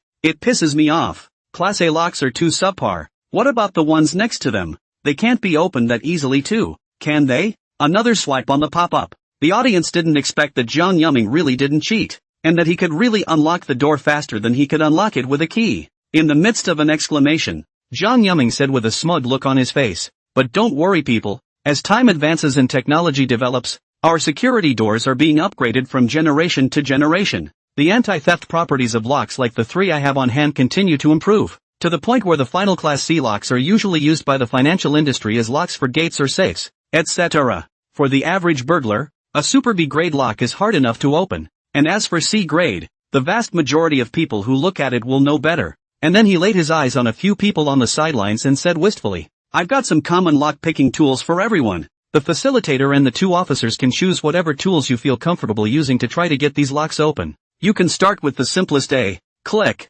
Su Chen held the door lock in his hand, raised his head, looked seriously at Jiang Yuming and said, "It's really quite simple. Nothing burglar-proof." Kong Yuming? What happened? Just now, Su Chen had already walked to the table without waiting for him to finish, casually picked up a wire and reached into the A-grade lock, opening the door lock in less than 2 seconds. Even the camera didn't capture his full movements, only the final image of the door lock opening. The leaders on the stage froze for a second, then looked at Tang Jianjun in unison, and then joined Tang Jianjun in looking at Chenli in unison. Tang Jianjun and Chenli glanced at each other, suddenly remembering the means that Su Chen had demonstrated to them at that time. That day, Su Chen not only demonstrated pickpocketing skills, but he also damn well opened the locked drawer. Almost forgot about it. Chenli nuzzled his mouth and reached out to cover his face, blocking most of it, trying to keep his expression normal. He had a premonition that Su Chen was going to make another big wave next. I am afraid that the effect of this anti-pickpocketing seminar will be far from what the leaders expected. Thinking of this, Chenli's attention had already flown away from the stage, and he began to think about how the report to the leaders should be written. On the stage, the host and Yi Yuhan were both looking at Su Chen in surprise. Jiang Yuming reacted for a second before his expression returned to normal. Wow, it looks like Officer Su even knows something about lock picking, so why don't we try this B? Next to it again. Click. This time the camera was ready to follow Su Chen with precision. As soon as he did, he gave a close-up, only to see Su Chen still picking up the wire, stabbing and twisting it, still opening the Class B lock in less than 3 seconds. Jiang Yuming squeezed out a smile. As you can see, the B grade isn't any stronger than the A grade lock, so it's only natural to be stabbed open. But a Super B rated door lock next to it is going to be much more secure, and even for me it would take more than 10 seconds. Click. Yuming Jiang. Nima. You're looking for a fight, aren't you? Do you have to wait for me to finish my time before you unlock the door? Su Chen held the Super B grade lock in his hand, still with a breezy expression, and nodded at Jiang Yuming. You're right, this lock does seem a little harder to open. It had just taken Su Chen a little longer than the previous 2 locks to open this one. It took as much as 5 seconds. Jiang Yuming looked at Su Chen, his mouth hanging open. Little old me, you're here to crash the party. I say one thing and you say another. You have to hit me in the face, don't you? The leaders on the stage expressed their surprise at Su Chen's ability. Good wow old Tang. You don't even tell us when you have such a powerful newcomer. You hide it yourself, don't you? This time your west side is in the limelight. You'll have to treat us. Don, have you guys tried to get him to unlock the handcuffs? Once again, the pop-ups in the live room were filled with question marks. Su Chen's maneuver was so fast that the audience couldn't even type in time, and in the blink of an eye all 3 locks were opened. This is what's on my security door. It won't stop it for 5 seconds. What's the difference between that and leaving the door open? Just take it down. Gosh, it's too scary. I'm a weak woman. What if Officer Su comes to my house in the middle of the night to steal something? No. Next to that god thief hot arrest there to daze it. It will not be by the speed of the Su police officer scared it. Ha ha ha. Good lord, the police move faster than the thief. Who on earth is the god thief? John Yumming got anxious and went straight to the table, lifting the last of the C-class locks. Grade C locks are locks with double rows of composite curved groove patented keys, some of which also have electronic systems, belonging to the most secure category of locks in the mechanical locks, with the highest anti-theft index, complex design, and multiple protections, including anti-theft technologies such as leaf, side column, and idling. But almost 90% of the C-grade locks on the market today are fake, and at most, they are super B-grade locks. And John Yumming hand this is a real genuine, excellent anti-theft performance. By excellent burglary resistance, we don't mean unbreakable, but rather that the time it takes to pick the lock is as long as possible, and the longer the time consumed, the less interest a thief will have in a room with such a lock. Who would leave a simple lock unopened and have to challenge a C-grade lock that takes several minutes to work? John Yumming held up the C-grade lock in his hand and crackled a lot of introductions before staring nervously at Su Chen. Su Chen still had the wire in his hand, still repeating the same actions. It only took 9 seconds to open the C level that John Yumming said was difficult to break through. The audience had gotten used to Su Chen's lock-picking speed and applauded him. And while Luo Yumming was unmoving on the surface, waves had already risen inside. If the first 3 locks Su Chen could open, it could only mean that he also knew some lock-picking skills. But this last lock he was even able to open. And the key thing was that it only took less than 10 seconds, which meant something completely different. It was important to know that even John Yumming himself would have to spend about a minute to do so. And in the event that he shook his hand nervously, it was likely to get stuck, resulting in a failure to unlock the door. Of all the people present, only John Yumming knew how high the gold content of Su Chen's stab was. As long as Su Chen was willing, he could totally do the theft of 100 homes in one night. Thinking about it this way, John Yumming felt as if his battle record back then wasn't that impressive. Under the stage, Chen Li frantically gave Su Chen a wink. Seeing this, Su Chen took over and occupied the center of the stage and began to explain to the crowd how to improve the security of security doors at home. It has transformed itself from a master locksmith to a burglary expert. Various methods, from protecting the shape of the key to jamming the key into the door lock, taught the audience all aspects of anti-theft measures, which again drew a round of applause. John Yumming on the side became a supporting role instead, nodding dully in agreement from time to time. Okay, these are today's anti-pickpocketing and anti-theft lectures. Thank you all. With the host's words, the live broadcast ended, and the police department leaders on stage breathed a sigh of relief. Phew, good to be back in the round. In the future, it's better not to have a live broadcast of this event, just get it within the system itself. Hey old Tang, I heard that old Wu had managed to lend you someone before. It just so happens that I'm also short of people here. To be precise, I'm short of locksmiths. Why don't you lend me Su Chen one day? Stay to one side, I've got a safe here that won't open. It's more urgent than yours, and old Dawn has to lend it to me first. Snap, there was a crisp ringing sound from beside the crowd, only to see Lu Mingyi unexpectedly handcuffed himself with direct handcuffs. Old Tang, let Su Chen try and see if it can be opened or not. Tang Jianjun smiled bitterly and beckoned for Su Chen to come over. Su Chen was still holding the wire that was just on the stage, took a look at the handcuffs, and without saying a word, inserted it and stabbed it, and the handcuffs opened. The crowd was again shocked. Wu Guojun looked at Su Chen curiously. It's true that you kid graduated from the police academy, but who the hell did you learn this thief-gate kung fu from? The others also looked at Su Chen curiously upon hearing this. They also couldn't figure out how a high school graduate from the police academy could be so skilled at theft. Seeing this, Su Chen said in an unassuming manner, I've always felt that as a police officer who wants to catch criminals faster. It's not just about analyzing with a police mindset. It's also about substituting yourself as a criminal to think about possible behaviors. Only by thoroughly figuring out their tactics can we better understand how criminals think and make arrests more quickly. Su Chen explained towards the crowd in a serious manner. Upon hearing this, the crowd was all convinced by what Su Chen said, and for the first time, Lu Mingyi's eyes showed an expression of relief as he leisurely said, as the saying goes, from the masses, to the masses, the only way to better apprehend criminals is to study their methods in depth. Abilities are not good or bad, even if they are means of theft, they can be used in the right way. I don't think you should just popularize anti-pickpocketing knowledge to the masses. Why don't you just give training to the police officers of other police stations as well? The crowd was quite recognizable as well. Not to say that Lu Mingyi is the old director of it. If Su Chen's skills can really popularize to the grassroots police, it can definitely greatly improve the efficiency of the arrest. It's simply great. After the lecture, there were no sudden police incidents for a few days, and it was as if Shanghai City had suddenly entered the quiet before the storm. Su Chen, also led by Lu Mingyi, began to give the grassroots police popularized anti-pickpocketing, anti-theft means, A few days down has gone to 5 or 6 police stations. Late at night, a small mountain village around Shanghai City. Song Qingyun had already sent his crew to squat here for several days. According to the information that Su Chen had interrogated, this was the hometown of Chen Rui, the head of the pyramid scheme. Although Fatty wasn't sure where Chen Rui was now, he remembered that Chen Rui's old mother had stayed in the village and hadn't moved out, so Song Qingyun felt that this would be a breakthrough. The team member yawned in the car and spoke to the co-worker next to him. The captain is also really. That Chen Rui has been running for so many years. If he would return to his hometown, then he should have already been discovered by us. Is it really useful for us to squat here? Cut the crap. Keep a good eye on them all. In case you miss important news. You know the captain's temper. Wait, you guys, look ahead. Is there a guy going over the wall? Grass. It's true. What are you waiting for? Get out of the car and arrest them. Day 2. Office of the Criminal Police Brigade. Snap. The 4 of you are watching. And you're letting someone get away?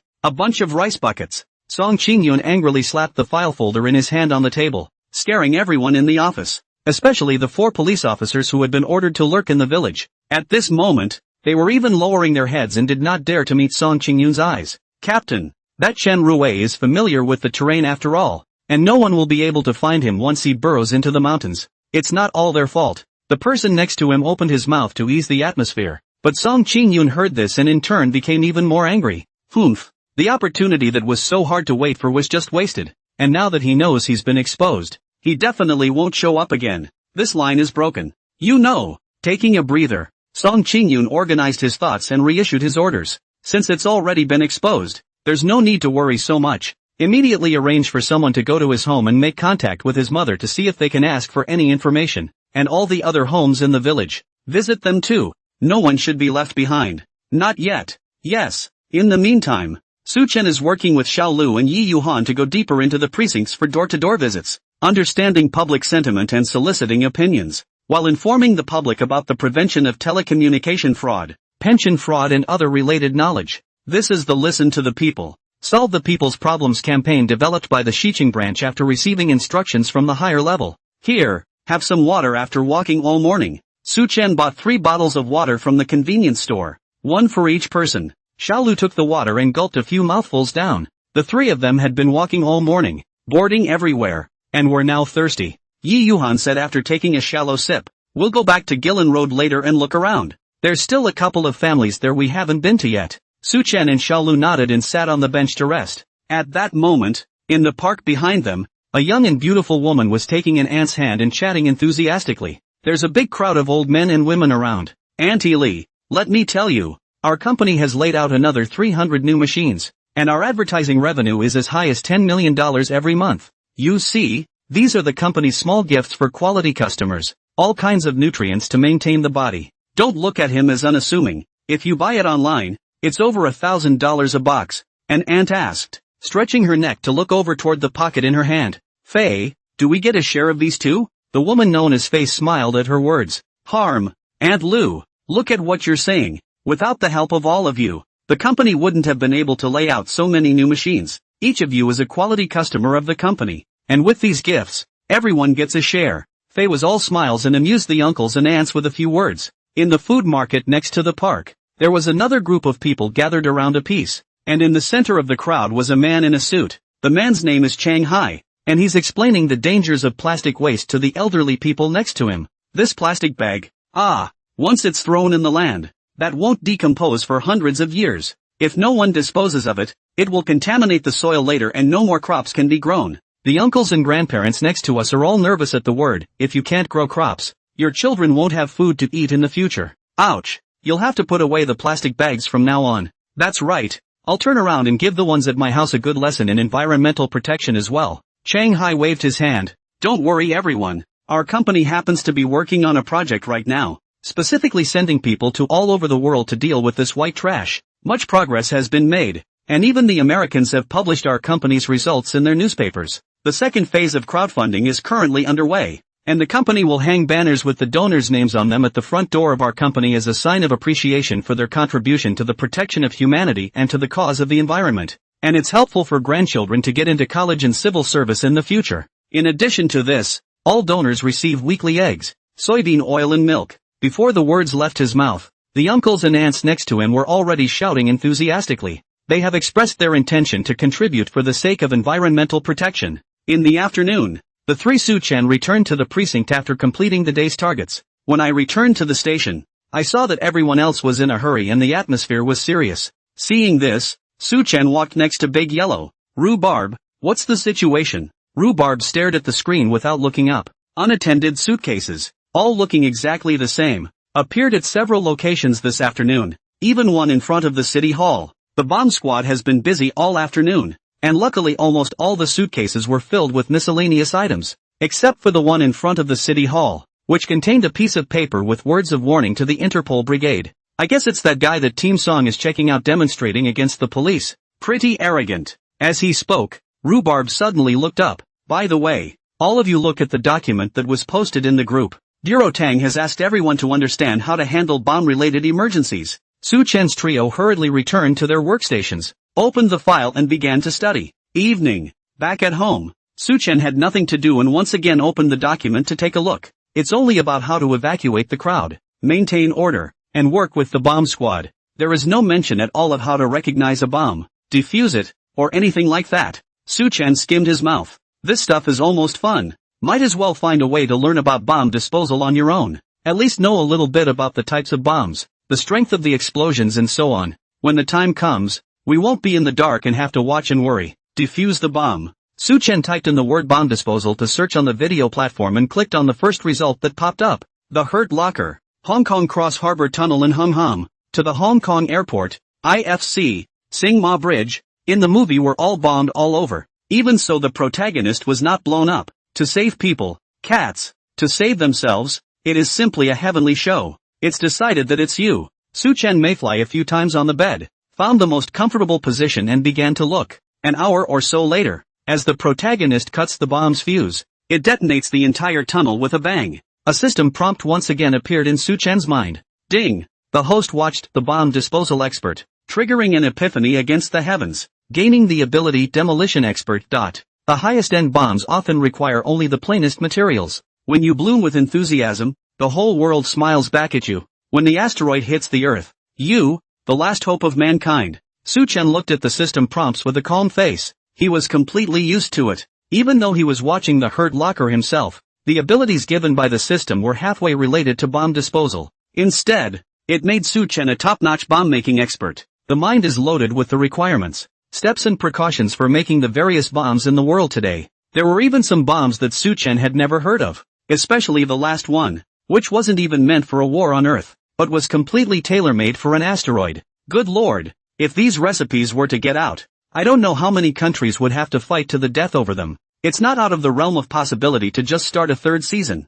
Su-Chen shivered as he imagined the power of these bombs. Tired and destroyed. After a few days, Su-Chen continued to visit door to door with the squad, during which he also dissuaded a grandfather who had to send money to China at the bank, and no matter how the three people told the grandfather that it was a scam, the grandfather did not believe it. In the end, Su-Chen had no choice but to disguise himself as the head of fraud, told Moncler outlet store China on the moon signal is not good, do not accept remittances, as long as the cash, the space agency will launch Shenzhou 35 to support China. Moncler outlet store this discouraged the idea of sending money. As for the vacant suitcases, they never reappeared. As the criminal police brigade visited and investigated Chen Rui's old mountain village, the people got unexpected news. In the mouth of the villagers, Chen Rui is a friendly and filial child. The family used to be very poor, but then they got rich and every time they came back they would bring some gifts to the villagers. Hearing that the other party was a police officer, the villagers were still worried if something had happened to Chen Rui. Chen Rui hasn't come back to see her mother in a long time. Alas, Chen Rui's mother's eyes are sick and her legs aren't sharp. If something happens to Chen Rui, what should his mother do? On the other hand, the police also got more information from talking to Chen Rui's mother. She took the policemen as Chen Rui's friends and thought they were arranged by Chen Rui to visit her. Rui hasn't been here in a while. It's been his friends visiting me lately. This young man is also particularly capable, and as soon as he came over, he helped me pack up my things, clean the pigsty, and the jars of sauerkraut that were next to it, which he helped me carry. By the way, do you guys want to stay for lunch? Su Qingyun sat in the conference room, listening to his men report the information they had gotten from their visits over the past few days. Captain, we suspect that the figure we saw in the village last time was not Chen Rui, but rather his junior, and the one that terrorized us with the suitcase. I suspect that this is the same guy. The pen in Su Qingyun's hand tapped the desktop with every movement, weaving all the clues together in his mind, trying to find the key to breaking the game. Suddenly, the office door was pushed open. Captain, the janitor received a letter. Check it out. 10 minutes ago, a man wearing a hat and mask with a dark face at the intersection of Siling Street was looking away from the city hall across the street, carrying a duffel bag. He calmly looked across the room, unsure of what he was thinking. The backpack was full and it was impossible to tell what it was. The man's name was Old Sheen and he was the #1 assassin under Chen Rue. Dude, go or no go. Stay out of the way. You don't know how to get out of the way when you're carrying something so big. Suddenly, the voice of a young man cursing came from behind him. Old Sheen looked up at him and sidestepped slightly, getting out of the way. Returning to his senses, Old Sheen stepped aside and approached a few children playing on the side of the road. Kids, can you do your uncle a favor? Help me give this letter to the police uncles across the street, and say it's a thank you to Captain Song. The kids were just about to refuse when Old Sheen pulled out a bunch of candies and a few lollipops. These candies are for you, and there's a lollipop reward for whoever gives this letter to the police uncle later. Several children immediately scrambled to take the envelope. Uncle, what are you looking for Uncle Policeman for? The police uncle did me a big favor. I want to thank people. Oh well, we'll deliver it for you. Witnessing the children bouncing toward the Public Security Bureau, Old Sheen reached out to stop a car. Where to? IFC Center. Okay, please fasten your seatbelt. It was now past the morning rush hour and the expressway was clear all the way. In less than 10 minutes, Old Sheen had arrived at his destination, the IFC. This is the most prosperous place in Shanghai City. Several office buildings with gorgeous design stand here, and the several floors connected in one piece below are the largest shopping mall in Shanghai City, where countless people come here every day to shop and spend money or take pictures and punch cards. Old Sheen glanced at the crowded mall entrance, glanced warily behind him, then circled around to the side and took the stairs into the mall down the security tunnel. City Council, Criminal Police Brigade, all hands on deck, Song Qingyun yelled. In just a short moment, the entire public security system of Shanghai City acted quickly. In addition to the Criminal Police Brigade, there were also various police stations in the vicinity, and the Bomb Disposal Task Force was also mobilized at the first opportunity. In addition, ambulances were dispatched to the scene from nearby hospitals. Traffic police have been on the road, directing traffic and clearing all roads leading to the convention center. The Xiqing branch had likewise received the news, and Tang Jianjun immediately ordered Chen Li to bring his men forward for support. Su Chen's 3 were also in the group. Attention all. Follow the process and the handling method later. Help maintain order at the scene and make sure to ensure the safety of the crowd. Whatever you encounter, don't be reckless and leave the professionalism to the bomb squad. Su Chen, as well as the other officers, responded. Chen Li said with a grateful face, luckily, there are no activities in the convention center today. If the bomb exploded in the crowd, the consequences would be unimaginable. Just as a police car whizzed by, sirens blaring through the sky, in the IFC center, which the West Side Precinct's men had just passed by, a woman was sitting on a bench on the 3rd floor of the mall, shivering and in a cold sweat. On his lap was a black plastic pocket, and inside was a yellow cube the size of several bricks. It was covered with fancy lines and had a clear dial, exactly a ticking time bomb. The woman's face was horrified, but she didn't dare to move at all. After a while there was finally a clerk who noticed her abnormality, and came over to take a look at it. Also scared her legs. There's a bomb. Call the police. At the convention center, Song Qingyun had already rushed to the scene, and after the bomb disposal team's sweep, but no abnormality was found. That's when the call suddenly came in. What? A bomb at the IFC center? Damn. Screwed. Everyone, turn around and go to the IFC immediately. Upon receiving the news, the West Side team closest to the IFC immediately turned around and headed for the location of the bomb. IFC building. A cordon has been placed on the ground and people are being evacuated out of the mall at all exits. In addition to the customers in the mall, there were also employees working inside the dozen or so office buildings above who did not have time to evacuate. With time ticking away, officers could only evacuate the crowd as best they could and continue to calm the people at the scene. Outside on the street, many people who are not afraid of death have gathered on the road to watch and see what's going on, and many have already raised their cell phones and started taking videos. More than that, many people had already turned on the live stream to capture the live images. Special police, bomb disposal units, and police officers from various police stations all arrived at the scene, and several leaders were at the mobile command vehicle constantly asking for updates. Song Qingyun paced back and forth in the temporary command center at the entrance, and seeing the many onlookers gathered outside, his heart was even more agitated. What's going on in there now? Did Chen Rue make the bomb? Song Qingyun didn't expect that merely pursuing a years-old pyramid scheme case could cause such a big commotion. Chen Rui, a criminal who has been absconding for many years, doesn't hide well in the nooks and crannies, but even takes the initiative to fight back. He couldn't figure out how the other party dared to be so rampant, having developed from a pyramid scheme scam to the point where it had begun to directly threaten the lives of the people. Song Qingyun's face was iron blue, and the desire to capture Chen Rui in his heart reached its peak. I'm afraid it's because you found his old home and even gotten to his mother, the city council leader on the sidelines said contemplatively. Just now at the scene, Song Qingyun had already briefly introduced the cause and effect of the case to a few people. The other party was clearly coming for Song Qingyun and the others. It is possible that he is worried that his mother will be harmed, or he is worried that the people in the village will know what was done and look down on him, and most crucially, along with him, his mother. The whispers in the village may not bother you young people, but for older people who have lived in the village all their lives, it's a big deal. Regardless of all this, whether the reason is this or not, it means that you guys are doing the right thing right now, poking at Chen Rui's soft underbelly. Once these words came out, the faces of the people present looked slightly better, but Song Qingyun quickly frowned and said, "We'll talk about those things later. The priority right now is getting rid of the bomb. Where's Chen Liang? Where is he?" Chen Liang, the leader of the bomb disposal unit in Shanghai City,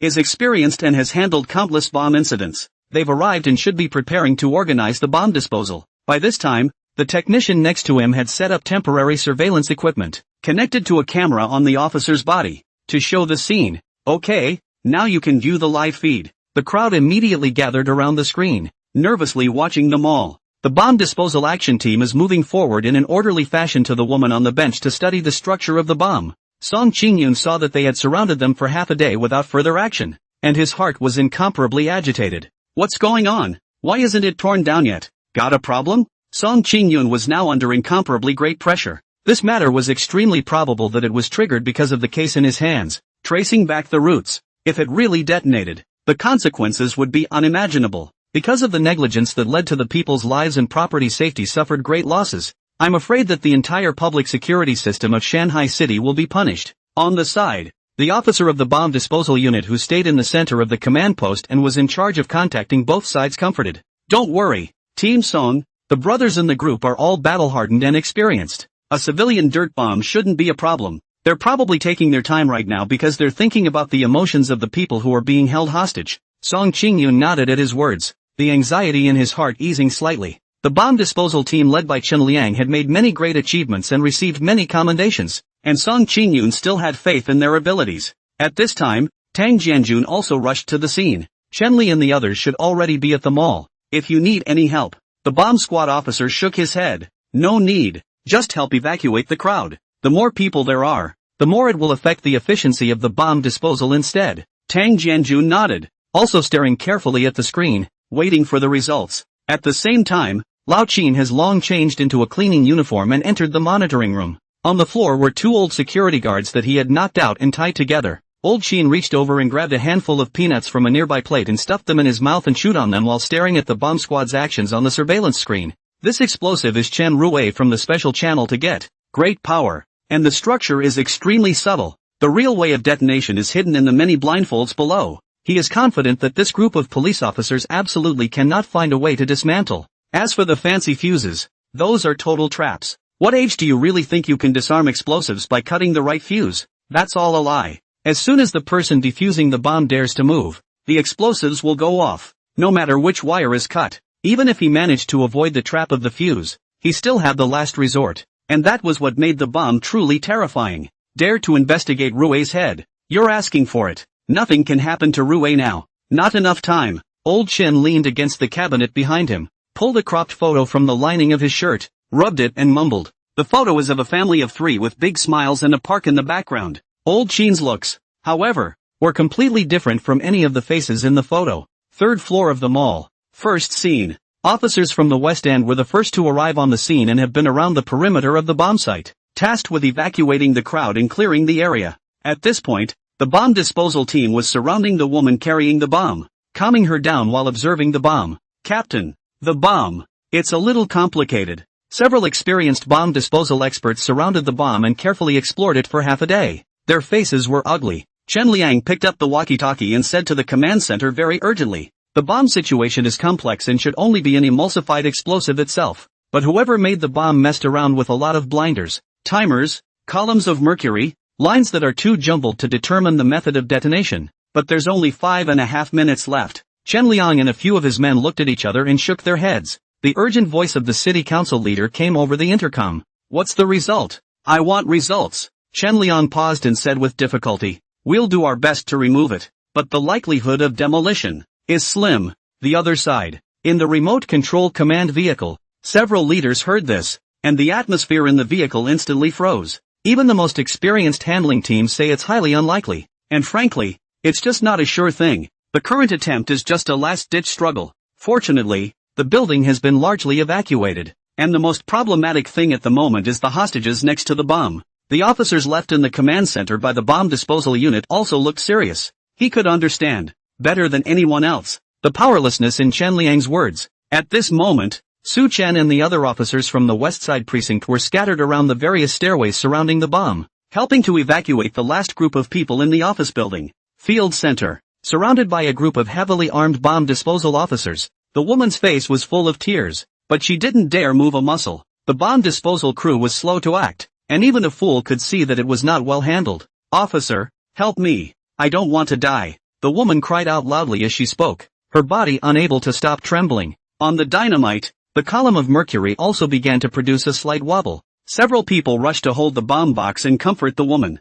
Chen Liang and his partner standing next to the blast bucket exchanged glances, and the other immediately understood. Walking to the stairway, out of sight, he whispered into the intercom, the hostage is having too many mood swings at the moment. We need negotiators. Negotiator? Next to him, Chen Li subconsciously looked at Su Chen, and the two of them looked at each other. It's too late. The nearest one will take more than 10 minutes to get here. Only by yourselves. The voice of the city's leader came over the other end of the intercom, and the bomb disposal crew punched the air hard. At this time, Su Chen pondered for a moment and suddenly opened his mouth to call out to him. I can help if you need to be calmed. Chen Li just wanted to raise his hand but didn't have the time, so he had to reconfirm to Su Chen. Are you sure? That's a bomb. It'll kill you. Su Chen nodded solemnly. I am a police officer. It is my duty to protect the people. Chen Li sniffed and patted his shoulder in silence. You're, Su Chen? The anti-pickpocket live broadcast one? Thank you for your kind words, but there's too much at stake for us to take that risk.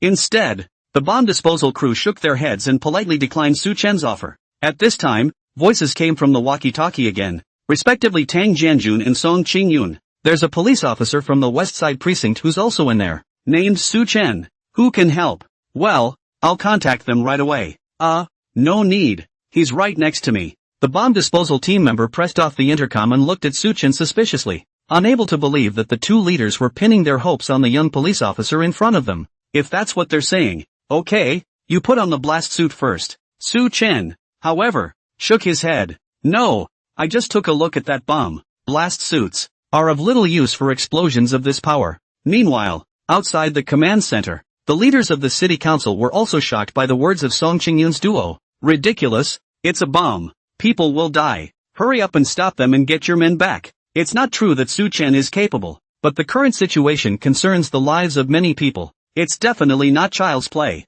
The SWAT captain also warned the Tang Jianjun duo seriously. This matter is not trivial. If the crowd's emotions get out of control due to Su Chen's mistake, he can't afford the responsibility. In reason, he didn't agree with letting Su Chen go over there, which would instead affect the dismantling work. Su Chen was a newcomer and had no experience in dealing with such occasions, and inserting himself hastily into the situation would probably make it worse, leaving the bomb disposal team with no time to take care of the bomb. He can't afford it. I'll take it for him. Tang Jianjun, however, did not budge. He's my soldier. I believe in his ability, and Captain Song has already seen Su Chen's power. If you can't trust me, can you not trust him? The nearest negotiator is also more than 10 kilometers away, and no one is more professional than Su Chen right now. Song Qingyun also solemnly vouched to the two that Su Chen was definitely more powerful than everyone present. The SWAT captain was silent. The city council leader snorted coldly and raised his hand to point at the duo. Good. If anything happens later, you guys. The intercom suddenly went off. Report, Su Chen has pacified the hostages and the personnel are currently stable. You guys. The city council leader's sentence stuck straight in his throat. Song Qingyun and his duo, on the other hand, were relieved and broke out in a cold sweat. A smile appeared on their faces for the first time in a long time. This was the best news of the day so far. The SWAT captain asked again uncertainly. Su Chen has passed? The scene is stabilized? Yes. And the leader of the city council couldn't care less about being punched in the face, and hurriedly pursued the question impatiently. And what? Hurry up. And he seems to, know a little bit about bombs. Know about bombs? What do you mean? Su Chen couldn't have been involved in defusing the bomb. Could he? Everyone present was silenced in unison and stunned for a moment. At this moment, even Song Qingyun and Tang Jianjun were startled in their hearts. They knew that Su Chen was good at brainwashing and was calm and collected, which was why they decided to let him do the job of a negotiator. But how could he not expect him to dare to go straight up and take the job of the bomb disposal team? Nice guy. I asked you to go and shoot your mouth off, not to defuse a bomb. This is really dangerous now. The mall. Su Chen stood to the side of the woman at some point, next to Chen Liang, who was still searching hard for a place to lay his hands on the bomb. The woman had regained her composure and was quietly watching the bomb disposal crew in front of her. Captain, I think we should start with the timing switch. No, the timer should be a fake. The real controller is this mercury column. Well, the fuse doesn't rule it out. That's not right either. There should be several triggers here, each capable of taking on the role of detonation. What to do? It's too late. Several of the heavily armed team members were in heated discussion, none of them sure exactly where to start. Time was getting short, but the crowd was not even completely sure of the nature of the bomb, let alone how to defuse it. At this time, together with Chen Liang, including several members of the bomb disposal team, are all anxious and sweating profusely. In fact, they are not bad at all in terms of experience and level. The handling of all kinds of bombs is also well known. The way the bomb was made was too dirt to the extreme, dirt to the madness. The combination of a series of varying detonations was unlike any bomb they had ever seen a professional make, and if they were not careful, they feared that the first one to blow up would be the maker. It can be a painstaking effort to make the bomb go off smoothly. Is going to retreat? One of the team members was the first to take the pressure and whispered a question. Chen Liang immediately glared at him, but was still heard by the woman. Retreat? What do you mean? And you guys just don't care about me? You guys are cops, how can you watch me get blown up? The woman went into a frenzy again and subconsciously tried to stomp her feet. Seeing this, the crowd was in a state of shock and tried to stabilize her. Su Chen had already observed the bomb for half a day, and at this moment, without any action, he faintly opened his mouth. Ma'am, don't worry, this mercury is tricking you. Even shaking it hard won't cause it to explode. The timer is fake, and as for the fuse, it should be a trap. A bomb disposal crew member next to him raised his hand and pointed at Su Chen.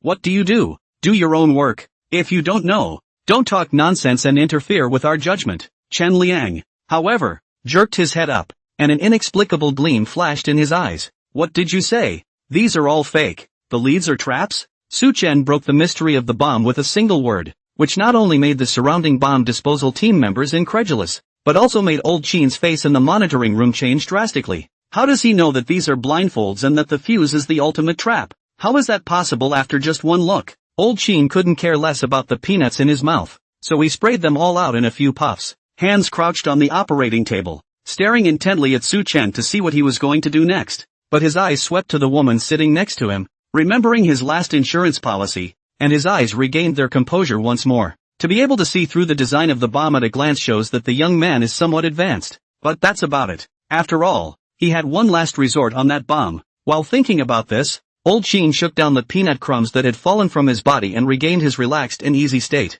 Humph. What's the point even if you know? Dodged the fuse. And there's one last trap. Just when you were happiest and thought you had successfully defused the bomb, Old Chin squinted his eyes with an enraptured expression and let out a soft sound from his mouth. Boom! Third floor of the mall. Su Chen's sudden remark was unexpected by all the bomb disposal personnel. They were arguing vehemently about what to do with the bomb, and before they could discuss a conclusion, they were all but denied by Su Chen's words. But it was the captain who seemed to be interested in Su Chen's words. Several members of the team frowned, staring at Su Chen with an unkind expression on their faces. But whenever the words came out of their captain's mouth, they thought hard about whether or not that would actually be the case. But who are you, Su Chen? What the fuck do you know about bombs for a fucking trial expert and a cop in his early 20s? Think you know about bombs just because you read an EOD? Ha? It's fucking drunk how anyone can tell them what to do now. Several members of the team's emotions had already been suppressed to the extreme. At this moment really want to give up and quit, and said to him, you line you on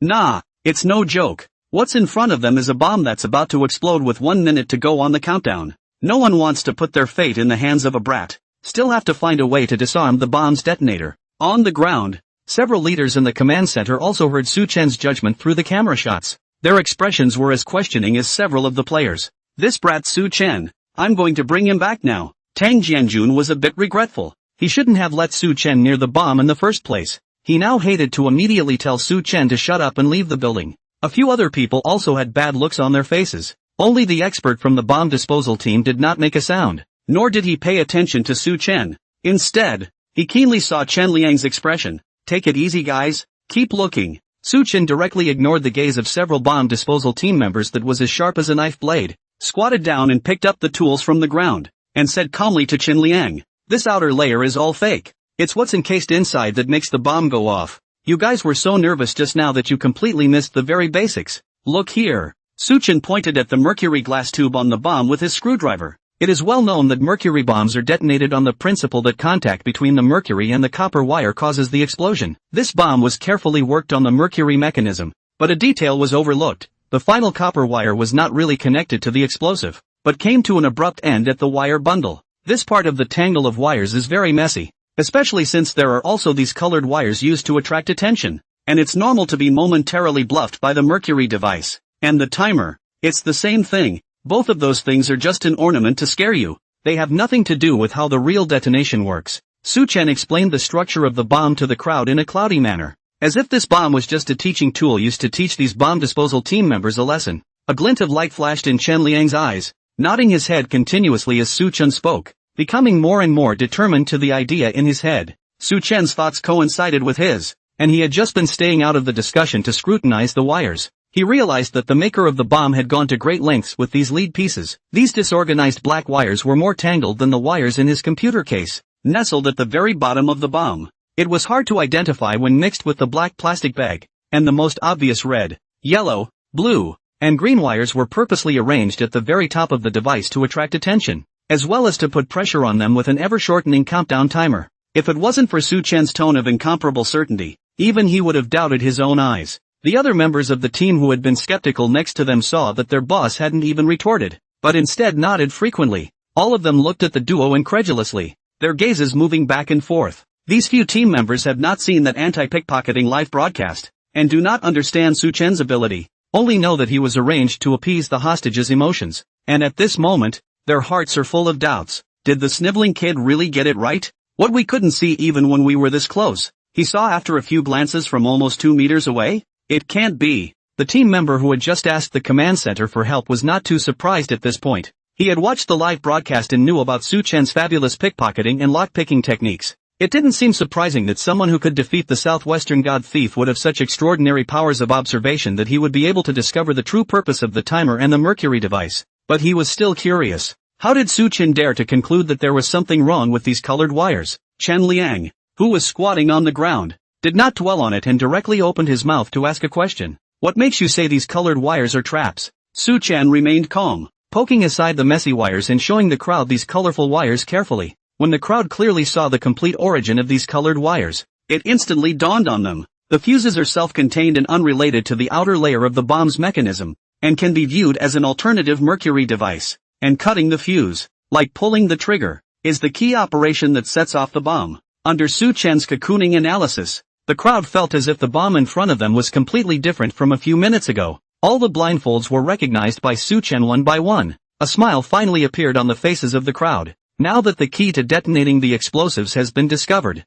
it means that they can move the bomb to a safe place to defuse it or blast it in. The woman who had been holding the bomb saw that the several people in front of her were all looking relaxed, and also finally revealed a smile after the robbery. However, at this time in the surveillance room, Old Sheen was surprisingly not the least bit flustered. Instead his face was wearing the same smile as the officers. Here we go. Here we go. Next is the main event. Don't get too happy too soon guys. Be careful of joy begets sorrow. Ha ha ha ha ha ha. After that, Old Sheen put on the cleaning gloves, took the mop standing by the wall, ready to pretend to be an old man cleaning to leave here. There wasn't much time left for him. After all, by the length of that last fuse, the bomb was going to explode with the effort of one more look. Meanwhile, the command center on the ground, Tang Jianjun, Song Qingyun, and the others had been staring intently at the scene, and now they couldn't afford a single accident. Seeing the real-time picture, a big stone finally fell to the ground in their hearts. Their faces could not hide their excitement, and they all felt that the pressure on their shoulders was empty all of a sudden.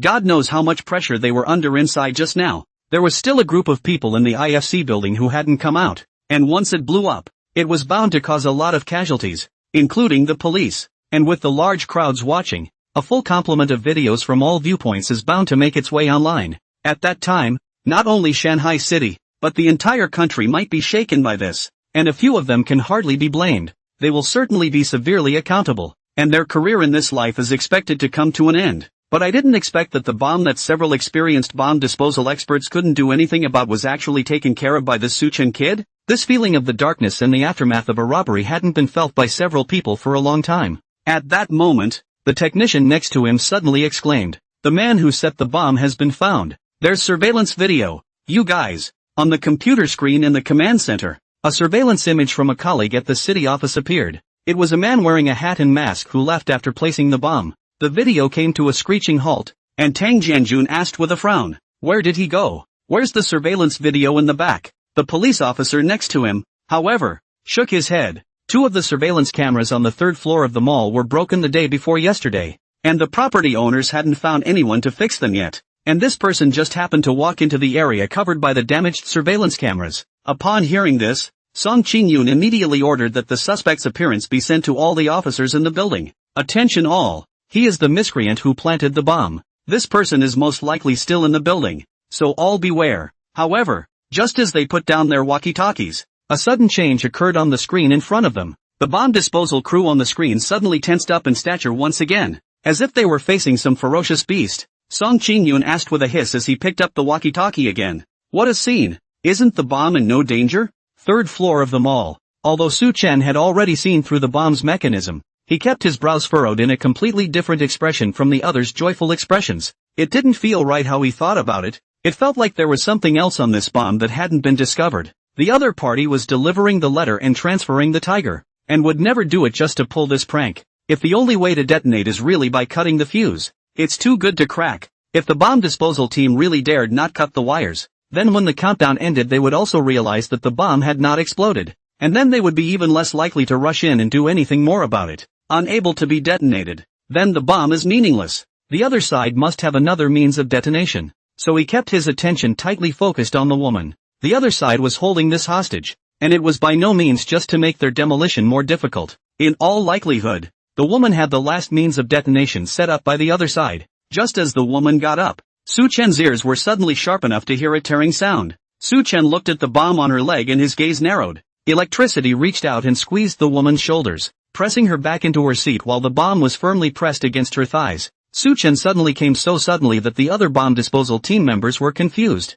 "Su Chen, what the fuck are you doing? Watch your step and get your hands off me." The players were all shouting at Su Chen. However, Su Chen completely ignored it and decisively squatted down, staring at the place near the woman's belly where there was contact with the bomb, and his eyes lit up. "Found it. A real detonator. Over here." Looking at the extremely hidden piece of fuse on the woman's body, coupled with the news that had just come from Song Qingyun, Su Chen was certain that this person who placed the bomb was bound to still be in the building, or even just watching them from somewhere, waiting to see the woman separate from the bomb and set off the explosion. "Su Chen, what did you find out? Didn't we find out how the bomb was detonated?" Su Chen pointed to the seemingly unidentifiable lead, and Chen Liang was suddenly covered in cold sweat. The other party had indeed tampered with the bomb, hiding the real killer in a place they couldn't see and didn't dare to act rashly. They thought they had cracked the bomb, just when their guard was at its weakest, and no one would even notice the tiny fuse. If they hadn't realized the mystery of the bomb, they would also have been too busy pulling the fuse apart under the tension of the mercury and the countdown.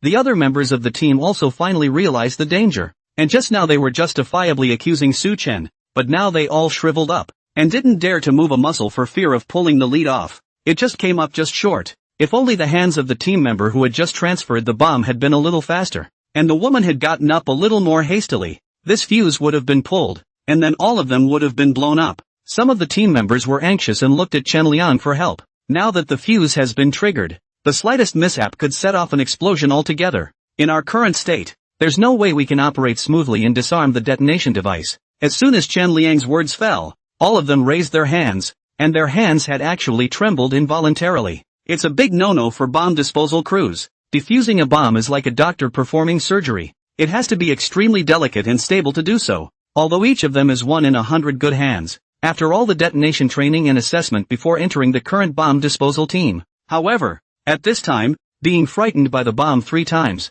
it is inevitable that there will be waves in the state of mind. The bottom line is that this bomb is so tightly assembled that if it's violently broken, there's a good chance the fuse will be involved. What about getting on liquid nitrogen? It was suggested, but Chen Liang shook his head decisively. Liquid nitrogen won't work either. The bomb is too dangerous with the hostages and no insulation. Captain, it's neither here nor there, so what the hell should we do? At this time, the walkie-talkie also came from the command center urgent inquiry. What a scene! Didn't we already crack the bomb? Song Qingyun and the others on the ground. Their expressions became incomparably grave at this moment. I thought we said the bomb was no longer in danger. Now what's the deal with this one? Is the bomb disposal unit going to work or not? At this moment, after Su Chen squatted and swept the bomb, his heart was clear. There was no other device other than this fuse. And now the bomb was finally revealed as a simple, uncomplicated clay bomb. Now that he had figured out the opponent's trap, what he had to do was simple. Su Chen spoke out to calm the crowd.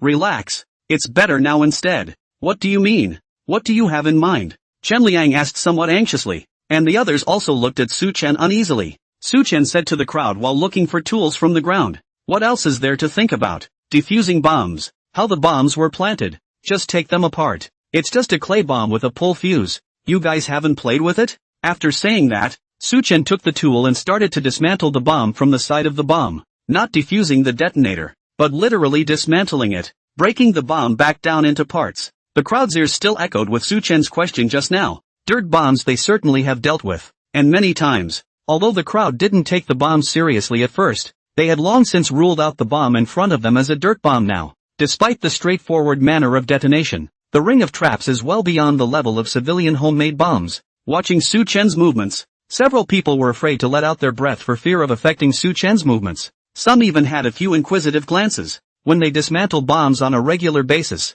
what they actually dismantle is the initiating device, which blocks the connection to the explosives, and the rest of the internal structure of the bomb is irrelevant to them. Now what Su Chen had done had been a complete blind spot in their knowledge. The most outrageous thing was that he laid down his hands without the slightest hesitation. It was almost as if he had made it himself. If not for the fact that Su Chen had followed his colleagues from the west side, they really would have suspected that Su Chen was the one who had set off the bomb. That skillful technique, as if it had been installed and disassembled 1,000 times, without thinking at all. A touch to know how to deal with it and how much force to use. Although the few people on the scene had the intention to ask Su Chen for advice, but right now was the critical moment for dismantling the bomb. No one dared to influence Su Chen by speaking out rashly. Even the woman who had just lost her soul in fear did not say a word at the moment, allowing Su Chen to work in front of her. Su Chen's relaxed tone and relaxed limbs all contrasted sharply with the bomb disposal team members beside him, who were like enemies. It gave her an inexplicable sense of security. She didn't know how to demolish bombs, and completely failed to see how powerful Su Chen's techniques were, simply immersed in Su Chen's smooth and subtle movements. At this moment, Su Chen had just become the center of attention of the entire audience. No one uttered a sound. They were all quietly waiting for the results of Su Chen's handling. Such an atmosphere was exactly what Su Chen had brought about by utilizing the 1,000 gates and 8 generals and the shadowless ghost hand. The shadowless ghost hand, which not only steals items, but is also capable of defusing bombs. When Su Chen put all of his spirit into the dismantling of the bomb, he subconsciously executed the shadowless ghost hand, as if it was like a butterfly wearing flowers. Fast, accurate, and ruthless were no longer enough to describe Su Chen's movements at this time. The 8 generals of the 1,000 doors, on the other hand, were constantly influencing the minds of the people around them, making the crowd inexplicably trust him. With Su Chen's body movements and verbal expressions, this trust gradually overpowered their emotions. No matter whether they were questioning, fearing, or anxious, all of them were swept away, and no one doubted if Su Chen really had the ability to safely dismantle the bombs. At this time, the bomb disposal expert who was far away from the command center was directly exclaiming in shock. Seeing him, a few others instantly tensed up. What's wrong? What's wrong with his operation? Is the bomb about to go off? They hadn't studied much about bombs, and when they saw him let out a cry of alarm, they thought Su Chen had done something dangerous. The bomb disposal expert had a bitter smile on his face, his finger on the screen. There's no danger yet. It's just that Su Chen's technique. It's too amazing. It's completely different from the training we received. Bomb disposal personnel have a complete set of procedures when disarming a bomb. The ultimate goal of all actions is to block the connection of the main circuit or the detonation device. As for the rest of the bomb, we can't just move it. But what Su Chen is doing is completely different. His defusing of the bomb is literally taking the bomb apart and reducing it to parts. And with such ease, it's almost like taking apart a handful of toys. A few people listened for a while, but still didn't understand what was so special about it. A nearby technician asked after a moment of silence. The way I hear it, it sounds like it would be a little easier for Su Chen to just dismantle the bomb than it would be for you guys to just crack the detonation device. Yeah, why do you guys have to aim for the detonator? Others have also raised questions. The bomb disposal expert shook his head and continued to explain to them, whether it's the explosives inside the bomb, or the electrical connections, or the connections to the detonation device, they're all interlocked and have to be disassembled one by one in sequence. And there's no telling what could go wrong once you move the structure inside. It requires knowledge of all the different kinds of bombs in the world. And even if we put aside the huge amount of information, the different shapes, structures, and linkages of each bomb are enough to give a bomb disposal crew a headache. The kind of easy dismantling scene you're imagining needs to be based on a lot of practice defusing bombs, and even a lot of experience making bombs. But our training program is only about defusing bombs, not making them. The bomb disposal expert's voice gradually diminished as his gaze swept over Tang Jianjun. Everyone else was also looking incredulously at Su Chen, who was breezing through the screen. According to him, Su Chen not only had a rich knowledge base, but also a vast amount of practical experience. Not only that, Su Chen was bound to have a lot of experience in making bombs. It's a bit beyond their perception. Is that really something a cop can have? Who's got nothing better to do than build bombs every day for fun? The point is, where did he learn this bomb-making method again? They don't teach this at the police academy. Did you learn it from watching a short video? Among the several people, even Tang Jianjun, who knew Su Chen the best, was still confused at this moment. It's understandable when you say that you practiced your pickpocketing skills in order to understand the psychology of thieves and criminals. High level of psychology and interrogation skills. Consider it your personal hobby. But you figure out how to make bombs every day. And that stuff can be a little dangerous. It would be interesting if one day he lectured Su Chen and he threw a bomb into the office in a fit of anger. The SWAT captain glanced at Tang Jianjun and didn't say anything. He thought in his heart, in case Su Chen really doesn't become a police officer one day, even if he doesn't give him the silver bracelet, he still has to pay a visit every day in the morning, midday and evening to make sure that he hasn't done anything dangerous. This kind of all-around talent is terrifying. Song Qingyun's gaze was also running over Tang Jianjun, but what was on his mind was not arresting Su Chen, but rather trying to find a way to poach him. They, the criminal police brigade, like this kind of courageous and resourceful police officers who know how to advance and retreat but do not stick to the rules and regulations. When it comes to cases, people like this are simply the best teammates. The leaders of the city council looked at Tang Jianjun and lamented repeatedly. Old Tang, you've really raised a good cop. If you didn't know better, you'd think your West Side precinct was grooming criminals. When Tang Jianjun heard the first sentence, a smile was already hanging at the corners of his mouth. The smile ended abruptly when he heard the second sentence. The mind shouted silently, injustice, heaven and earth can tell. This criminal skill of Su Chen has nothing to do with him. Tang Jianjun, he is an honest and conscientious old police officer, and he does not know anything about these criminal tactics. Hell knows where Su Chen himself figured out these crooked ways. Just as they were discussing Su Chen's criminal ability, the officers guarding the first floor suddenly heard movement coming from the stairwell and frowned. Someone had just tried to open this door, but it was clearly locked. Thinking about the message Song Qingyun had just sent, the constable immediately alertly faced the iron door, his hand on his waist. What a guy! Come out! The iron door opened with a lurch and out came an old man carrying a mop and hunched over. Shaking at the sight of the police, he raised his hands to shield his face. Ouch! Officer, don't shoot! The officer subconsciously motioned for him to stand still, his mind comparing the old man to the face Song Qingyun had just sent over. The results are clearly mismatched. Two completely unrelated faces with different body shapes and outfits. The officer sighed in relief and smiled awkwardly, then sidestepped. Sorry about that, wrong person. It's dangerous here. You should evacuate quickly. Seeing that the other party dropped his guard, Old Sheen also continued his disguise, bending over and thanking him repeatedly, and walking backwards with small broken steps past the police officer. And the officer was about to go downstairs to see if there were any more people stranded in the building. Just as the two of them staggered, the old man suddenly stormed out, turning around and knocking his opponent unconscious with a handshake. Just as he slowly lowered the man to the ground, he suddenly heard the intercom on the other man. The next moment, there was a violent sound of footsteps outside. Shit, what's with the people? When did they find out? Old Sheen spat viciously, could not think carefully, immediately turned around and ran upstairs, straight to the outdoor observation deck of the mall. Just as Old Chin's eyes moved away from the surveillance screen and prepared to leave the surveillance room, Su Chen was quietly verifying his suspicions. While disarming the bomb, he had looked over the woman's body in great detail, including the bench under her ass and the ground around her, and found no camera or recording device. Su Chen's hand dismantling movements were unceasing, and his brain was also running at a rapid pace, substituting himself into the thugs who planted the bomb. If the other party remains in this building, he must have some other purpose to accomplish besides witnessing the explosion of the bomb, and it is something that must be accomplished. However, there was no eavesdropping surveillance equipment at the scene, so if the other side wanted to keep track of the latest movements of the bomb, they were bound to find a place where they could see the scene. But here, Su Chen raised his head and looked around. This is not a shopping mall atrium. The surrounding is covered. The line of sight is not open. Plus the surrounding floors are guarded by police. The possibility of the other party to stay in the vicinity in a big way is very small. In that case, there's only one possibility. Su Chen looked towards the camera at the corner of the wall above his head and came to a conclusion in his mind, implicitly informing the team members next to him as well as the command center outside. Sure enough, after the bomb was successfully defused, just as Su Chen rejoined the people from the Xiqing precinct and was about to go downstairs, the sound of running suddenly came from the stairwell on the other side of the corridor. Su Chen and Chen Li and the others glanced at each other and instantly had a judgment in their hearts.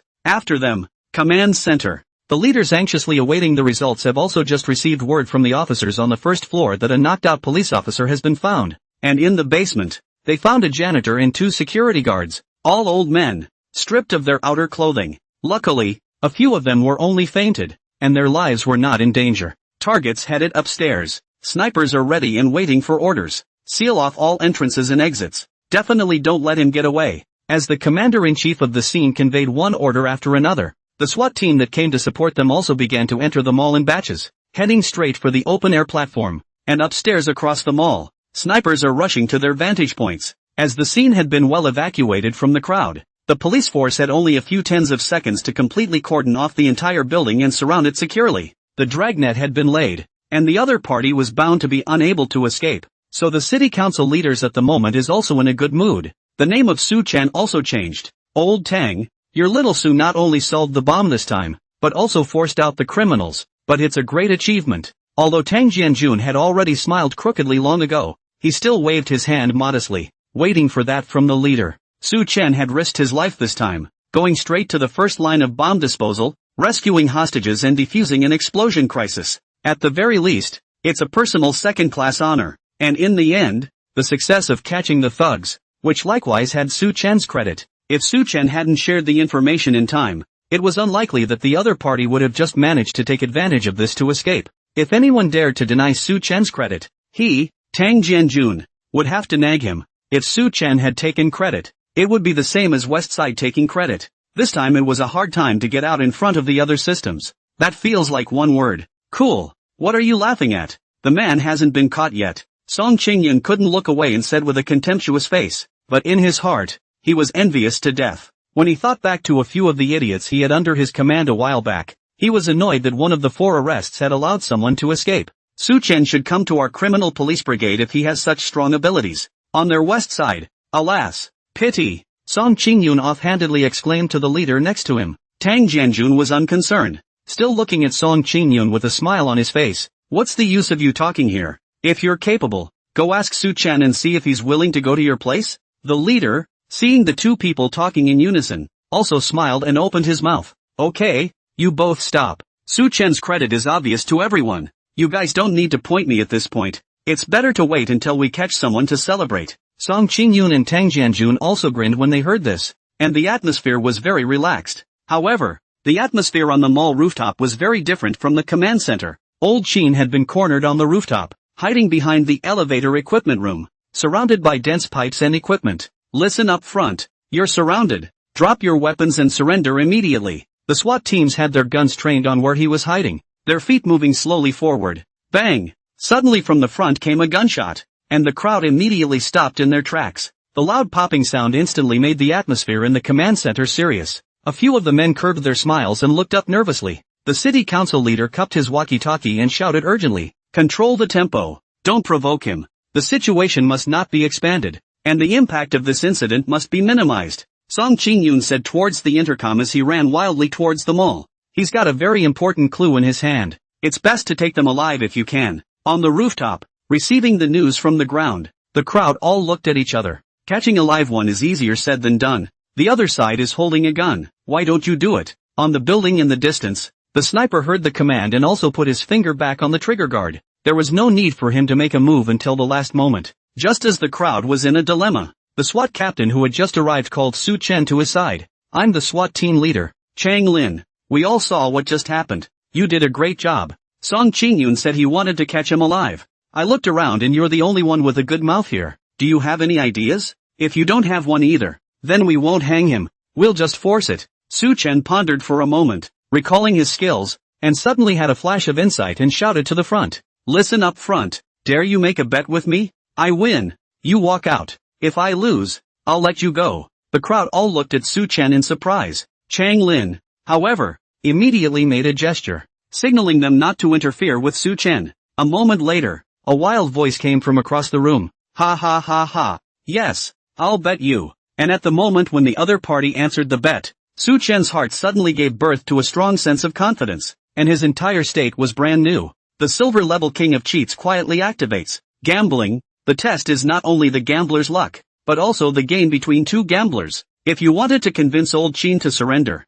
you had to find his soft underbelly in order to strike the enemy. As the skill opened, Su Chen was blessed with a series of thoughts that popped into his mind. Shouted loudly toward the front. I bet you're not willing to die for Qin Rue for nothing. I bet you don't want to continue living like a street rat. Can a great man be depressed for a long time? Your ability is far greater than Chen Rue's. Yet the police have only heard of him. Is there no resentment in your heart? The position of big brother. He Chen Rue can afford it. Can't you afford it? As long as you come out, everything is negotiable. Su Chen mouthed off in a series of beads, hearing the several SWAT officers beside him glance sideways and suspiciously at Chang Lin, who waved his hand, signaling them not to interrupt. But even he couldn't understand what Su Chen was doing now. Is this really persuasion? Why does it look like he's pushing his own big brother to be the head of the club? Too much of that flavor. Behind Su Chen, Song Qingyun, who had just run up panting, also said directly, I'm the head of the criminal police brigade, and I'm the one you're looking for. Surrender. This place is surrounded by us. You can't get away. Su Chen looked ahead with full concentration. He was gambling and watching old Qin's reaction. Behind the engine room, old Qin's smile came to an abrupt end after hearing Su Chen's first words. After a moment, once again, he reached down and pulled the picture out of his fart pocket, brushing his fingers over it. The three of them in the photo were smiling extraordinarily brightly as the sun shone on them. I haven't seen you grow up yet, and I certainly don't want to die. Rue, I hope you won't go back on your word. Putting the photo back, old Qin took a deep breath, tossed the pistol aside, and touched his back a few times. I surrender. Seeing the pistol that flew out, Song Qingyun and Chang Lin and the others immediately lit up. Old Qin then walked out from behind the engine room with his hands on his head. The SWAT team's movements were synchronized, and a dozen gun muzzles were instantly raised and aimed at Old Qin. Old Qin swept his gaze through the crowd and quickly recognized Song Qingyun and Su Chen. A captain, a genius, both troublemakers. 1 for 2, no loss. Old Qin just walked out, was surrounded by the special police to come forward, grabbed, hands clasped handcuffs. The crowd was always relieved when all the dust settled. The SWAT officers made way for Old Qin to be escorted over. Su Chen stared at Old Qin's face, but he didn't feel quite right. His expression didn't look like someone who had lost a battle, but instead looked like he had his hand on the bottom of the deck and was about to strike a winning blow at a critical moment. The way he himself had been a sure winner at the casino before was exactly the same as he was now. Does he still have a backhand on him? Su Chen thought about it, directly walked forward a few steps, came to Old Qin, without saying anything first patted Old Qin's shoulder and walked around him. One lap and a few more things in hand. Su Chen lowered his head and revealed a mysterious smile. The bet just now. It looks like I won? Looking at the young policeman in front of him who had spoiled his good deed, Old Qin also took a closer look. A wry smile followed. You win. You were right in that sentence just now. How can a great man be willing to be a nobody? Remember my name. My name is Qin Wei. Roaring out his name, Qin Wei's face grimaced as he violently lunged in Song Qingyun's direction, his hands suddenly clenching. It hit the ground with a thud. The crowd was taken aback. However, 1 second, 2 seconds, 3 seconds passed, nothing happened, and the air became unusually quiet. Qin Wei's face changed drastically. Damn, why isn't it moving? In fact, Qin Wei had already prepared to commit suicide before he came to the mall. Regardless of whether the operation was successful or not, he absolutely could not fall into the hands of the police. Once captured alive by the police, his own daughter is in danger. But if he could take out the key person who had captured Chen Rui, even if he died, perhaps his daughter would still be able to grow up under Chen Rui's upbringing in peace. So he had an explosive strapped to him long ago, and a remote control in his pocket, just to pull in a few last-minute cushions. He was also betting that Chen Rui would keep his word and take good care of his daughter for the sake of all the shit he had done for him over the years. But now, his carefully prepared bombs are duds? Is the remote control broken? Nope. Qin Wei clasped his hands in vain a few times, but his hands were empty. Where the hell is my remote control? Before he could figure out where the remote control had gone, he was pressed up by several SWAT officers, who pressed him firmly to the ground. His clothes lifted, and there was a ring of explosives strapped around his waist. Su Chen walked over, squatted on the ground, and raised his right hand at him. Qin Wei, are you looking for this? Seeing what he had in his hand, Qin Wei's expression was far more hideous than when he had just shouted his name, shouting hysterically. No way, I've obviously been holding on to it. How could you have it? Chang Lin, who was pressing on his back, thoroughly inspected Qin Wei's entire body, and after confirming that there was no other danger, he untied the bound explosives and handed them over to the SWAT officer on the side, and then personally buckled Qin Wei to stand up. Then in his ear, in a tone that was vaguely adoring, Che, why not? He's the one who can't even defend himself against the Southwest God Thief, the aka Mountain Pirate King.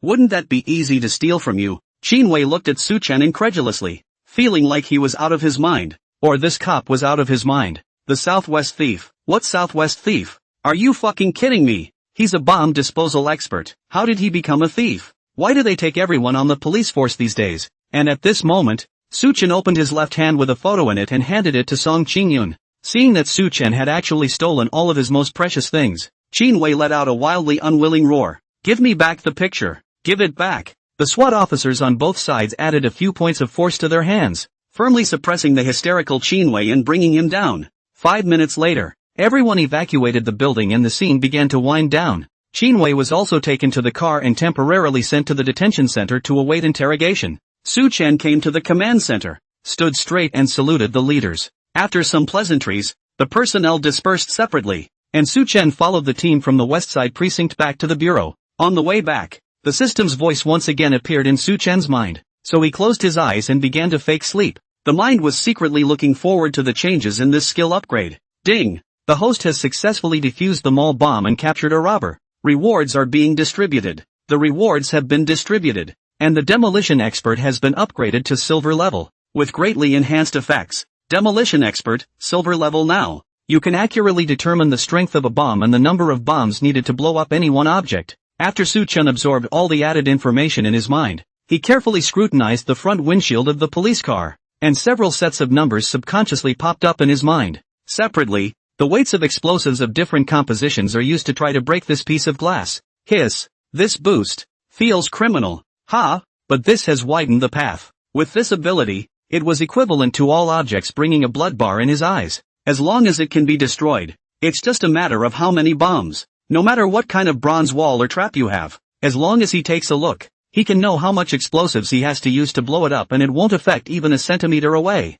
In other words, he could mix it up to become a senior technical advisor even if he went to digging holes in a mine now, or go to guide the underground examination. Dao, ancient, Mu, excavation, can maximize the protection of ancient artifacts and relics. As the saying goes, there is no such thing as too much skill. Now Su Chen was both good and evil. No matter if it was the black or white way, he could mix well wherever he went. In a short while, the crowd returned to the West Side precinct. Along with them was Song Qingyun from the Criminal Police Brigade. As soon as Tang Jianjun returned to the bureau, he couldn't suppress the upturned corners of his mouth and called Su Chen's few people to his office piece by piece. Don's bureau. Su Chen saluted and waited for Tang Jianjun to speak. Su Chen, you've done a great job this time. Ignoring Song Qingyun's disdainful gaze, Tang Jianhua couldn't wait to express the pleasure in his heart. You definitely deserve the first credit for defusing the bomb this time without any casualties. The leader had already said so at the scene. He would personally take credit for you. Ha ha. Looking at the unassuming and calm Su Chen in front of him, Tang Jianjun's eyes were filled with relief. Su Chen has only been on board for a few days, and he has already finished taking credit for several years of other people's work. Unsurprisingly, more clues about Chen Rui could be pried out of Qin Wei's mouth. and Su Chen would still have a share of the credit at that time. Even so, still able to maintain an unflappable, calm and collected mind. He really hadn't looked at the wrong person. Tang Jianjun glanced at Song Qingyun next to him, his smugness showing. Song Qingyun had no time to pay attention to him. He had come over this time to borrow someone. This time, I still need to borrow Su Chen. Shenli sat next to Song Qingyun, his heart understanding. What? You want to hand Qin Wei over to this kid for trial? Exactly. Song Qingyun nodded. This guy dared to strap a bomb to himself, life and limb. Surely he won't be intimidated by our conventional interrogation techniques. And that last blow of Su Chen's is probably something he can remember for the rest of his life. And there should be a shadow in his heart. Let Su Chen come to the trial. I think there's a chance. Su Chen was non-committal and turned his head to look at Tang Jianjun.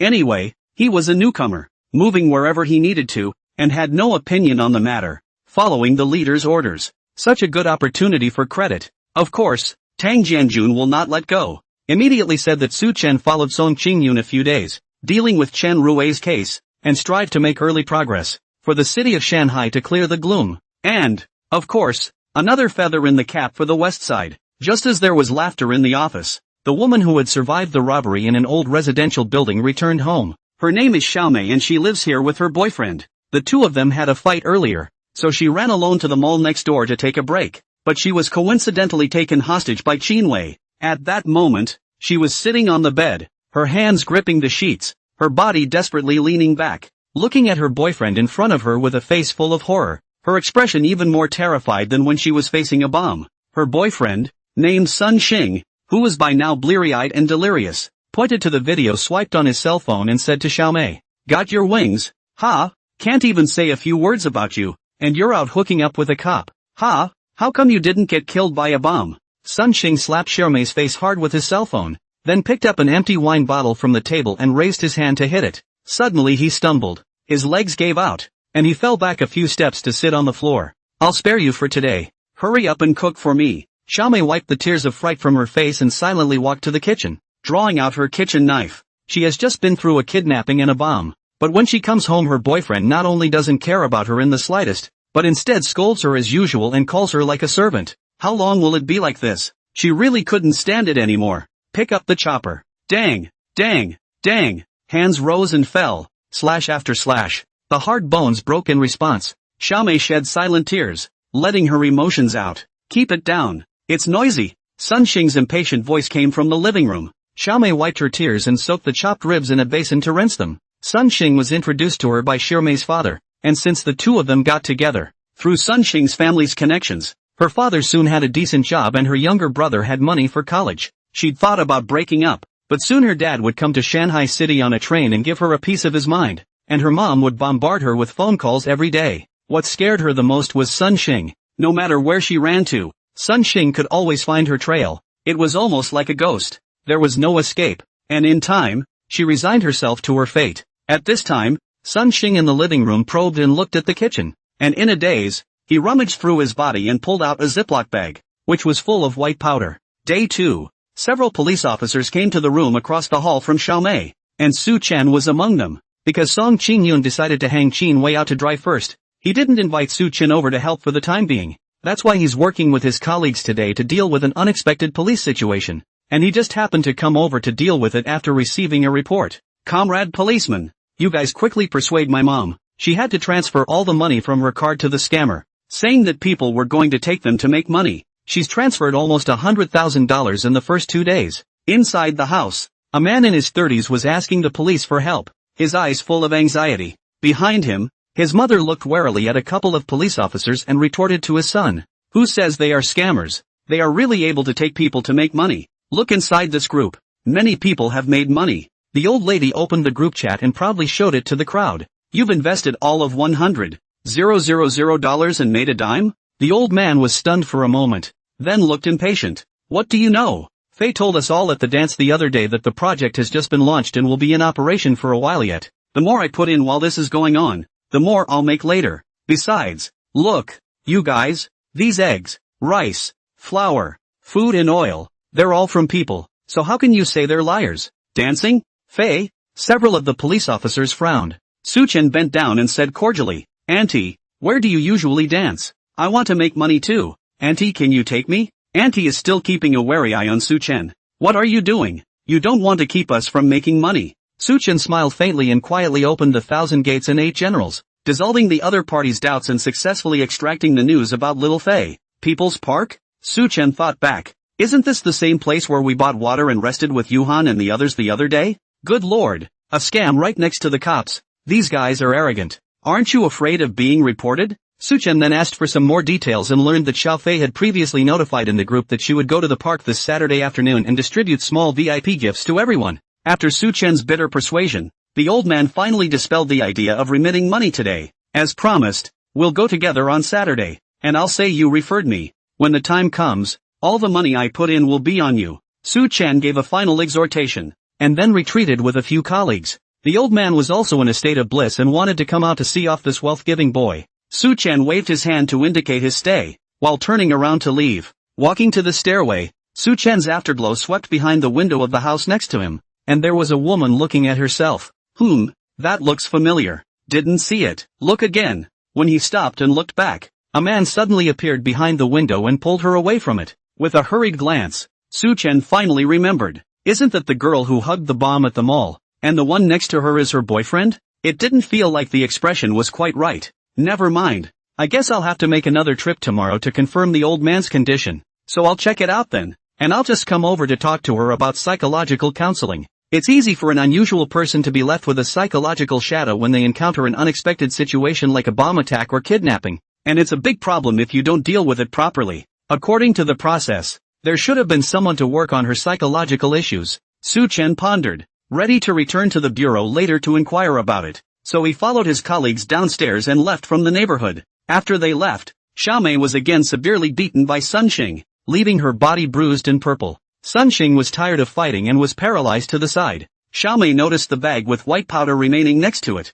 and trembling, she picked up a bottle of freshly opened wine from the side and carefully handed it over to Sun Xing. After slamming a bottle of wine, it didn't take long for Sun Xing to start twitching, and it took a few minutes for him to calm down. Xiaomei cowered in the corner, a look of disappointment in her eyes. That's not enough. Then have some more. Afternoon, Su Chen a few people to the people's park around. In the end provided the location only saw a group of old people in the sun chatting. No sign of fraudsters. Sure enough, we still have to wait for tomorrow's party. Retreat first today. Back at the station, Chen Li and the others were talking to a few new faces. Seeing Su Chen, Chen Li greeted him over. Xiao Su, let me introduce to you. These are the provincial anti-drug general team who came over to us to find out what's going on. This is Su Guangfa, the captain of the 2nd detachment. Let me introduce to you all. He is Su Chen, a newcomer who just joined our West Side precinct not long ago. Su Guangfa was tall, with a majestic expression and looked unsmiling, hearing just a slight nod of the head to indicate a little,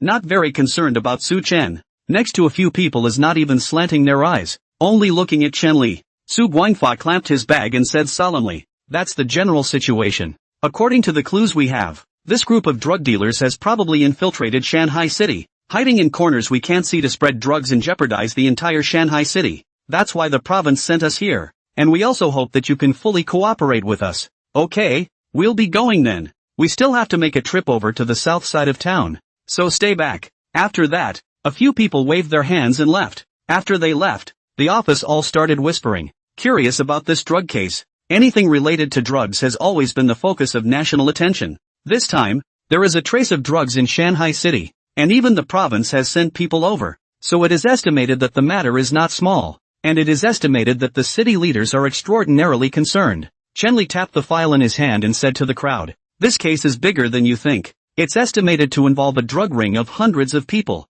The province has actually grasped some clues, but it's slow to move forward. And in addition to Su Guangfa's batch of anti-drug detachment, even the provincial anti-drug detachment has come to our city to personally take on the battle. This time the formation is really not small. Chen Li sked twice and handed the file in his hand to Su Chen. These are Qin Wei's basic information. Take a look. Song Qingyun is going to ask you to make a trip over there. The two most important things are the whereabouts of the stolen money and the whereabouts of Chen Rui. Just skim through it generally and see if you have any ideas. Su Chen took the document and briefly scanned it. Seeing a few of the pages, he frowned and pulled them out individually. The guardhouse. When Su Chen arrived, he first took out the pages he had left alone and asked Song Qingyun about them. Qin Wei will visit Chen Rui's mother in the village regularly? The old family had obviously renovated the big bungalow without worrying about food and clothing, but they left the pigsty on purpose. And there were several rows of pickle jars in the house? What? You're going to export the stick country? Song Qingyun was also dumbfounded when he heard Su Chen's question. You're a question I've asked too. It's strange to say that once we talked about Chen Rui, his mother, Qin Wei unexpectedly became talkative. According to him, the old man has worked hard all his life. Even if he has no clothes or food, he still has to find something to do for himself. And those pickles, which were Chen Rui's favorite food when he was a child. Every time Qin Wei had to take away a whole bunch of pickles for Chen Rui to bring back. Su Chen was silent for a while before speaking again. Before interrogating Qin Wei, can you show me Chen Rui's old home? It's best to bring Qin Wei with you. Song Qingyun pondered for a moment and agreed to Su Chen's request. Soon, the crowd rode in 2 cars and arrived in the small mountain village. Seeing the police come over, the villagers instantly reacted that these police officers had come to old Chen's house again to investigate Chen Rui's matter. Comrade police officer, what exactly did Chen Rui commit? Just tell us about it. Maybe we can still help. A few old villagers waited for the car to stop and then came over, trying to pry. Sorry, no comment. A few people rejected the villagers and directly led Qin Wei into the courtyard. Although there was no indication of any news, they recognized Qin Wei, especially the handcuffs on Qin Wei's hands, which were even more frightening to look at. A few old people had never been outside in their lives, and this was the first time they had seen handcuffs, so they hurriedly took a few steps back. Oh yo, why is this guy being escorted? He's not killing anyone, is he? What? The police came to our village to catch a murderer? Have you heard? There's a death in the old Chen family. Soon, the news of a murder at old Chen's house spread throughout the village. Brother Rui, the police have entered the courtyard, and Qin Wei is there. At this time, in the dim and noisy KTV box, Chen Rui glanced at the message on his cell phone. Holding back his anger, he put his cell phone on the couch. After a few seconds, he suddenly transformed into a desktop cleaning master and swept all the drinks and fruit plates on the desktop in front of him to the floor, frightening the beautiful women accompanying him next to him. Exhaling heavily, Chen Rui picked up his cell phone and sent his voice. Keep a close eye on me, and let me know immediately if there's any news. Su Chen turned around in the yard and gazed at the walls of the house, the pillars, the fences of the yard, and the gates. A numerical value had surfaced, which was precisely the added ability of the silver-level demolition expert, the blast index, which is used by the system to measure the sturdiness of an object, that is, how much of the bomb's explosive power it can withstand. Su Chen stood in the middle of the courtyard and looked around the entire courtyard like a laser scan. Looking around, there are few weird values that seem to be in the normal range. Immediately after that, he came to the pigsty he'd been feeling so weird about and unleashed his ability. 105, 110, 106, 35, 31, 33, 12, 68, 108, 110.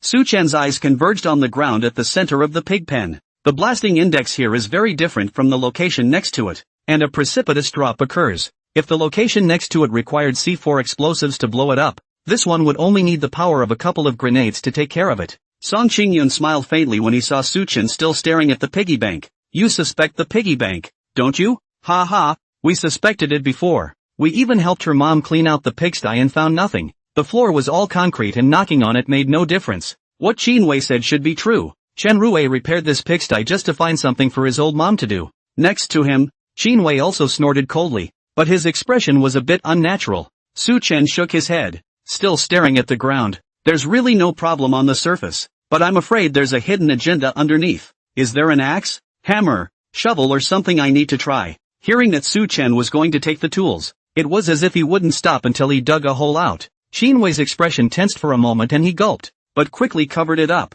However, Su Chen's afterglow kept an eye on his expression. Seeing his reaction, his heart was even more firm in his judgment. Song Qingyun frowned, feeling that it was a little inappropriate to hastily dig in the courtyard, but ultimately agreed to Su Chen's idea. Finding a few tools nearby, a few people chiseled away right away. In addition to guarding Qin Wei, several other criminal police brigade officers and Su Chen a piece of swinging a hammer axe to take turns chiseling. Chiseled for more than 20 minutes. The others had long been sweating, but Su Chen was still alive and well. Su Chen, your physical strength is too good too. That's just it. I'm not going to make it. My arm is going to waste. Su Chen, is there really something under here? Don't swindle us. It's exhausting. A few of the officers who were slightly older than Su Chen sat down directly on the ground, panting heavily and moving their shoulders and arms. Song Qingyun glared at them without a good look. Tired all day long. Look at the other Su Chen. Not only is his brain good, but his physical strength is also better than yours.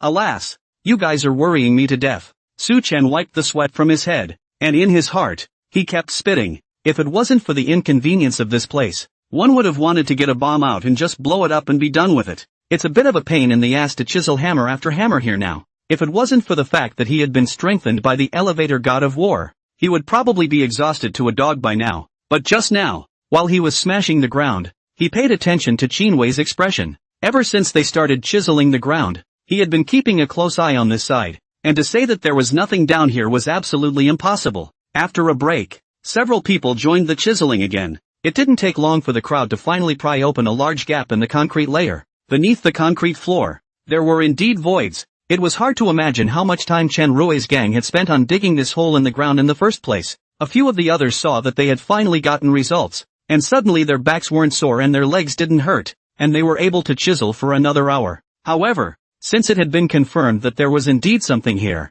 there was no need for the few of them to be busy here. Song Qingyun called for direct support and had professionals come with tools to do the demolition and excavation work. Su Chen took care of one place, hoofed it into the house and scanned it again. A few anomalies were quickly spotted, although it was impolite to smash the old man's house. But at the moment, in order to solve the case, he could not care so much. When a few hammers went down and the wall was instantly smashed, revealing the hollow inside to be a safe. After that, Su Chen continued to point out a few locations, and a few more hammers went down, hitting again. Qinwei followed behind Su Chen, watching in fascination as he pointed wherever he wanted and searched all the safes hidden in the house. Not only him, but even the several police officers from the criminal police team beside him were also refreshing their knowledge of him once again at this moment. Su Chen, this is your fiery eyes, isn't it? You don't even have to listen to it to know what's wrong? What a god! How the hell do you see that? After walking all around the house, the group moved the safe out and set it up in one piece.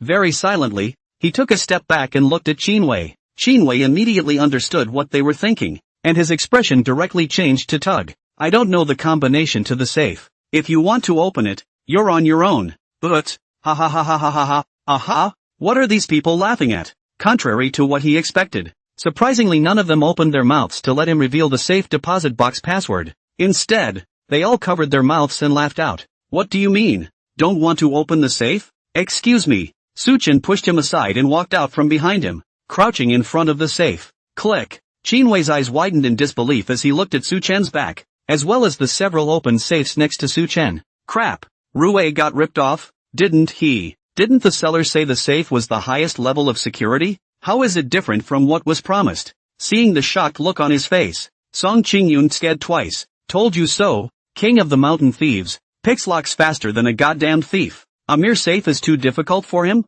Che, not seeing it. Just as they were hammering 40 small hammers and 80 big hammers, there were several young men outside the courtyard who were chasing and playing around in one piece, and a man was mixed up next to them. But his eyes swept over in the direction of the courtyard from time to time, and he kept fiddling with his cell phone in his hand. The police are smashing the walls. 5 simple words, but they made Chen Rui completely mad. Get out! Get out of here! All of you! With a bellow, he scared the hell out of the several beauties next to him and left with a roll. Only Chen Rui and his little brother remained in the room. Chen Rui sat on the sofa and didn't say a word. The little brother next to him saw this and stepped forward to kiss his ass. For fuck's sake, Qinwei, the eaten-up bastard, just got caught by the police and he's eager to get credit for handing over all the boss's money to the police. What a fucking thing. Chen Rui was furious and kicked him in the ass, giving his little brother a fall. Just as he was about to continue venting his anger, the door to the box suddenly opened. A man with sunglasses and a flirty look wandered in,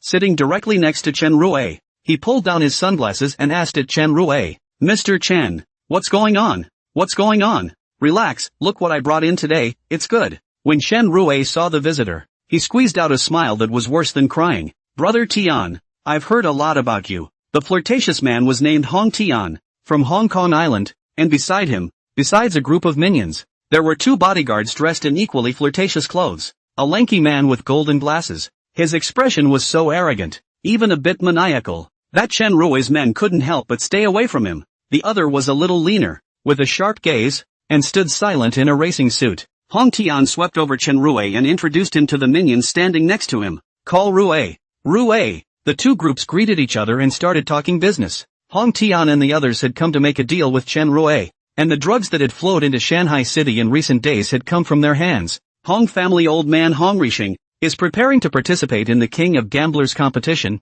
A few brothers at home want to get involved in a hand, are preparing funds, so he took aim at Shanghai City, want to use the resources on hand to harvest a wave in Shanghai City. Happened to know Chen Rui. The two of them hit it off. Mr. Chen, look at the goods in the nest. They're so powerful. In fact, Chen Rui was originally somewhat resistant to this cooperation. He has recently been on the police. The company had no choice but to shrink the scale, as far as possible not to let the police notice. But I did not expect this group of people as a maggot on the bone, dead bite their own, and even buried in the old home of tens of millions of dollars all dug out. For him, now is exactly the time when there are wolves in front and tigers behind. The company's income is decreasing day by day, and the old home was stolen by Su Chen and the others. Chen Rui decided to let go. Chen Rui was all smiles as he and Hong Tian shared a drink as if they had been good brothers for many years. Instead, the mind was calculating that it would still be possible for the group to distract the police. If you do end up in a desperate situation, you can also sell them to the police and maybe get a chance at life.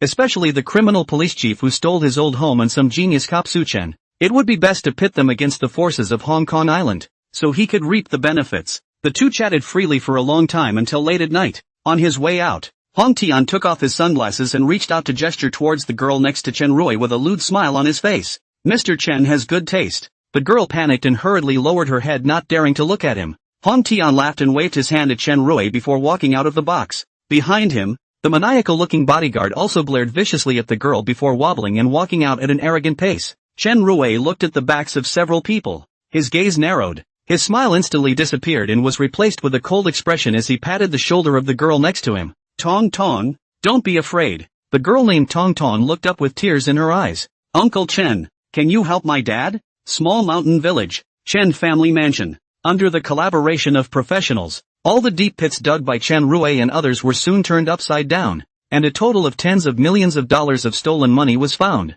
Song Qingyun sent someone to settle Chen Rui's mother, so he ordered someone to escort Qin Wei back into the car, while he himself came to the front of the car and looked at a sneaky man in the distance. Su Chen walked over and looked in the same direction. Hooked. Su Chen smiled slightly when he heard Song Qingyun's reply. A couple of nearby officers looked at the two men baffled, wondering what kind of riddle they were playing. Chief, what are you looking at? We've been down this road several times. There's not much to see. Yeah, I don't see any pretty girls up front either. As soon as he heard this, Song Qingyun was furious and turned back to one of them, slapping their hats to their faces. You two idiots. I really don't know what to say about you. If you guys were half as smart as Su Chen, I'd still be able to worry less and live a few more years. After saying that, Song Qingyun turned his head to Su Chen. I'll send a couple of guys to keep an eye on him. But, Song Qingyun was suddenly a little embarrassed. Came a wave of flies rubbing his hands, and said in an extremely subtle voice, but, how did you just see that something was wrong with him? The two constables next to him had just straightened their hats when they suddenly realized that their chief was also pretending. So you don't get it either? Then you're still talking about us. Song Qingyun bared his teeth, frightening the two of them so much that they didn't dare to speak, then looked at Su Chen expectantly. The corner of Su Chen's mouth lifted up a smile, walked not far ahead and begged a handful of melon seeds from a group of damsels, handing them to Song Qingyun. Elder brother Song, if you were sitting in the middle of this group of Amazons, what would you do? Song Qingyun looked at it and frowned. Getting high, nagging, playing cards? The officer next to him shuddered. I get it. And I can still find a random person to make him lose his reputation. Su Chen nodded and pointed to the car recorder. Ever since we came to the village, these Amazons have been sitting here watching us and pointing. That man, just now, has been sitting in the middle of the Amazons, not talking, not getting high, holding his cell phone in his hand, looking straight at us, typing a few words when he has nothing to do. You guys can go back and look at the video. It's pretty obvious. Song Qingyun came to a realization. Just now, he was so focused on the Chen family that he didn't pay any attention to the movements of the villagers next to him. But Su Chen turned out to be so meticulous. Not only could he instantly see the cattiness inside the pigsty on the wall, but even in this bit of time that he had just walked by, he was able to map out the surroundings clearly. One look out for the grungy man. He was born to be a detective. It's a waste to be a minor civilian police officer. No, we must find a way to abduct Su Chen to the CID. On the way back, Song Qingyun chatted with Su Chen all the way, from elementary school to the police academy, from living habits to mate selection criteria. Su Chen thought darkly in his heart. It's not going to set me up on a blind date, is it? It's not easy to say no. After going back, Su Chen went to Xiaomei's neighborhood, boarded the door to confirm the situation of the old man next door, confirmed that there is no further remittances before resting assured, and also poked around and found out that in the business group where the old man was, that face suddenly said that Saturday's party was cancelled, and that she would notify the exact time afterward. Su Chen felt a little bad. Strange. The other party suddenly cancelled their activities at this point in time. Could it be that they have sensed the police's actions and started to protect themselves? This is going to be difficult. Su Chen frowned as he walked to the house next to him and gently knocked on the door. After knocking a few times, there was never any movement in the room, so Su Chen had to leave first. For a few days after that, he hadn't received any news from Song Qingyun. Asked Chen Li to know. Recently the province has a big action. All cases are suspended. Prioritize this big event. Meanwhile, the large conference room of the City Public Security Bureau was already full of people. Extraordinarily lively. The chiefs of all the police stations in Shanghai City had gathered together. Tang Jianjun and Wu Guolian were among them, as well as Chang Lin from the Special Police Brigade and Song Qingyun from the Criminal Police Brigade, all of whom had arrived. In front of the crowd, Liang Yue, a hand of the city bureau, and Ma Jiyon, another leader who had previously appeared at the scene of the explosion, sat at the head, and on the other side of the room, there were a couple of people sent from the provincial office. It was Su Guangfa and others from the anti-drug brigade as well as several colleagues from the anti-drug detachment. When the personnel arrived, Liang Yue opened his mouth. There are a couple of main things that I've called you all here for this emergency. The first thing to say about this is that everyone should be looking forward to it. Saying that, Liang Yue clicked the mouse and a bunch of tables appeared on the big screen. The resource requests you submitted are down. Police cars, motorcycles, computers, other bits and pieces are all here. The group of directors below were all stupid, and if it weren't for the fact that there were still people from the provincial office, they would have started arguing a long time ago. This is the time of year when resources are allocated from above, including funding and various types of wear and tear supplies. Generally, the above has been assigned according to the merits of each division, but this time, it just happened to coincide with a big case, and I'm afraid the allocation of resources is going to be a bit more variable. As expected, Liang Yue swept a glance at the group of middle-aged and elderly people below with blazing eyes and revealed a smug smile. But well, there are some changes in the distribution of supplies this year, which brings us to the second thing we're going to talk about today. As you can see, these next to you are the comrades sent over by the provincial office. There's a drug trafficking case involving our Shanghai City this time. Drug trafficking? Hearing these two words, the crowd, which was still slightly disorganized, instantly sat up straight, their faces all solemn. If it were a normal day, they could argue all afternoon just about allocating resources. But in front of a case like this, even more resources would have to be set back a little. Drug trafficking is no small-time case. The strict control of the summer country on drugs and the strength of the crackdown is known all over the world. Even foreign netizens know that in this mysterious oriental country, engaging in drugs is a dead end. 50 grams for 3 years, 100 grams for 7 years, and a kilogram is enough for the death penalty. And that was a long time ago when the sentencing criteria was changed to the newer drugs, where 50 grams or more is a full death sentence. So these people who dare to make drugs and sell drugs in the summer country are all outlaws, and once they meet the arrest will never tie their hands, but will definitely resist to the end. Whether it's a highway chase or a search and seizure on patrol, it's a normal occurrence in the course of a narcotics case. The emergence of a drug trafficking case this time also means that the public security forces in Shanghai City will inevitably suffer casualties. As a result, there was not a single smile on the faces of the crowd, even though he became a police officer and has long been prepared for sacrifice. No one wants to see a soldier under his command die.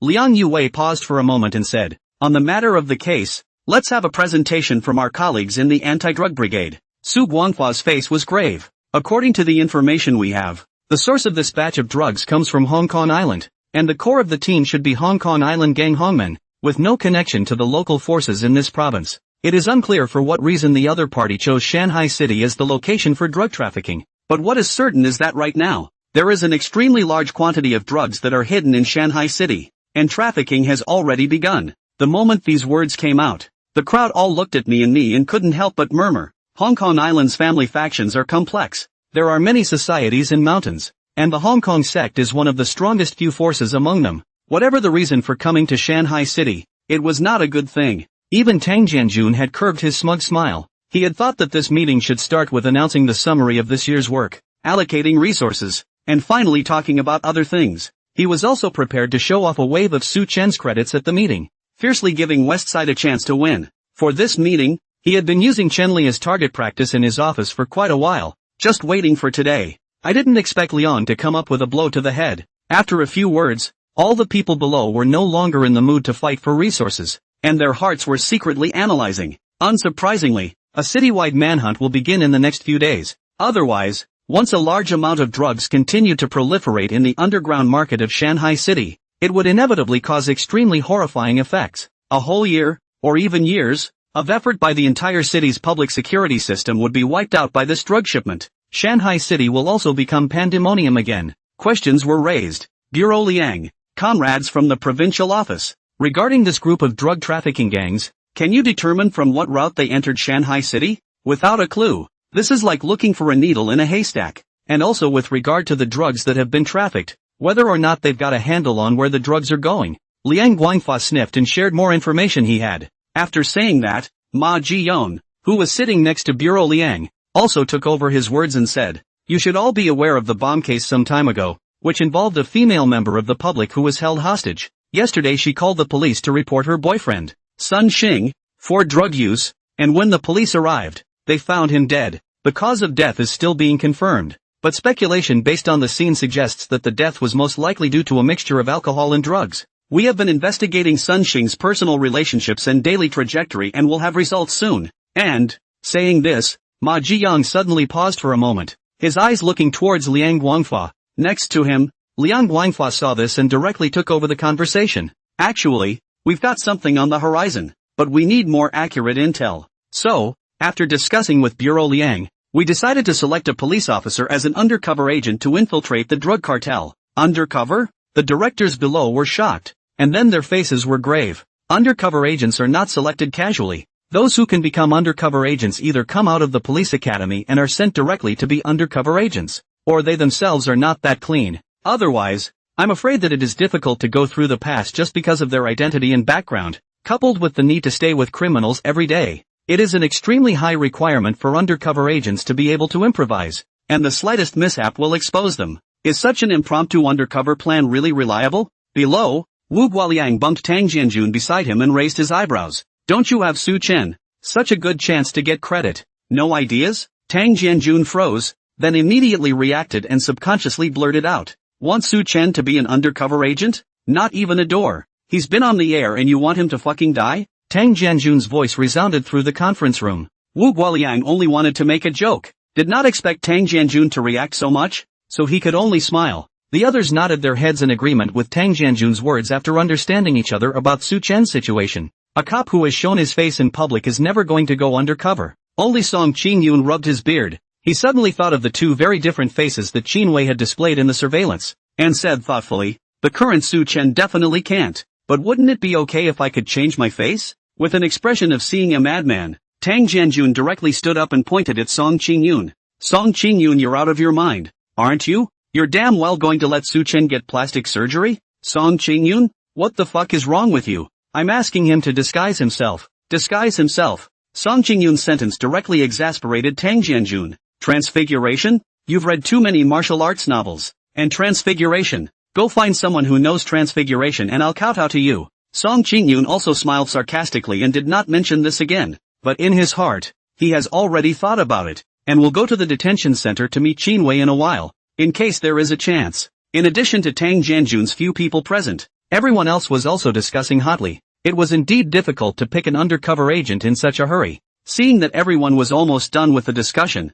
Liang Yue cleared his throat, knocked on the table, and said, "Tomorrow you will report your recommendations, and the day after tomorrow there will be a unified test. As for the content of the test, it's confidential." Dismissed. Back at the West Side precinct, Tang Jianjun notified the news at the first opportunity. Shenli returned to the office just as soon as he said this. The atmosphere in the room was instantly lively. A bunch of people stood and chatted directly, especially Xiao Lu, who has now become a hardcore fan of Su Chen and is recommending him with all his heart. In terms of an undercover agent, it would definitely have to be my brother Chen. Brainwashing and stealing, and being super good at fighting and serving up a bomb when it counts. What gangster wouldn't want such an awesome little brother? Chenli laughed helplessly and just wanted to tell him to shut up, but he didn't realize that all the colleagues around him actually expressed their approval of Xiao Lu. It's still true. This undercover agent is not Su Chen. But it's not good to be too awesome. What if you mix and mingle and become a boss? Seeing this, Su Chen also smiled helplessly and bitterly.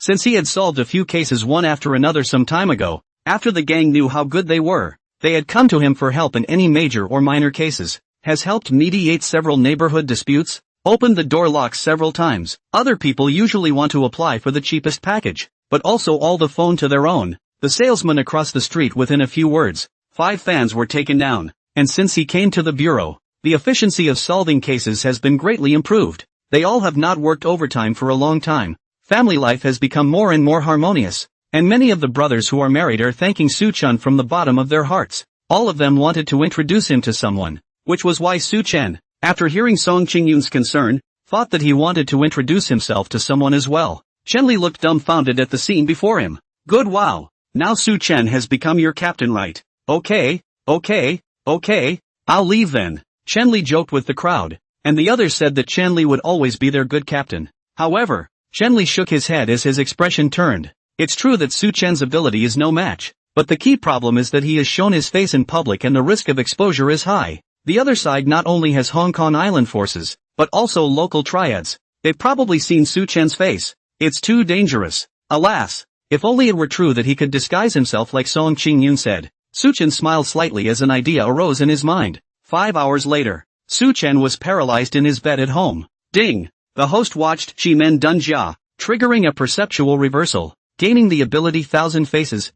One person has 1,000 faces, each different, and no one knows exactly which face is the real you. The strongest head-swapping technique in history, guaranteed to change so that even your mom won't recognize you, and don't let anyone in the entertainment industry know. Su Chen reached out and wiped his hand on his face, climbed up from the bed and went to the toilet to take a look in the mirror. Holy shit, this is too awesome. That's a lot of walking around without fear of cameras. Su Chen admired an aged face he had just acquired in the mirror, tooting and marveling. He had already gained some knowledge in the afternoon. In fact, something like a human skin mask had been developed relatively maturely all over the world, especially in the movie and television industry. There are a wide variety of full face masks and detached masks used for special effects makeup on film and television shoots. In the summer country, as early as a few decades ago in the research of this modern cosmetic surgery, called plastic makeup, which is different from the medical plastic surgery, but also with the ordinary makeup is not the same at all. But either approach has an insurmountable drawback, which is that it takes a lot of time to make a fixed mask, which can't be changed at will, and a lot of materials have to be prepared in advance, which can't be improvised. But now, the 1,000 faces that I have realized is completely different. Even without relying on any external objects, it was possible to change the 5 facial features and reconstruct the structure of the 3 courts and 5 eyes by controlling the muscles and bones of the face, so that the entire person's face would be refreshed, and even the closest people wouldn't be able to recognize them, and at most, they would only feel some resemblance. If you still have some handy props on hand, such as water-soluble glue, you can even change yourself completely into another person's appearance and do it in just a few short minutes. With such an ability on his body, it was natural that he didn't have to worry about his identity being exposed. Even the co-workers who work with him every day are unlikely to recognize him, let alone the criminals who have only seen the live broadcast. The next day, Song Qingyun rushed to Xicheng early in the morning in a flurry, dragging Su Chen to the detention center. He came to the detention center and went into Qin Wei's interrogation room. Song Qingyun opened the door and asked,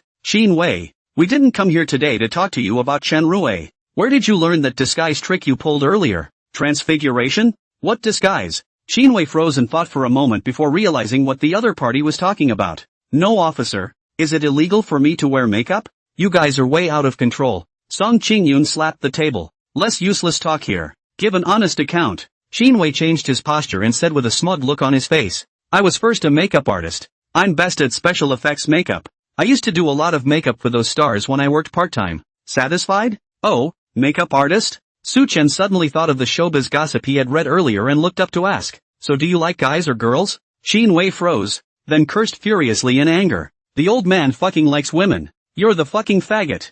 Your whole family is gay. Su Chen calmly recorded Qin Wei's words, raised his eyes and said, I asked if you prefer to do makeup for men or women. So excited? TSK, TSK, TSK, you have a problem. Song Qingyun also had a black line on his head. He didn't expect this kid Su Chen to have this side. Immediately crying and laughing, he hastily slapped the table and glared towards Qin Wei. Let me ask you, If you teach Su Chen makeup now, how many % of your level can he learn in one day? Qin Wei, who was on the opposite side of the table, looked Su Chen up and down, skimmed his mouth, and said disdainfully, he hasn't worn makeup before, has he? Then don't even think about it. You can't even recognize all the makeup in one day. There's no way he's going to learn. Seeing this, Su Chen found a reason to leave the interrogation room. After going out, he rubbed his hands over his face for a while. It wasn't long before a gruff man entered the interrogation room. Song Qingyun had thought that it was Su Chen who had returned, but when he raised his eyes, it was an unfamiliar face with a fierce look. Taking a closer look at what was on the clothes, wasn't this the same set that Su Chen wore just now? Thinking of this, Song Qingyun whooshed and stood up, taking a step back and holding onto his chair. His brain was racing. It's bad. It can't be Qin Rui sent here to rob people, right? Why isn't there any movement outside? Have they all been put down? Why is he wearing Su Chen's clothes? Song Qingyun stared at the rough man in front of him with a stern look on his face. What are you? What have you done with Su Chen? Su Chen looked at Song Qingyun, who was like an enemy in front of him, and felt a bit amused. It was the first time I'd seen him so flustered, and it hadn't even gotten to this level the last time he'd defused a bomb. Just now, when he heard Song Qingyun questioning Qin Wei, he realized the purpose of his being called here today. I thought I was going to come for brainwashing, but I didn't realize I was going to come for a class. But let Qin Wei give himself a lesson. The genius is a bit funny. His little three-legged kung fu in the current view of their own. It is simply a child's playhouse trick, full of loopholes. His own mastery of one person with 1,000 faces was much better than Qin Wei's poor makeup skills.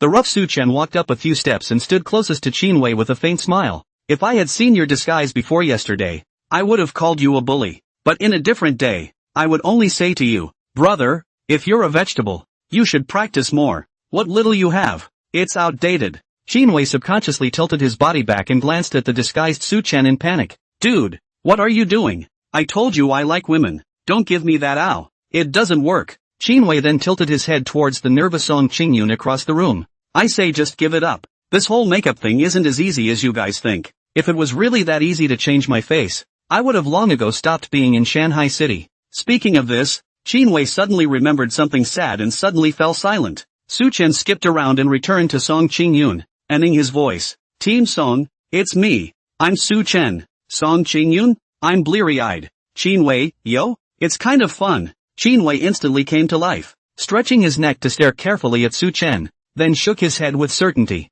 No, no, no, you're definitely not him. Even with all the makeup, a person's base doesn't change. Your mountain roots are a bit more collapsed than Su Chen's, and your pupil spacing is wider. Definitely not the same person. I see. You guys pulled this one off to see how good I am? Hee, don't waste your efforts. I just said, just one day's time, even if he, Su Chen, is a genius, it's absolutely impossible for him to learn how to put on makeup. Song Qingyun's attention was on Su Chen right now, and he completely didn't hear what Qin Wei was saying, maintaining a vigilant state as he stared at Su Chen. Who the hell are you? Seeing this, Su Chen could only take the initiative to lift his disguise. Hands rubbed over his face and his face returned to its original form. Hands spread out in a signature smile. Crap, it's really you, isn't it? So you already know how to disguise yourself? Then what am I still doing here? Song Qingyun hurriedly walked forward and looked at Su Chen's face carefully, trying to find a trace of the disguise. However, he looked around carefully,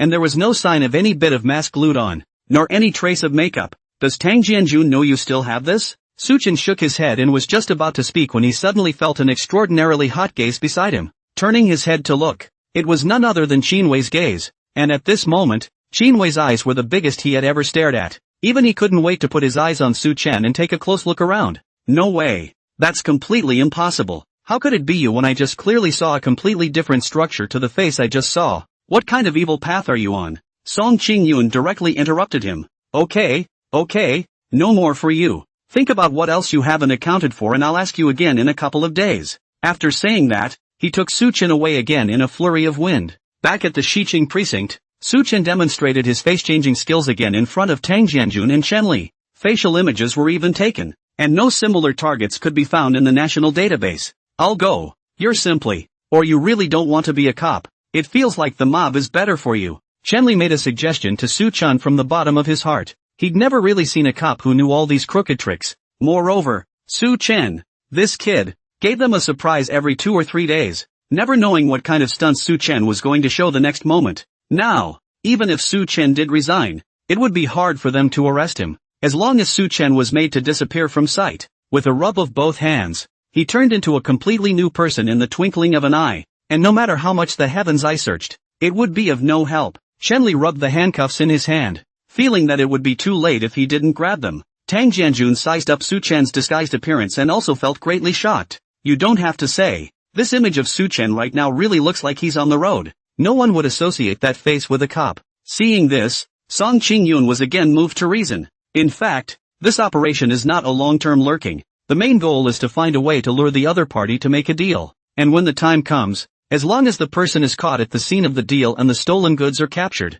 then we can call it a day. With Su Chen's kung fu, do you think those people can stop him? Several people argued in the office for half a day, and finally decided to let Su Chen enroll in the selection of undercover agents, and sent the news of enrollment over. Day 2. Appraisal site. The police officers who had been selected as undercover candidates gathered to listen to Ma Ji-young's announcement of this examination. Simply put, it is a group of sharp soldiers drawn from the anti-narcotics detachment, the special police force and other teams as the arresting party, while Su Chen and others are as the hiding party, starting from different starting points and moving towards the final destination. As long as you can reach the finish line safely without being caught within the allotted time, you will be considered to have passed, and if you are caught you will be eliminated from the game directly. At the same time, there will be some arresting officers dressed in civilian clothes, hiding in the dark and waiting for the opportunity to act. And on these people and in certain special locations, there are target items hidden that, once gotten by the hiding party, can eliminate the plainclothes people from the game and gain extra points. Ultimately, the best one will be selected based on the overall ranking. All candidates have to simultaneously defend themselves against overt hordes of pursuers and covert killers, as well as find the target items as far as possible, requiring a high level of vigilance and the ability to improvise. These are all abilities that are essential to being a good undercover agent. At Ma Ji-young's command, the hiding party began to move. Next to him, the head of the anti-narcotics detachment reconfirmed to him the arrest efforts of the operation. Sure you wanna make an all-out arrest? These new recruits won't last more than a few rounds in the hands of us old men. Don't fail to pick an undercover agent when the time comes. Not to mention killing all of these boys' self-confidence. A few other captains next to him thought the same thing. In their opinion, such an arrest was simply too easy, and these new recruits were little dolls compared to the thugs they usually dealt with. Song Qingyun smiled faintly at his words. Don't talk too soon. Watch your face later. The opposite side of the fence is no less impressive. I remember you think highly of that Su Chen? Okay, I'll have someone be the first to arrest him later, and we'll see who gets punched in the face. Another order was given, and the arresting team began to move. Meanwhile, a hiding party police officer who had set out at the same time as Su Chen was turning around with a bewildered look on his face, searching for signs of Su Chen. Strange, where's that dude named Su Chen? How is it that just a moment ago they were in front and in the blink of an eye they're gone? It was only after the examination began that Ma Ji-young emphasized the selection criteria for this examination with the crowd. In fact, it is not to arrive at the finish line as the only goal. What they have to do is to carefully observe whether these candidates, in the process of evading the pursuit, can always remain calm, improvise, and be able to flexibly utilize the surrounding environment, tools, and other things that can be utilized to make an escape. Hearing this, Su Chang, the head of the narcotics detachment, and Shang Lin of the SWAT team both took a chill pill. They were originally worried that this time the proportion is not good to grasp, too easy and cannot play the role of the test, too serious and will be a total loss. That's why the two men followed suit and re-emphasized after Ma Ji-young finished speaking. Let all the police officers involved in the test feel free to make arrests. Never let go of the water, to the death, and put as much pressure on them as possible. The others also came to a realization at this point. No wonder he dared to let these elite teams loose to capture people. So he didn't think that these youngsters could really escape to the end at all. The real assessment component turns out to be in the process. Old Tang, do you think Su Chen has a chance? His strength isn't on the same level as the others at all. Song Qingyun hugged his arms and came next to Tang Jianjun to inquire. Tang Jianjun was relaxed, his mind having long since made a judgment. It's hard to say if we'll make it to the finish line, but there's absolutely no problem with surviving longer than the others. At least, this kid Su Chen. You know how good his brain is. This kind of test, it's trivial. Oh, Bureau Tang thinks so highly of him? Suddenly, a voice full of skepticism came from the side. It's none other than Su Yunxian, the captain from the anti-narcotics detachment. He didn't know anything about the rookie police officers who were on the scene for the test, and it had been a busy time. It was only with the help of his comrades in the provincial office that he was finally able to take a breather. Of the several captains present, he was the only one who understood the viciousness of these drug dealers the most, so he also put forth 200% of his energy to deal with this test. In his perspective, the exposure of the undercover agent is a small matter, but the biggest danger is to startle the snake and make this gang of drug dealers become more vigilant. That's why he originally didn't support sending undercover agents to deal with the other side either, and letting these rookie cops with little experience do a situation that even they, the veterans, might not be able to handle is simply treating drug interdiction like child's play, especially Song Qingyun and this group of people in the west side of the city, the mouth every day chanting what Su Chen, as if he could not handle the case without him. The personnel he sent out this time could be the elite of the team, having participated in many arrest operations, absolutely experienced and capable. It's easy to catch a couple of brats, isn't it? I'll catch the Su Chen back later to gag them. Su Yunxiang clapped his hands towards his men and shouted, all of you get your asses in gear later, but if you let one person go to the finish line, everyone gets extra practice. Yes, Chang Lin, who was standing next to him, didn't think so much about it. He only conveyed an order to the police officers below him to keep a deadly eye on Su Chen. He wanted to see Su Chen's strength for real, not his mouth, or his stealing skills. Tang Jianjun's expression was leisurely, and seeing Su Yunxiang make such a big deal out of it, he was even more lazy to bother with him. Save your energy, or think about going back and having them practice something extra. 10 minutes later, the assessment team began to move. Once the test began, not surprisingly, just under 5 minutes later, 2 officers were arrested. He was even still in a daze when he was caught, totally confused. Inside the command base, the police station chiefs who had recommended these 2 were all embarrassed to stay any longer. In just 2 minutes, the other party didn't even use their heavenly eyes to look for traces, and merely relied on manpower to line up the necessary paths to the finish line. But Su Yunxiang and the others weren't happy for long. After these 2 men were captured, the manhunt fell into a state of anxiety and delayed progress. The arresting party had canvassed many places and had found no sign of the others. Okay, these boys are a bit of fun. Looks like it's not going to work without some intensity. Su Yunxiang immediately decided to check the Heaven's Eye system. Shanghai City was connected to the Eye in the Sky surveillance system that covers the whole country only a short while ago. A surveillance network of countless cameras on street corners exposes everyone on the street to police surveillance. The assessment operation was both a selection of undercover agents and an important test to validate the Eye in the Sky system. The Eye in the Sky system is not a collection of surveillance images as perceived by the general public, but also incorporates data analysis and information integration and reasoning. If Qin Wei appeared again, even if he had put makeup on his face and made a cover-up, his figure, movements, and body language could not be changed, and all of these would be recorded by the Heaven's Eye system, forming an exclusive information base. As long as this information is retrieved and analyzed, even if the faces don't match, the real-time image of the presence of Qin Wei will be matched. Therefore, in the special supply point of this assessment operation, there are many costumes and props for escapees to escape from pursuit in disguise, and these are precisely the designs made to verify the Sky Eye system. After utilizing the Eye in the Sky system, 3 more officers quickly appeared on the screen. They carefully navigated through the streets, and based on the path analysis, the trio's destination was most likely the supply point. Tang Jianjun's gaze narrowed as he stared at one of the people on the screen. Just like Su Chen, Su Yunxiang and Chang Lin both had a smile on their lips. Is this the big devil Su Chen you're talking about? There was absolutely not a hint of alertness to be seen, and there was clearly no semblance of anti-tracking awareness in his head. Su Yunxiang couldn't help but feel a little disappointed. It was ridiculous that he had given the team such a big order just for such a brat. I didn't expect to find Su Chen so quickly. It seems like there's truth in specializing in the arts after all.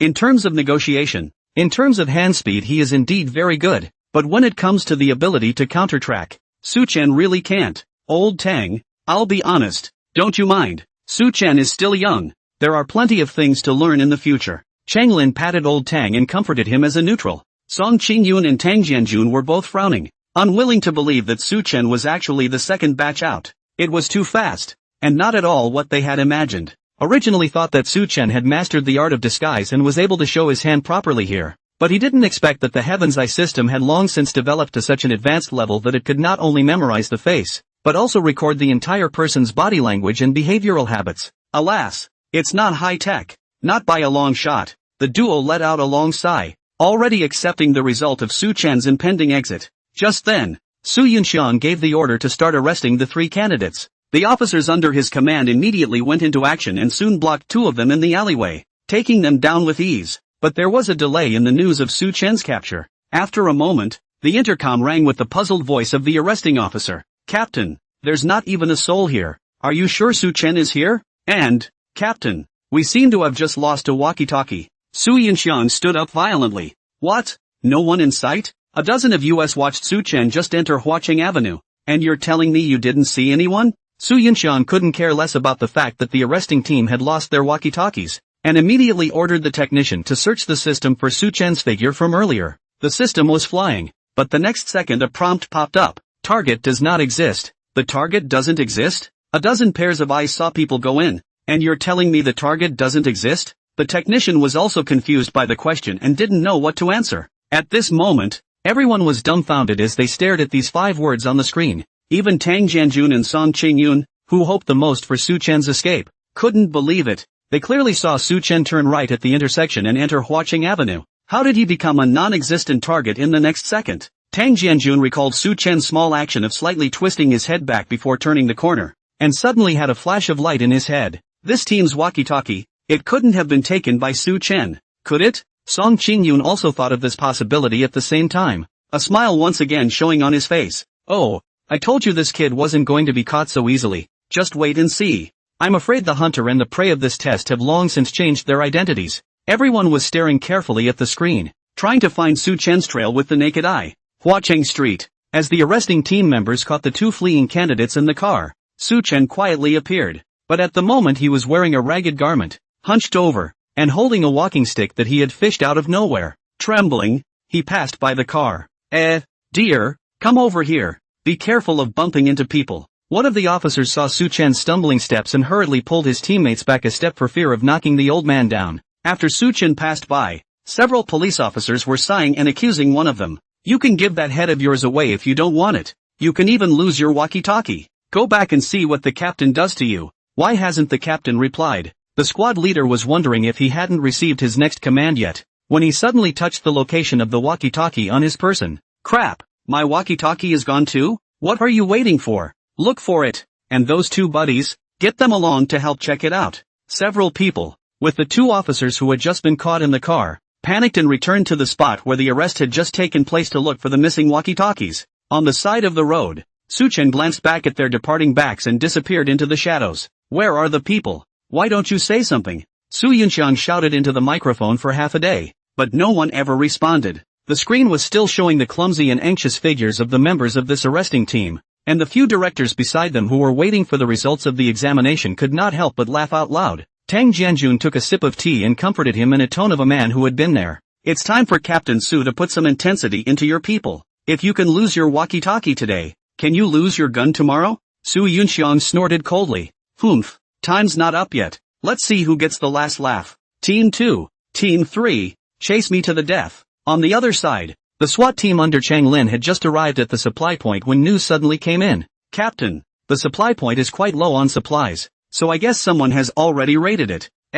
Why is there a walkie-talkie here? I don't suppose this is a supply? Chang Lin glanced at Su Yunxiang, who was beside him with an odd expression, and said to his teammates, well, it's not supplies, so you guys go ahead and bring it back. Su Yunxiang was made uncomfortable by his gaze, so he could only stare intently at the screen in anticipation of the transmission of Su Chen's whereabouts. After less than 10 minutes, several more players were caught, 2 by the SWAT team, and the remaining ones all by the narcotics side. Su Yunxiang's face finally looked a little better. At least they hadn't lost to the SWAT team. The examination time was nearing the end, but the crowd never saw Su Chen's figure on the screen again, and he was the only one left of the remaining examination contestants. More police equipment was also appearing one after another in several supply depots, which contain SWAT teams and narcotics teams, and these resupply points where gear appears are getting closer and closer to where the finish line is. At this time, an idea suddenly appeared in Chang Lin's mind and he directly walked up to the technician. Wait, tune in to the guy from earlier. Yes, that's him. Find out where this man is. The operator skillfully maneuvered, and soon the 5 words appeared on the screen once again. Target does not exist. Again? Does this eye-in-the-sky system work or not? It's fine if you can't catch Su Chen, but now you can't even catch a passerby? Wait a minute. Could it be that this passerby is Su Chen? Look again for the old man who showed up next to the first team earlier, and the backpacker who showed up at the snack bar. And Chang Lin kept reporting suspicious people under his breath, and the operator kept searching for information about these people as he requested. Sure enough, There was only one search result for everyone. Target does not exist. The moment he saw those 5 words, Chang Lin instantly gave up. It's a showdown. I admit defeat. How the hell is this supposed to work? How can you catch people who have run up to you and can't even recognize you when they say hello? I was just going to ask how that's catching. And the police equipment that had inexplicably appeared at the supply depot. Now he had it all figured out. This damn thing was definitely stolen by Su Chen. And he even thoughtfully helped them organize it and set it up on the supply table. What a good little guy. I am convinced. Lao Su, go for it. Chang Lin went straight back to his seat and prepared for the outcome of Su Chen's arrival at the finish line. Already, he had completely given up struggling. Is this, all of these people, really all of them are Su Chen pretending to be? Su Yunshan looked at the results on the screen and stumbled over the words, his bottom breath slightly lacking. At this moment, he finally placed Su Chen on the same high level as those vicious criminals. He then realized that the rookie police officer he had never looked at in the right way had solidly slapped himself in the face, with a clear and loud blow, and in front of so many leaders. All day long, I beat the eagle, but I never thought that I would be pecked by the eagle after all, and it's still a baby eagle. When he thought about how he had sworn to guarantee that he would absolutely not let any of them reach the finish line before the test began, Su Yunshan immediately felt a sense of groundlessness. Song Qingyun carried his hands behind his back and leisurely wandered behind him. Not only was Su Chen the one who pretended to be you, even those things that your men just threw away were stolen by Su Chen. You don't really think they lost it by accident, do you? Su Yunshan was momentarily speechless and unable to retort. Song Qingyun's words were all over the place. Alas, Lao Su, don't be sad. The more powerful Su Chen is, then when he becomes an undercover agent, won't his chances of helping you catch that gang of drug dealers be greater? Before Su Yunshan could reply, the same surveillance screen that had captured the end position suddenly appeared. The eyes of the crowd immediately converged, and in the next second they all dispersed in disappointment. Harm, it's a female. Scared me. I thought it was Su Chen coming. I think you're really senile, so hurry up and retire. Several police station chiefs joked about it when they realized it was a false alarm. Only Song Qingyun and Tang Jianjun looked at each other, completely unable to laugh, because Su Chen had actually shown them women's clothing the day before. This back, it's practically the same. Su Yunshan's heart thumped when he saw the two make eye contact. Crap, this back,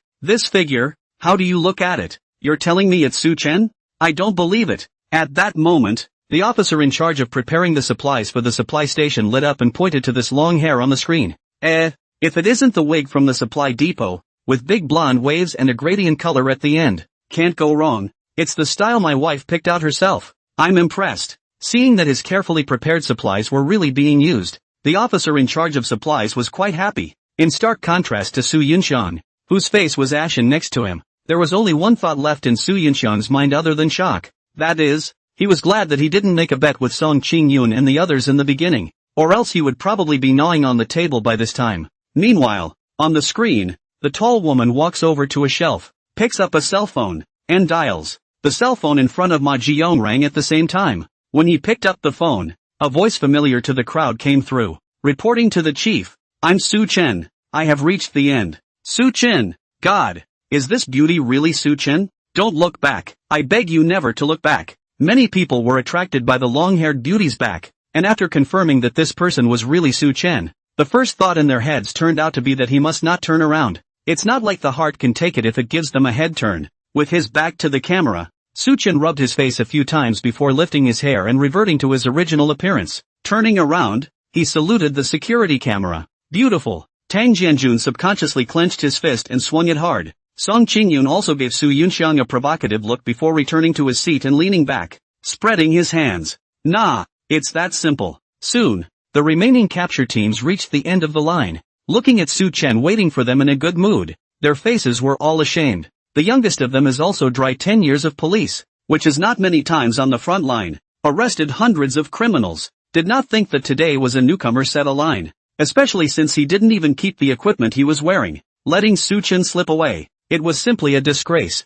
On the way back, all of them were silent, but inside they had actually turned over, all of them wanting to ask Su Chen what he had disguised himself as along the way. This is the kind of thing where it's okay if everyone has their heart in the right place. But whoever asked it was equivalent to telling everyone that they had bad eyes and had not seen Su Chen's disguise even once. The pressure came instantly on the questioner. No, let's wait for someone else to ask first. Finally, after returning to the command base, Su Yunshan asked when he saw him. Su Chen, How many times have you disguised yourself along the way? And what have you become? Hearing this, all the onlooker leaders, as well as the arresting members who were personally involved in the examination, all pricked up their ears. Suchen pinched his fingers and said, the old man, the student, the backpacker, and the young woman at the end, 9 in all, I think. 9? Chang Lin was shocked in his heart. Good lord, you just judged 6 yourself and you're still gloating about it. I didn't realize there were 3 left undiscovered. Seeing the crowd's skeptical expressions, Song Qingyun asked the technician to lock onto the several camouflages that Suchen had mentioned and searched for the target.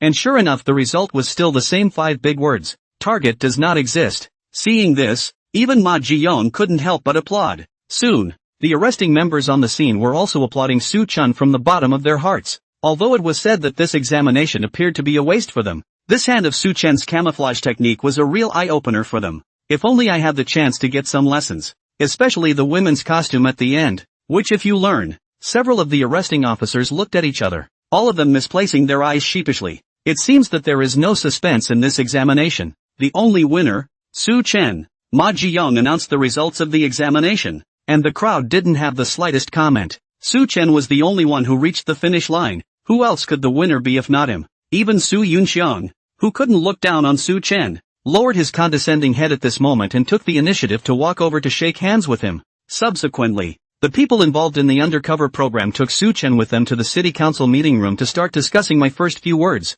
Time was running out, and while the drugs hadn't fully started circulating and this drug cartel was still in Shanghai City, they had to act quickly to catch the people. Sitting at the conference table, Su Yunxian's expression was very serious. According to the intelligence coming from our colleagues on Hong Kong Island, we've locked down the core of this drug gang. The other party's boss is named Hong Tian, the son of Hong Risheng, the Hong Kong Island Hong sect master. He is followed closely by 3 of his beloved henchmen, Iron Wall Wangzhou, Car King Baldy, and a godforsaken woman who wears a White Lotus mask all day long and is known as White Lotus. Bodyguard, driver, and spy, the 3 of them have their own roles, and are Hong Tian's right-hand men. There was originally a 4th assassin, but they had previously encountered a siege by a rival society on Hong Kong Island, and this person was exposed during the assassination of the other party's boss and was killed by random gunfire. Su Yunxiang paused for a moment, waiting for the crowd to absorb the information they had just received, and then said solemnly to Su Chen, "This undercover operation is to penetrate the drug dealers and cooperate with the police in the drug trade to eliminate them. If we can, we need you to be the other side's heartthrob. We don't have the same chance as beating the bushes. We have to capture them once and for all. Otherwise we're letting the tiger out of the bag and it's hard to get the next chance. So I have to reconfirm that you have sufficient abilities. You can't show any of the vast righteousness in our police officers. Instead, you must be like a drug dealer, ruthless and indifferent to life. Are you sure you can?" At the other end of the conference table, the 2 leaders were also silent, waiting for Su Chen's display. Su Chen was able to disguise himself, but he was able to fool these unfamiliar police officers, but not necessarily the thugs that he had to spend time with. However, if there was even the slightest thing wrong with the other party's level of vigilance, I'm afraid that they would immediately dispose of Su Chen. When Su Chen heard Su Yunxiang's words, he pondered for a moment, then lowered his head and rubbed his face, and then he raised his head and spoke indifferently. "Is that so?" An aura filled with the smell of blood emanated from Su Chen's body. At this moment, Su Chen's voice sounded like a demonic whisper in the ears of the crowd, and everyone's hairs shrugged as they subconsciously straightened their bodies. Su Yunxiang, who was facing Su Chen directly, even felt like he was surrounded by a group of sharp-edged, vicious drug dealers. This feeling was just like when he first arrested a drug dealer for real when he was young, panicked, helpless, fearful, and wishing to turn around and run away immediately, but he was too limp to do so. Su Chen continued to say in a low voice that ignored everything, "Since he's got 1 less assassin on his side, then I'll make up for it." In a flash, the 1,000 gates, 8 generals, and 1,000 faces abilities opened at the same time. The influence of body language and micro-expressions, coupled with the change in disguise, transformed Su Chen into a top-notch bandit who had fought his way out of a mountain of swords and blood. Tang Jianjun suddenly felt that the Su Chen in front of him had become incomparably unfamiliar. A scar appeared out of nowhere at the corner of his eye, and underneath that vicissitude of his face, one couldn't help but guess that Su Chen had an extremely sad past. The violet aura that came to the surface, even more so, left no doubt that Su Chen's hands were bound to be covered in blood. There were even some young policemen who had already put their hands on their waist, ready to pull out their guys directly. In their eyes, the transformed Su Chen in front of them had a few big words on top of his head. "I'm the bad guy. Come and get me." Phew. Su Chen took a long breath and dispersed his two abilities, reverting back to his original appearance, and the atmosphere in the room instantly returned to normal. The pressure on Su Yunxian's body suddenly disappeared, and his back was already drenched in sweat, but his eyes were blossoming with light, and he directly shot up. Good. Very good. It's going to take that kind of swagger. Su Chen, you're really a born tough guy. Being a cop is simply, ahem. In a flash, the two leaders' gazes shot at Su Yunxian like arrows, directly pressing back the latter half of his sentence. What a guy, a narcotics captain. Inciting a rebellion? If we weren't here, would you be trying to talk him into switching to drug dealing? You can't say that in public, even though everyone should be thinking that. Song Qingyun was also indignant,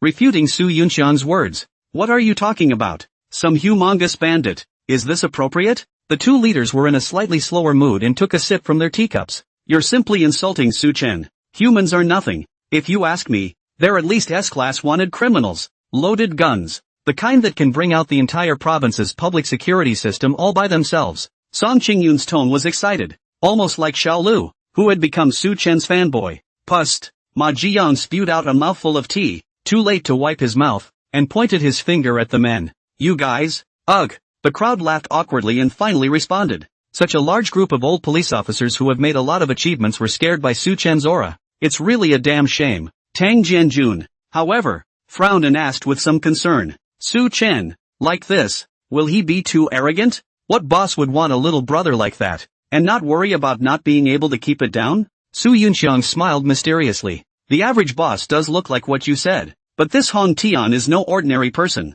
According to the rumors on Hong Kong Island, none of these four vajayjay under him are mentally normal, especially that Wang Jiao, who is described in the intelligence as suspected to be schizophrenic. It's not likely that someone like Su Chen is right up his alley. However, Su Chen frowned and asked, leaders, why are you so sure that they will accept me as a new face, even if I joined? Is it true that when it comes to something like a drug deal, it would take me, a newcomer, with it? As he says, there's a critical problem with this program. From what he knew about drug cartels, they were very cautious and exclusive about new members, and raw faces were bound to be closely watched in there. What makes them decide that they, a newcomer, will be able to blend in with the drug boss and become a core staff member as soon as they join? Hearing Su Chen's question, Su Yunxiang smiled mysteriously. Hong Tian and his party didn't come to Shanghai City much this time, and were in need of a local to step in and take care of things. And they're not ironclad with the local underground forces in Shanghai City. They're actually utilizing each other. In other words,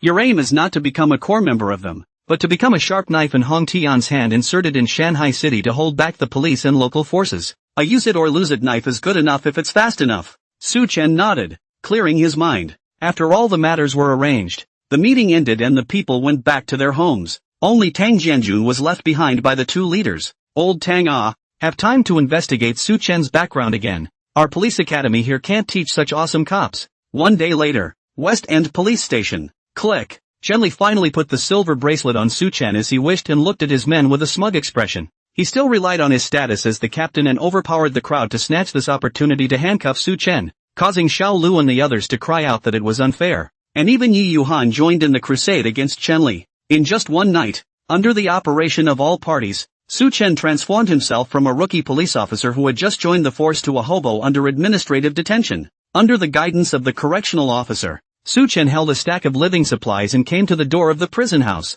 The current Su Chen had a gloomy gaze and a scarred face. Walking on the road scared the children next to him, and even the disciplinarian leading the way was a bit terrified. The disciplinarian opened the door and Su Chen entered the room in silence. The 30 or so people inside the room were all looking at Su Chen in unison, looking up and down at this new guy who had come in. As soon as he came in, Su Chen locked onto the target Su Yunxiang had mentioned, Bucktooth brother. Looking at his 40s, he wasn't exactly tall, but he was all tendon, and the most prominent thing was the two buck teeth bared in his mouth. This man has been a regular visitor to the Westside Detention Center for more than a few years now, and just came in a few days ago for provocation. But the police suspect that he is actually in contact with Hong Tian's drug cartel, and that the drugs purchased by Xiaomei's boyfriend, Sun Xing, before his death are probably related to him, and that provoking trouble is just his way to protect himself. As soon as he saw Su Chen come in, deep in the room, Bucktooth brother, who was enjoying the service of a few minions, waved his hand, and the rest of the 20-odd people in the number all stood up and stared at Su Chen. The buck-toothed brother crossed his arms and sat on the bed by the wall, looking at Su Chen with a slight sideways glance. New guy, What's his name? How did you get in? The man next to him couldn't look away and spoke directly. My big brother is talking to you? Are you fucking deaf? Su Chen ignored him, and pushed straight through the crowd, placing the household items on the bed, and in passing, in the crowd's astonished gazes, he flung all the things of the people next to him to one side, making room for himself, and then, with a face of indifference, he twisted his head to look at Bucktooth's brother. Crap, this new one is quite a tiger. You really don't care about us, do you? The crowd exchanged glances and looked at Bucktooth in unison, just waiting for him to give the order that they were going to teach this newcomer a good lesson. Bucktooth wasn't angry, and headed for the bed, closing his eyes and casually shaking them off. Looks like the new friend doesn't quite know the rules. Then you will teach him a good lesson. What are you waiting for? Do it! Just as Su Chen entered the room, the monitoring room, several narcotics officers were carefully keeping a close eye on the surveillance video,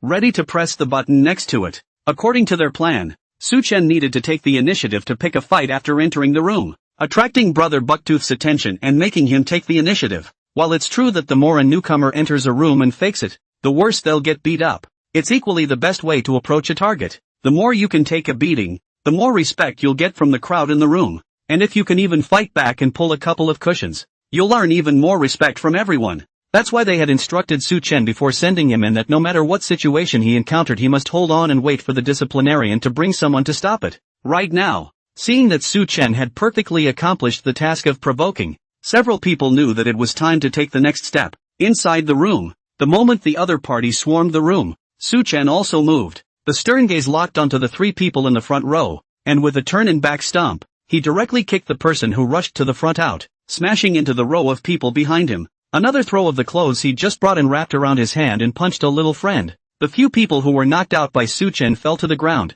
covering their chests, their faces reddening frighteningly. With just one blow, they were already speechless, feeling breathless and their hearts stopping. A trace of imperceptible tension surfaced on Su Chen's ruthless face. Even if he didn't trigger the elevator god of war effect in the confined space, the passive effect brought about a physical increase in combat awareness that was already enough for him to crush this group of unarmed punks. Just subconsciously shot, directly used the full force, fortunately the last moment to collect the strength. Otherwise this undercover road is afraid that there will be problems. But even that had scared everyone in the room. A kick can send a man flying. A punch can knock a man to the ground for half a day without being able to get up. What a powerful force. What a ruthless mind. It looked like he was still just doing it casually. And if this were to go all out, a few people would have died on the spot. I'm afraid they're just detained here. They're not gladiators. There's no need to fight over this. Everyone stood still and didn't dare to move, fearing that if they angered Su Chen, the next person to fly out would be themselves.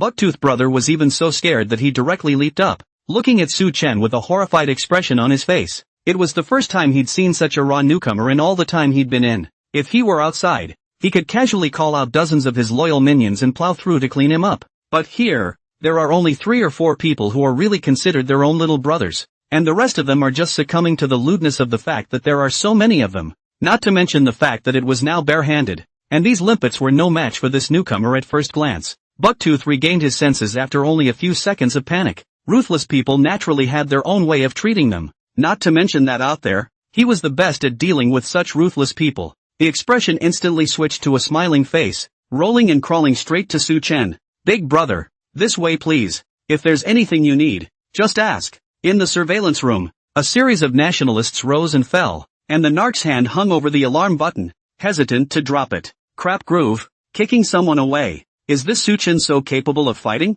Hiss if that kick was moved online and kicked directly at the heart. I'm afraid this yellow hair would have been cold on the spot. Captain, you're looking a little fierce for this undercover agent. So do we still need to get the corrections officer over there to take care of it? The police officer who was originally prepared to ring the alarm and shake people to help Su Chen hesitated at the moment. It looked like Su Chen didn't need their help at all. Su Yunxiang gave him a look like an idiot and directly reached out to press the alarm bell. What are you still dawdling here for? Su Chen doesn't need help, but everyone else in the room is fucking dying. Su Yunxiang was scared out of his wits. If he really let people die here, it would be a big deal. Not only these narcotics team members, even Su Yunxiang himself was a bit incredulous as he watched the image of Su Chen's great power. In just a few days, he hadn't been shocked by Su Chen. The handful of disguise skills displayed in the undercover test naturally needed no introduction. In the past 2 days, they first listened to Song Qingyun. They blew half a day. Su Chen's pair of ghostly hands, stealing the Southwest God thief, returned in defeat. and with the brainwashing general interrogation skills,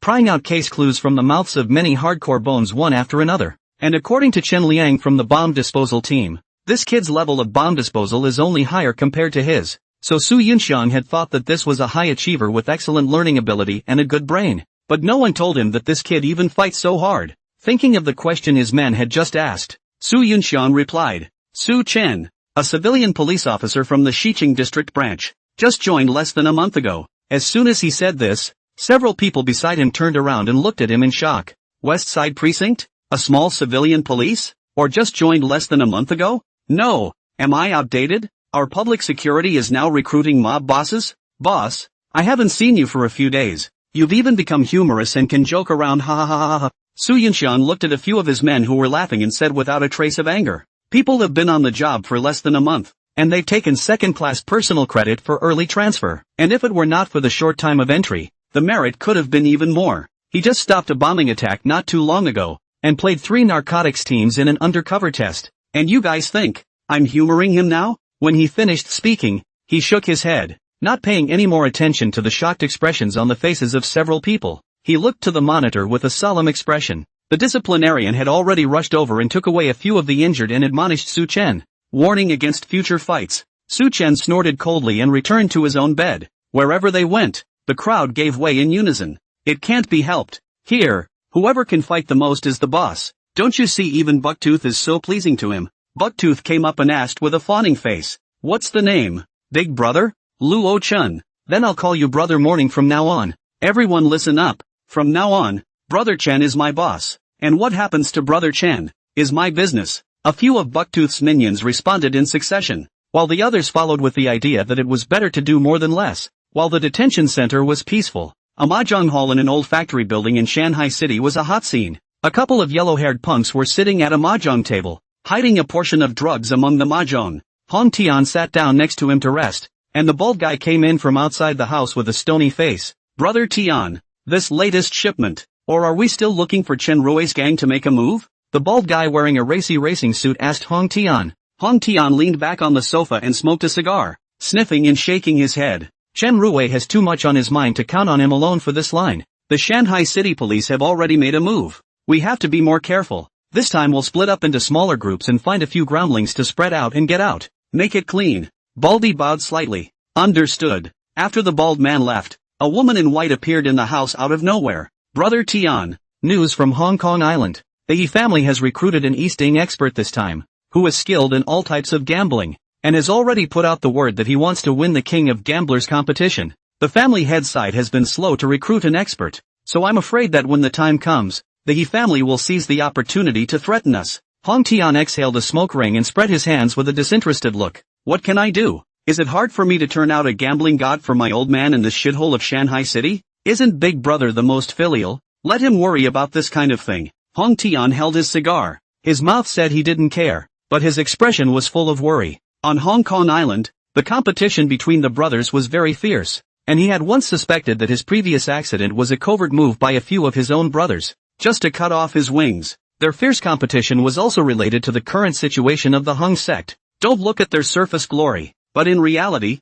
the Hung sect has long since ceased to be as glorious as it once was. The plate has become smaller, in order to compete for more resources. Naturally, there is no less fighting. This time, my father valued the King of Gamblers competition so much because he wanted to seize this opportunity to ruthlessly grow the prestige of the Hong sect and continue its fortunes. However, for so long, it had never been able to recruit a strong enough expert, and if it was a round robin at the King of Gamblers competition, it was feared that the Yi family would take advantage of this opportunity to further encroach on it. If any son could help out in this matter, it would certainly carry a heavier weight in his father's heart, and his position in the Hong sect would naturally rise. Alas! Hong Tian got up and came to the statue of Guan Gong and respectfully inserted 3 incense sticks. Blessed Master Guan Air, send down a god of gambling to the Hong family. Wang Jiao, who was reading the manga next to him, silently pulled down his sunglasses and glanced at them, then put them back on and continued reading the manga as if nothing had happened. The guardhouse. In the midst of Su Chen and Bucktooth brothers' back and forth trysts, time passed quickly, and the two of them quickly became familiar with each other. Morn, how the hell did you get in here? When can we get out? Su Chen sniffed and said without thinking, hit a couple people a little hard. 2 or 3 days, I think, and I should be out soon. Before Su Chen came in, Su Yunxiang had already arranged things for Bucktooth, and both of them were going out 2 or 3 days later. So no matter what Bucktooth wanted to do next, the timing was just right. Bucktooth hemmed and hawed. That's just as well. I'll have someone outside here make it harder. It should just be 2 or 3 days. Who do you hang out with? Lorne? Su Chen responded lightly, maintaining an indifferent attitude. On my own. With no one. So, Bucktooth looked at Su Chen, recalling the deal he made before coming in this time. A new idea gradually arose in his mind. For the next 2 days, Bucktooth kept busy and maintained a good relationship with Su Chen. Learning that Su Chen was out to overturn the casino because he had won too much money in the casino and the casino couldn't afford to play, and also forced the other party to call the police to arrest him, he was even more admiring of Su Chen. Su Chen was well aware of the little scheme in Bucktooth's heart, so he also utilized his top brainwashing skills over the past 2 days, guiding the direction of the conversation, and accidentally revealing a little bit of the new identity that the Narcotics Control Unit had prepared for himself from time to time, so as to put Bucktooth's mind at ease. And a small display of pickpocketing skills completely dispelled the last vestiges of Bucktooth's suspicion. To be able to master so many crooked ways of the 3 religions in 9 streams, surely you can't be a good person. Bucktooth tried several times to get Su Chen to hang out with him after he went out, but was rejected by Su Chen on the grounds that his level was too low. It wasn't until he said that he wanted to take Su Chen to meet the real big brother that Su Chen expressed a little curiosity with confidence. Despite constantly being rejected by Su Chen, Bucktooth instead had a sense of excitement, and in his heart, he constantly fantasized about taking Su Chen to meet the big brother. Oh, you think I'm low level? When the time comes to take you to that really big guy, I hope you'll still be so tough. Bucktooth felt like a top-notch hunter, little by little forcing Su Chen into the trap he had set. Unbeknownst to him, in Su Chen's eyes, he was like a puppet on a string. All of his thoughts were under Su Chen's control. On the afternoon of the 3rd day, Su Chen and Bucktooth were released at the same time. Su Chen didn't pay any attention to him after he came out and walked straight along the bus stop in front of the road. 1 step, 2 steps, 3 steps, without the slightest hint of retention. Seeing that Su Chen had no intention of walking with him, Bucktooth hurriedly greeted him to stop. Slow down, Brother Chen. What's the hurry? Su Chen stopped and turned back to look at him coldly. Something? The buckshot lit up before his eyes. Come on, Chen, get in the car first and let's go have a nice meal. That big guy I told you about earlier. Do you remember? As they were talking, a small black sedan drove up across the street corner and pulled up beside the 2 men. From the driver's seat, a little brother came down and shouted respectfully at Bucktooth. Big brother. Bucktooth stood next to the car and waved at Su Chen. Come on, Brother Chen. Okay, if you dare to lie to me, it should be clear what happens to you. Su Chen hesitated for a moment, put in a harsh word, and drilled into the car. 2 hours later, a group of people were drunk and went to a nearby KTV to sing. In the midst of the loud music, Bucktooth came up next to Su Chen and squinted his small eyes in confusion. The big guy I was talking about will be here later. They are from Hong Kong Island and have a lot of experts under their hands. Brother Chen, you have to control your emotions later. Don't get excited. Before the words left his mouth, the door of the box was kicked open with a bang. Behind the door was not Hong Tian, but Wang Jiao with sunglasses, and his group of minions. After entering, the junior brothers closed the door of the box and lined up on both sides in turn, and the atmosphere in the room suddenly became grave. Wang Jiao peeled off his sunglasses and held his hands on the coffee table, his gaze fixed on Su Chen before turning his head to look at Bucktooth. Bucktooth, is this the guy you're looking for? I hear he's a better fighter than me? Ha ha ha ha ha ha ha ha. Wang Jiao suddenly let out a maniacal laugh, causing Bucktooth and his minions to be at a loss for words. I'll poke. In the next second, Wang Jiao suddenly struck out and merged his fingers into a sword. In the crowd's horrified gazes, he directly poked towards Su Chen's throat. Wang Jiao suddenly attacked, and the entire crowd was startled. Even Wang Jiao's minions were caught off guard. Bucktooth was even so scared that his entire body was pressed tightly against the backrest of the sofa, not daring to move a muscle. Facing Wang Jiao's strike, Su Chen's mouth sketched out a light smile. The moment he had just closed the door to the box, his elevator warlord activated automatically. At the moment, in his eyes, Wang Jiao's powerful finger infused with strength was like slow motion. A cold smile ran through Su Chen's heart. This psychopath must be the Wang Jiao mentioned in the intelligence. Smile, smile, smile, make you smile, go down you, only to see Su Chen's neck slightly shrinking, avoiding the other party's finger, and then a slap slapped on Wang Jiao's head in a lightning-fast manner. Pop! As the palm went down, Wang Jiao felt like he was being hit by a Mercedes-Benz car, turning in place 360 degrees without the power to fight back, and slamming headfirst into the wall behind him. Oops! The minions next to him were all startled. Big brother, cool. Seeing the scene in front of him, Bucktooth also exclaimed in shock. Crap, what did Tatsu just do? It seemed as if he just saw a residual shadow and Ku flew out. Bucktooth's brain raced. I heard that Brother Geo is shelling out. A golden bell shroud cultivation of pure, unusual attacks hit up. Simply cannot shake him. Surprisingly, will be Chen a slap on the fly. If Tatsu slapped himself with this slap, he wouldn't have a bruise or a purple patch, would he? Seeing Wang Jiao bare his teeth and stand up, Bucktooth only had one thought in his head at that moment. It's cool, it's completely cool this time. Cool, don't be angry.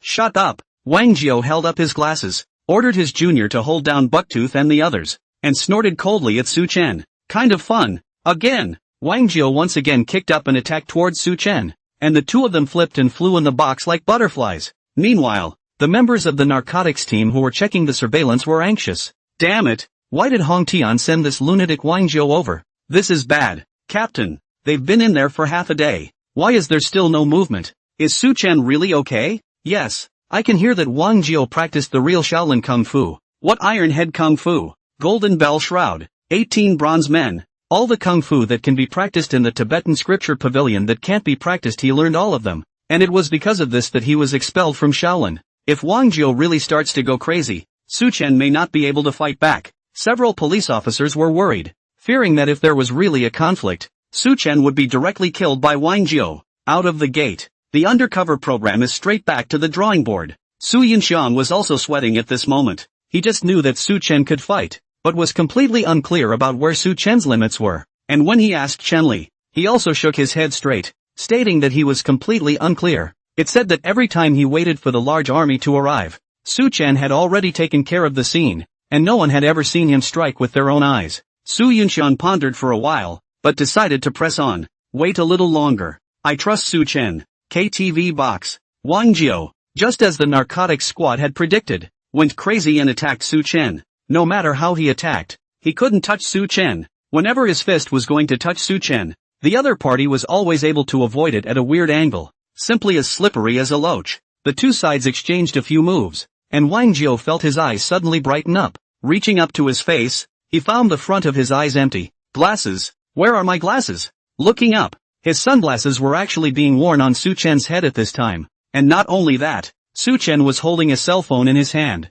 Wang Jiao subconsciously touched his pants pocket, and his pupils shrank. The cell phone in Su Chen's hand was really his own. When did he take it? What kind of maneuver is this? I can't believe I didn't feel a thing. And even more frightening, he still had time to steal from himself while dodging his own attacks. Wang Jiao had practiced martial arts at the Shaolin Temple since he was a child, and was a true practitioner. At this moment, only he knew best what it meant that Su Chen idly dodged his own attack and was able to smoothly touch his glasses and cell phone from his body. This meant that the other party hadn't even used half of his strength during the exchange just now, and definitely had the ability to put him to death. Wang Jiao's eyes trembled slightly, and the thought of admitting defeat arose in his heart for the first time. It's bad, we've kicked the bucket this time. Still, at least it's rewarding. This kid fights in an evil way. Definitely not the police force aboard of tricks. Not to mention he had a knack for stealing that he'd never seen in any cop before. It can be confirmed that this person introduced by Bucktooth is definitely not a cop. The scene was still for a long time until a low voice came out of the cell phone in Su Chen's hand to break the quiet.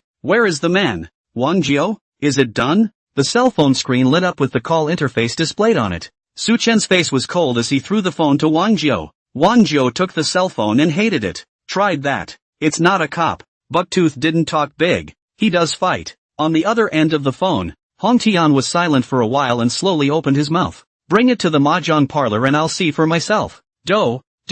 The phone hung up, and Su Chen silently contemplated. The voice on the other side of the phone should come from the head of this drug cartel, Hong Tian. As for the mahjong parlor he mentioned, it's no surprise that it's where the gang is hiding. The fact that he had just struck decisively and ruthlessly, coupled with the hand of stealing, should be enough to dispel the other party's suspicions. Nice, everything's going well with the undercover program so far. I hope there are never any accidents back there either. Hearing the phone hang up, Bucktooth, with a fawning look on his face, patted the man pressed against him. Getting up, he rushed between the two to act as a peacemaker. Under his exaggerated rendering, Su Chen's experience turned into one person picking off several gambling experts in a row, forcing the casino to close its doors and let the dogs out. But in the end, he was still overturned by Su Chen alone. Hearing that Su Chen was still a gambling expert, Wang Jiao subconsciously looked at him twice more and once again let out a maniacal smile. Ha ha ha ha ha ha ha ha. Good job, Bucktooth. This time, the goods are all yours. Hearing such an epileptic voice, the corner of Su Chen's mouth twitched slightly. Shit, this guy's really nuts, isn't he? Just now they were fighting to the death and now they're here having a fit. I should have known to kick him in the head just now. Maybe I could have cured him. Having retrieved his glasses and cell phone, Wang Jiao once again resumed the state he was in at the beginning. With a wink at his men, he turned to leave. Su Chen also left the KTV surrounded by this group of minions. As for Bucktooth, he was ecstatic to contemplate what to do with the drugs that were coming his way. Outside, the members of the narcotics squad were relieved to see Su Chen come out in one piece. At that moment, Su Yunxiang suddenly pointed at a woman in white on the screen. Is this man, White Lotus? Why is she here too? What brings you here? Brother Sky sent you over? Wang Jiao had just stepped out of the KTV when he saw a person standing beside his car, and it was none other than White Lotus, who was also one of the 4 great Kongs under Hong Tian. Seeing this person, he surprisingly also showed a trace of surprise, and his tone of questioning was obviously a bit unpleasant.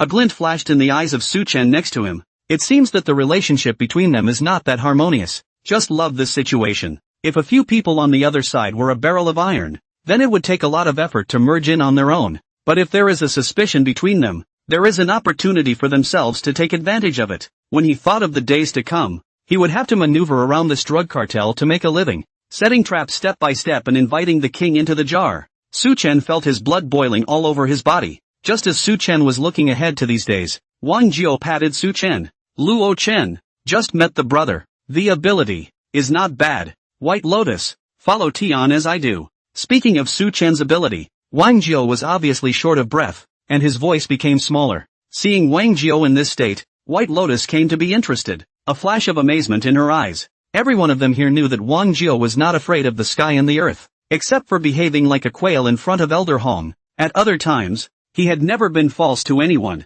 You just met with Luo Chen today and you're so devastated? I'm afraid that Wang Jiao's evaluation of him is much lower than this person's true strength. White Lotus revealed a touch of seductive smile, slowly walked to Su Chen in front of him, his eyes flowing, his fingers gently crossed on Su Chen's chest. A bodysuit will reflect the devil's body shape to the fullest. The chest is revealed a white flowery scene. Luo Chen, I'll remember you. If you can make Wang Ku suffer, I'm sure you must have something to offer. Seeing that White Lotus attacked Su Chen as soon as he came up, Wang Jiao looked at Su Chen with a smile on his face and raised his eyebrows. In fact, he had just tested Su Chen as just the first level, simply testing the newcomer's ability, and if he were to talk about the menace, it would be far less than the White Lotus. On Hong Kong Island, with White Lotus's all-around charming skills, she did not know how many nails inserted by hostile forces had been uncovered, as well as undercover agents sent by the Hong Kong Island police. As the saying goes, food is colorful. When a peerless beauty took the initiative to stick up, absolutely no one would be able to resist the temptation. No matter how hardcore they would fall under her stone skirt, crying about their past, telling her their background and either persuading her to turn herself in at the police station, or persuading her to go far away together. However, Su Chen's expression was as cold as ever when he faced Bai Lian's pair of charming eyes, looking uninterested in the beauty in front of him. Suddenly, Su Chen drew out a handkerchief and directly went up to help Bai Lian wipe her mouth, and then pulled out a lipstick and handed it to her. Remember to wipe your mouth after the barbecue. And, next time you work, eat less garlic. Bai Lian sniffed. The smile on her face suddenly gave way, and she stiffly took the handkerchief and lipstick, one in each hand, and watched Su Chen get into Wang Jiao's car without looking back. Crap. I just took a detour to a barbecue and ate too fast and didn't wipe my mouth. And the smell of garlic in his mouth. He probably smelled it all. Damn it. Ha ha ha ha ha ha ha ha ha. White Lotus, you have your day. Wang Jiao's maniacal laughter resounded through the night sky,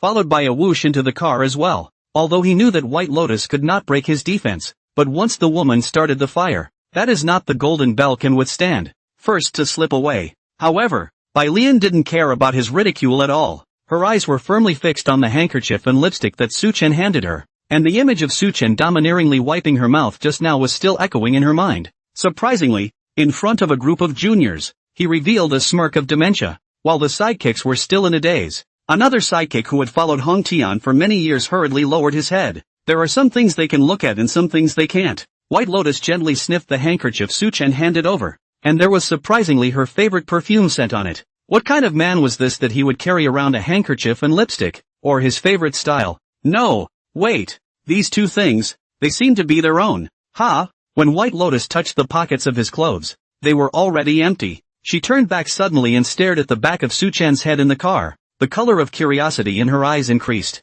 The feeling Su-chan gave him was not at all on the same level of existence as those soft-footed shrimps before. The brown handsome man with a scar on his face, who is not only considerate and attentive, but also has a look of disgust on her face, is a perfect poke at Bylion's XP and M-soul is burning brightly. The shadowless ghost hand not only stole the lipstick and handkerchief from White Lotus, but also stole White Lotus' heart without realizing it. In the car, Wang Jio patted Su-chan with a bad smile on his face. Take care, brother. Do you know the last time she looked like that? To whom? Who is it? A hint of curiosity also appeared in Su-chan's eyes. Wang Jio hemmed and hawed. Of course it's Tin. Afterwards, White Lotus also got into Wang Jio's car, and several black sedans slowly drove into the night. Just after they drove off one by one, behind them, a black minivan quietly followed. In the car, two men in the front row craned their necks and stared furtively at the car in front of them. Is it done? If anything goes wrong with you, we'll both be in deep shit. The man in the passenger seat asked in an agitated and somewhat nervous tone.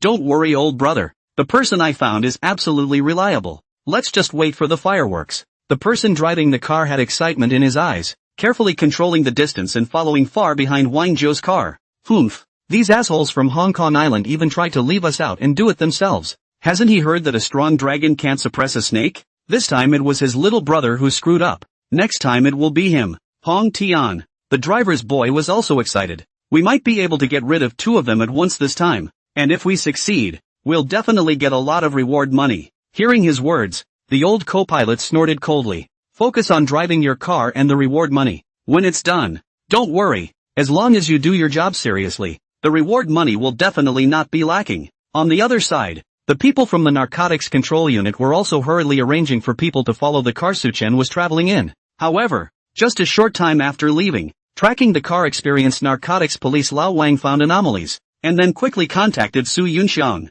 Captain, something's not right. Did you arrange for someone else to follow Su-chen? Su Yunxiang asked in disbelief. No, one car is enough. Any more would be easily exposed. Hearing this, old Wang's tone was grave. Strange, then who could be in that car in front of us? Meanwhile, Chen Rui was eating hot pot with a few other gangsters. After Chen Rui sold the first batch of drugs, he greatly tasted the sweetness and talked to Hong Tian several times about the next batch of goods. The other party, however, kept digressing, making it clear that he was not prepared to give him the second shipment to work on. Chen Rui inquired, only to know that the other party has contacted several other triad dignitaries. Even those who just came out of the detention center are counted. Only not him Chen Rui. Chen Rui was originally because the back road was cut off by the police on the headed. See their own just got to the money-making road to break again, which can endure. Immediately sent people to contact these gang bosses, while sending a little brother over to the Hongtian point of color to see. Right now his side of the story was taken care of, and a deal had been made with numerous bosses for locals to help locals. Everything is ready, just waiting for my little brother's side. In order to ensure the success of the operation, Chen Rui also racked his brains, and after thinking about it, the bomb is still the most reliable. If they were to send someone to force their way, with their minions, they really wouldn't be able to get rid of Hong Tian's fourvadra, or assassination would be easier to achieve. As a result, several people teamed up to buy out Wang Zhou's few newly recruited minions in Shanghai City to place a bomb in Wang Zhou's car. Coincidentally, the bomb used this time and the bomb used by Qin Wei last time were from the same source, but it was much simpler. It was a real-time bomb, only the way it started timing was more special. Only when the speed reaches a certain level will the countdown begin, and during the countdown, once the speed is reduced to 0, the bomb will immediately explode. Although the bomb at the mall was taken care of by the bomb disposal unit last time, Hong Tian and the others were nothing more than a triad, with a lot of fights, but definitely no bomb disposal experts. Chen Rui and a few mob bosses pushed and waited for the good news. Dodo. Su Yunxiang suddenly received a phone call. It was from Tang Jianjun. Old Don. What? Before he could finish, Tang Jianjun had already shouted. Su Chen is in danger. Received word from an informant that someone paid off Wang Zhou's men and planted a bomb in Wang Zhou's car. Su Yunxiang immediately changed his face and immediately notified the narcotics team members who were tracking Wang Zhou's vehicle. Damn it, to avoid exposure, we didn't prepare a communication device for Su Chen. Even if we contacted him, where would we find someone to defuse the bomb in the middle of nowhere? Su Yunxiang's brows furrowed as he paced back and forth. On the other end of the phone, Tang Jianjun's voice became a bit odd. It's none of your business how you defuse the bomb. You guys just find a way to alert him. This bomb thing, Su Chen should have a way to fix it. Wang Jiao car. A few people are having a conversation without a word. Suddenly the phone came up a call. Kuo, there's a car behind you that's been following you. There seems to be someone in the car who is Chan Rui's little brother. Hearing this, several people looked back. Only a beat-up minivan was following, keeping its distance. You guys, block this car back here. Better get the guy. Wang Jiao was unimpressed and arranged for a couple of cars next to him to intercept them in the back. Su Chen heard the voice coming from the phone, but his heart moved. Chan Rui? Could it be that he's connected to Hong Tian's gang as well? It doesn't look like it's a very good relationship, so why send someone to follow the car? Just then, the little wreck of a van behind him also came to the side of the road, surrounded by several cars. The anti-narcotics vehicle that had been following at the end was almost caught in the wave, and honked angrily for a while, then turned to the front, and honked 3 times in a row at Wang Jiao's car to vent his anger, before overtaking it from the side with a brush. Dare to drop me? Humph. If it wasn't an emergency right now, I'd definitely super you back. Wang Jiao is like an ADHD person. Seeing being honked at to overtake a car, he is almost about to have his little brother race after him. However, Su Chen was tightened in his heart. The license plate of the car that just passed him he remembered. It was the car of the narcotics squad. 3 trumpets. Could they be sending him a message? Danger in the car? Su Chen quietly swept the space inside the car, but found nothing. Meanwhile, the narc in the car in front of them was anxiously looking in the rearview mirror. Just now the minivan tracking had been discovered and even taken down directly. They could only choose this way to covertly remind Su Chen. Hopefully he would understand. Jingle bells. Wang Jiao's phone rang again, and as soon as it was connected, the little brother on the other side shouted out anxiously, Kuo, there's a bomb in your car. What? When the few people in the car heard this, they all panicked and all groped around. The search was fruitless, and even Wang Jiao's face appeared anxious. Su Chen's heart tightened, but on the surface, he remained calm as ever, asking the junior in front of him to turn off the stereo and listen carefully to the sound in the car. Drip, drip, drip. Finally, a faint hint of sound was captured by Su Chen. Su Chen slowly turned his head, his eyes looking towards the center seat in the back row. Bai Lian, who was sitting on the other side of the back row, even more subconsciously moved backward, clinging to the car door. Su Chen flipped down the rear armrest box and opened the flap. Inside was a time bomb, and the time on it had already started counting down. Seeing the bomb, everyone in the car except Su Chen's face changed drastically. The only one who was relieved was Su Chen, who saw the bomb instead. Now that we've found the bomb, there's nothing to worry about. With a sweep of his eyes on the bomb, the silver-level demolition expert was activated, and Su Chen instantly looked the bomb through, a look of gravity appearing on his face. Crap, this bomb, it's a bit of a problem. It wasn't so much that it was difficult to defuse, but that in the process of him defusing the bomb, there was a good chance that this bomb would be detonated by the people in the car. As expected, the moment Wang Jiao saw the bomb, he immediately commanded the minions next to him, hurry up and stop the car. We're going down. Wang Jiao's voice was not half as maniacal as it was,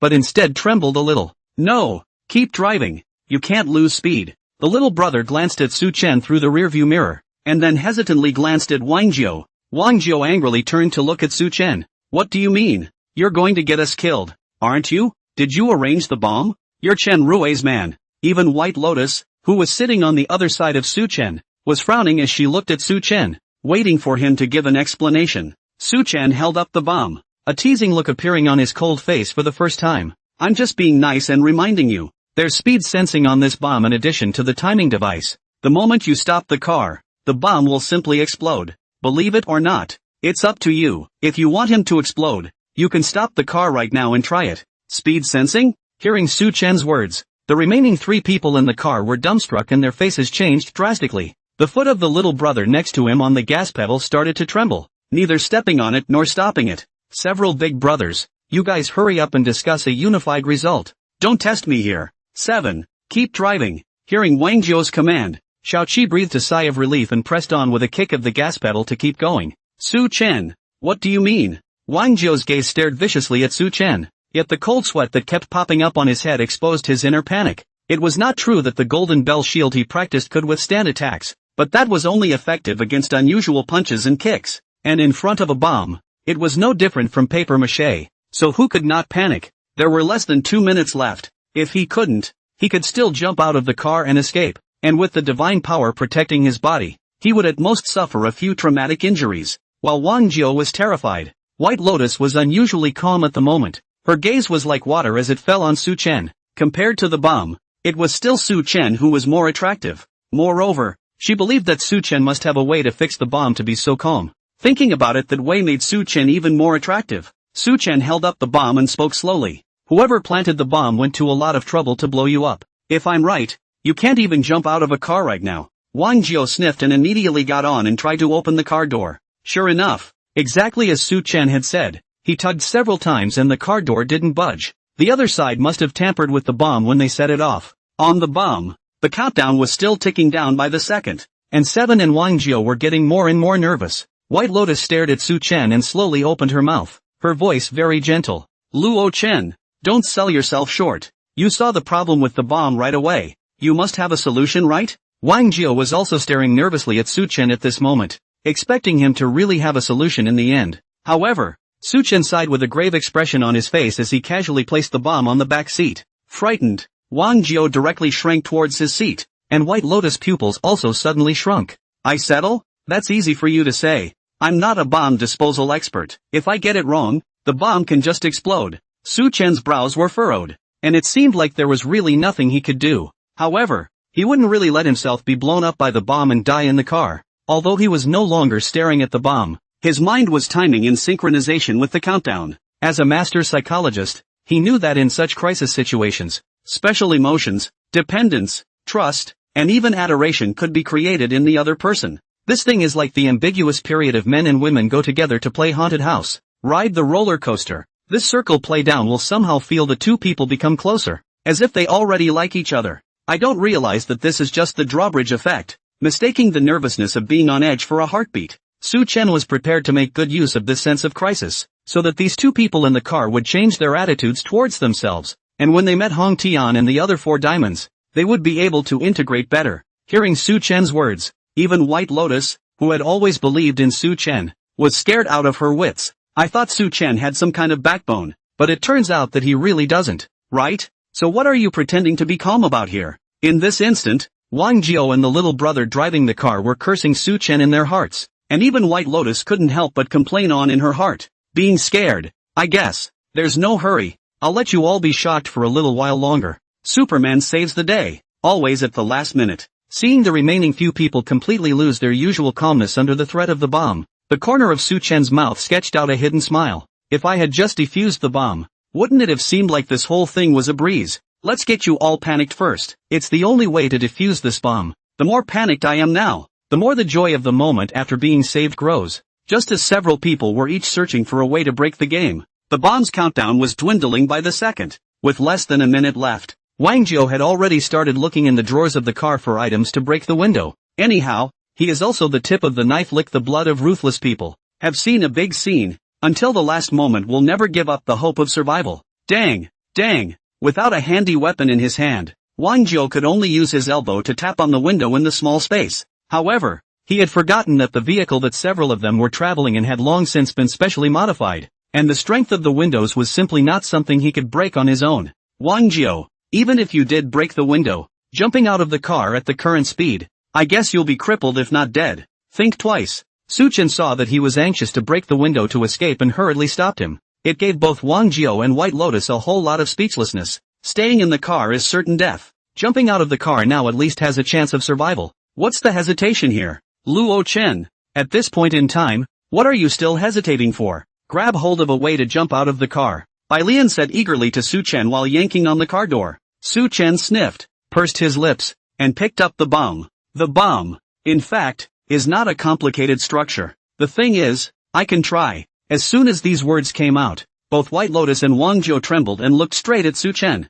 Xiao Qi, who was driving on the side, was also staring at Su Chen in the rearview mirror. If it wasn't for his lowly status and it wasn't his turn to speak, he really wanted to start cursing. Fuck you. After scaring me for half a day, now you're telling me that bomb construction isn't actually complicated? If it's not complicated, you should have dismantled it earlier. What time is it now? The bomb is about to go off. Wang Jiao honestly sat down, took a deep breath, and looked at Su Chen. Luo Chen. Chen brother, don't hesitate. Hurry up and get it. Suchin picked up the bomb and an eyebrow trimmer appeared in his other hand. When White Lotus saw it, there was no doubt that it had been taken from his pocket again. But right now, she was already completely unconcerned about these trivial matters, and the two of them were all focused on Suchen. Suchen's face was grave, looking like he was hesitating on what exactly to do with it. The remaining three people are looking at the scalp numbness. Driving the small 7 is a short glance on the road in front of you, carefully staring. Foot is a little brake, dare not step on. Fortunately now is late at night. Otherwise, I'm afraid that has long been forced to stop and detonate the bomb. However, in reality, Suchin had already quietly destroyed the bomb's rate-sensing device as early as the first time he picked it up. The only means for the bomb to explode now was the end of the countdown. Yet it had long been firmly in Suchen's hands. And in the meantime, the narcotics officer who had just overtaken the car and passed it had reduced his speed after the overtaking and kept watching the situation behind him through the rearview mirror. They were also now hanging high in the air, fearing that they would hear explosions coming from the rear. Yet a minute passed and nothing happened. What's going on? Isn't this bomb timed? Why are they still in the car? Hurry up and jump out. In the car, the bomb has less than 30 seconds to go off. Everyone was waiting with bated breath, while Suchin picked up an eyebrow trimmer and gently cut off a wire from the bomb. Wang Jiao and Bai Lian both had their scalps numb, afraid that Su Chen would cut the wrong one and directly detonate the bomb. However, right after Su Chen cut this wire, the timer on the bomb directly fixed at 10 seconds. Phew! Seeing that the bomb stopped timing, several people breathed a sigh of relief, and the expression of a life after a robbery appeared on their faces. This sense of crisis that is close at hand but can do nothing about it is completely different from the kind of feeling you get when you are carrying a knife and slashing against someone. And it is absolutely impossible to describe it in words without sitting next to the bomb and feeling it once in person. Wang Jiao turned his head and said solemnly to Su Chen, "Luo Chen, you saved my life. From now on you're my brother." Xiao Qi in front of him also nodded repeatedly. "Brother Chen, in the future, if there's anything you want to do, just tell me and I promise to take care of it for you." White Lotus' gaze toward him was also a little less scrutinizing and a little more kind, to the point where it was on the verge of becoming starry-eyed. Su Chen's heart rejoiced at the sight. Sure enough, it also takes a last-minute shot to carve them up. If the bomb had been dismantled when he first found it, these guys would never have felt the way they do now. On the other side, Chen Rui, who was eating hot pot, was delayed in receiving the news, and somewhat awkwardly faced the gazes of several other bosses. Several of the other bosses at the table could see that something was wrong and questioned them. "Chen Rui, why are there no results yet? Your people wouldn't have missed, would they? We've come here because we believe in you, and we won't be able to take the blame if things don't work out and we lose." That's right, if Hong Tian comes to the door, you can't blame us for being unsympathetic. Chen Rui's face was cloudy. 10 minutes ago, a few people were a united front with the same enemy. Only after such a short while they changed their faces. These guys, when they were making money, they smelled the smell and came, but now when they are in danger they immediately brush themselves aside. Suddenly, a little brother hurriedly ran in and whispered in Chen Rui's ear, "Grass. Fucking bunch of losers." Upon hearing the news, Chen Rui's face was filled with anger and he cursed profusely. The others frowned at the sight. Chen Rui's appearance showed that what they feared the most had happened. Chen Rui's assassination had failed, so they should withdraw as well. Soon, the group of gangsters left one by one, leaving only Chen Rui and the two gangsters he was most closely connected to in the room. "Chen Rui, what's the situation now?" a svelte-looking man with glasses asked with a frown. This person was named Su Qing, and Chen Rui was the closest to him, and a partner for many years. Chen Rui took a deep breath and grimaced. Something went wrong with the bomb and it didn't go off. More crucially, my men were captured by Wang Jiao. When Chen Rui finished speaking, his face turned vicious. "I'll be careful next. Hong Tian definitely won't let up. And that bucktooth. The one who couldn't fuck up Hong Tian is more than enough to clean him up. Trying to kick me out. Dream on." In the office, the members of the narcotics team are also waiting with trepidation for news from the officers ahead. It didn't take long to get the message. The bomb didn't go off? That's great. I guess the other side got a dud. It really scared me. Several police officers were thankful that the other party's bomb was faulty. Otherwise things would have been in trouble. Thinking about what? Hearing the conversation of his men, Su Yinxiang said with a smile, they shouldn't have made such a low-level mistake. 9 times out of 10, it was Su Chen who defused the bomb. Although he knew that Su Chen had once helped defuse a bomb, that was only done with the help of the bomb disposal team, and it shouldn't be his personal credit. And since he was in Wang Jiao's car, he definitely didn't have the tools for defusing the bomb on hand. Even if he had the bomb disposal team leader come, he wouldn't necessarily be able to handle the bomb.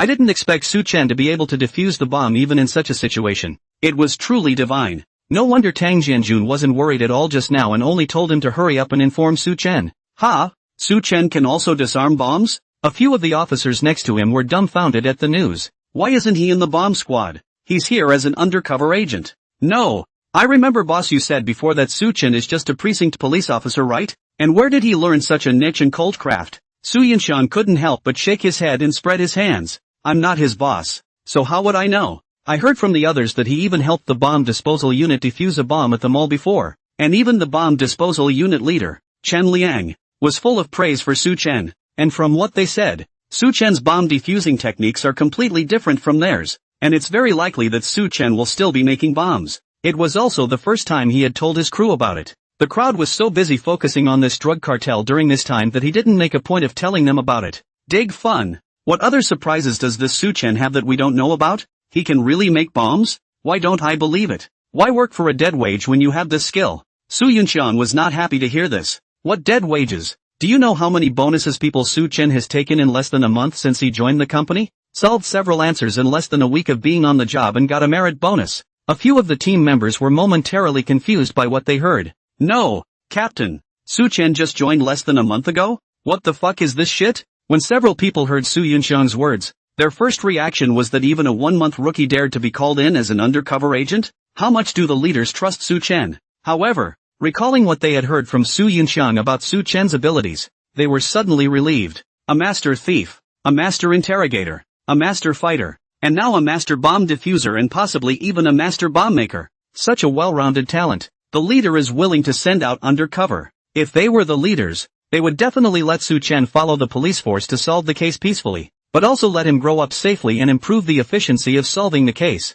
How would not arrange to do undercover? It's no joke that 2 of the undercover agents they sent out earlier have already been lost. Are they really not afraid of losing such a great talent to the cartel? As soon as Su Yunshan took a look at the several people's changing expressions, he knew what they were thinking. Pulling out his cell phone, he took out a photo of exactly what Su Chen looked like after his disguise, which he had taken during the undercover test. Guess who this is? Several people were shaking their heads in disbelief. Can't guess? What about these? Still don't know, do you? I'll tell you. These, all of them, are Su Chen. Player, Captain, are you sure? This blonde with big waves is also Su Chen? Su Yunshan was secretly pleased to see the skeptical few. At that time, when they saw Su Chen's disguise at the scene, their expressions were even more exaggerated than theirs. Captain, I finally understand why you guys trust him so much. Even if he were standing in front of me right now, I wouldn't necessarily recognize him. Captain, the Su Chen in this file is what he really looks like, right? Su Yunshan slapped him on the head.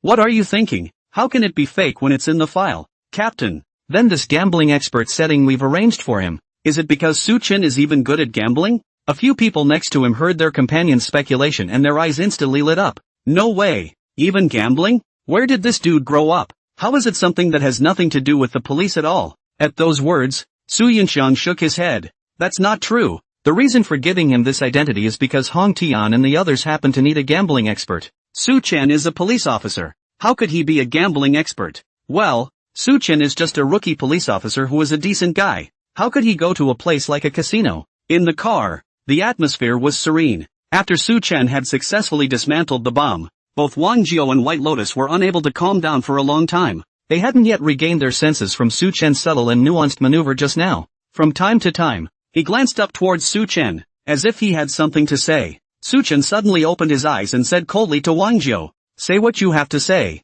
Don't dilly-dally. You weren't so hesitant when you poked me that one time earlier at KTV." Wang Jiao coughed awkwardly at his words and withdrew his gaze to look out the window. On the contrary, the White Lotus beside her turned all wintry again and stared tightly at Su Chen. "Luo Chen, you saved my life. How can I repay you?" White Lotus's body also silently moved over towards Su Chen's position, and a jade hand was gently placed on Su Chen's shoulder. Feeling the gentle caress of White Lotus's fingers, Su Chen couldn't help but let his body go numb, trying to suppress the chaotic thoughts in his mind. Hearing Bai Lian's words, Wang Jiao's eyes under his sunglasses darted around and sneaked a glance into the rearview mirror. Seven also silently looked into the mirror. The two of them looked at each other from the mirror. Seven immediately withdrew her gaze and stared motionlessly at the road ahead. He knew exactly what to look at and what not to look at. Having been able to be a driver in the organization for so many years, he knew that curiosity killed him. In the face of White Lotus temptation, Su Chen remained silent. What did you used to do? By the way, you defuse bombs.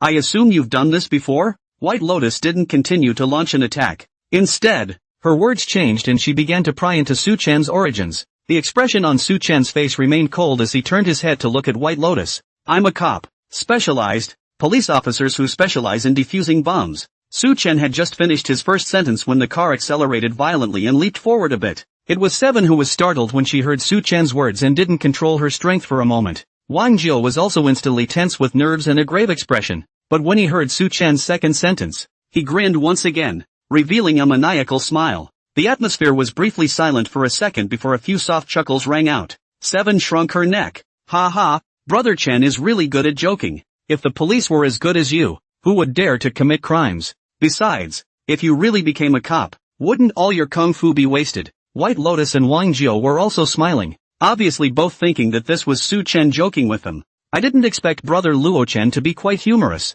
Wang Jiu laughed out loud with an open expression on his face. If you're a bomb disposal cop, don't that make me a narc? Ha ha ha ha ha ha. The laughter in the car got louder at that comment. When Bucktooth contacted them before, he said that he had never heard of such a person. Wang Jiu several people guessed that Su Chen should not be a local, and like them, came to Shanghai City for some reasons. Although they were still unsure of what Su Chen used to do, they didn't believe half a word when he said he was a police officer. Which cop can be like Su Chen? All big brotherly? What cop could have honed these crimes so well? They each had their own judgment about Su Chen in their hearts. Some guessed that he had been a mercenary, while others guessed that he, like Hong Tian, had been a boss somewhere else and had suffered a change of heart before arriving here. But the only thing that no one believed was that he was a police officer, not even to go to the police academy. For a student like Su Chen, he would definitely be expelled on the first day. Regardless, there's no doubt about one thing. That is, Su Chen is bound to be a tough guy who hangs out on the road. With such a ruthless person joining them,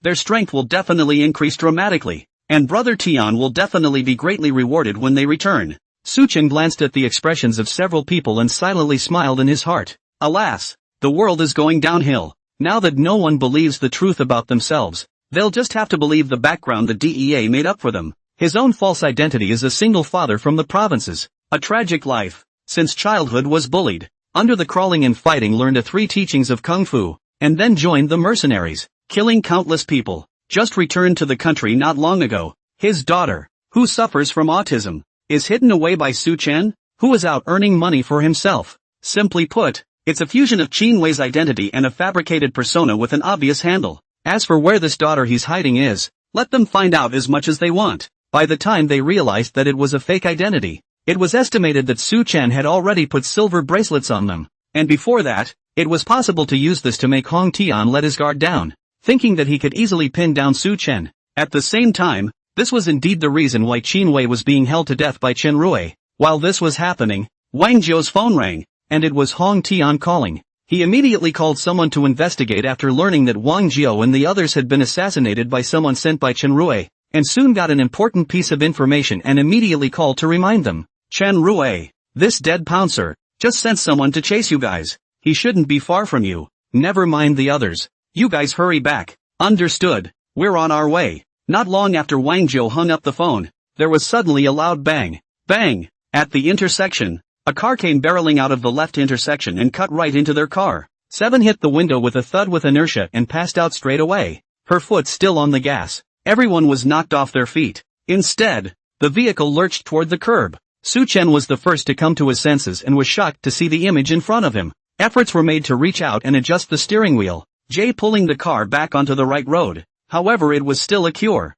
The gas pedal had been firmly pressed and the vehicle was still accelerating. Seeing this, Su Chen couldn't help but slap Wang Jiu on the head again. Grass, don't you fucking sleep. Wake up. Wang Jiu was woken up by the slap and went into a trance for a moment, quickly reacting. After taking over the steering wheel, he poked his head out in passing to try to open the driver's door. The driver's door managed to be opened after being hit by the car that had just gone through it. Wang Jiu gritted his teeth and pushed Shao Qi out. Seeing Shao Qi's tumbling body, Su Chen subconsciously shrunk his pupils and wanted to twist his head to look. But just for a moment, he forced himself back to his old self. A murderous mercenary would never be shocked by giving up a minion. Wang Jiu didn't have the time to pay attention to Su Chen and directly sat on the driver's seat, pulling back the car that was about to crash into a tree. However, White Lotus, who had just awakened next to him, was concerned about Su Chen's indifference and had a slightly better impression of him. Womanizing, in their line of work, can get people killed. It was just a little brother, and she wouldn't be surprised if it was herself who was thrown down one day. Wang Jiao sat in the driver's seat, the car shook and drove, and almost hit the curbs several times. Wang Jiao, do you know how to fucking drive? Shaken and dizzy, Balian cursed Wang Jiao in pain and tightened his grip.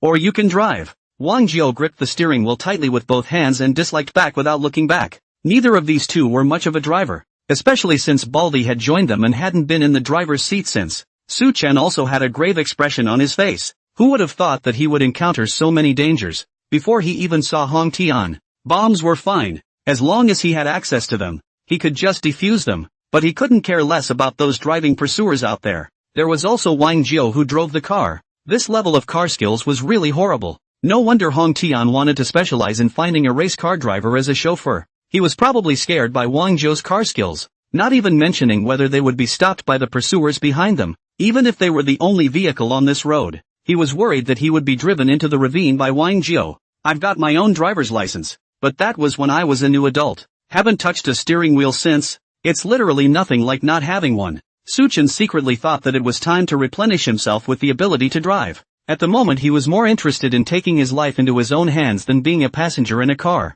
On Xiyang Road, the narcotics unit members who had overtaken the past earlier had just turned back and wanted to continue tracking the other party, just in time to see the sight of them speeding up their escape. Several people were shocked to see the impact marks on the car, and there were a number of other vehicles coming up fast behind the road. This, are they crazy? How dare you be so arrogant? Eyes following the speeding car. Several people had angry looks on their faces. Although this is no longer the city center, it's also not a place off the beaten path, and these triads are so crazy that they want to kill people in the street? Even if it's a blackmail, there's still an undercover agent they just sent out in the key car. Definitely can't let anything happen to him here. Follow them. I'll contact the captain to call for backup. The police officer on the passenger side of the car's face changed and hurriedly took out his cell phone to contact Su Yunxiang. No one expected that it was not enough for the triads to install bombs, but they were even prepared to kill them by force on the spot. There were only a few people left at Su Chen's place, but there could be several cars and at least a dozen people Mercedes-Benzed over toward them on the road,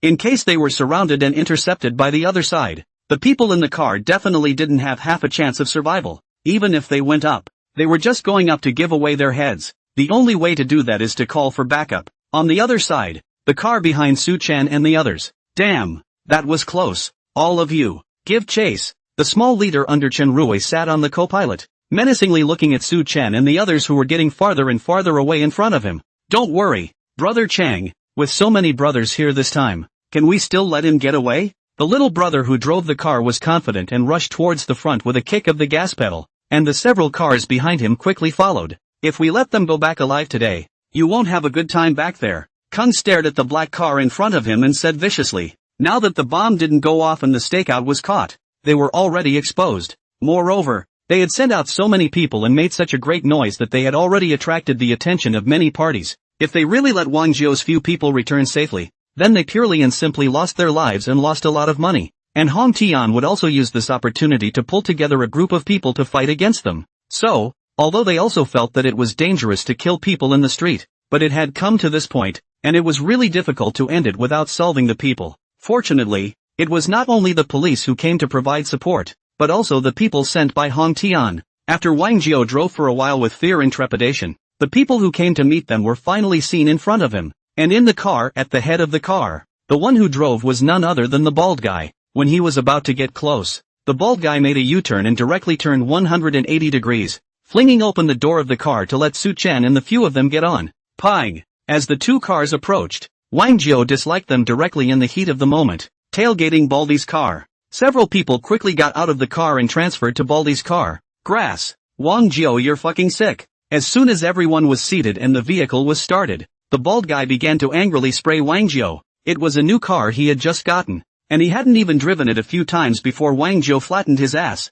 Wang Jiao knew that he was in the wrong, and surprisingly, he did not retort in a rare manner. After the bald guy had vented, he sped down the road with ease and comfort, and soon lost his pursuers behind him. Kang and a group of minions watched as the other man disappeared from view and pounded their fists hard. Contact Rui and tell him the man got away. Kang instructed his little brother who was sitting in the back row. The little brother sniffed and looked embarrassed, not really wanting to make the call. Now Rue must be in a rage, and whoever goes to the phone at this time will be the punching bag for this outburst. Kang didn't want to do this, and neither did they. No one wanted to be scolded by the boss. Nay, under Kang's gaze, the little brother had no choice but to pull out his cell phone and call. Chang turned back and looked around outside, suddenly vaguely noticing red and blue lights flashing in the distance. Damn, these cops are coming fast. Hurry up. On the other side, learning that Wang Jiao and the others had completely run away, Chen Rue directly slammed his wine glass on the ground with a face of anger. The glass shattered all over the place. Naya, this can get away? You're all full of shit. How can 4 cars and a dozen people not be able to stop Wang Jiao? Chen Rue was furious and flustered in his heart, and he directed a flurry of output towards the opposite side of the minions. Failure of the plan. The other side of the key figures all survived. Not only means that he and this batch of drugs lost, but also represents that he will soon usher in the other side of the storm of revenge. Just as he and the next few people were discussing how to deal with it, the bald guy also drove Su Chen and the others back to their base. Boss, back. Baldy, Wang Jiao, White Lotus and Su Chen got out of the car and came into the middle of their base. Su Chen sat on the sofa, being watched by a few juniors, while the rest of the 3 went into the house, and after a while, came to the lobby together with Hong Tian. Hong Tian walked straight to his special seat and sat down, his expression very somber. The local gang in Shanghai City had really given him a good surprise today, and now his mood could be described as bad to the extreme. However, despite losing a few men, it was slightly comforting to usher in an expert. You're Luo Chen? Hong Tian looked sideways at Su Chen. Su Chen nodded, his expression calm and unafraid as he locked eyes with Hong Tian. I understand everything that just happened. If you hadn't stepped in, White Lotus and the others would have all died. I owe you for this. Hong Tian beckoned, and immediately walked a little brother with a bottle of foreign wine in his hand, pouring several glasses out. Hong Tian raised his cup towards Su Chen, and Wang Jiao and the others also raised their cups. Welcome aboard my good man. Call Brother Chen. Mourn. In the lobby, all the minions responded in unison. Su Chen's eyes narrowed and the corners of his mouth smiled slightly as he also picked up his wine glass and gestured to them. From now on, you'll follow me, just like White Lotus and the others. Hong Tian briefly introduced the society to Su Chen. Just a few things on the surface, about the core business of the society, not revealing half of it at all. Su Chen was not in a hurry, though he had information on how he had behaved along the way and had completely taken his identity as a police officer off the table. But after all, they had too many enemies as Yakuza. And even if they weren't police officers, they could be spies sent by other societies, and they had to be on guard. At the end of the day, he had only just arrived today and hadn't had any direct contact with Hong Tian. Trust hadn't even been cultivated yet. The core business of the society. That was the lifeblood of the Hong family. Naturally it was impossible to casually let Su Chen know. What's more, Hong Tian had been distracted, obviously thinking about the fact that he had been screwed by Chen Rue and the others tonight. As expected, after simply arranging Su Chen's affairs, Hong Tian's words changed. I've already contacted home just now, and there will be a group of people arriving in Shanghai City at noon tomorrow. White Lotus, send a message to these local society bosses to meet me at the Mahjong parlor at 8 o'clock tomorrow night. Those who came, I'll forget about it. If it doesn't come, then there's no need to come back later. After saying that, Hong Tian directly got up and left. The bald guy next to him frowned and was about to say something, but he was stopped by a look from White Lotus across the room.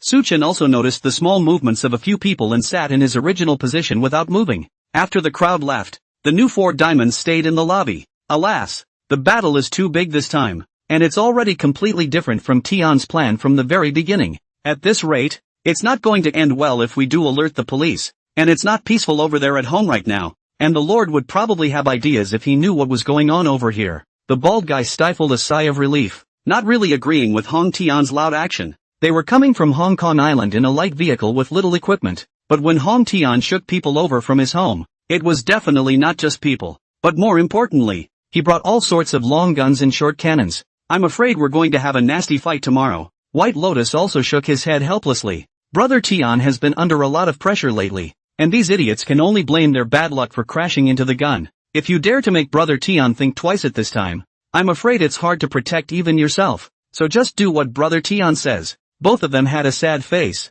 and only Wang Jiao had an expectant look on his face. What is there to fear from you when men die? We're all out here. This little scene is nothing. As Su Chen listened to a few people yakking, a brilliant light flashed in his eyes. These guys fight and die as they please. Rather, It was Hong Tian Ming Tian who was going to meet with these gangsters that attracted his attention even more. The three of them were chatting furiously, paying no attention to Su Chen at all, but he was happy to do so. At this moment, Su Chen pondered in his mind whether Hong Tian would let him follow a piece to contact these gangsters tomorrow. After all, he had just come over today and was still a new face, not having experienced life and death together. If Su Chen was really someone sent by another family, in case he sabotaged this meeting tomorrow, or went a little crazier and opted for a suicide attack, and just called the police to come and arrest him, then he would have too much to lose. Granted, the odds are that tomorrow will just be talks to discuss future cooperation and there won't be any substantive evidence, but if he could meet these people and lock in their identities, it would be a tremendous help to the police in all their future endeavors.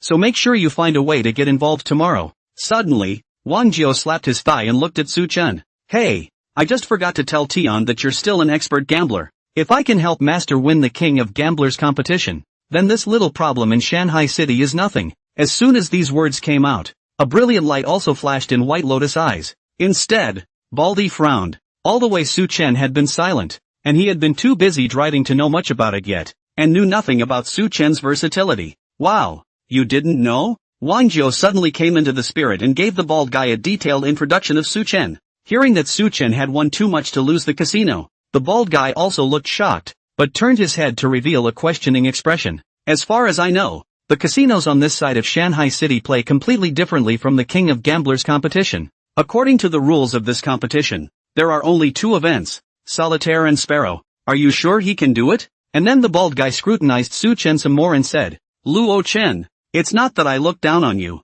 Hong Kong Island is different from your place. Playing something like dice is not on the table. If you only know how to play dice, and when you really get on the field and fail miserably, the old man will definitely blame Tian for all the faults. Wang Jiao also sniffed with a small mouth, acknowledging that he had a point. White Lotus frowned and suddenly spoke out. If you can play, you won't know if you can play once. What's the use of you guys dwelling on it? Exactly 4 people. Just next door there is a deck of cards. First go next door to play the last round to see luck. Hearing White Lotus' proposal, Su Chen smiled in his heart. Been waiting half a day for you guys to mention this. It's been a while since I've been on the tables, so today is a good day to warm up. Wang Jiao came into the spirit and jumped down from the sofa, waving at Su Chen. Come on, let's go. Sparrow hunting. The bald guy suddenly remembered at this point that the pair of mahjong next door was the one they used to try to hide the drugs, not a normal mahjong. So he reached out and stopped the two, scowling at White Lotus. It's not very convenient, is it, with that set of mahjongs next door? Why don't we take him straight to the mahjong parlor first thing in the morning? Ha, why not next door? Wang Jiao was still in a daze, his eyes behind his sunglasses filled with great confusion. The bald guy's eyes darted about for a while before Wang Jiao finally reacted. Oh ah ha ha ha ha ha, we'll fight tomorrow then. That's right, playing mahjong is to go to a mahjong parlor to play in order to have the atmosphere. Su Chen watched a few people perform awkwardly with a black line. His knowledge of psychology was at the level of a master, and the psychological activities of the several people in front of him were almost written on their faces, and he could see them clearly, but on the surface, he could only be bland as usual. Why can't you play mahjong when you obviously have it? It's obvious that there's something fishy going on in the next room, or rather, there's something wrong with the mahjong next door. Unsurprisingly, it should be the most important thing related to their trip to the mountain and the sea, which they themselves did not have access to for the time being. But luckily, at least tomorrow he'll be able to go to the place where Hong Tian meets with the black bosses and have a chance to learn about them. Su Chen watched the three perform awkwardly for a while and silently pulled out his cell phone. When Su Chen pulled out his cell phone, the three people's expressions tensed up at the same time, their gazes fixed on the cell phone in Su Chen's hand. Su Chen opened the video app and searched for the Fast and Furious movie series, and was very satisfied in his heart. Thinking about it, this is the best movie for him. The system wasn't going to give himself any abilities for the good guys to use anyway, so why not just find a gangster car racing movie? And maybe the abilities gained would be better suited to the current situation. Ignoring the scrutinizing gazes of the three, Su Chen looked to himself. This cell phone was just sent to Su Chen's hand for the operation, and the content inside was clean, so he wasn't worried that the other party was going to check his cell phone. Whether it was the photo album or the chat software, the narcotics team had already prepared the full set of drama. Hong Tian's group definitely couldn't notice any problems. What's more, even if they had any doubts, they would dissipate under his top-notch brainwashing techniques. The three of them quietly walked over and saw that Su Chen had crossed his phone over and was watching a movie, and they all breathed a sigh of relief in their hearts. How do you watch this movie? You want to learn to drive? Baldy frowned when he saw it was a Family Guy movie. He originally enjoyed the first few installments of the series as a top racer, but only the first few. The reason for this is simple: the later the movie series gets, the more outrageous it gets. And even within the latest installments, physics no longer exists. He, as a real racer, could not accept such a crazy design at all. However, he did suddenly think of the image he saw when he went to support Su Chen's few people and looked at Wang Jiao with a provocative face. Wang Jiao, look what you've done. Brother Luo Chen just sat in the car you drove once, and now he wants to learn how to drive himself. Ha ha ha ha ha ha. Wang Jiao grunted coldly, thought for a moment, and turned on the projector. What's the point of watching it on your cell phone? Direct projection, big screen viewing, just awesome. Wang Jiao sat down towards Su Chen's side and reached out to cover Su Chen's phone screen, then pointed to the movie screen that had just been projected in front of him. Oh, Su Chen raised his eyebrows and put his phone's lock screen aside. Still doesn't seem to trust me enough to even watch a movie. But whatever, my purpose was really to watch a movie anyway, and since I had company, that was certainly better. So the four people present watched the movie together under an extremely weird atmosphere. However, the movie Su Chen had chosen, everyone had seen it, and right now they were all very bored with it, but they couldn't leave, and had to keep an eye on Su Chen. While watching, he couldn't help but yawn. Only Su Chen remained radiant. In his eyes, the progress bar of the movie was the progress bar of the system's ability, and the further the movie played, the more mental he became. After 2 hours had passed, accompanied by the same frame of Monolith Johnson and Jason Statham, Su Chen's eyes lit up, and the long-awaited voice finally rang in his head. Ding! Ding! The host watched the Fast and Furious series, triggering an epiphany, gaining the ability Extreme Speed Rampage. Now you have the uncanny driving skills of a family man, and you know all the characteristics of the vehicles and are ready to make extreme modifications, flying cars into space, racing cars and blowing up submarines, all in one place. Even if Optimus Prime comes, you'll still have to hold it in your hands, give you a hook and line, and you can flip right over Newton's coffin board. Ness. Seeing this skill, there was not the slightest surprise in Su Chen's heart. This was what he wanted, a divine driving technique that transcended physics. And it's the first one he's ever had, that he's been able to use properly in life. At least it's a lot more normal than any skill like demolition expert. At least you don't have to squeeze the subway to and from work in the future. You can drive yourself. The movie ended, and Su Chen directly closed his eyes to receive the information transmitted to him by the system. All kinds of knowledge related to the modification and repair of Guan Yu's car flooded into Su Chen's mind. Now, even a car that was no more than worn out, in Su Chen's hands, could revitalize the car. At the same time, all kinds of fancy driving maneuvers, drifting, burning tires, dumping the tail, and all kinds of cornering techniques, all appeared in his mind. Even if Schumacher wakes up now and returns to his peak to fight Su Chen, he is bound to lose miserably. The most crucial thing is that what Su Chen has mastered is not car skills in the conventional sense. Strictly speaking, the skills he has mastered are usually referred to as dangerous driving in the police bulletin. Racing down the wide, sprawling highways of the Americas is not at all difficult. For a real driver, even in an urban area with many vehicles, Su Chen could rely on his ability to race wildly at breakneck speeds to over 100 yards, easily weaving in and out of traffic like a swimming dragon without causing any traffic accidents. As the system said,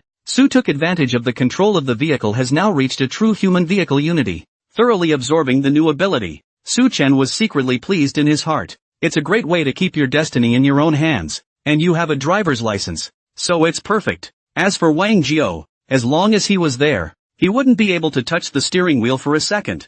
Thinking of this, Su Chen suddenly felt some pity. When I took my own driver's license test back in the day, it took me several attempts to pass. Now I really want to go back and retake the test again. Just in the coach every time he opened his mouth to guide himself, and then accurately give on the throttle, hit the steering wheel, a rudder directly reverse into the garage, side parking, in the coach dumbfounded expression, dashing out of the car. It's just so cool to think about it. Su Chen opened his eyes and found that Wang Jiao had already fallen asleep on the sofa, and the bald guy didn't know where he had gone. There was only one White Lotus left with her eyes streaming, half dreaming, half awake. White Lotus smiled at him and didn't say anything, got up and brought Su Chen to the room that belonged to him and left, leaving behind only an enchanting back. Su Chen didn't think much about it and rested after checking the room. Early the next morning, Su Chen followed a few people out of the base, and there were a few brand new R8s outside. The bald guy got right into the driver's seat, and the four of them traveled to the mahjong parlor in a separate car. The R8 left the base and walked into the city,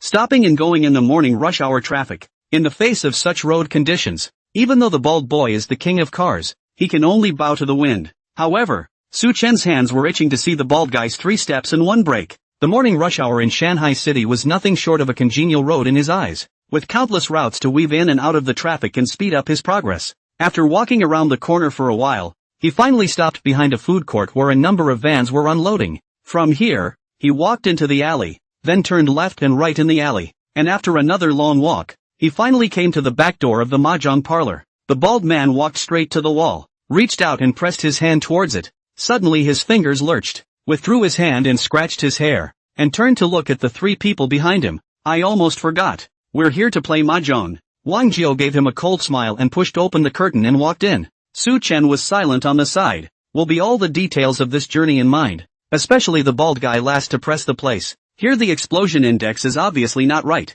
There should be a secret compartment or something. There is a chance to come to see. On the other hand, the members of the narcotics squad almost didn't close their eyes for the night. This night, the underground forces of Shanghai City were surging in the dark, constantly making noise. Su Yunxiang judged that these things must have something to do with the attack on Su Chen and the others last night. In the 3 days that followed, something big was bound to happen, and if it was not responded to properly, there was a high risk of adverse social repercussions. But at the same time it's an opportunity to maybe put these people in a net. It was up to Su Chen to play. They had agreed on a way to contact each other, but Su Chen hadn't taken the initiative to contact them so far. It's not looking good. Su Yunxiang frowned and paced back and forth, very worried about Su Chen's current situation. When he entered the mahjong parlor, there were already a few juniors walking through, and when they saw that it was Wang Jiao and his party they greeted each other. The 4 came to a large room with several mahjong tables. A few people went straight to their seats to start the fight without saying a word, and Wang Jiao's trio glanced at each other with a light smile.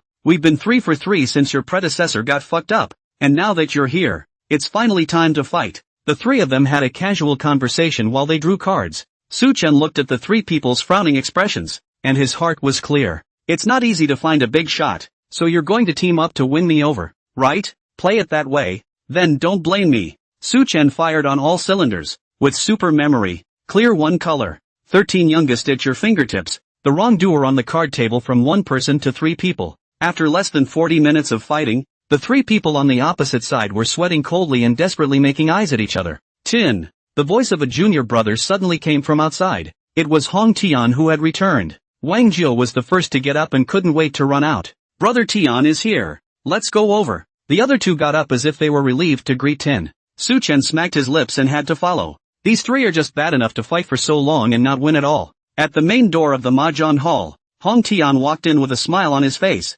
bringing a tall and capable young man with him, and said to Su Chen's several people, by way of introduction, this is the personal disciple of the Australian island gambling king, Jin Tianzhou, Zixiong. Wang Jiao was shocked. Jin Tianzhou? Hasn't he retired from the Jianhu? The bald guy rubbed his head in realization. It can't be that the master has invited this king of gamblers over, can it? Hearing his guess, several people were shocked. Jin Tianzhou, that is a legend of the previous generation, once killed 7 in 7 out of the Phoenix Palace in Australia Island by himself, winning several $100 million wildly. The most awesome thing is that no casino dares to offend him, and he has thus lived to this day in sound health, and is now almost 70 years old. Even if the old man was of a similar age to him, a figure of the same era, there was no way that Jin Tianzhou would have come out for a king of gamblers competition. So how on earth did the family invite such a great man over? Hong Tian sniffed but shook his head. Elder Jin is old and physically inconvenient, and Pops didn't pay him a visit. But some time ago, I happened to have the opportunity to meet Zixiong, and he decided to come and help Hongmen in the King of Gamblers competition. Zixiong nodded at his words. It's a pleasure to meet you. This time, I will definitely not let you all down when I represent my master in the King of Gamblers competition. Zixiong spoke and did everything with a straight face, and it was obvious that Jin Tianzhou's discipline was very strict. Once the bald guy's few people heard that it wasn't that legendary senior in person, but just a disciple who came, they were suddenly lacking in interest. Hong Tian noticed that Su Chen was also there and his face was slightly unhappy. Not purposely avoiding Su Chen, he directly questioned the other 3. Why is he there too? Hong Tian's tone was calm, but the majesty in it sent shivers down one's spine. Wang Jiao's eyes flashed with brilliance as he grabbed the opportunity to say, Brother Tian, you've forgotten that Luo Chun is also a gambling god. Just now we were playing mahjong. Su Chen alone won from the beginning to the end, and several of us were about to lose cleanly. On the side, Wang Jiao and Baldi also chimed in, introducing Hong Tian to Su Chen's card tricks. When Hong Tian heard that a few people were examining his gambling skills, His face slowed down a little, then he waved his hand. Now that Zixiong is here, you don't have to worry about this matter anymore. Zixiong, let's go in first.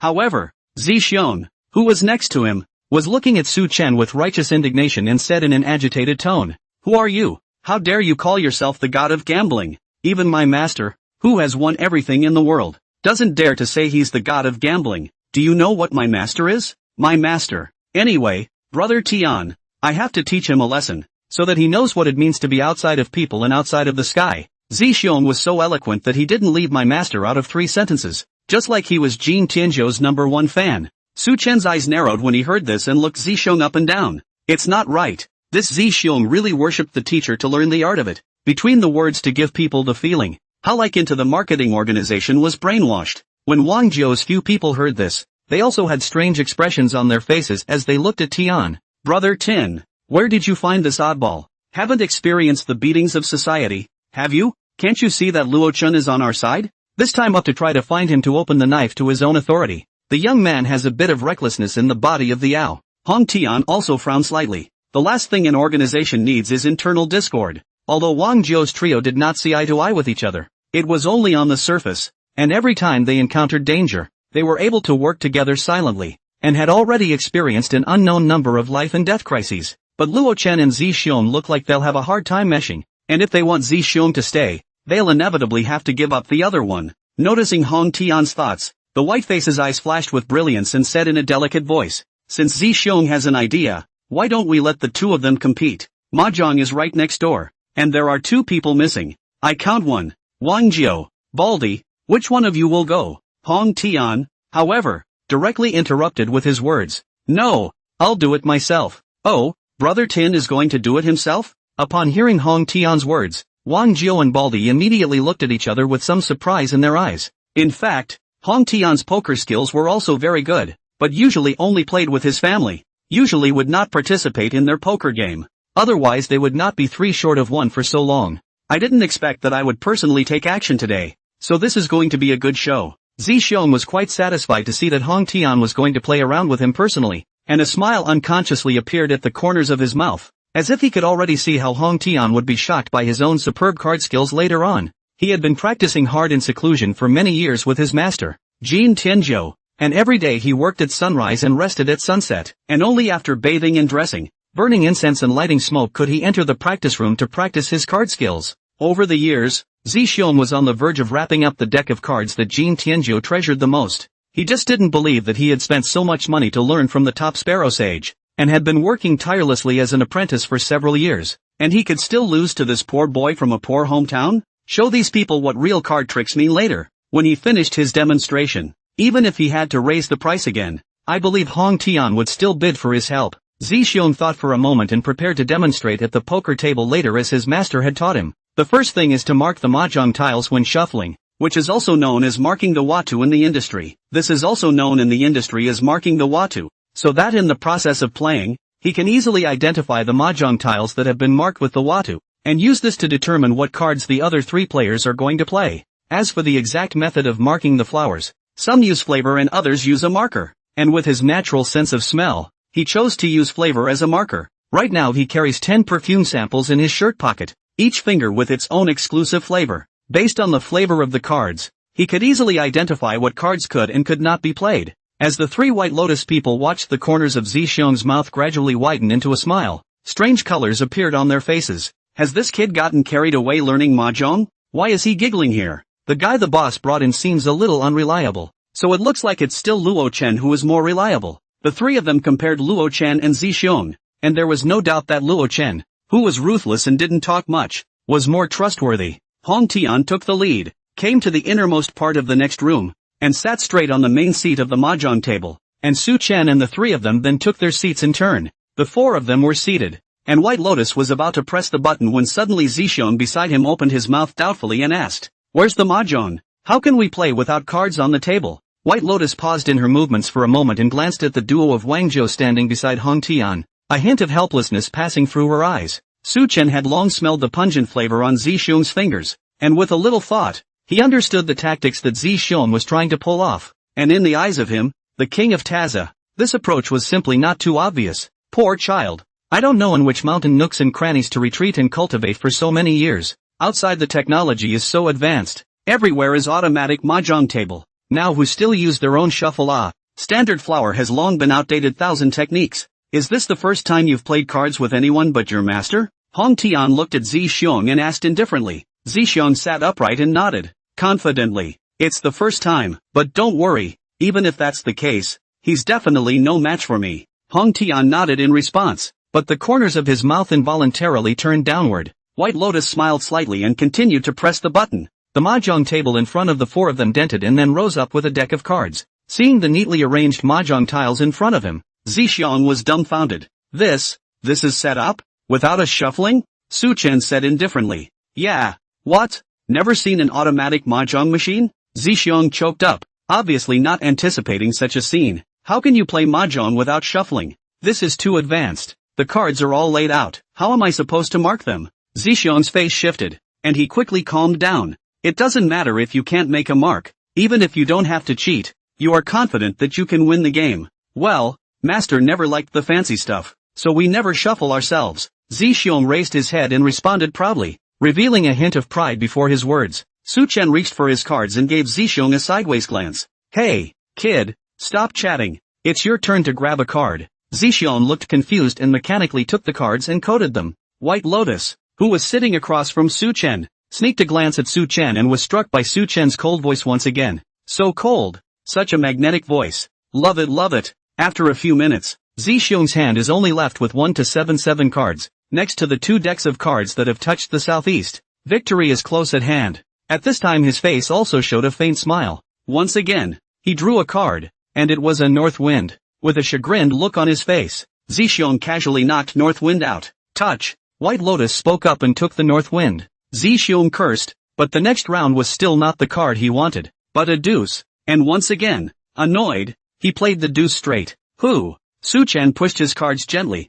and straight away he made a hooch. And only just a hooch. Can you fight? You're going to play this card too? Realizing that not only had he clicked a cannon, but that he had been cut off by one of the smallest cards, Zixiong instantly went to his head and pushed his cards back down without a fight. Seeing that he was a bit out of control, Su Chen said indifferently, don't be greedy in playing cards, rather give up than give up the Sinjijin. What? Your master didn't teach you? As Su Chen spoke, he pushed the cards on the table into the machine, and by the way, directly pushed the cards in Zixiong's hand in as well, not giving him a chance to mark them. In the second game, Zixiong's luck continued to run high. However, whenever he was about to touch a card after the top player had played it, Su Chen would always touch the card away, not giving him a chance to touch it at all. Su Chen touched 3 times in a row, leaving only 4 cards in his hand. White Lotus played a 20-0-0-0, and both Hong Tian and Zixiong looked at Su Chen in unison. Humph, no touching it now, Zixiong said provocatively with a smug look on his face.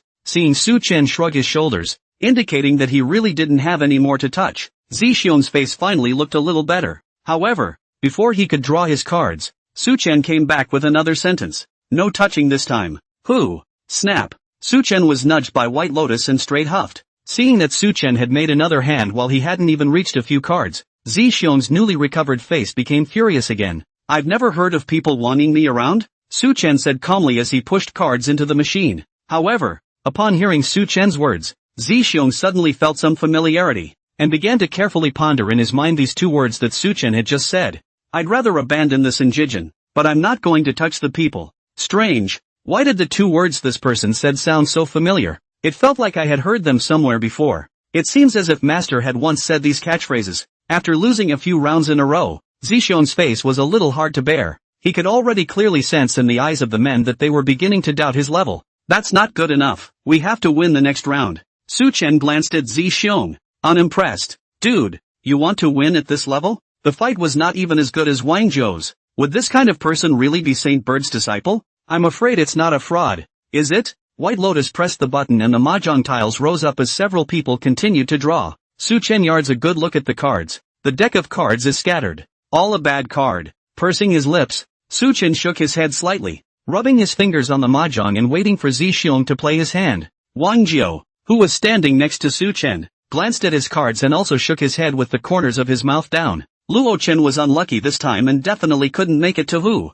If this hand of Zixiong still cannot Hu, Wang Jiu really want to doubt the other side in the end will not play mahjong. On the other side, Zi Xiong's hand was also very confusing. Yet he simply rolled his eyes and cursed under his breath. Hong Tian frowned and gave him a sideways glance. But Zi Xiong was oblivious and continued to make noise. The game was normal. This time Su Chen did not purposely disturb Zi Xiong, and did not eat or touch, the whole time focused on taking care of their own cards. After Su Chen touched a card again, he shook his head and gently turned the mahjong a few times with his fingers cupped. Wang Jiu once again circled back behind Su Chen to take a look at his cards. His pupils instantly shrank, and he immediately turned around to go back behind Hong Tian. It's only been a few minutes. Where's that lousy deck of cards from earlier? When did you become a 13th youngest? Oh, my god. Just grab another one. Won't it be a whopper? Luckily, Wang Jiu was wearing sunglasses and no one noticed his shocked eyes. What's the dilly-dallying? Hurry up and play your cards. Zi Xiong looked at Su Chen's silence for half a day,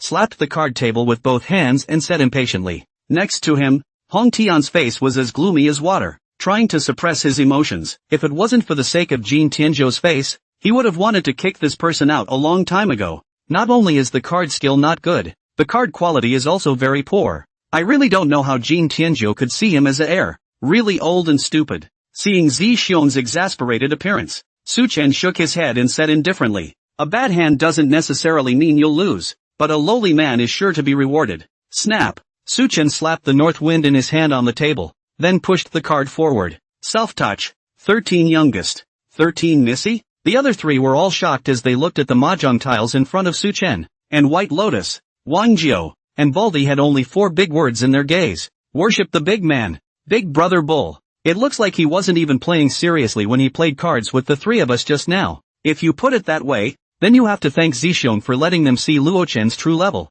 Hong Tian's gaze towards Su Chen also revealed a few moments of astonishment. I had thought he was just an old man who didn't know what he was doing, and thought he was a gambling god after he had won some money playing craps. I didn't realize he was really strong. Ha, in that case, then we can indeed consider letting him represent the Hung sect in the King of Gamblers competition. Hong Tian had already included Su Chen in his God of Gamblers shortlist at this moment, but then looked at Zi Xiong and frowned. On Zi Xiong's side, he had already promised him before, so if it was his side that reneged first, it might affect the relationship between the Hong family and Elder Kim. Although Jin Tianzhou was old, but he had a wide network in the Jianghu, in case the other party in a fit of anger to help the Hong sect's enemies to invite a few masters. Wouldn't that be bad? Fuck! You're fucking cheating! Zi Xiong rose up in indignation, staring incredulously at Su Chen's card, carefully looking at it twice to confirm that it was really 13 youngest. You can lose at cards, but not at poker. You can hustle, but you can't bully. You win with people, not cards. It's lives you lose, not cards. A strong hand naturally scents both hands, and a weak hand has to play the chapter of life and death. Su Chen leaned back and said indifferently, Sparrow Bible, didn't your master teach you that? Sparrow Bible? Is that the secret of his hand? When Wang Jiu several people heard Su Chen's words, they all pondered over them in their heads, and the more they pondered over them, the more they felt that Su Chen's words were profound and mysterious. Baldy and Wang Jiu looked at each other and both shrugged. It had been thought that with him here, they would never have to go 3 for 1 again. Come on, now that I found out that Su Chen is really a mahjong master, I won't dare to find him to play mahjong in the future. Playing mahjong with him is like giving him money. They're not masochists. At this moment, the admiration for Su Chen in White Lotus eyes reached its peak. On Hong Kong Island, it is natural to play cards when a large number of relatives visit on New Year's Day. It would be a great honor for her to see her man kill it at the poker table. For so many years the festivals had been stolen by the third aunt. If she could take down Su Chen, she could also kill the third aunt at the poker table. However, Zi Xiong's brain suddenly went down when he heard Su Chen's string of words. Come to think of it, all of it. No wonder I heard him say something so familiar. This is not exactly their own year to pay homage to the teacher. The master taught the 10 mnemonics it? According to his master, this mantra was a unique secret that had been passed down from one line of their division to another, and as long as he kept these 10 mantras in mind, he would be able to stand tall at the poker table. Su Chen called these mnemonics the Sparrow Bible, which was an apt name. Zi Xiong had a brainwave and pulled out his cell phone and pointed angrily at Su Chen. How do you know master's unique secrets? Well, you stole the lesson, didn't you? Humph. I'll contact master here. If you dare to steal master's stance, you won't want these hands anymore. With an unhappy expression, Hong Tian was just about to stop Zi Xiong, but he was stopped by Su Chen. Su Chen clasped his hands on his chest and looked at Zi Xiong in a good way. Brother Sky, don't mind him. I'll eat this table if this kid really gets through.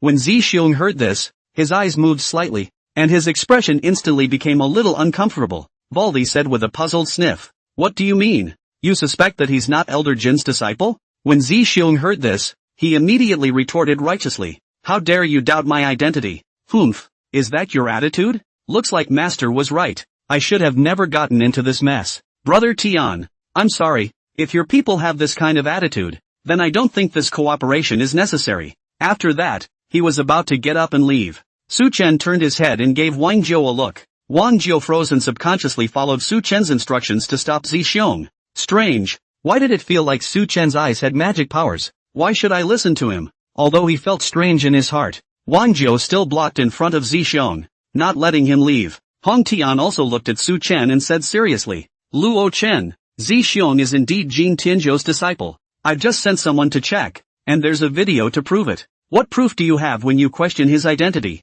Su Chen smiled faintly. I don't deny that he was once an heir to the bird sage, but now well, I don't think so. As soon as the words fell, Hong Tian's cell phone suddenly received a message. After seeing the message, Hong Tian's gaze condensed and his face grimly said to Wang Jiao, arrest this liar. Dare to fool me. I think you're tired of living. A few of Wang Jiao's men were stunned for a moment, then greeted their junior brothers and went forward to hold Zixong down. What are you doing? I'm Jin Tianzhou's personal disciple. Zixong yelled at Hong Tian as he struggled. Su Chen sat peacefully in his chair and watched Zixong continue to act. Tian, what's the situation? White Lotus walked next to Hong Tian and asked in a delicate voice. This one was driven away by Jin Tianzhou a long time ago. The reason being that his brain is not working and his cards are too bad. All this time he's been fooling around with this identity and fooling a lot of people. Speaking of which, Hong Tian was filled with displeasure as he stepped forward and kicked Zixong. Damn! Dare to cheat on me. Take him down and teach him a lesson. After watching his men take Zixong away,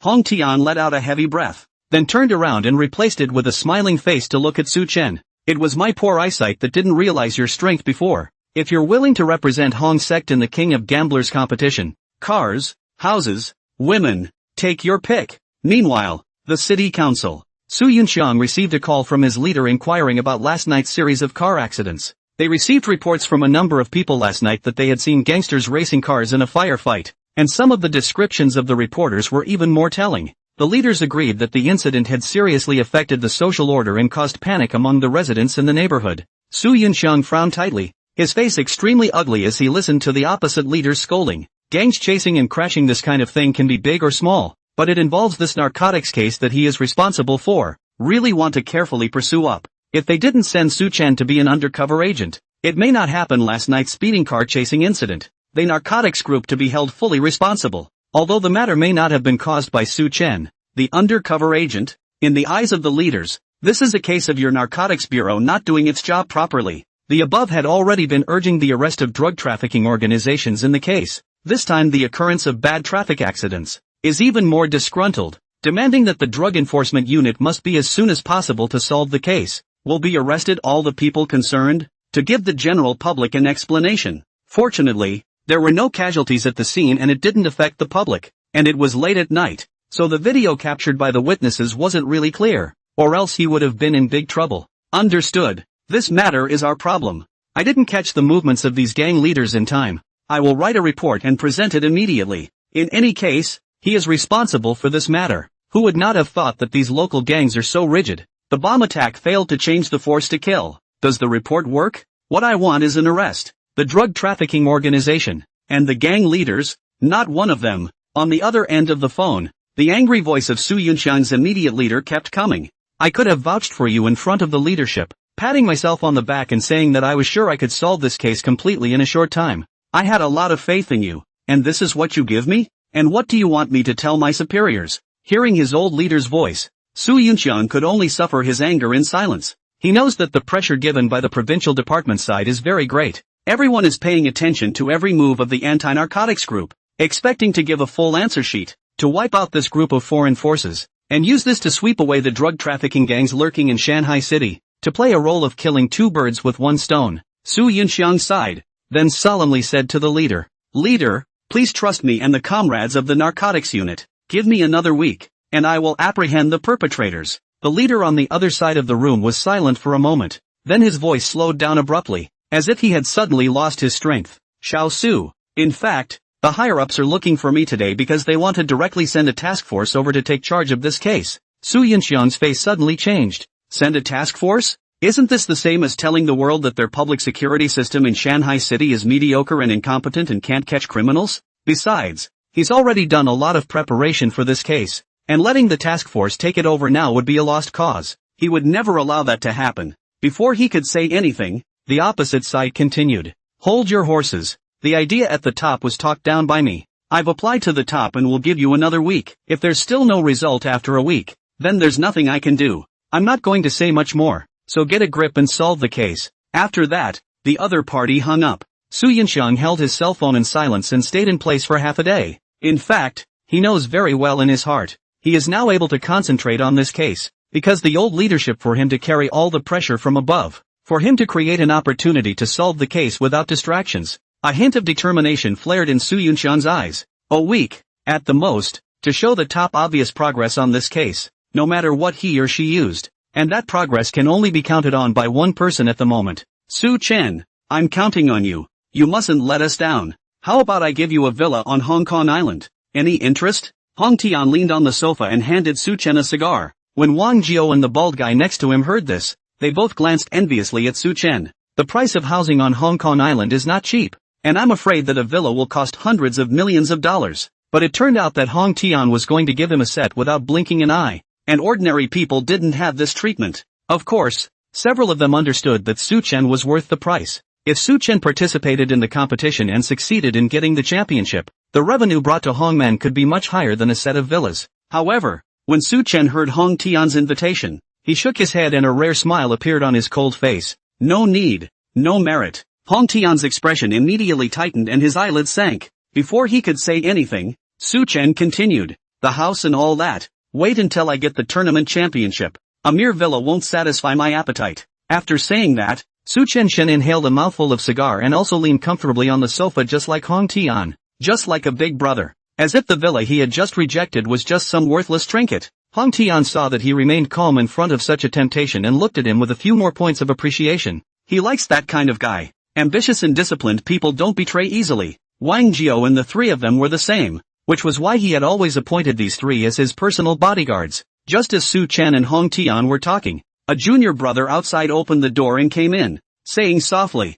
Brother Sky, they're here. Hong Tian gently waved his hand when he heard this, and the little brother turned around and left when he saw this. White Lotus, you guys accompany brother Luo Chen to play a few more rounds. Don't slack off. Luo Chen, tonight when things are over, we must have a few drinks. After Hong Tian and a few people had given their orders, he left the room to meet the black bosses who had come to visit him. A trace of color flashed in Su Chen's eyes when he saw this. Still don't trust me even now? Or do you think I just need to help Hongmen in the King of Gamblers competition and there's no need to get involved in the drug trade? Brother Tian, how can I say that I almost died in their hands? Gotta see for myself who's trying to kill me, right? Su Chen said quietly, although it was a question. His tone was incomparably certain. Hong Tian thought for a moment and nodded. You're right. We're all on our own. There's nothing to avoid. Let's go. Go piece by piece to see who has eaten the guts of a bear and dared to assassinate my Hong Sec's honored guests. Then all the way around the corner to a dead end. Hong Tian skillfully opened a secret compartment in the wall with a special button inside.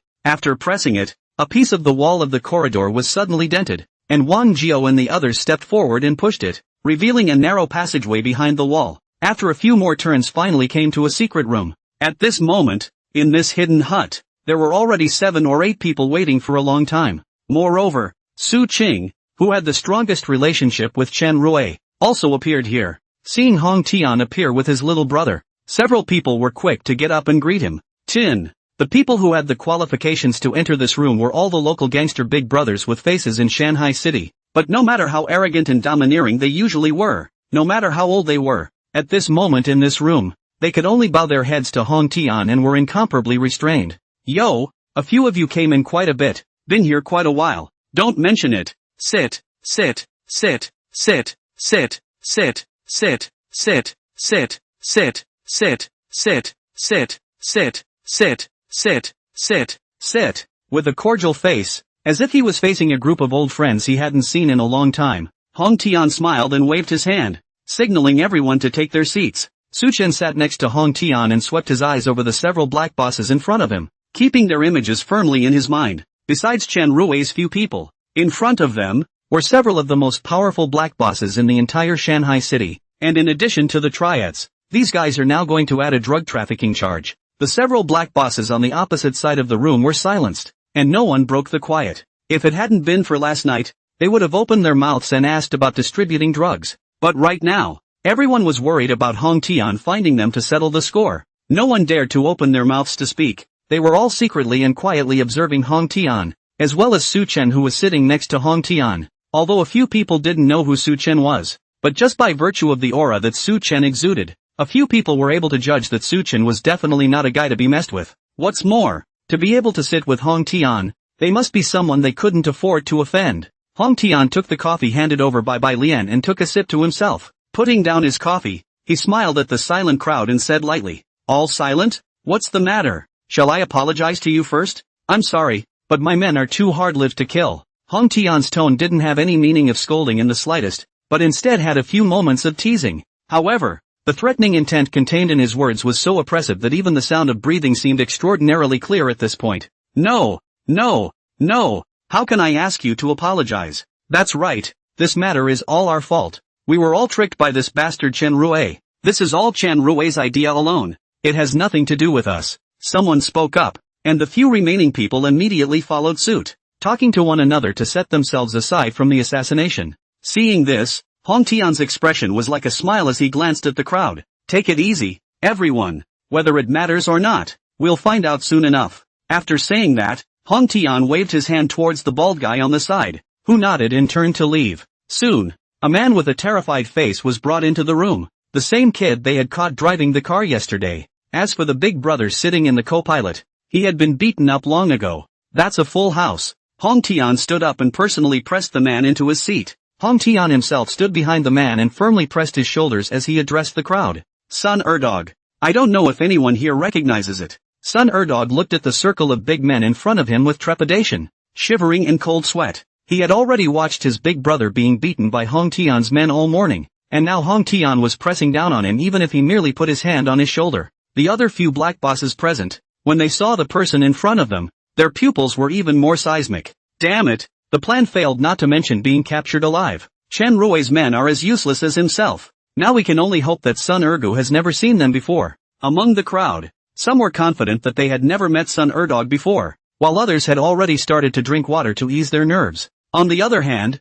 Su Qing, who was the closest to Chen Rui, was ashen, because when he and Chen Rui had their secret talks, Sun Ergu was there. Several people tried to pretend that nothing had happened, keeping their heads down and not saying a word. Su Chen sat next to Sun Ergu and quietly observed the crowd's reaction. He knew that this was Hong Tian hammering them, and it was time to make an example of them later. You don't know him? That's right. His status is low. It's normal that you don't recognize him. It's okay, just as long as he knows you guys. Saying that, Hong Tian patted Sun Erdog's shoulder and said with a smile, "Kid, how long have you been with Chen Rui?" Sun Ergu shivered and said, 3 months. Hong Tian laughed and pointed at the people present. Relax. Take it easy. The fact that you're sitting here in one piece means I'm willing to give you a chance. You follow Chen Rui for no other reason than money. Money, I have plenty of. As long as you can point out who all are involved in Chen Rui's plan, I'll give you $1 million each, and I can promise to get you out of here unharmed, without any of them daring to lay a finger on you. As soon as these words came out, Sun Erdog's gaze subconsciously swept over the crowd in front of him. He wasn't stupid. All the people here were big shots. If he dared to identify one of them, even if he could get out of here, would these people let himself go? I have an old man and a young man, dragging my family along. If I offend these people, they will all die. Sun Ergu swept around and found a raw face, and the only man with a calm, wild face. He brightened up as if he had found a lifesaver. Without hesitation, he pointed at Su Chen, who was drinking water, startling Su Qing on Su Chen's right. It's him. He's the mastermind. Everyone was stunned when they heard this, yet Su Qing was extremely quick to react, directly picking up the cup on the table and smashing it towards Su Chen. Cha Nima, dare to touch Tian's men. Sun Ergu pointed at Su Chen with a firm face, though he didn't recognize the man. Identifying the stranger at the moment was the only way he could save himself. Several other black bosses had minions behind them. Only Su Chen was empty behind him, and anyone who came could see that Su Chen was the best one to bully.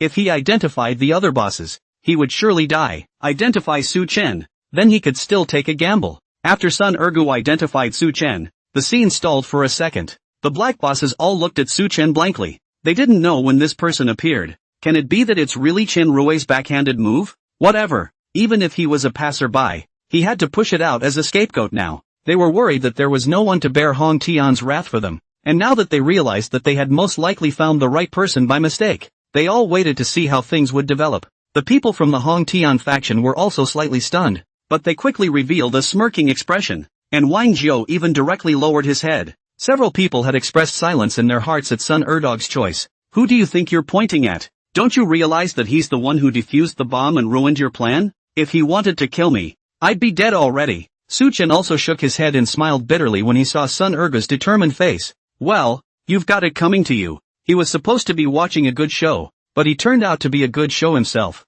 Su Chen was unmoved in the face of the fingerprints and sat down solidly in his original position. Several other black bosses were also fidgeting, but no one dared to act rashly. Yet while they were in no hurry, some were impatient. Su Qing, who was sitting next to Su Chen, directly raised the heavy glass in front of him and instantly smashed it over towards Su Chen's head. Naya, dare to touch Tian's men. I'll get you killed for Brother Sky. The people who entered the room were searched and had no sharp objects on them. At the moment, Su Qing could only casually copy a cup and hit it, or else he would have pulled out a pistol. One shot to finish off Su Chen, and when the time comes, death will be no proof, and everything will just be pushed onto the dead man. Chen Rui sent people to assassinate and not Hong Tian himself. They just don't believe that Hong Tian really dares to kill them. We're all in it for the benefits. There's nothing we can't talk about. The big deal is that they'll give up a few more points of profit. Hong Tian, who stood behind Sun Erdog, saw this but remained unmoved, even waving his hand slightly, signaling White Lotus and the others to stay out of the way, a hint of a playful smile appearing at the corner of his mouth.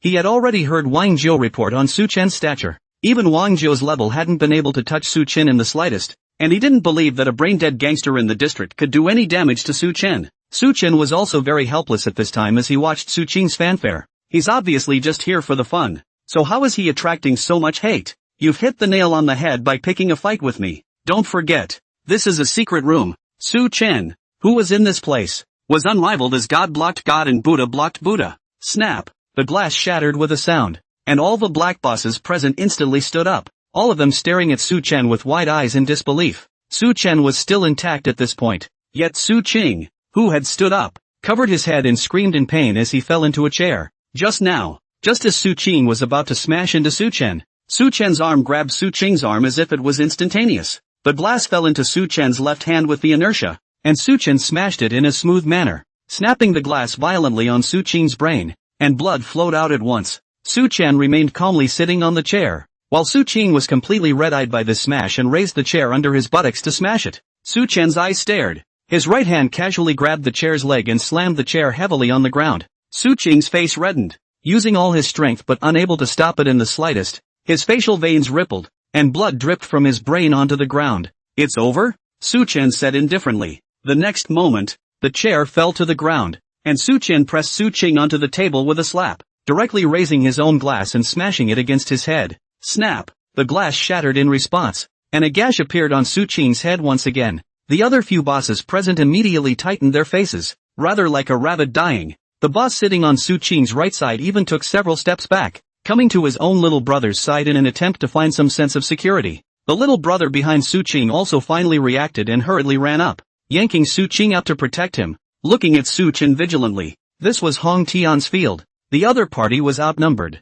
and they didn't dare to act rashly without Su Qing's orders. Shit, what the fuck are you guys waiting for? Get him for me. A few of the juniors looked at each other hesitantly, and the leader of them gritted his teeth and shouted, "Get him!" However, the next moment, Su Chen's upper body did not move at all, and his right leg instantly kicked out a few stumps. Bang! Bang! Bang! Ouch! Several minions came out in response, drawing a graceful parabola and smashing into Su Qing, piling up into a small mountain, in front of Su Chen, who was incarnated as the god of war. These juniors were not even qualified to serve food, but they wrested their force with a single move. Su Chen's kick hit the valve, without a 10 to 8 minutes of effort. These people cannot get up. Fortunately, Su Chen had only used less than 10% of his strength, including the cup he had just used to smash Su Qing, all of which were controlled, not really wanting to kill these few people. But even so, it scared the remaining few black bosses to death. Not only them, but also the Hong Tian. Several people had their eyebrows raised. Su Chen's movements were really fast, too fast. Even Wang Jiao, who had the strongest boxing and kicking skills, could only barely capture Su Chen's leg movements, and in the eyes of the others, just for a moment, a few juniors just wanted to step forward, and then they inexplicably flew out. White Lotus and Baldy gave Wang Jiao an incredulous look, both wanting to ask him, "Just you? You beat him up in a karaoke bar so badly he couldn't fight back? I can go to your bar. You're a real fucking blowhard." Wang Jiao also sheepishly avoided the two of them when he saw this. This scene in front of him directly made him refresh his perception of Su Chen. If Su Chen had used this move on him in the KTV, I'm afraid that he wouldn't have ended up much better than these few juniors. At best, he would have let Su Chen use a few more points of strength. On Su Chen's left side, Sun Ergu, who had just firmly identified Su Chen, did not know when to put away his fingers. His hands gripped the chair tightly, and his body could not stop trembling. At this moment, Su Chen suddenly turned his head to look at him and smiled at him. "I'm sorry, what did you just say? I didn't hear you," Su Chen said indifferently. Yet this light question directly stunned Sun Ergu. The black bosses on the opposite side who originally wanted to let Su Chen take the blame were all shocked by Su Chen's actions. Only one person's eyes turned and had a plan. Isn't this raw face giving them just the right opportunity to lash out when they are so arrogantly beating people in someone else's venue in front of Hong Tian? "Kid, do you know this is Tian's territory? Dare to make a move here. Where do you put Tian? Brother Tian, can't you just stand by and watch him spread his wildness in your territory?" This person didn't wait for Hong Tian to take a stand and continued to lash out at Su Chen. "If you don't give Brother Tian an explanation today, if you don't give us an explanation, you won't be able to leave here." "Right, an explanation must be given." The few remaining black bosses have rallied to the attack. Hong Tian smiled without saying anything when he saw this, letting these black bosses act in front of him. These people are also really doing everything they can in order to brush themselves off. Obviously Su Chen had followed himself in. He didn't feel that these black bosses were brainless and couldn't see the relationship between Su Chen and him. These guys really put up a fight too. However, Hong Tian now felt that even if he didn't make a sound, just Su Chen himself would be enough to deal with this bunch of trash. It was just right to take Su Chen's hand to give these people a good knock, so that they would be honest. When Su Chen saw this, a wry smile appeared on his face, and a butterfly knife suddenly appeared in his hand. Hong Tian's eyes widened when he saw him actually pull out a weapon. He had clearly instructed White Lotus and the others to keep an eye on Su Chen and not let him touch any weapons for the time being. How did he get a knife on him? Behind him, Wang Jiao saw the situation and said that it was bad, and subconsciously touched his pocket. Shit, hit again. When the hell did he touch it? Brother Tin, I'm not to blame for this. Su Chen stepped leisurely, butterfly knife flying in his hand. Every step was like stepping on the hearts of the black bosses. Seeing that Su Chen was still so arrogant, and that Hong Tian was actually really ignoring them completely, a few people simply let go and commanded their minions to go up and fuck him. Soon, their minions once again replicated what happened to Su Qing's minions.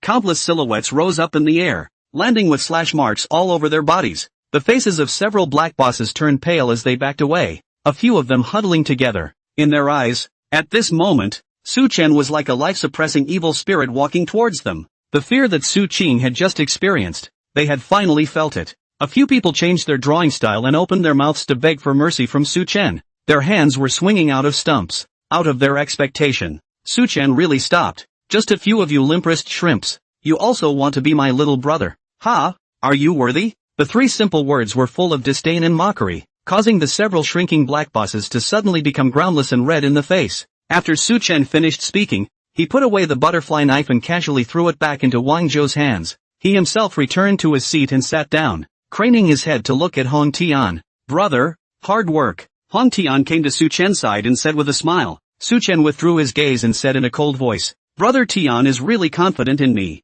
isn't he? Not worried about the competition going wrong? After saying that, Su Chen remained silent and said no more. Hong Tian's eyes narrowed, and he also immediately heard Su Chen's words, obviously very dissatisfied with Hong Tian using him as a knife. But even so, Su Chen didn't directly flip out with him in front of outsiders. He really knew the rules. Dependable. Hong Tian just gently patted Su Chen's shoulder without immediately responding to his strings. Instead, he raised his voice to the shocked few in front of him. I'd like to introduce you to a new brother who has just joined us. Last night, he was in the car with the bomb. So what you're saying is that he set off the bomb and the car chase all to kill himself? Ha! Sun Erdog had just awakened when he heard Hong Tian's words. What? This guy was in that car last night? Then wasn't it pure stupidity that he had just identified him? Sun Ergo thought of this heart filled with despair. white eyes rolled over, fainted again. Similarly, the several bosses on the opposite side, as well as Su Qing who had just climbed out of the pile were all dumbfounded. After all this time,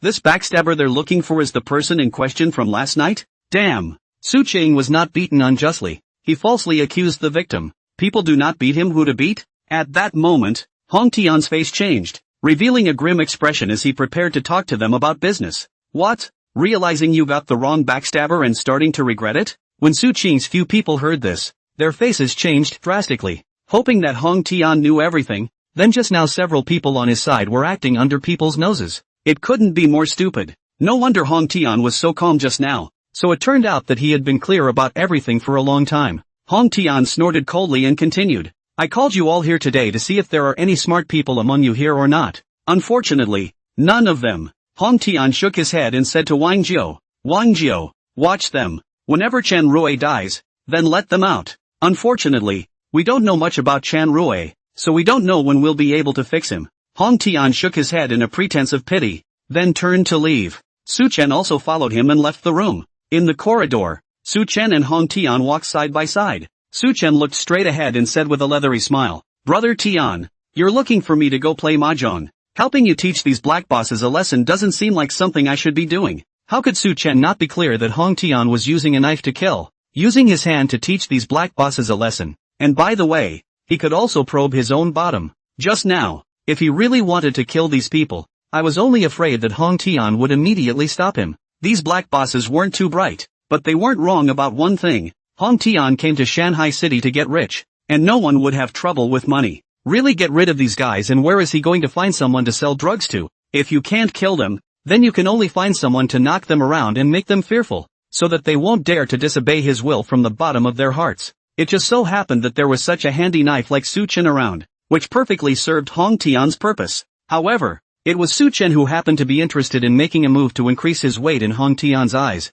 Otherwise, he wouldn't have gotten into this mess. Even if you really want to take action, it is also even within the Hong Tian. All the people all over the place. No one want to run. Alas, I was ill-considered. It's true that you shouldn't have been allowed to intervene in this case, and it nearly got you smashed in the head. Saying that, Hong Tian pulled out a bank card. Here, take this card. Here's $500,000 as a thank you for doing this favor for my old brother. When Su Chen saw the bank card, he shook his head instead and raised his hands to show Hong Tian. I've got these hands to win the King of Gamblers tournament. In case it gets broken and can't help the Hong family win the King of Gamblers competition, I'm afraid that it won't be easy to explain on Elder Hong's side. The atmosphere became heavy as Hong Tian clasped the bank card and stared at Su Chen's eyes and asked, So what you're saying is? Su Chen smiled faintly, a wry look appearing in his eyes. So, it's got to be extra. Hong Tian was stunned for a moment, then revealed a small smile. Oh, I thought you were some kind of saint, but it turns out that you are also a money-minded master.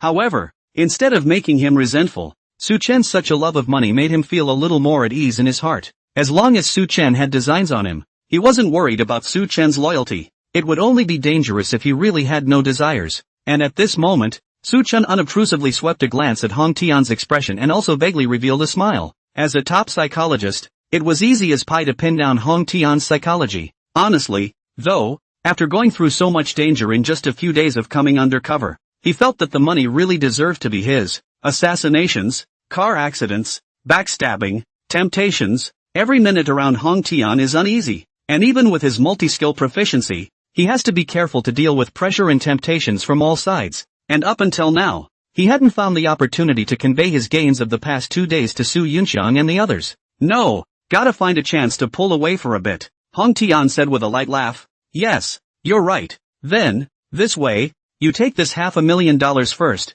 Later I'll give you another card with $1 million inside. How about it? This time it's worthy of your hand, isn't it? Ha ha ha. Su Chen also laughed when he saw this. The two of them laughed freely while walking side by side, but in their hearts they had their own thoughts. On the corridor, a few juniors were carrying a few boxes of mahjong in a hurry, when suddenly the mahjong box clasp collapsed, and the mahjong fell to the ground. Hong Tian's gaze narrowed, then returned to normal. Behind them, Wang Jiao and Baldi saw the situation and immediately stepped forward to scold the errant junior, even squatting down directly and helping to pack up the mahjong in a box with 7 hands and 8 feet. A few pieces of mahjong rolled a few times and came to the bottom of Su Chen's feet, and Wang Jiao just wanted to reach out and pick them up. but Su Chen grabbed them first. "Be careful." Su Chen handed the mahjong to his little brother and said indifferently, and in the process, he silently slipped away a mahjong from his little brother's hand. The little brother nodded in panic, clutching the barely closed mahjong box and walking away quickly with his head down. Wang Jiao and Baldi crouched on the ground,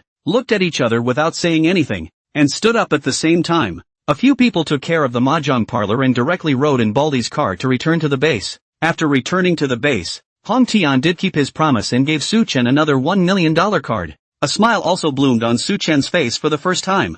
"Thanks, Tian." After saying that, Su Chen turned his head to the bald guy. "By the way, let me borrow your car." Baldi looked at him hesitantly. "Borrow my car? What are you going to do? Can you drive?" Su Chen shook the 2 cards he had just gotten in his hand, indicating that he was going to spend money. As for the bald guy's second question, he simply ignored it. After all, something like learning to drive overnight wouldn't be believable when told. Without waiting for the bald guy to object, Hong Tian snapped, "Give him the key." "Humph, just took my money and you're in such a hurry to spend it?" After saying that, he gave a look at the bald guy, signaling him to keep quiet. The bald guy looked confused and handed the key to Su Chen. Su Chen got the key and waved his hand at them. Then he swaggered out of the base and got into the car driven by the bald guy. Boom! Su Chen kicked the gas and directly lifted off, disappearing in the crowd's line of sight. Seeing Su Chen start off so vigorously, a meaty expression appeared on the bald guy's face for the first time. That's the car he just picked up. The place where it was hid last time hasn't been repaired yet,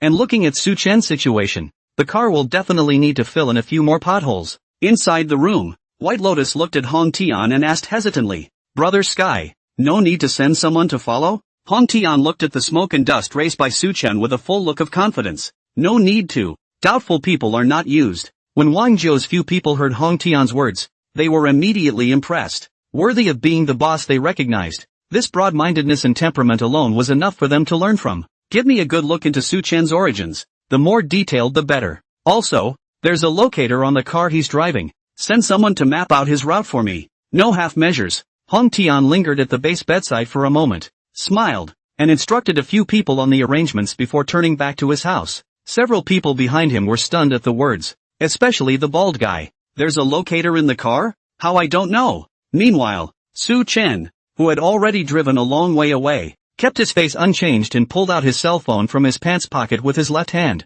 After thinking about it, Su Chen tapped on a dialog box and sent a message to the narc's disguised account. After sending it, Su Chen tucked his cell phone away and started circling the city. And at that moment, a shout suddenly erupted from the narcotics division office. "There's news from Su Chen." Su Yunxiang immediately rushed over at the word. "What did he say?" The officer tapped the message and showed it to the crowd. "Tianfu Road, Construction Bank Clerk's Office. Half an hour." Su Yunxiang clenched his fist hard, a smile finally appearing on his face. "Everyone, move now." Half an hour later, the narcotics squad was set up early around the bank. Su Chen circled around the city again and again, and even ran a red light before finally arriving late. After glancing around the car absently to make sure there were no followers, he got out and walked into the bank. A glance toward the waiting area revealed the members of the narcotics squad who had already taken up a good portion of the waiting area. One took out a cell phone and silently placed it in the empty seat beside himself. Su Chen walked straight over and sat on the empty seat, bringing his cell phone over in his hand.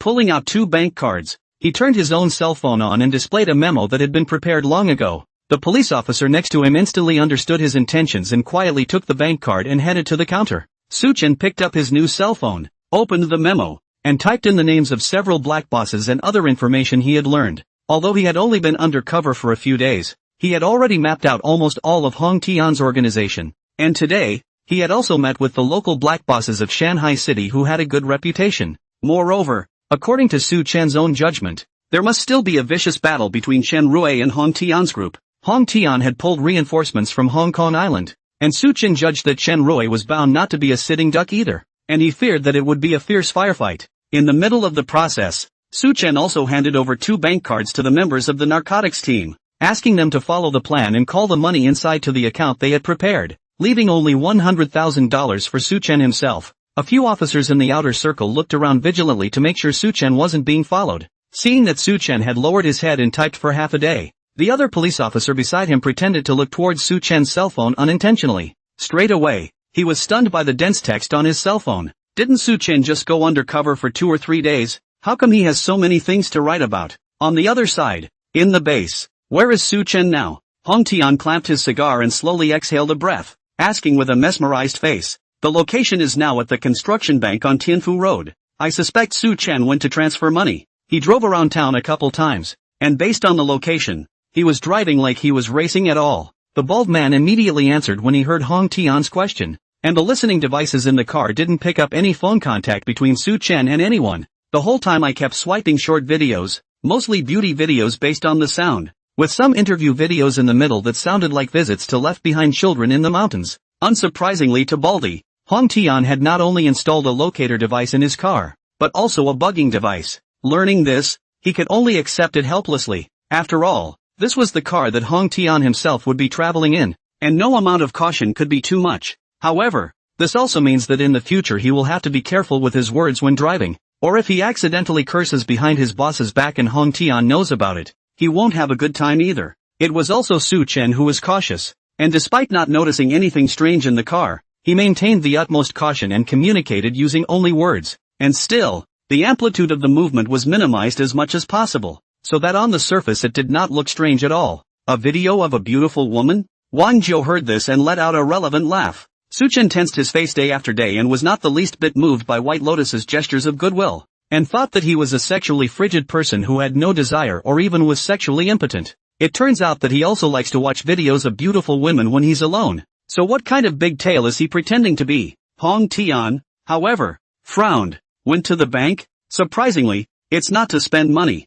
Left behind. Bank? Did he go to transfer money? Could it have something to do with his background? Hong Tian's brain raced, feeling that he had vaguely grasped a clue and was about to unearth the secret Su Chen had been hiding. Just then, the junior brother pushed in after knocking on the door and handed Hong Tian a copy of the investigation results. It was Su Chen's background that they had investigated in the past few days. Seeing the words on the white paper, Hong Tian's eyes lit up and a smile appeared on his face once again. So that's how it is. The gambler mom and the family borrowed from loan sharks. No wonder she needs so much money. With an old man and a young man, and a huge financial burden, such a person is simply the perfect little brother. As long as he kept dangling him with money, Hong Tian believed that Su Chen would always be available to him. Get someone else to check the transfer records for both of my cards and confirm the information of the party that accepted the transfer. And, White Lotus, go and prepare dinner. Make it a good one. I've been so focused on dealing with these fools these past 2 days that I didn't even formally welcome brother Luochen. Give him a nice,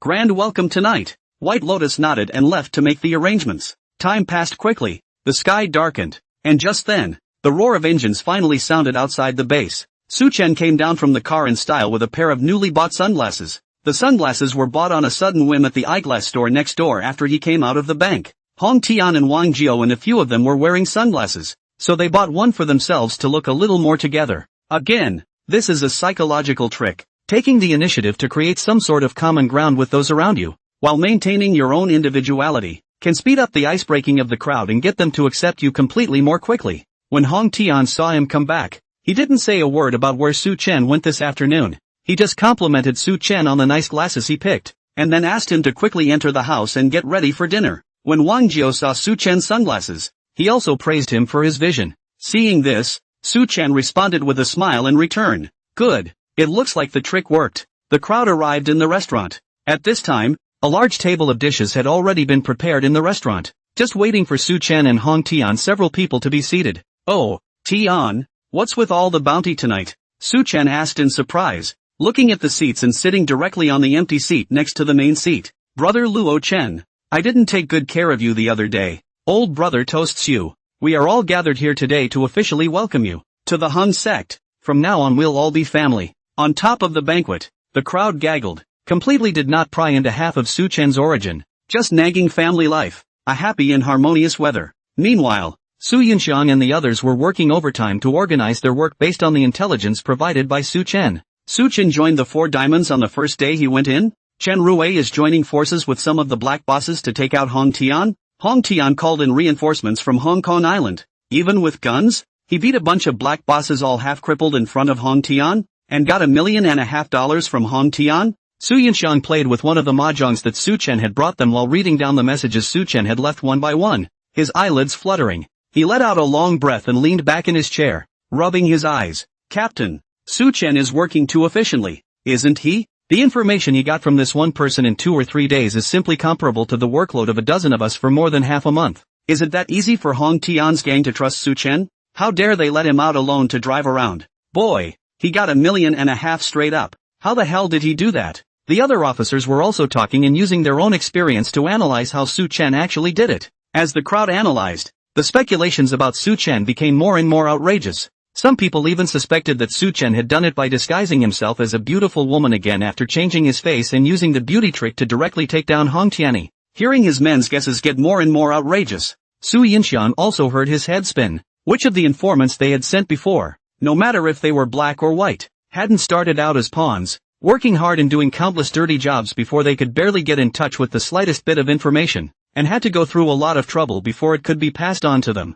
How did it come to Su Chen's place? But instead it was as if Hong Tian and the others had taken the initiative to confess all their news to Su Chen. That's fine and dandy, but it makes them look stupid to the narc. Compared to Su Chen, their side is simply no progress. Su Yunxiang sighed as he looked around at the busy group members. Stupid is as stupid does, at least it gives an answer to the top and puts the leaders at ease. Su Yunxiang was just about to get up and move around when his fingers exerted force, and the surface of the mahjong was suddenly rubbed, with gaps appearing between the top and bottom. Seeing what appeared in the gap, Su Yunxiang's pupils shrunk violently. No wonder they had to send a special mahjong tile. It turns out that the cat is out of the bag. The surface of a mahjong tile separates the cap from the bone, and in the center is a hollow hole containing a thin bag of white powder. Su Yinxiang's face was grave, and he lifted the tiny plastic bag up to the light for careful identification. Heroin! Su Yinxiang's voice suddenly rang out, and the surrounding police officers all turned their heads to look over, realizing that a bag of white powder had appeared in their own captain's hand at some unknown time.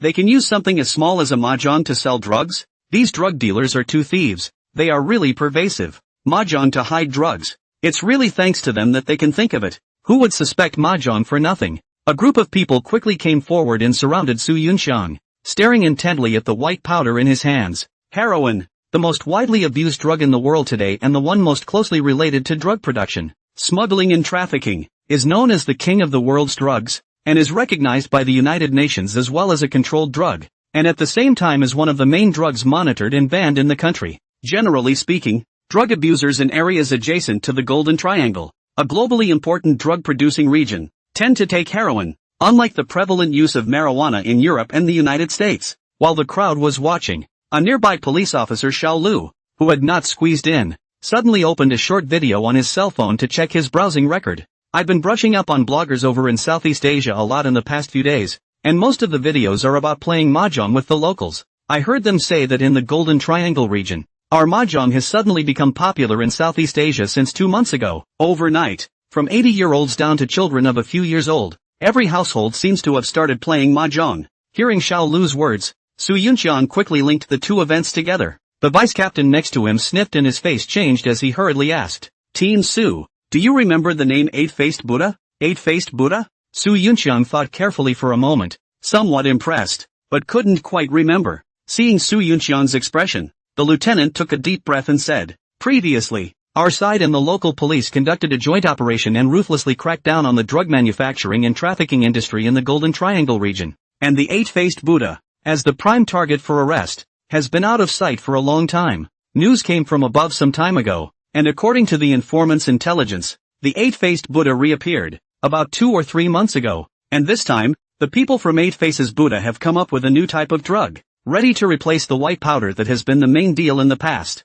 It's also from this period of time that a large amount of white powder has suddenly been circulating in the areas close to the border, and the probability is that the Eight-Faced Buddha is behind it." When Su Yunxiang heard the vice squad's words, he also immediately recalled them. Eight-Faced Buddha. So it's him. He can really hide, but his power shouldn't be able to influence Hong Kong Island by all accounts. So why would the Hong sect be in contact with the Eight-Faced Buddha's people? The informants of the Border Drug Enforcement Unit are already at their limit in being able to detect the latest news of the Eight-Faced Buddha. With their status, they only knew about this incident by chance, and had just received the news and reported it over immediately. As for the latest on the Eight-Faced Buddha, and who his contacts were inland, the informant knew nothing about any of this. As of today, only Su Chen, who is in a drug cartel, is the most likely person to give the police further clues. Su Yunxiang suddenly thought of the information provided by Su Chen and bent down, starting to reread the summary of the information provided by Su Chen recorded on the computer. Flipping to the bottom, Su Yunxiang's face flinched. So Su Chen also found out. He made it a point to emphasize in his intelligence that I'm afraid there's much more to White Lotus than meets the eye. Su Yunxiang was deep in thought, and the lieutenant beside him asked suspiciously when he saw this. Are you saying that this White Lotus is most likely the liaison between the eight-faced Buddha and Hong Tian? And one of the key traffickers of drugs from Southeast Asia into our territory? Su Yunxiang nodded. Su Chen's evaluation of the other two of the four King Kongs under Hong Tian is simple. Wang Jiu is a purely reckless man with a simple mind on all fours. Baldy is good at driving and has a bit of brains. But not much. There's only one person. White Lotus. That Su Chen used the evaluation of being mysterious and unpredictable, with an extremely deep city, and he reminded us to dig a little deeper into her identity. Hearing the analysis of the two leaders, the police officers on the sidelines came to their senses and thought. Su Yunxiang turned back and slapped the person next to him on the shoulder. What's left to think about? Hurry up and check it out. Su Chen's undercover work has gone this far. Are you guys good for it? Don't let it come to a point where Su Chen has already figured out someone's identity and you guys are still there humming and hawing over the dossier. You're not ashamed. I'm not ashamed of this. Su Yunxiang pretended to sulk, and the others immediately shrunk their heads, returning to their workstations and starting to follow the clues given by Su Chen. The vice squad greeted Su Yunxiang and went outside to contact his classmates at the border. Su Yunxiang resumed his seat with a slightly relaxed expression. Show Su Chen's intelligence to the leaders tomorrow. The higher-ups should be satisfied. Today, their undercover program had finally made leaps and bounds, and everyone, though still very busy, had a big stone in their hearts that had finally fallen to the ground. Su Chen's intelligence would both give him a way to appease the leaders and allow his comrades in the narcotics squad to get hold of clues and dig deeper into the investigation. But after 2 or 3 days, Su Chen was able to achieve this level of success. One could only say that he was born with an undercover saint's body. Su Yunxiang tilted his head back and looked at the sky, and inwardly, he actually had some hidden reverence for Su Chen. Su Yunxiang called in his right-hand man and instructed him very seriously. By the way, the bald guy under Hong Tian used to be a racing champion, and Su Chen speaks highly of his car skills. Tomorrow when the time for work arrives, you hurry up and make a request to the top to get us a better car. What kind of crap cars do we have on hand? Don't let them run away and we'll be eating exhaust fumes in the back, unable to even catch up with their shadows. The constable nodded. Understood. Late at night, Hong Tian's hidden base. The crowd finished their dinner, all slightly drunk. Hong Tian returned to his room, while Wang Jiu and Bald Guy swept Su Chen around and gathered on the large sofa in the living room. Hong Tian's room. Shortly after Hong Tian entered the room, White Lotus walked in with a grave expression on her face and revealed to him a piece of news that she had just learned. Hong Tian asked with a frown at his words. Chen Rui has hooked up with someone from the eight-faced Buddha? Is discussing countermeasures and trying to get us killed? That's not right. How did the eight-faced Buddha get to him? Did they treat you? Hong Tian's words were just half said when an unfavorable guess came to his mind. White Lotus said coldly with an expressionless face. I've been in the Hong family for so long, he should have realized the problem even if his brain is not working well. Without going into that, the people from Eight-Faced Buddha brought Snow Crystal this time, a newest drug that has just been rolled out in the Golden Triangle. This time he sent someone to Shanghai City. I guess he didn't just come to lay out the goods. I'm afraid he's also here to settle the score with us. Hong Tian's gaze steeply became vicious at his words. Looking for me to settle a score? Humph. I still want to settle this score with him. If it wasn't for this shipment, Daffy wouldn't have died, and we wouldn't have been forced into hiding in Shanghai City. This time we've taken his market with his own goods, and I can't wait to see how wonderful his face looks now. No matter what they send this time, they must be made to come back with no return. The eight-faced Buddha's power in the Golden Triangle was not small, but on Hong Kong Island, they, the Hung family, were the real snakes on the ground. Even if he wasn't on Hong Kong Island, but in Shanghai City, he, Hong Tian, was not something that eight-faced Buddha could just shake. Just like the backhand he made in defense of Chen Rui in the beginning. Inland, there was absolutely no need for him to get tough with this group of people. Instead, he should find a way to get them to go up against the Shanghai City police while he himself sat back and reaped the benefits. But it's not easy to do that. It has to be planned well enough, and there has to be someone he trusts enough and is competent enough to carry it all out. I'm afraid there's only one person I can use right now. That was Su Chen, a newcomer who had just joined less than a week ago. Hong Tian's brows furrowed as he hesitated on this candidate. White Lotus and Hong Tian thought of the same person, both Su Chen, and seeing his hesitation, asked in a low voice, "What? Are you worried about who he is? Or do you think he'll betray it?" Hong Tian shook his head. Neither. I really want to take him back to Hong Kong Island and compete in the King of Gamblers tournament to show his face in front of Pops. In case something goes wrong with him, I'm afraid it's too late to find another gambling expert. Hong Tian paused, his tone suddenly taking on a hint of teasing. What's more, I'm afraid that if anything should happen to him,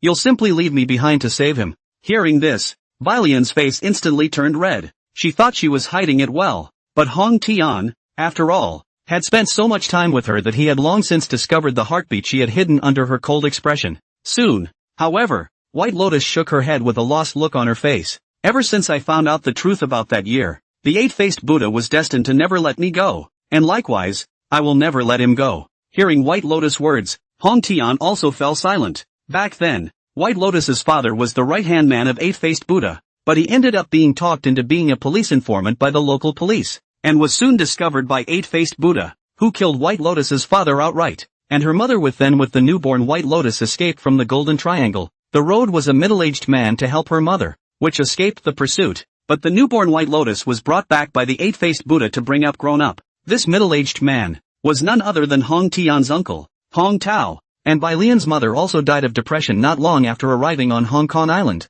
and before she died, she instructed Hong Tao that if she met Bai Lian in the future, she would ask him to help take care of her for a while. And over the years, White Lotus has been trained by eight-faced Buddha and has become the most capable general under him, mastering multiple channels of drug distribution. Some time ago, eight-faced Buddha arranged for White Lotus to approach Hong Tian on Hong Kong Island, preparing to store and sell snow crystals on Hong Kong Island. Hong Tao recognized Bai Lian's face just as soon as he saw her at one of the family gatherings. After a few exchanges, White Lotus finally figures out his origins and sees the only remaining photo of himself and his mother together, and decides to stay in the Hong family and build up his strength in preparation for seeking revenge on the eight-faced Buddha in the future. While Hong Tian and White Lotus were fretting about the eight-faced Buddha, Su Chen was showing Wang Jiao and Baldy his, an abandoned factory on the outskirts of Shanghai City. This was one of Chen Rui's secret bases, and it was also the safest one with the least number of people knowing about it. At this moment, in the factory, in addition to Chen Rui's people, there was also a team with a considerable number of people who had also appeared.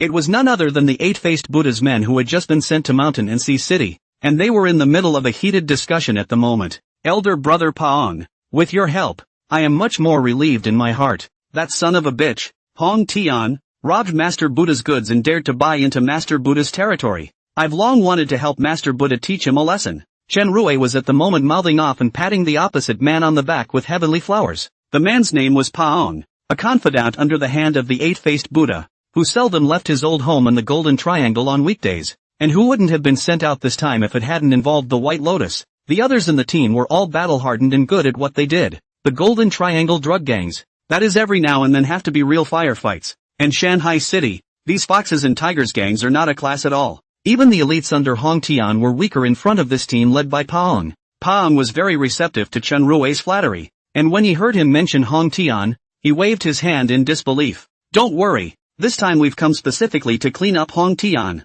As long as your people's information is accurate, I guarantee that absolutely none of Jia Hongtian's men will be able to leave Shanghai City alive. Chen Rui was overjoyed at his words, and followed up with a series of horses' asses, saying that Paong's heart was blossoming. Usually he was the one who kissed the eight-faced Buddha's ass. Who would have thought that coming out on a mission he would be able to enjoy the boss's treatment? Unfortunately, happy times are always fleeting. After they finished off Hong Tian and captured White Lotus in the past 2 days, they were going to return to their hometowns after completing their mission. Meanwhile, Hong Tian's base, the door to Hong Tian's room was suddenly knocked on, and the urgent voice of his little brother came from outside the door. Brother Tian, just now Brother Chen and Brother Ku went to the secret room. Said he was going to pry this mobster's mouth open. Hong Tian and White Lotus looked at each other with puzzled faces. What's he doing in the chamber? Hong Tian had been prepared to lock them up for a night and wait until the next day to meet them, asking for news about Chen Rui from their mouths when they were most frightened. If Su Chen rushed in now, I'm afraid that it would make their hearts flutter. Luo Chen doesn't know the rules. Could it be that Wang Jiao and the two old men haven't grown a brain either? Hong Tian said without any good humor, obviously extremely dissatisfied with the trio's approach. White Lotus thought about it and said to him, don't be so hasty, I don't think Luo Chen would be so reckless. I guess he might have his own way. I'll go check it out. You can rest here for now. After saying that, White Lotus turned around and left the room, heading towards the location where Black Boss was being held. At this moment, the three of them, Su Chen, had just passed through the curved secret passage and arrived in front of the secret room door. Su Chen faced the door and silently adjusted himself. Late is not good enough. In order to advance the detection of the case as soon as possible and catch all the offenders, Su Chen decided to take the initiative. 8 generals of 1,000 gates. Activated. Wang Jiao and Baldi stood behind Su Chen, and suddenly, the two of them felt a flash of light in front of their eyes. Wang Jiao, do you have the feeling that Luo Chen seems to have changed into a different person? Wang Jiao nodded woodenly at his words and stared at Su Chen's back and whispered. In that moment just now, I seem to see Elder Hong in him. I don't know why, but looking at his back makes me feel all passionate. Su Chen entered the secret room and closed the door with a bang, directly shutting Wang Jiao and Baldi outside. Wang Jiao and Baldi were dumbfounded. Weren't you supposed to come in and get tortured? Why did you just go in by yourself? What can't we see? Separated from Su Chen in 2 spaces, the two of them instantly came to their senses. A few drops of soybean-sized sweat fell from the bald guy's clean head and he spoke weakly. Why don't we go and inform Brother Sky first? The secret room. Seeing Su Chen come in, the black boss and his juniors in the room sweated like a pig. No one dared to speak. The atmosphere in the secret room was silent to the extreme. Take it easy. Relax. Su Chen directly pulled over a stool and sat on it boldly. Seeing that they didn't even dare to breathe, Su Chen smiled. I'm not here to beat you up. I'm here to make a deal with you. Deal? At the sound of the black boss's words, they all froze. They were now in a sorry state. Imprisoned, and even their lives and deaths were in Su Chen's hands. They weren't sure what else they had that was worth Su Chen coming over specifically to trade with them. What do you mean? Mourn? Su Chen shivered and asked cautiously with his neck scrunched up. The remaining few people were also staring at Su Chen nervously. It's simple. I want to be the boss. Su Chen's complexion flinched, and his expression suddenly turned grim. The tone reveals the arrogance and blind stupidity of youth. When these words came out, the faces of the crowd suddenly changed. I didn't expect this Chen to be young, but not only was he a tough fighter, he was also very ambitious. Unfortunately, it's just a little stupid. A few people looked at Su Chen. A glint flashed in their eyes and their hearts moved. Now that their lives and deaths were hanging in the balance, they still didn't know what Hong Tian was going to do with them. Right now, no matter what Su Chen said, first agree to his deal, and when he met Hong Tian, he would directly dismantle him. At that time, even if he couldn't survive, he definitely wouldn't let Su Chen have a good time. Humph, let you beat us away so hard. Thinking this way, several people relaxed in their hearts, each playing different little schemes. As for the idea of actually embracing Su Chen as the boss, none of them had this idea. Funny, a youngster who popped out of some crack in the rock and tried to step on their heads? Now relying on Hong Tian's support, he's here to lord it over them. When you go out to the outside, without Hong Tian's help, who are you? However, how could Su Chen, who was a master of psychology, not be able to see through their thoughts? If other young people, really hot-headed to threaten this gang of black bosses, I'm afraid that after going out even do not know how to die. But Su Chen, he can do more than just fight. He can brainwash. In the face of these desperate and haunted black bosses, he had ways to deal with them. You guys don't think about how you're going to snitch on Hong Tian later. Listen to my conditions first. Seeing that their small minds were broken by Su Chen in a single word, several people instantly panicked, their eyes darting about, observing each other and the people around them. Looking at the nervous crowd, Su Chen directly began his preaching. When I become boss, the first thing I'll do is increase the amount of drugs so all my brothers can eat better. Secondly, these white powders in Hong Tian's hands have long been in use. When I become the boss, I will use my channels to bring in the latest drugs from Southeast Asia to make our plates bigger and more profitable. Thirdly, I will expand our territory, not just in Shanghai City, but to keep expanding outwards. Hong Tian will eventually have to leave here and return to Hong Kong Island. He doesn't care about the deaths of all the brothers, but I'm still here, and only I can lead my brothers to grow bigger and stronger and create another glory. All of you bosses have people and paths. As long as you nod your heads, we can definitely grow bigger and stronger and create another glory. Su Chen 1,000 doors and 8 generals on fire. In his eyes, now sitting on the ground of the black bosses is a piggy bank. Step by step fall into his trap. Su Chen arm waving, body guidance and the use of words have reached a few. With every word, the black bosses fell deeper and deeper into the trap, and the thought of secretly exposing Su Chen became a few points less,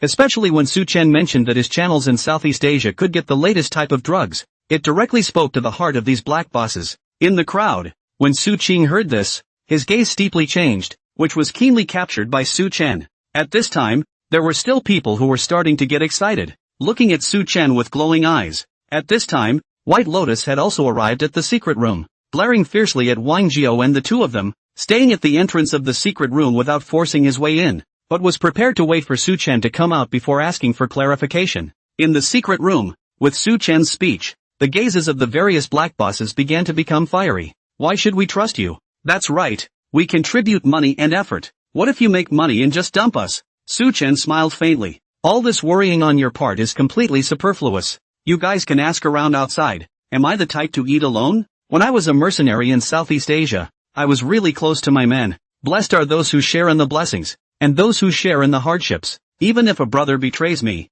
Pop, I'll just send him out with $1 million straight away. I'll send $1 million to anyone who betrays me, and for those who are loyal to me in the future. That's tens of millions, hundreds of millions. Hear the applause. Snap. As Su Chen pushed the atmosphere to a climax, all the black bosses stood up straight away, snapping and clapping for Su Chen. Even Su Cheng, Chen Rui's diehard friend, was already immersed in Su Chen's speech. Damn, Chen Rui, this punk, didn't take down Hong Tian even after screwing around for so long. There was talk of shaking people down from Southeast Asia, and I don't know what's going on now. One had to abandon the darkness earlier, and defecting to Su Chen now might also be a good choice. Everyone was clapping their reddened palms with excitement, their eyes turning from side to side as Su Chen walked around. Now I'm going to ask you one more time if you're willing to let me be the boss and bring you all together to make money. Yes, do you guys believe it or not? I can make your goods, sell all over the world, and make all of you billionaires. Believe. A gang of black bosses roared at the top of their voices,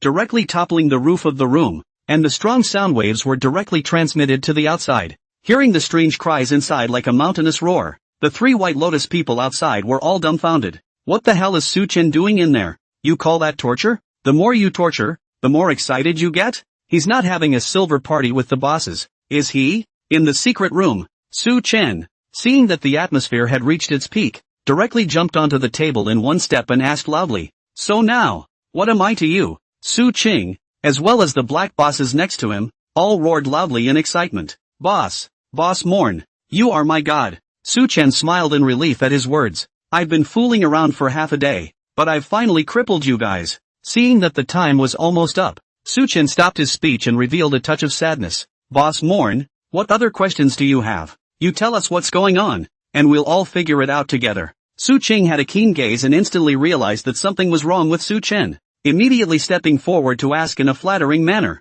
Su Chen met him at eye level and shook his head. "Although I'm sure I can handle Hong Tian's side, there's another force in Shanghai City that's likely to pose a threat to the brothers." The crowd was puzzled by the words. "There are still people in Shanghai City who can threaten us? Under Brother Chen's leadership, there's absolutely no one in Shanghai City who can outshine us." "That's right. I've been hanging around for so many years. Do you really think I'm here for nothing?" All the black bosses were discussing it with their mouths full of words. All of them showed extreme arrogance between their words, and the way they were beaten down on the ground by Su Chen before was completely different from each other. However, Su Qing's face suddenly changed and he said with a strange expression, "In fact, there is really one person who can threaten us in Shanghai City. Whoever he is, fuck him." Su Qing looked at the crowd's righteous indignation and slowly spat out a name.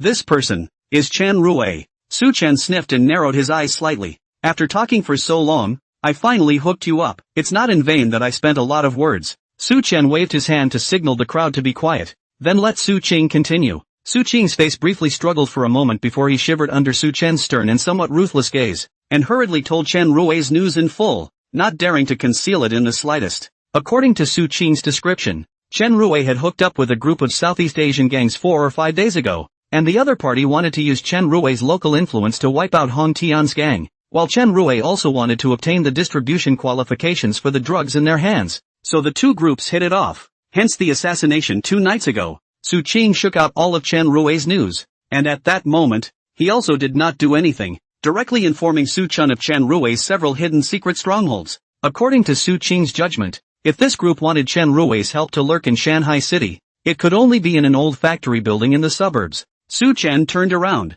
holding his chest with one hand and cupping his chin with the other, nodding his head slightly as if he was thinking about something. However, Su Chen, who had his back to the crowd, had a hidden smile on his face. This was important information. Fortunately, he chose to take the initiative today. Otherwise he would have waited until Hong Tian and the others came to force the issue, and was afraid that he would not be able to ask for such crucial information at all. Without the precise location of the secret stronghold, the police would have been left scrambling around like a headless fly by then. And now, as long as the news is passed on, the police can immediately call in the special police force, the armed police force and so on to go and round up this group of Southeast Asian bandits as well as Chen Rui's gang. Su Chen straightened his thoughts out and turned around, heavily patting Su Qing. Well done. The more brothers like you, the bigger our business can be. As long as I'm around in the future, I'll never treat you halfway. Suchin praised Suqing repeatedly, causing the others to be quite impressed. The few people present could all be patriarchs in the future, with equal status.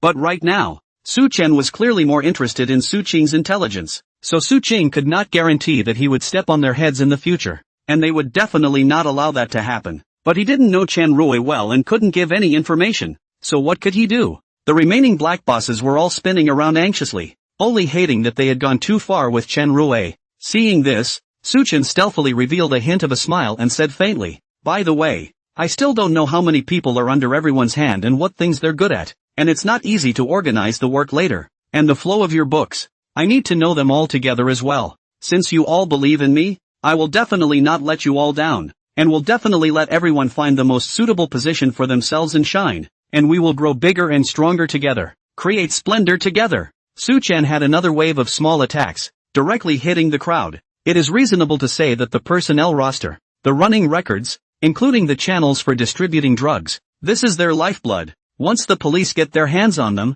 it will be completely justified to make arrests, and they will not have the slightest chance of sophistry. At the same time, these things are also proof of the strength of these black bosses themselves, and once they are put in the open, then it will be clear who is strong or weak. It's the same as stripping yourself naked for all to see. However, these current black bosses had long been crippled by Suchen's lulling. All I can think about is getting big, selling drugs all over the country, and becoming a billionaire. This was the best chance for them to come up later and level the gap between them and Suqing. So what was there to hesitate about? Boss Su, don't worry, it's not just the ledger in these trinkets. You wait for me to go out, I'll absolutely bring it to you immediately. Che, who doesn't know how to talk big? So if you're capable, you can bring it out now? The black boss who was disliked was momentarily speechless and suddenly asked back, "You're so awesome, why don't you show it?" Wow. On the opposite side, the thieving black boss directly pulled out a small book from the innermost part of his jacket and respectfully handed it to Suchun with both hands.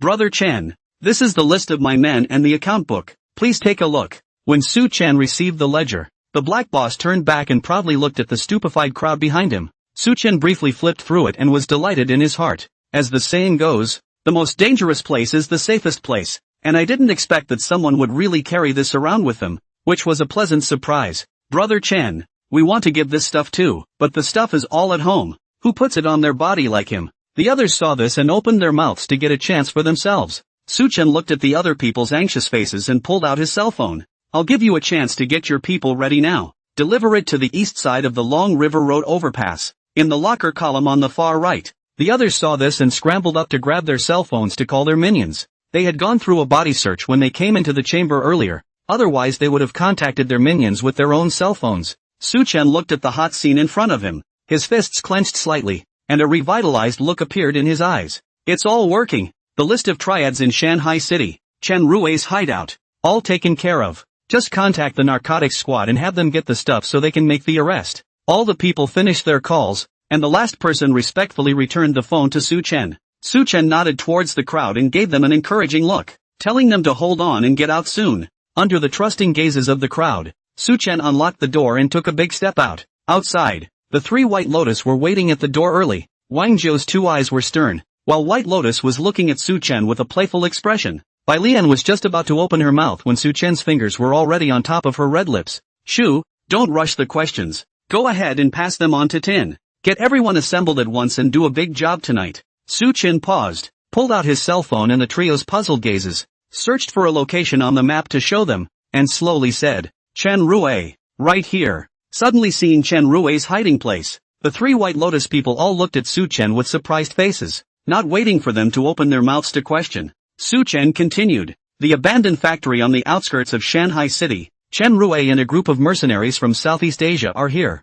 Go over there now and you can wipe them out. Let's get Tian to act quickly before they react." Hearing about the Southeast Asian mercenaries, White Lotus' face stagnated. Then she nodded solemnly and quickly returned to report this matter to Hong Tian. Hong Tian also made an immediate decision after learning about this, and immediately gathered everyone to head to the abandoned factory in the suburbs. And at Su Chen's suggestion, Hong Tian also brought this gang of black bosses along with him. Just thinking about the image of Chen Rui seeing these people, Hong Tian felt soothed. Killing and killing, when we catch Chen Rui, we must also let him know exactly who betrayed him. Seeing that Hong Tian agreed to his suggestion, Su Chen was also delighted in his heart. When the time comes, let Chen Rui and the black bosses face off against each other. Make the scene as chaotic as possible, and drag it until Su Team and their people arrive, creating a time for him to cooperate with the police to make arrests. Before the gang of black bosses were escorted to the car by their juniors, Su Chen gave them a stealthy nod and a firm look. The several black bosses were instantly impressed with Su Chen in their hearts.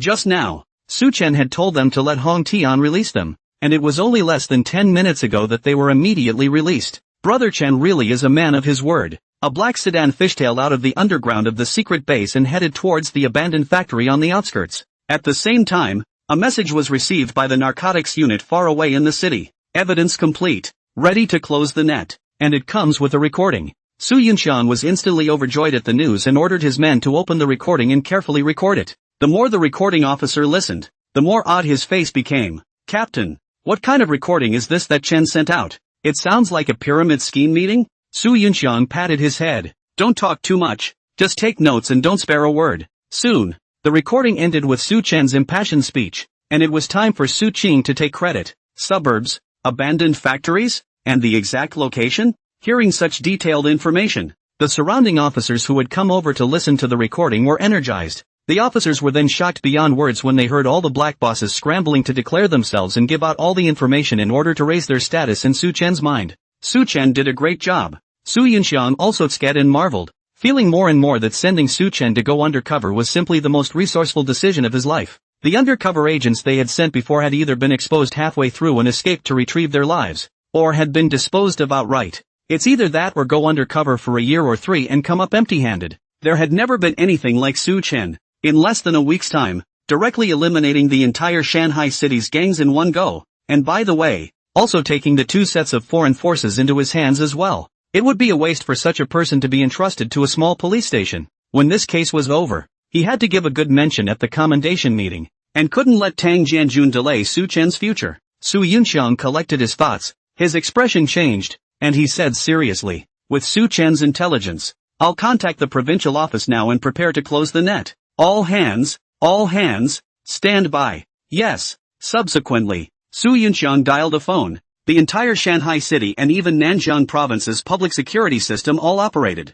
Armed police, special police, criminal investigation, anti-narcotics unit and other types of personnel all gathered towards the vicinity of the city hall. An hour later, outskirts, abandoned factory. Pang and the others had just tasted the local specialties of Shanghai city under Chen Rui's arrangement, and were so refreshed and unfulfilled that they felt like their entire body had been emptied. Chen Rui, I'm satisfied with your hospitality. This time when I go back, I'll introduce you properly to the Buddha. Pang sat on the soft leather couch, cozying up to the ministrations of several beautiful women. This leather sofa and many beautiful women were originally specially prepared by Chen Rui for himself. Even in the middle of nowhere, he had to maintain his pushiness. But now, in order to get on the 8-faced Buddha's line, Chen Rui could be said to be trying his best to curry favor, just to make Paon leave a good impression on him. It's no good. Rui. At the entrance of the stairs, one of Chen Rui's juniors ran up in a panic. Paon was annoyed by the noise and glanced at his little brother with displeasure.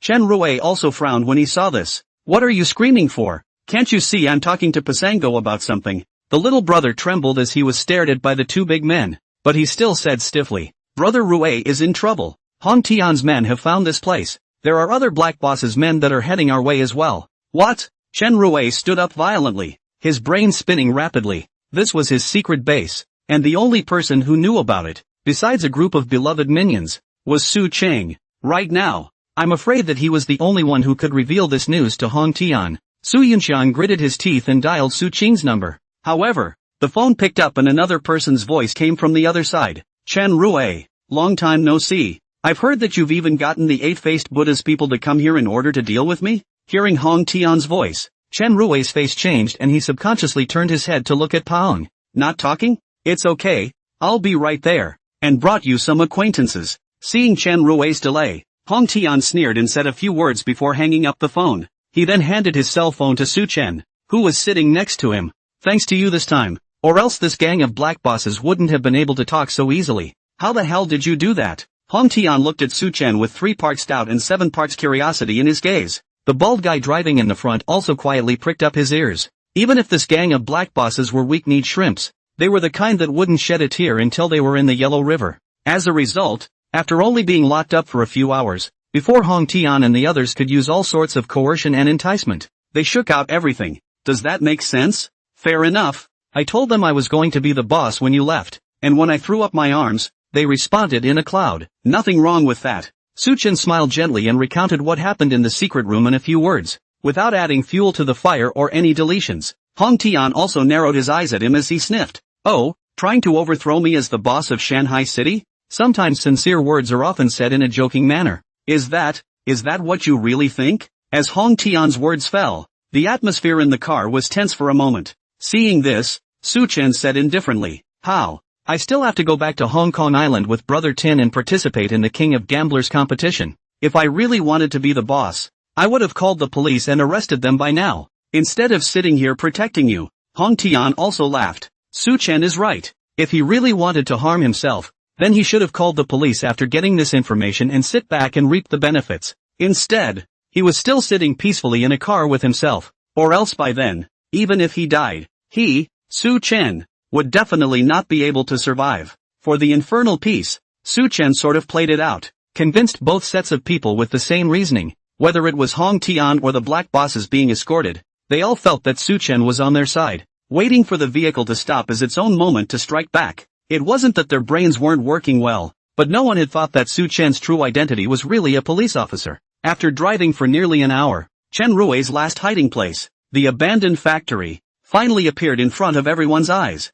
Here, this is where Chen Rui will be buried. Hong Tian looked at the factory that was getting closer and closer and the looming figures of the patrols and said calmly but decisively, Provincial Office, before the wide square of the office building. Under the solemn national emblem, at this time densely stood a staggering number of heavily armed police, special police, armed police, criminal investigation, as well as the anti-narcotics group of the crowd. The wind was blowing hard in the night, making the flags whistle, but the large number of constables did not make the slightest noise. All were waiting for a message to come. Just in front of the crowd, there are 6 or 7 people standing in front of all the teams are also waiting with bated breath. The captain of the Special Police Brigade, the captain of the Armed Police Brigade, the captain of the Criminal Investigation Detachment, the captain of the Anti-Narcotics Detachment, all here. And there were also 3 other existences dressed in white, each of them at the level of a true big shot, all of them looking grim at the moment, waiting for a signal. Yun Chang, the people are all here. We've been waiting for almost an hour now. Are you sure the news is accurate? In the quiet wait, a white-robed leader looked at Su Yunxiang and asked with a frown. Leader, don't worry. This case will have a result today, and please be at ease. In the face of inquiries, Su Yunxiang's voice was decisive. More than an hour ago, Su Chen had sent a message to Su Yunxiang before he even arrived. The text message consisted of a location locator and a few words. Evidence complete. Ready for action. Without any hesitation, Su Yunxiang directly called the uppermost leader. In just 1 hour, the city and even the provincial department of many armed forces are all ready to go. The number of joint law enforcement police officers from various departments, such a large-scale action in the past few and far between. In the face of drug trafficking organizations lurking in Shanghai City, as well as armed forces outside the country, the higher-ups paid the utmost attention. However, when all the personnel departments were integrated, and waited for almost an hour's time, there was still no information coming in, which made the 3 fixed-price leaders all secretly frowned. Today's commotion is not small.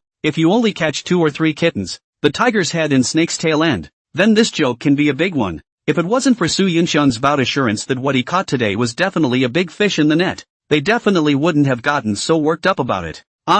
Ding. Just at the moment when the atmosphere was grave and the entire room was incredibly quiet, Su Yunxiang's WeChat alert suddenly rang. All eyes converged on Su Yunxiang. No one could appreciate the immense pressure Su Yunxiang was currently carrying, and when he saw that the message showed that it was Su Chen, Su Yunxiang's palms trembled slightly, and then taking a deep breath, he turned on his cell phone. Intelligence is accurate. I'm on my way. Come and arrest them quickly. After a few brief words, Su Chen took the lead and hung up the phone. Facing the gazes from the sea of people, Su Yunxiang once again took a deep breath, then shouted in a neutral tone, Operation Ice Hunt, commence! Wow.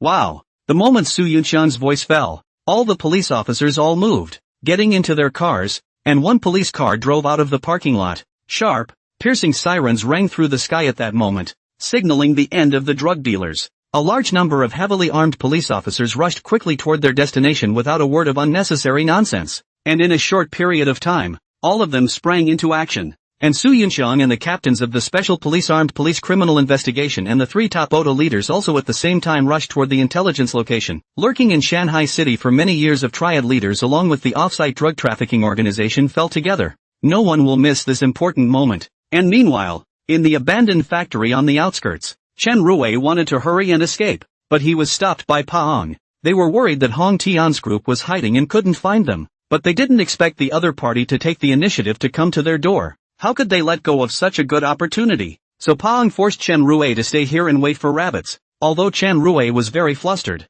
but he couldn't run away even if he wanted to now. Pasong's men were standing by, with all kinds of equipment ready, just waiting for Pasong's order to start. Moreover, Paong had prepared a squad of oddballs for the decapitation operation. As time passed, the minions of the various mob bosses had pretty much arrived, amounting to more than 100 people. Although the vicinity of the abandoned factory was very empty, but so many people gathered here, still filling the place to the brim. The empty grounds suddenly looked a little crowded. The organizations are distinct and wary of each other, all eagerly awaiting the appearance of their bosses. Chen Rui looked at the many people blocking the outside of the plant downstairs and gulped, somewhat confused. Paong, this group of people in the end, downstairs is not a crooked date. All are the elite of the various associations, who do not have a couple of weapons in hand, just relying on Pasong's force. They were afraid that they might not be able to cope with it. In case they really accounted for themselves here, that would be a big loss. Just then, Hong Tian and Su Chen and the others also showed up.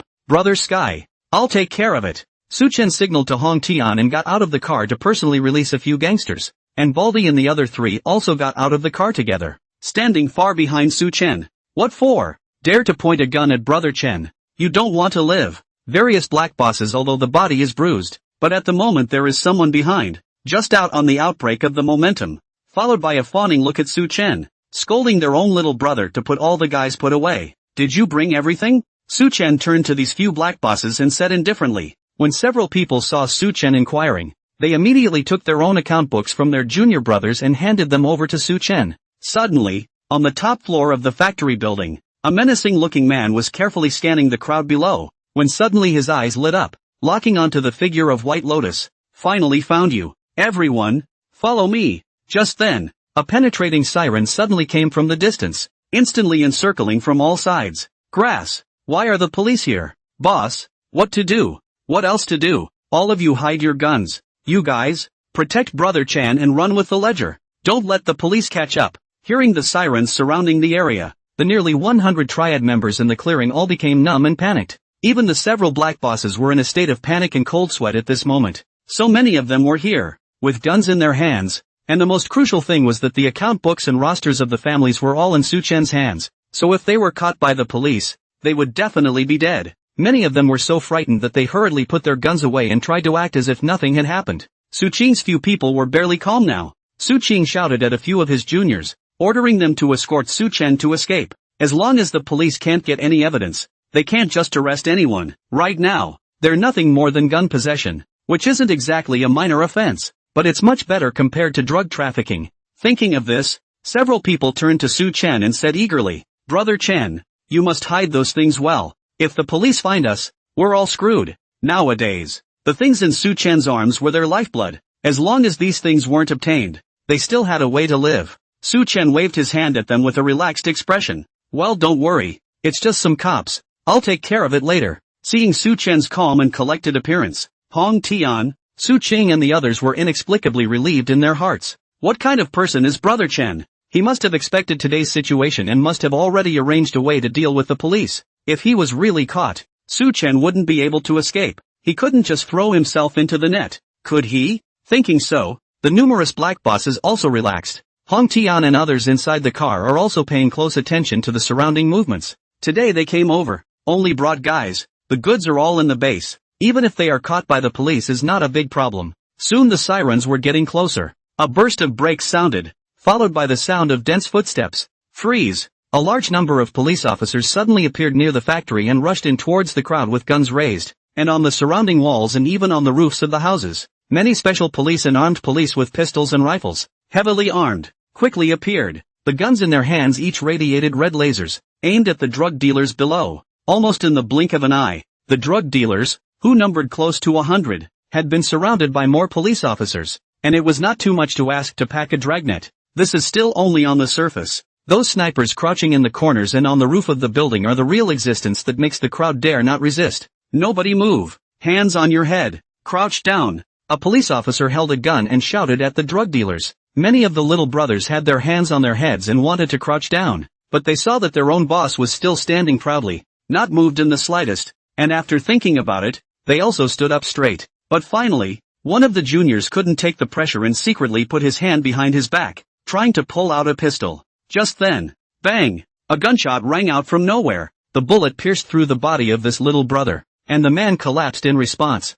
Dead man. Seeing the appearance of the first dead man, the many drug dealers were completely flustered, constantly retreating backward, the encirclement getting smaller and smaller. The scene was completely in the hands of the police. The several black bosses were also nervous now, and could only turn their gazes to Su Chen. Brother Morn, think of something. What time is it? The brothers are going to be overwhelmed. At this point, several leaders showed up and came from the back. Ooh, Yun Chang has gotten a big credit this time. After arresting these 100 or so people, I guess Shanghai City can be peaceful for many years. Ha ha ha. The three leaders were all in a good mood at the moment, and no longer had the somber expressions they had before. Several other captains of the armed police, SWAT, and narcotics also looked surprised. They'd caught people more vicious than drug dealers, but never once had the criminals dutifully gathered together and waited to be apprehended by them as they did today, and this operation had been ridiculously easy. But one of the leaders at the head of the group turned his head to ask Su Yunxiang excitedly. Yun Chang, well done. So many people have been arrested this time, and as long as you have sufficient evidence, I guarantee that none of them will be able to escape. Su Yunxiang sniffed, his face showing a strange color as his eyes searched through the crowd, trying to find Su Chen's figure. When the other leader saw his odd look, his smile changed and he asked uncertainly, Yun Chang, what else are you looking for? It can't be that we haven't gotten the evidence yet, can it? No evidence? No way. How dare you screw up such a big operation without evidence? Now people are rounded up, but without evidence. Even the police can't just arrest people. Even if they are caught, it's just a matter of a few days in jail and then acquittal. Isn't that pure and simple nonsense? Yun Chang, the leader at the head of the group's face sank as he sternly shouted Su Yunxiang's name and was about to open his mouth to speak. Suddenly, the encircled drug dealers unexpectedly parted to both sides, leaving a passageway, and the one who stepped out of it was definitely Su Chen. Seeing Su Chen, Su Yunxiang's eyes lit up, and his confidence was suddenly boosted,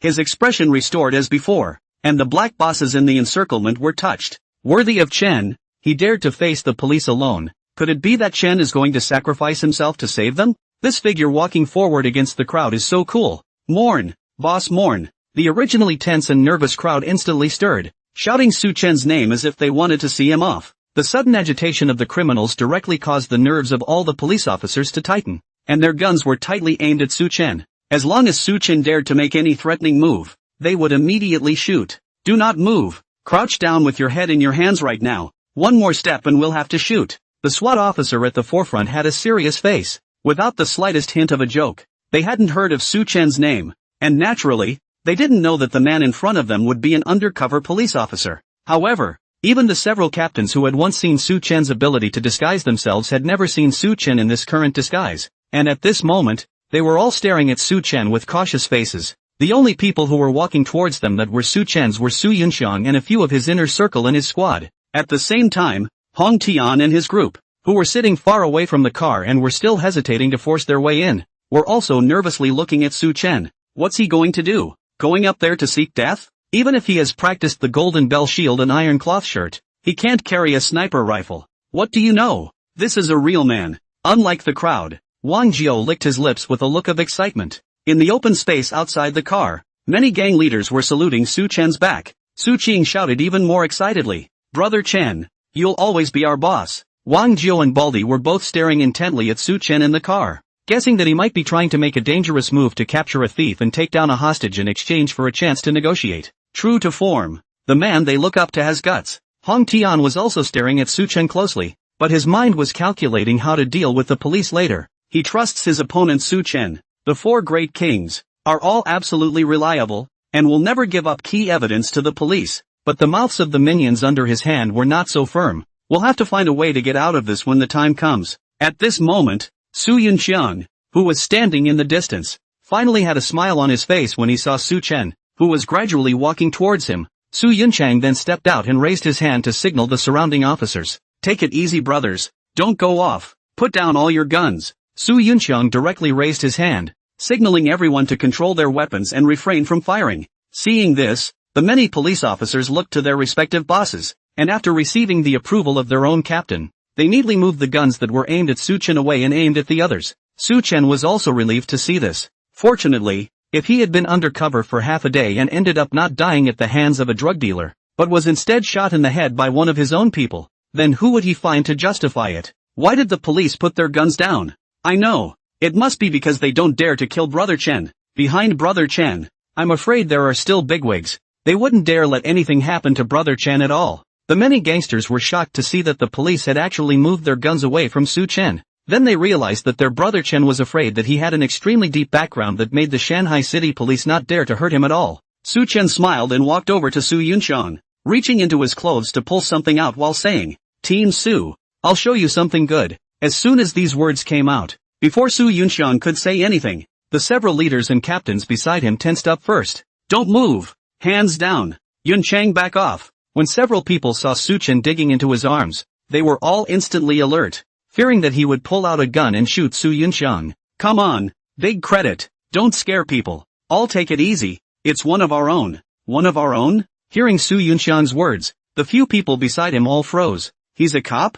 You're kidding. One look at this man's face tells me he's no good. Either a liar or a rogue. Can he be one of our own? Do you think those bosses are stupid? Calling an undercover agent Big Brother?" The SWAT officers next to them who had just raised their guns to aim at Su Chen were dumbfounded when they heard the leader's conversation. "Wait, what's going on? You're all evil. How did you get into the establishment?" When Su Chen saw the situation, he immediately changed the temperament of the 1,000 Doors and 8 Generals and resumed his role as a righteous people's policeman. The left hand then pulled a large packet out of his shirt, followed by a standing salute towards several leaders. At this moment, although Su Chen's appearance was still the same as it had been after the disguise, the aura of his body had indeed changed drastically. Good. Yun Chang, this is the undercover agent you were talking about, right?" The leaders behind Su Yunxiang finally came back to their senses, looking Su Chen up and down in admiration. "No wonder you dared to make a military order. So you have such a tiger general. Someone who can be an undercover agent to the point of being a boss is really not ordinary now." Even I almost looked away. Once these words came out, the crowd also all accepted the fact that Su Chen was one of their own and let out bursts of pleasant laughter. "Okay, Su Chen, the good thing you're talking about is this package in your hand?" Su Yunxiang didn't make too much small talk and looked nervously at Su Chen. Now that Su Chen had switched back to his identity and the man was under control, all that was missing was a decisive piece of evidence. If there was no evidence, then it would be useless even if they caught more people today. Well, this is the one, and there's enough in it to sentence them to decades. Su Chen nodded and took out a few pamphlets from the package and handed them to Su Yunxiang. "Rosters, ledgers, distribution lines, upstream and downstream information. It's all in there. With these things, it's perfectly sufficient to convict them. For the rest of their lives, they'll be in prison." Su Yunxiang and the others all showed excitement when they saw the evidence. With these things, they can carry out a real purge. The 100 or so people in front of them were merely appetizers, and as long as they followed these rosters, they could completely continue to uncover all of their people up and down the line, and wipe them out in one fell swoop. If all the links on the drug trafficking routes were swept away, it wouldn't be easy for the triads in Shanghai City or even Nanjiang province to reopen the drug trafficking routes in the future. "Well done, Su Chen." Su Yunxiang looked through the roster and heavily patted Su Chen's shoulder with an excited face. As a narcotics captain, he knew all too well the significance of the evidence. This meant that for a long time after this case was over, they would no longer have to worry about the drug trafficking cases in Shanghai City, and could completely take a long vacation. The several captains and the 3 leaders behind them were also relieved and looked deeply at Su Chen. This time, when he was able to wipe out this group of gangsters and take down 2 groups of foreign armed forces in the process,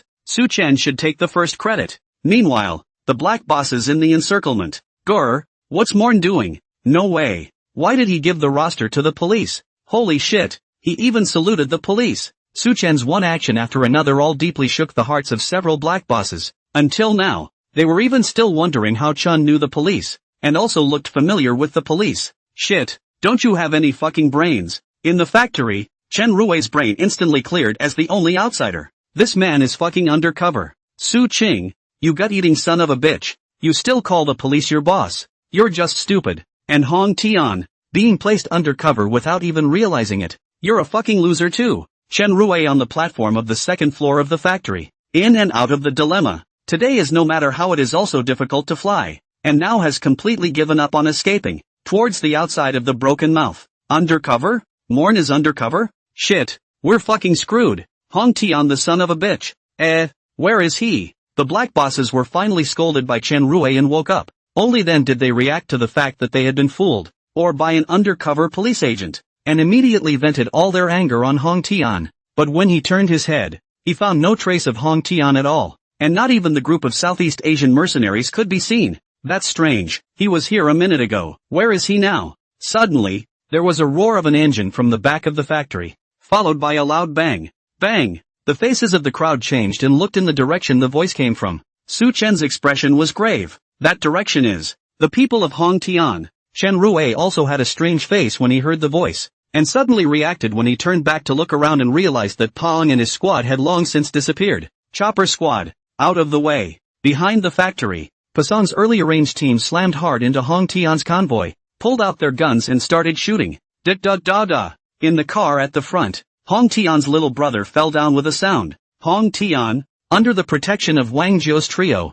quickly got into an A8 at the back, and the bald guy skillfully reversed, turned around, and drove towards the gap in the Parsan convoy. On the other side, Su Chen and the various captains heard the sound of crashing and quickly rushed towards the direction of the sound, and were surprised to hear gunshots in the next second. Damn! The other side has automatic rifles. The crowd quickly rushed to the rear, but they could only see the shadow of Hong Tian and the others in the A8 speeding away, and next to them, Pong and the others were about to get into the car and flee. Seeing the sniper immediately locked position, directly shot several mercenaries, and then their car tires waste. In the many armed SWAT surrounded, Pong can only obediently tied hands. At this time, Special Police Captain Chang Lin had already started the police car and chased Hong Tian straight away with a kick of the gas. Su Chen watched Chang Lin's movements and secretly said that it was not good. With the performance of their police car, they would never be able to catch up with Hong Tian, especially with a race car driver at the wheel. They would only be left farther and farther behind. Sooner or later,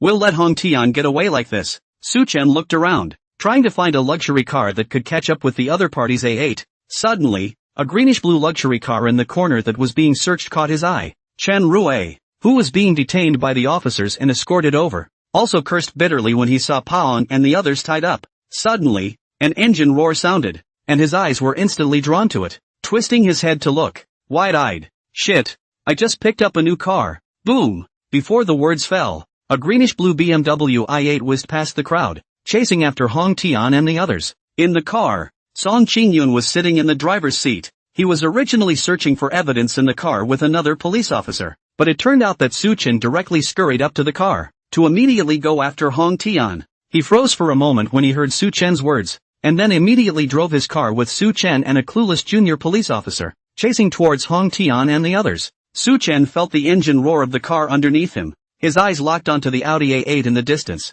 and his heart was vaguely worried. Despite the strong performance of this BMW i8, I'm afraid that looking at Song Qingyun's driving skills, I'm afraid it's not too good. His driving was too steady, and although it was safe, it definitely couldn't catch up with Hong Tian and his group who were already fleeing desperately at this time. In the distance, Hong Tian and the others were sitting in the car, looking back from time to time, and seeing that the several police cars in the back were being pulled farther and farther away. Oh, that's it, and you want to chase me? So that you can't even see the taillights. The bald guy kicked the gas and left the police car behind him far behind. Wang Jiu, who was sitting in the passenger side, had a scoffing look on his face as he pressed down the window and raised a middle finger in the direction behind him. Shit! Seeing this, Cheng Lin in the car behind him slammed the steering wheel angrily. These criminals are so arrogant. He had every intention of catching up, but Hong Tian's car and theirs were obviously too much better than the police car, and there are quite a few big trucks on this road, and it's the peak time for these trucks to be traveling, so he doesn't dare to drive too fast at all.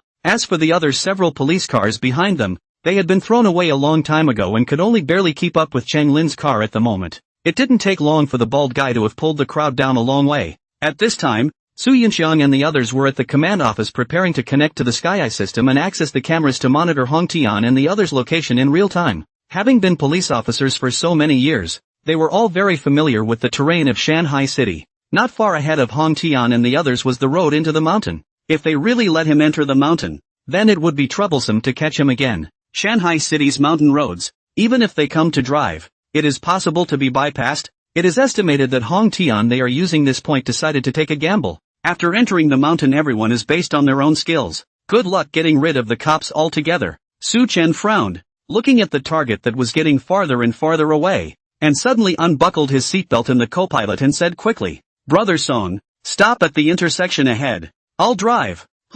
You're sure? Song Qingyun also realized that he was being left further and further behind. Seeing that the matter was urgent he didn't ask more questions. Nowadays he already had 120% trust in Su Chen. The two got out of the car and switched places, only for the vehicle to leap out like an arrow out of a string as soon as he had settled into his seat and buckled his seatbelt. The extreme feeling of pushing back directly caused Song Qingyun and the other police officer to press hard against the backrest, both pulling on the handle above their heads. This kick of the gas pedal directly caused Song Qingyun to wake up, suddenly realizing a problem. A while ago when he himself dragged Su Chen to the guardhouse, the kids seemed to be saying, "He can't drive a fucking car." Next to him, Su Chen was fully focused on Hong Tian's black car in front of him, nipping at his heels, and was constantly shortening the distance between the two cars. After a few minutes, Song Qingyun's voice came from the intercom in Chang Lin's car. "Chang Lin, make way for Su Chen to pass." Chang Lin was stunned at his words. "Su Chen? Where is he?" Before Chang Lin could react,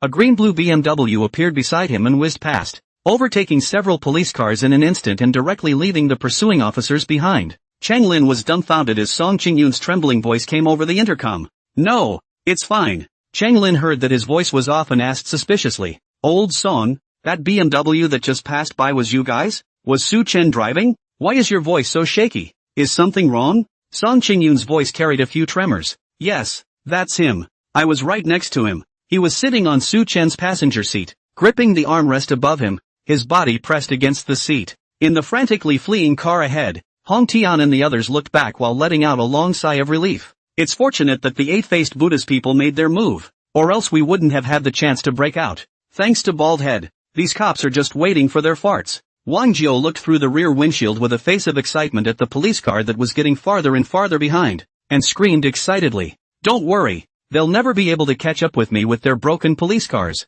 Don't even have to go into the mountains. I could easily lose them right now." The corners of the bald guy's mouth rose slightly as he glanced in the side rearview mirror and smiled disdainfully. Hong Tian frowned and said softly, "It's always right to be careful, Bald Head, but keep it steady and don't roll over." Breaking out from the encirclement with great difficulty, Hong Tian was also carrying a few moments of celebration after the robbery at this time, without his previous composure. The bald guy sniffed and even managed to free a hand to wave at them easily. "Brother Tian, don't worry. As far as the car skills of these policemen are concerned I know them too well. Even if I were to drive their broken cars and they drove this A8, they would definitely not be able to keep up with my speed. Trying to catch me, Schumacher can't even come." Hearing the bald guy's words, Hong Tian also nodded in satisfaction. He still had a lot of confidence in the bald head. Although he was occasionally as unorthodox as Wang Jiu, the bald head sitting in the driver's seat was absolutely reliable. However, it was at this moment that White Lotus suddenly spotted a greenish-blue BMW i8 that was gradually approaching from behind.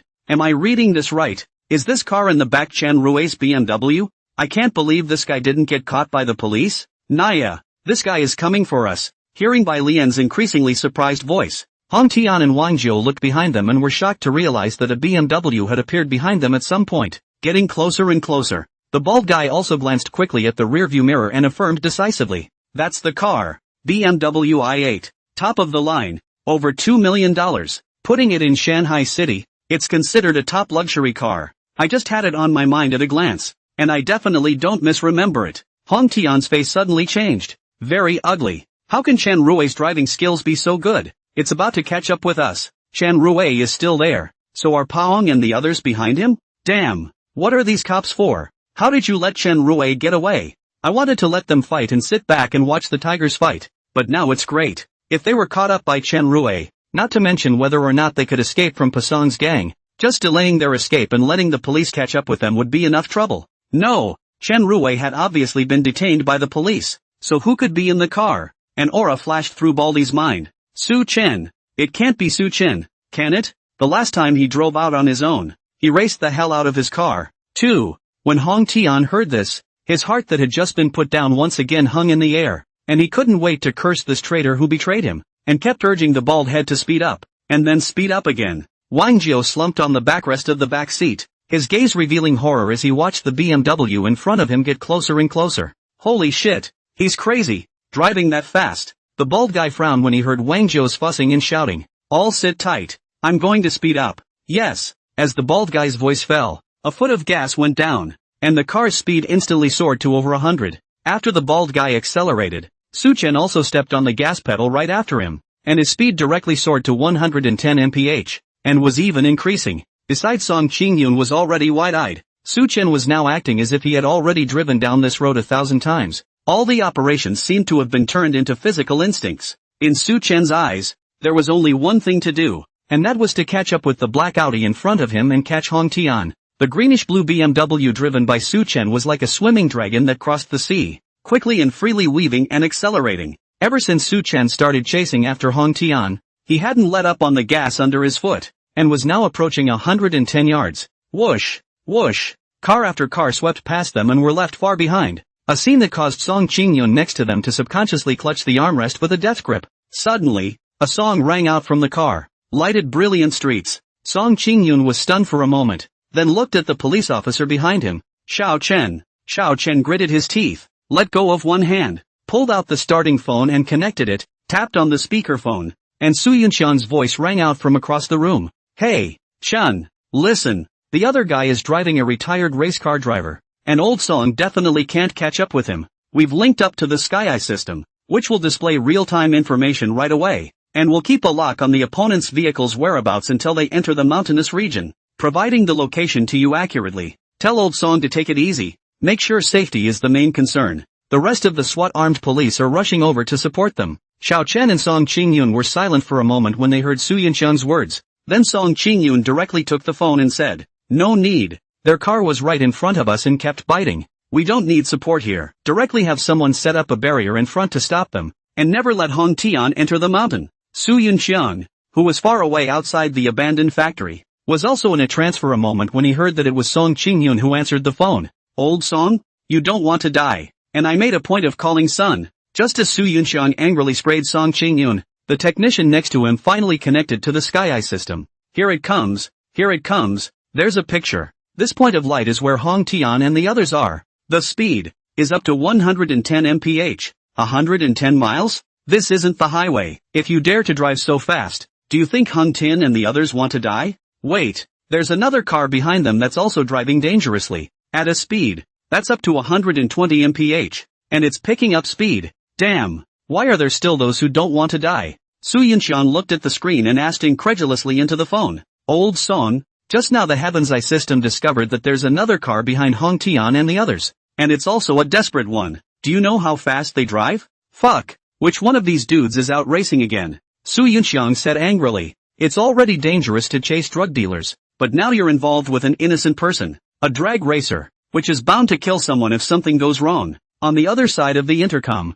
Song Qingyun glanced at the dashboard in front of Su Chen and said in a calm tone, take it easy. I know how fast that car was going. Not fast, just 102. Su Yunxiang froze and asked suspiciously, it's really 102. How do you know? Song Qingyun's face was pale, and his voice exuded an indifference that was brave and indifferent to life and death. Because I'm in this fucking car. The gentleman driving the car is Su Chen. Su Yunxiang sniffed incredulously. Su Chen is driving? How can that be? Let him drive. You don't want to fucking die. Su Yunxiang shouted out in shock at the end of his sentence, and everyone around him was startled by his voice. Several of the leaders also frowned. Su Chen? It's that undercover agent just now, right? Will his driving have any effect on the arrest? Ma Jian's tone was stern as he questioned Su Yunxiang. Su Yunxiang said hesitantly as his eyes glazed over. When we were designing his identity earlier, we asked him if he could drive and put him in a context. He ended up refusing outright, saying he hadn't touched a car in years since he got his license.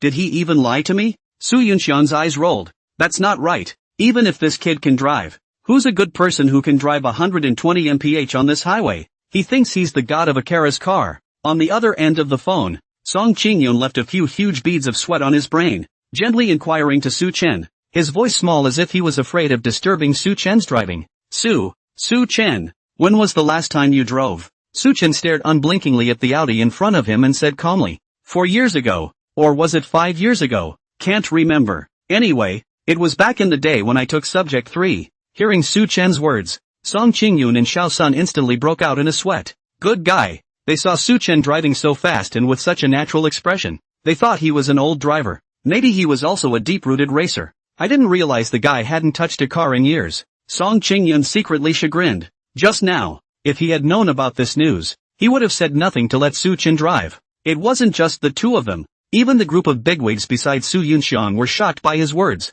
At this time of day, it was the time for big trucks to be passing on the road, and it was still a new driver with a raw hand to drive a car up to 110 yards, or even 120 yards. In a place like this is going to be a big problem if something happens. Just as the crowd was pondering their response, Su Chen's calm voice slowly sounded. It's just ahead. We'll catch up with them at the next intersection. As the voice fell, his foot gave another sharp kick to the gas. Song Qingyun once again felt a strong pushing sensation, and a muffled grunt suddenly escaped from his mouth. Old Song, what's wrong with you? What's going on up ahead? Hearing Song Qingyun's muffled grunt, the few people on the other end all tensed up. I'm fine. It's almost time to catch up with him. Hearing this, the crowd's expression stagnated. Is this going to catch up? It's a racer across the street, and a champion. Su Chen. This kid hasn't even touched a car for a few days. He's thankful if he doesn't crash. Can he be better than the champion? Team Su. Surveillance has been accessed and is connecting to the big screen.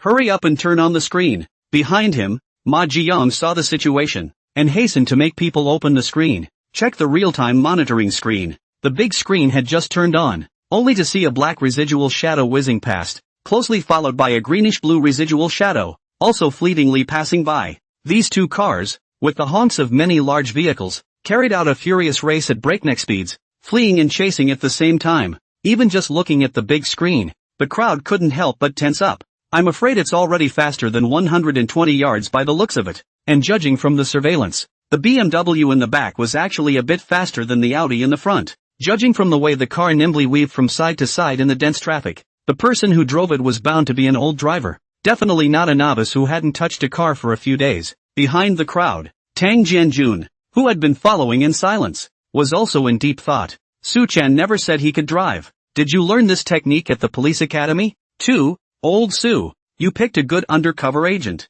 Fooled yourself. This kid Su Chen is definitely not a novice driver, Ma Jiang said with a few moments of excitement while staring at the screen. From the picture it was clear that Su Chen's car had the upper hand, and not surprisingly, it would soon overtake the other car. But, don't you guys get too happy yet. On the other hand, Su Guangfa, the captain of the anti-drug detachment from the provincial department, is splashing cold water. Even if Su Chen can catch up with them, what can he use to force the other side to stop? This isn't a state highway in pretty country. This road they're on right now is full of big trucks. One slip up and it's all over. As soon as these words came out, the hearts of the crowd, which had just been put down, were raised again. The speed of these two vehicles had increased to an extremely dangerous level, and any small mistake could have buried them. Even though Su Chen surpassed his opponent, there was no way to use the forced stopping tactics they were usually familiar with. With such speed, but any slight collision would immediately fly out to the side. By then, if there is a serial collision, it could be dozens of lives.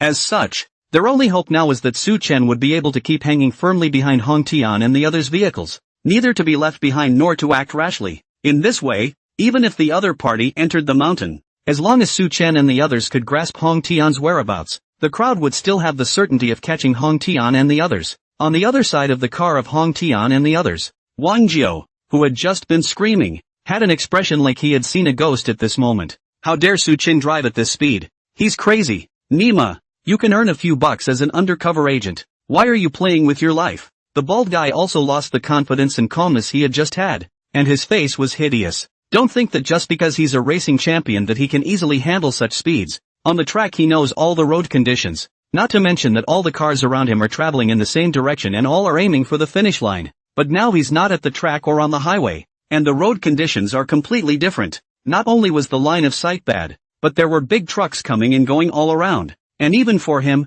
biting the bullet and driving up to about 123 was now the limit. If it was any faster, he couldn't guarantee that he would be able to cope with the unexpected situation that suddenly appeared. He really couldn't figure out what on earth made Su Chen able to drive as fast as he did in such a situation. No, it was faster than myself. It had to be 130 or 40 mph. Don't live. Really don't live. If you're at this level, why are you still a cop? Wouldn't it be nice to go to Barnbrook? Hearing the few words that the bald guy squeezed out from between his teeth, Hong Tian's expression was also extremely ugly. He had not yet recovered from Su Chen's betrayal, and all he could think of was Su Chen's vicious and ruthless appearance. How could he not want to believe that such a tough guy with the air of a black boss would be an undercover agent sent by the police? Even a small young police officer can do this level. This if they collectively turn to become a gangster, where there is still a place for their Hongmen. However, once he thought that he wasn't the only one who had been cheated by Su Chen, there was also Chen Rui and the group of black bosses who called Su Chen brother Chen. Hong Tian's mood was a little better.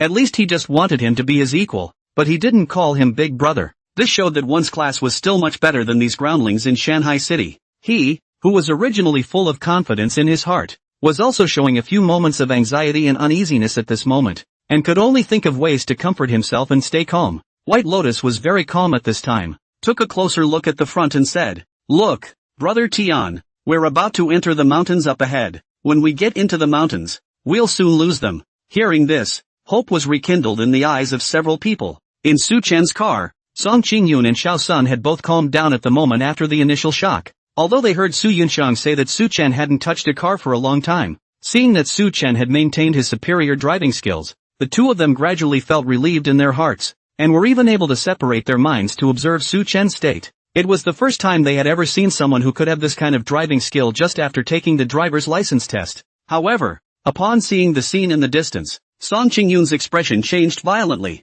"No good. There's a mountain road ahead. Su Chen, I don't think you've run this road yet, have you?" Su Chen shook his head. Song Qingyun's face was ugly. "That's finished. This road is complicated. There are many continuous curves. Since the opposite side dares to run here." Without waiting for him to finish, Su Chen directly smiled contemptuously. "How many curves can there be? And how many mind twists and slides?" Song Qingyun's eyes lit up. Could it be that Su Chen was also familiar with the 9 curved mountain roads? Mine. Something. Where is the mountain road? It's not a mountain road. It's a game map. Running around in a truck asterisk. I'm the best at it. Hearing Su Chen's reply, Song Qingyun's expression stagnated. His mouth opened to say something, but he didn't know where to start. Su Chen smiled faintly. "Hold your horses. Have you guys ever heard the saying? Fast in the corners is really fast. When you get to a mountain road, no matter how familiar the other person is with the road, you have to slow down in order to avoid danger when you go around a corner."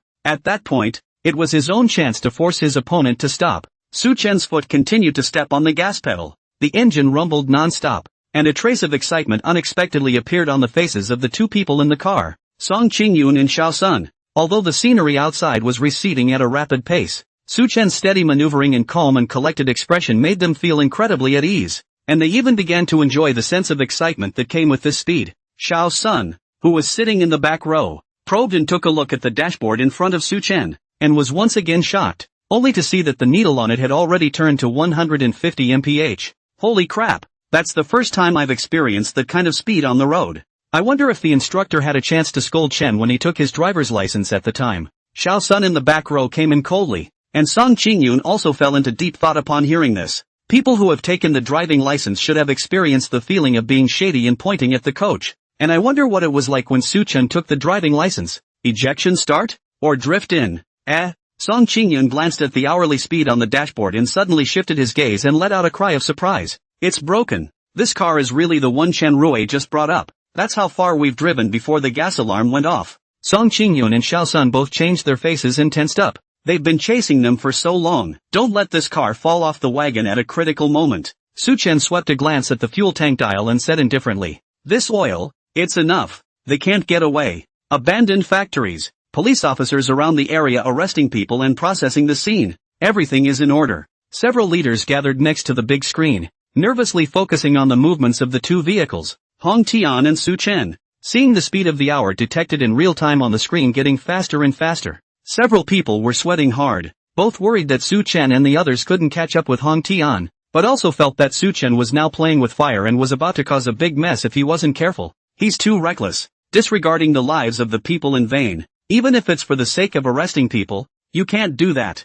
What if we push the suspects too hard and they do a dogfight and die together? Beside the crowd, Su Guangfahui of the provincial office said with a stern look and a bad tone, "We have to be methodical in handling cases. Brute force alone won't do." As soon as these words came out, Su Yunxiang, Tang Jianjun, and the others all had awkward expressions and gave him sideways glances. Ma Jion's mouth turned away and said faintly, "Alright, let's wait for Su Chen to come back for these. The key thing now is to get the man and everyone back safely." At that moment, Tang Jianjun, who had been silent behind the crowd, immediately opened his mouth. "The leader taught me a lesson. This kid is just too cynical to see a suspect escape. Ugh. I will definitely criticize Su Chen properly when I turn around and personally supervise him to write a review." Just then, Su Yunxian suddenly pointed at the big screen and said, "Look, you guys, they're going into the mountains. The entrance to the trail, which connects to the main road, is a couple of continuous curves." The bald guy controlled the distance and began to slow down.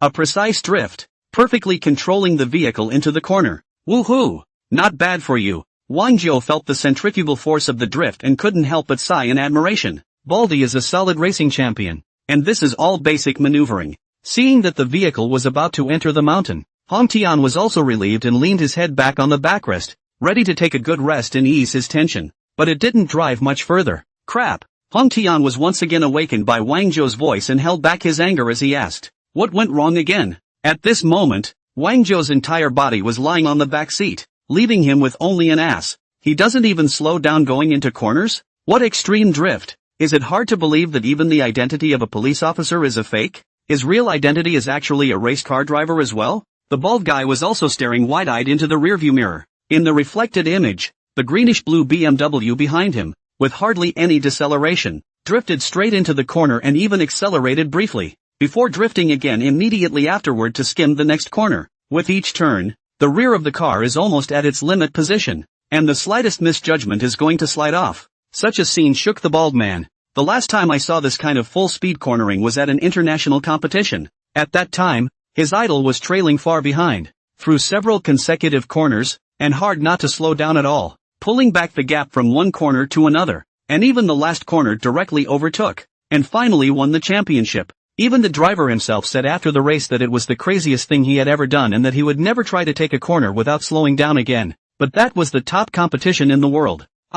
With his own level, he was not even qualified to participate, only worthy of sitting in the audience. And people's race cars are all modified in absolutely the world's top configuration. This BMW, which I just brought back, is garbage by comparison. No targeted modifications, no break-in, not even halfway useful on a mountain road like this. What made Su Chen capable of acting like his idol? Are you a racer or am I? Dude, if you're so cool, you should go abroad and compete for your country. What's the point of running up a mountain with me here? It's a pretty high bar to be a cop these days. Wang Jiao mouthed the words, his eyes fixed on the BMW in the back. The gradually approaching splash of greenish blue was like an abyss that was about to swallow them up, filled with a sense of oppression. What are you doing? Speed up! Hong Tian, who was next to him, became anxious and hurriedly urged. The bald guy also realized that things had gone beyond expectations, and hastily pressed the gas pedal, and the car's speed began to soar again. The BMW in the back. Su Chen's eyes were already filled with fiery passion as he came down a few consecutive curves. The opposite side is still accelerating. Hold on tight and sit tight. Before Su Yunxiang and the two of them could recover from the extreme cornering they had just done. Shine! Shine! The vehicle instantly made a traverse into the next corner at an extremely exaggerated angle. This was followed by another strong push, which was closely followed by another drift into the corner. A few curves down, Hong Tian's vehicle was already close at hand. Su Chen, victory is, vomit, just around the corner. Never, puke, don't let them get away. Song Qingyun was thrown by the drift and was nauseated. One hand was gripping the handle with a death grip. On the other hand, he had completely given up struggling. Even if he was thrown to vomit later, he must still catch Hong Tian's group of people. If not, the sins he suffered along the way were not in vain. Who the hell said drifting was cool? This fucking guy is drifting me. The leaders in the command center couldn't see the picture on the mountain. They could only see the 2 points of light on the screen advancing on the winding and circling mountain road at a very fast speed. What's going on? Didn't they go into the mountains? How dare you drive so fast? Contact Old Song immediately and tell him to hit the video. At the temporary command office, as the points of light representing the police and the bandits gradually approached, the people, although their faces were all incredulous, could hardly hide the excitement in their hearts. All of them were eager to have Song Qingyun open the video and check the situation ahead in real time. At this point, the crowd could see it. Su Chen's driving skill was definitely too much better than the opposite side. Not only was he gradually approaching in a straight line, but even when facing the curved mountain road, he was able to not slow down at all. The more bends there were, the closer Su Chen got to his opponent. What's the most mountainous road? That's bound to be a curve. With Su Chen's driving skills, stopping Hong Tian and the others was only a matter of time. Moreover, the mountain paths were all narrow paths. The other party only had 2 directions to go. Once Su Chen forced them to stop, Hong Tian and the others would have no way to escape. For a while, several police officers and captains who were familiar with Su Chen's situation were looking enviously at Tang Jianjun, who was stealthily hiding a smile. What kind of luck did Xiqing have to meet such a bull like Su Chen? This had only just finished a few great feats, followed by going undercover in the mob, directly uprooting the mob in Shanghai City, and even generating an impact that spread to Hong Kong Island in Southeast Asia. Su Chen, alone, had simply carried the performance of the Western city for several years, making them all red in the eyes. Alas, you say Su Chen, this kid how the oil and salt is not into. A large number of opportunities do not want, just have to harbor in the west side it. Several of the captains who had once tried to dig Su Chen's corner were all sighing and thinking hatefully at this moment. Black Audi, Hong Tian and the others were now completely flustered. Baldy, you're not fucking sure. Now what? When you go up the mountain, there isn't even a second road. If Su Chen catches up with you, let's see where you can run to. Wang Jiu couldn't suppress his panic and was the first to start freaking out. Glancing at Wang Jiu through the rearview mirror, the bald guy's eyes also revealed a hopeless anger. Damn you! In all the times I've been born and died on Hong Kong Island, which cop have you seen that can catch up with me? Who would have thought a race car driver could go on to be a cop? The bald guy was sweating profusely and roared as he took control of the steering wheel. Don't worry, brother Tian. On this kind of small road, I just need to deadhead his car and prevent them from overtaking. They won't be able to stop us. The road on which they were traveling at the moment was very narrow. A narrow mountain road built against the mountain, barely wide enough for 2 cars to pass right next to each other, with the mountain on one side and a deep, bottomless gully on the other. Although there is not much traffic here on weekdays, no one has ever dared to drive fast on such a road. But if there is a single carelessness, you will be buried at the bottom of the valley. Being able to drive 50 or 60 mph on this road is considered fast, as long as he firmly occupied the center line of the road. Even if Su Chen drove faster, there was no chance of overtaking them. Making sure to get stuck in position himself, he was confident that there was absolutely nothing his opponent could do to make him stop. If one were to look down from the sky, one would be able to see the 2 vehicles driven by Su Chen and bald old Suo, flying through the winding and circling mountain roads as if they were 2 streaks of lightning. At every corner, the bald guy had to slow down, and the gap was narrowed by Su Chen to close to 0. However, the go-bald guy was always able to deadlock the parking space, not allowing Su Chen to overtake. When on a straight line road it would again accelerate hard to try to pull away. Although the bald guy's driving skills were not as good as Su Chen's, the most basic cart position was still easy to do. Even though Su Chen approached the other party's car again and again, he was always firmly blocked by the bald guy, unable to overtake and unable to intercept. Damn, these guys are so crafty. Su Yinxiang's face on the co-pilot has slightly recovered, but still looks pale. Seeing Su Chen several times, trying to no avail, he couldn't help but curse in a low voice. They don't have a lot of gas. If they keep tangling like this, sooner or later they'll run out of gas, and then they'll have to watch the other side go away. However, no matter how angry he was, he really couldn't think of any good way to allow Su Chen to overtake him under such treacherous road conditions. The leaders of the command center also frowned when they saw Su Chen consistently following the other vehicle and unable to overtake it. Indeed, even with good driving skills, it's just too hard to pass a car that's intentionally trying to don't you on a narrow mountain road like this. Without road space, it's difficult to utilize your skills even if you have them. The crowd's expressions were serious, and in their hearts, they all began to worry. However, at this moment, Su Chen's eyes remained calm. Although his expression was grave, he was worried about something else. In fact, trying to cut off the other side, he had just been able to do so completely. It was naive of the bald guy to think that taking up a large portion of the driveway would be enough to keep him at bay. As long as there was that little bit of space, one was good enough to perform the technique and use the corners for overtaking. The reason why they didn't do so was because on the mountain road, once they made overtaking maneuvers or cut them off from Hong Tian, they were afraid that the Audi they were riding in would directly lose control, and Hong Tian and the others would roll down the cliff with their cars. The destruction of the car and the people was not his goal. His mission was to apprehend all 4 of the other party, not 4 corpses. It was with this in mind that Su Chen stayed firmly behind the other party instead of choosing to overtake. The gas in the tank was gradually bottoming out. Su Chen was still looking for a suitable place to overtake and force a stop. Suddenly, Su Chen's eyes lit up. The third turn ahead is a short gentle section nearby, with a wide road and plenty of cushioning from the lack of cliffs around it. This is it. Su Chen's gaze condensed. The force of his feet remained unchanged, still maintaining his speed, biting tightly at the back of the Audi. Soon, the two corners turned in a flash. Baldy had also recovered after his earlier panic. He had just passed a number of corners where he had firmly stuck Su Chen behind him, and the next one would be no exception. Just as he followed his previous maneuver and entered the third turn in front of him, Su Chen finally moved. On the BMW, Su Chen's voice rang out. Hold on tight and watch out for kowtowing later. Kowtowing? What kowtowing? Song Qingyun and Xiao Sun's expressions lurched, and before they could ask any questions, they suddenly felt the vehicle slam across the road and drift into the curve at full speed.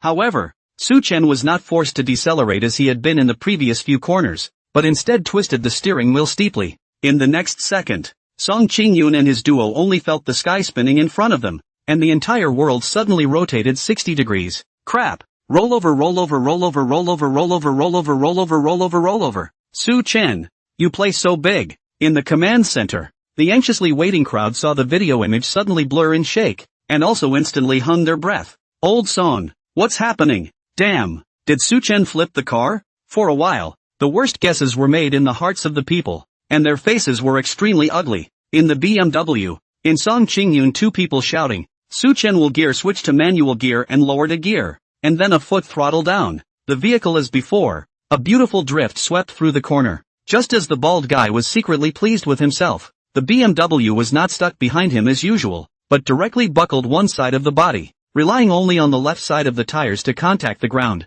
The right tire was almost against the mountain, using just less than a meter of space on the Audi's right side to overtake them on the right by a hair's breadth. Sitting in the tilted car, Song Qingyun and Xiao Sun both had a death grip on the handles. Now they finally knew why Su Chen said it was easy to kowtow. If this hadn't been for seatbelts, they would have rolled up to the left window by now. The moment the two vehicles crossed paths, Hong Tian and the others looked toward the right side in disbelief. I throw! Bang! The BMW overtook the Audi in the blink of an eye and landed firmly on its right wheel to the surprise of the crowd. As the vehicle landed, Su Chen remained unchanged and raised his eyes to look in the rearview mirror. Next to them, Song Qingyun and Xiao Su were both gasping for air with their mouths wide open and a shocked expression on their faces. Song Qingyun was fine. However, Xiao Sun in the back row was directly stunned. The leaders in the command center, through the video, could only see the image skyrocket for a split second, then return to normal. However, there was no longer a shadow of the Audi in front of them. Thank goodness. I thought Su Chen had flipped.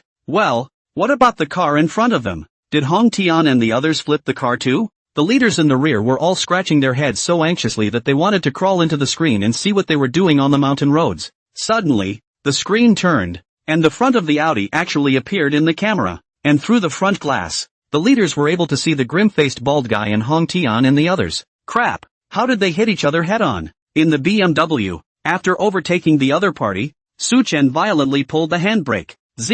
Bang! With the ear-splitting sound of friction between the tires and the ground, the BMW rotated 180 degrees directly, and came face to face with the Audi on the opposite side of the road. On top of the hood of the car, both Baldy and Su Chen stepped on the gas, neither of them letting go of the gas. Everyone in the two cars, except for the bald guy and Su Chen, subconsciously clenched their fists in an attempt to add power to the vehicles in this way. In the stalemate, the Audi's speed dropped rapidly. The bald guy's face was hideous as he let out a roar at Su Chen on the opposite side. However, Su Chen was oblivious, silently estimating the distance through the right rearview mirror. 3, 2, I. Su Chen estimated the distance, and when he came to the only wide position on the mountain road, he twisted the steering wheel again, and the rear of the car instantly rotated 180 degrees toward the inside of the mountain road. Seeing that he was about to give way to the passage and be escaped by Hong Tian and the others, Song Qingyun shouted out even more anxiously. This voice, once again, made the hearts of the rear leaders hang in the air.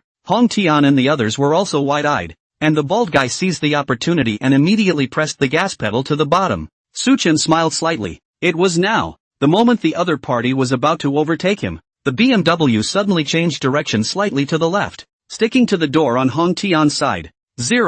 Bang! No good. The bald guy finally realized what Su Chen was going to do the moment he posted up, but unfortunately, it was too late. In his powerless roar, the black Audi's front end gradually veered to the right, and the rear end flung behind, until it overturned extremely silky smooth toward the cliff in front of the left side of the car, and crashed into the cliff with a thud. A burst of extremely fast brakes sounded. Su Chen pulled down the handbrake, quickly got off the car to come to the side of the overturned Audi vehicle. Song Qingyun also hurriedly handed the cell phone to Xiao Sun. With the gun immediately got off the car, immediately followed Su Chen. Police, drop your weapons and surrender immediately. Meanwhile, the command center. On the big screen, the yellow point of light representing Su Chen suddenly surpassed the red point of light in front of him, and the next moment both stayed in place. And through cell phone video, the crowd finally saw the Audi in front of them that had been turned upside down. Not a single person spoke. Everyone was stunned by the scene just now. All of them were staring at the tiny cell phone video with wide eyes. It was a long time before the incredulous voices rang out one after another. Fuck me. Su Chen is awesome. You can still drive like this on a mountain road? It's kind of a long day. If you don't know, you'd think it was a movie. Good guy. Even if we let a professional racer come, I guess he can't do it. The people looked at each other, all with a look of surprise on their faces. Tang Jianjun's few people were also in deep thought at the moment. Su Chen, this kid can drive like this on his first time on the road. Is he, indeed, a genius, born with a racing saint's body? Okay, let's not celebrate just yet. The other party is armed. Xiao Sun, be careful. Su Yinxiang calmed down and shouted into his cell phone. Su Chen, several people are temporary car chase. Only Song Qingyun with a gun on his body, facing the extremely dangerous 4 suspects. Now there is still the possibility of overturning the car. Fortunately, Su Chen just that top, directly overturned the vehicle. Inside the Hong Tian and others were all knocked into a daze. Bald guy even hit his head, directly fainted. Hong Tian had just regained his senses and endeavored to climb out from above the vehicle, and just as soon as he grasped the door and climbed out, he heard a popping sound. A silver bracelet was instantly cuffed to his hand. Without waiting for him to react, Su Chen directly picked him up and pressed his backhand onto the chassis of the Audi, cuffing his other hand as well. Stand still. Don't move. Hong Tian struggled and twisted his head to look at Su Chen, his eyes filled with hatred. On the other side, Balian, who had just poked her head out, was also controlled by Song Qingyun's duo, and underneath her, Wang Jiao landed at the bottom, unable to move at all, and could only watch as Hong Tian and Balian were controlled. It didn't take long for the sirens of the mountains to sound, and the SWAT teams backing up finally arrived on the scene and took complete control of the situation. The leaders of the command office were finally able to rest easy when they saw that the momentum had been set. You dare to shade me? You are dead. Hong Tian was being escorted and was still hysterically letting out harsh words at Su Chen. You're not going to get half a word out of me until my lawyer arrives. Su Chen looked at Hong Tian and laughed lightly. A lawyer will get you one. You don't have to call in a hurry. And don't talk too soon. Don't forget the black bosses. Do you remember what they looked like? Just as mouthy as you are now. The arrest is a big deal, and all departments are following up in an organized manner. And at the same time, the provincial hall leader's office. The provincial leader in the office is how cannot sit, pacing back and forth. Recalling the phone call just made from the top was an anxious face, itching to rush to Shanghai City immediately, rushing to the front line to inquire about the progress of the operation. Picking up the tea on the table, he took a sip and put it down casually, then immediately stood up and walked around, glancing at the time, his face full of eagerness. At that moment, the secretary suddenly knocked on the door. How's it going? Have they heard anything? The provincial leader asked anxiously. I've already inquired before, and their operation has begun, but the exact progress is still unclear. However, now the director of the Shanghai City Bureau has called you personally. The secretary then handed the cell phone to the leader, who picked it up with a slight flicker. Yao Wei, how is the situation? What are the results of the operation? On the other side, Liang Yue, a hand of the city council, immediately shuddered and said seriously, don't worry leader, we've had no problems with our operation. Wei, what do you mean there's no problem? What the hell is going on now? Any leads yet? I've heard that you've gathered all the public security forces in the city, so you'd better give me an explanation. The provincial leader was impatient and directly interrupted Liang Yue's polite words. He just wants results. Liang Yue on the opposite side, after being interrupted, not only did he not show any timidity, but instead showed some confident expression and said readily, the operation was a complete success. Just a moment ago, our Shanghai City's criminal investigation, anti-narcotics, special police, and armed police forces have already wiped out the gangs in Shanghai City, capturing more than a dozen leaders, as well as nearly 100 other people involved. And with the help of our undercover comrades, we managed to get hold of evidence of the crimes committed by these gang leaders. In addition to this, we have also arrested a group of foreign armed forces. As for the batch of drugs that flowed into Shanghai City, we have already caught the leader of the drug trafficking gang, and the rest of the core members have all been apprehended without fail, and we'll be able to bring them back for interrogation soon, and the location of the remaining drug stash should soon be available. Leader, Leader, hello? Weird. The signal should be pretty good here. Seeing that the leader across from him suddenly stopped moving, Liang Yue muttered to himself suspiciously. On the opposite side of the phone, the provincial leader silently gulped, and the secretary looked at each other. Both of them were full of incredulity. The leader confirmed with dismay. You're not kidding, are you? Weren't you fighting me for a few more days yesterday? How come you caught someone today? He had wanted to press the case, and also to get in to give himself a good explanation as to why he had gone to the trouble of making such a fuss tonight. As a result, he didn't expect Liang Yue to give him a big surprise directly.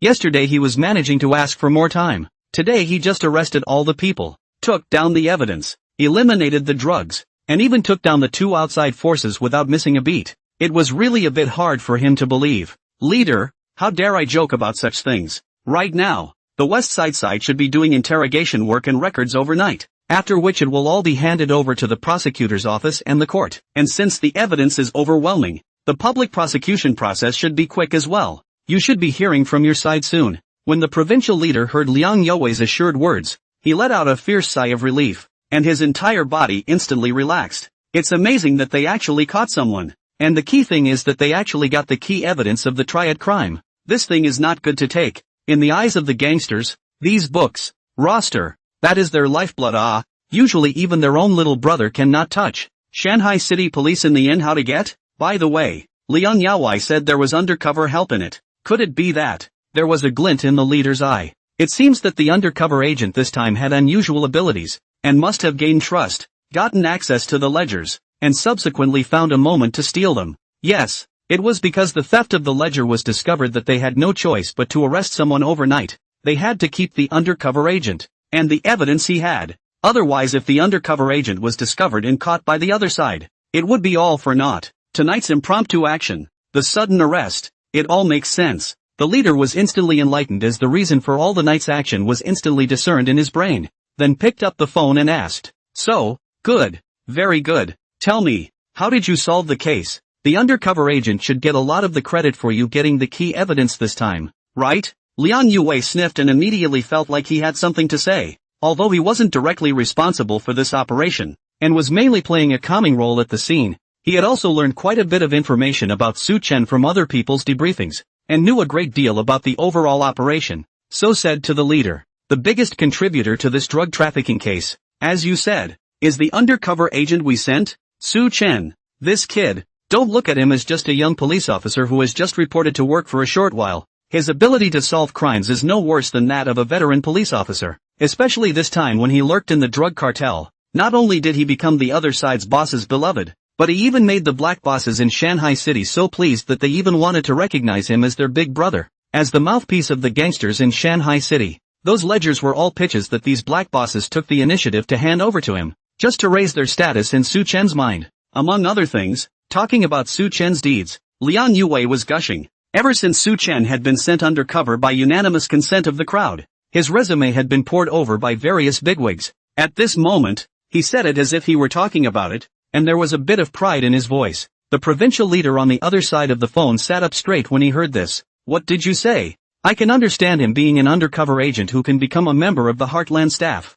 but you're saying that the gangster recognizes him as his big brother? Yao why? Are you kidding me? Are these gangsters out of their minds, taking the initiative to hand over the roster to the police themselves? I've been a cop for decades too, and I've never heard of such a ridiculous thing." The more the leader heard, the more he felt incredulous. His tone unconsciously pulled up an octave, and at the end of his words, he even blushed a little. Look next to the secretary hurriedly received a cup of water for the leader. Drink a mouthful of water to calm down the excitement. "Leader, I know this sounds outrageous, but I'm true to every word. This kid Su Chen, he really isn't an ordinary cop. Sneaking doors and locks, drifting and racing cars, chess and gambling, all of them, and he can fucking disguise himself. It's fucking evil." Just as the leader was immersed in Liang Yue's general introduction of Su Chen's skills, the secretary next to him suddenly received a message, gestured toward the leader and then showed him. The leader took a closer look, frowned, and interrupted Liang Yue. "Wait, let me ask you, what's the situation with these people in Hongtian now?" Liang Yue inquired, then said, "Just now there was a small car accident. The person is not serious. Now in the hospital. Leader, you can rest assured. We have already laid down tight security. They have no chance to escape." The leader nodded, gravely. There's someone from the Hong Kong Island Police Department. He'll arrive in Shanghai City at noon tomorrow. And now he's naming his name and wants to see Hong Tian. Someone from Hong Kong Island. Narcotics? Presumably, it's to track down the Hung clan's involvement with drugs. Liang Yue briefly responded and then continued to explain Su Chen's magical features to the provincial leaders in a gushing manner. 130 to 40 mph in the city. And you can play drift on a mountain pass and pass a pro racer? The leader was also full of oddities after hearing about tonight's arrest. Are young cops this good these days? Times have changed. Liang Yue spoke up and asked tentatively. Yes, the leader is 1,000 times true. And we still have the first view of the live video. Is our Shanghai Criminal Police Brigade captain personally sat in the co-pilot's seat to shoot?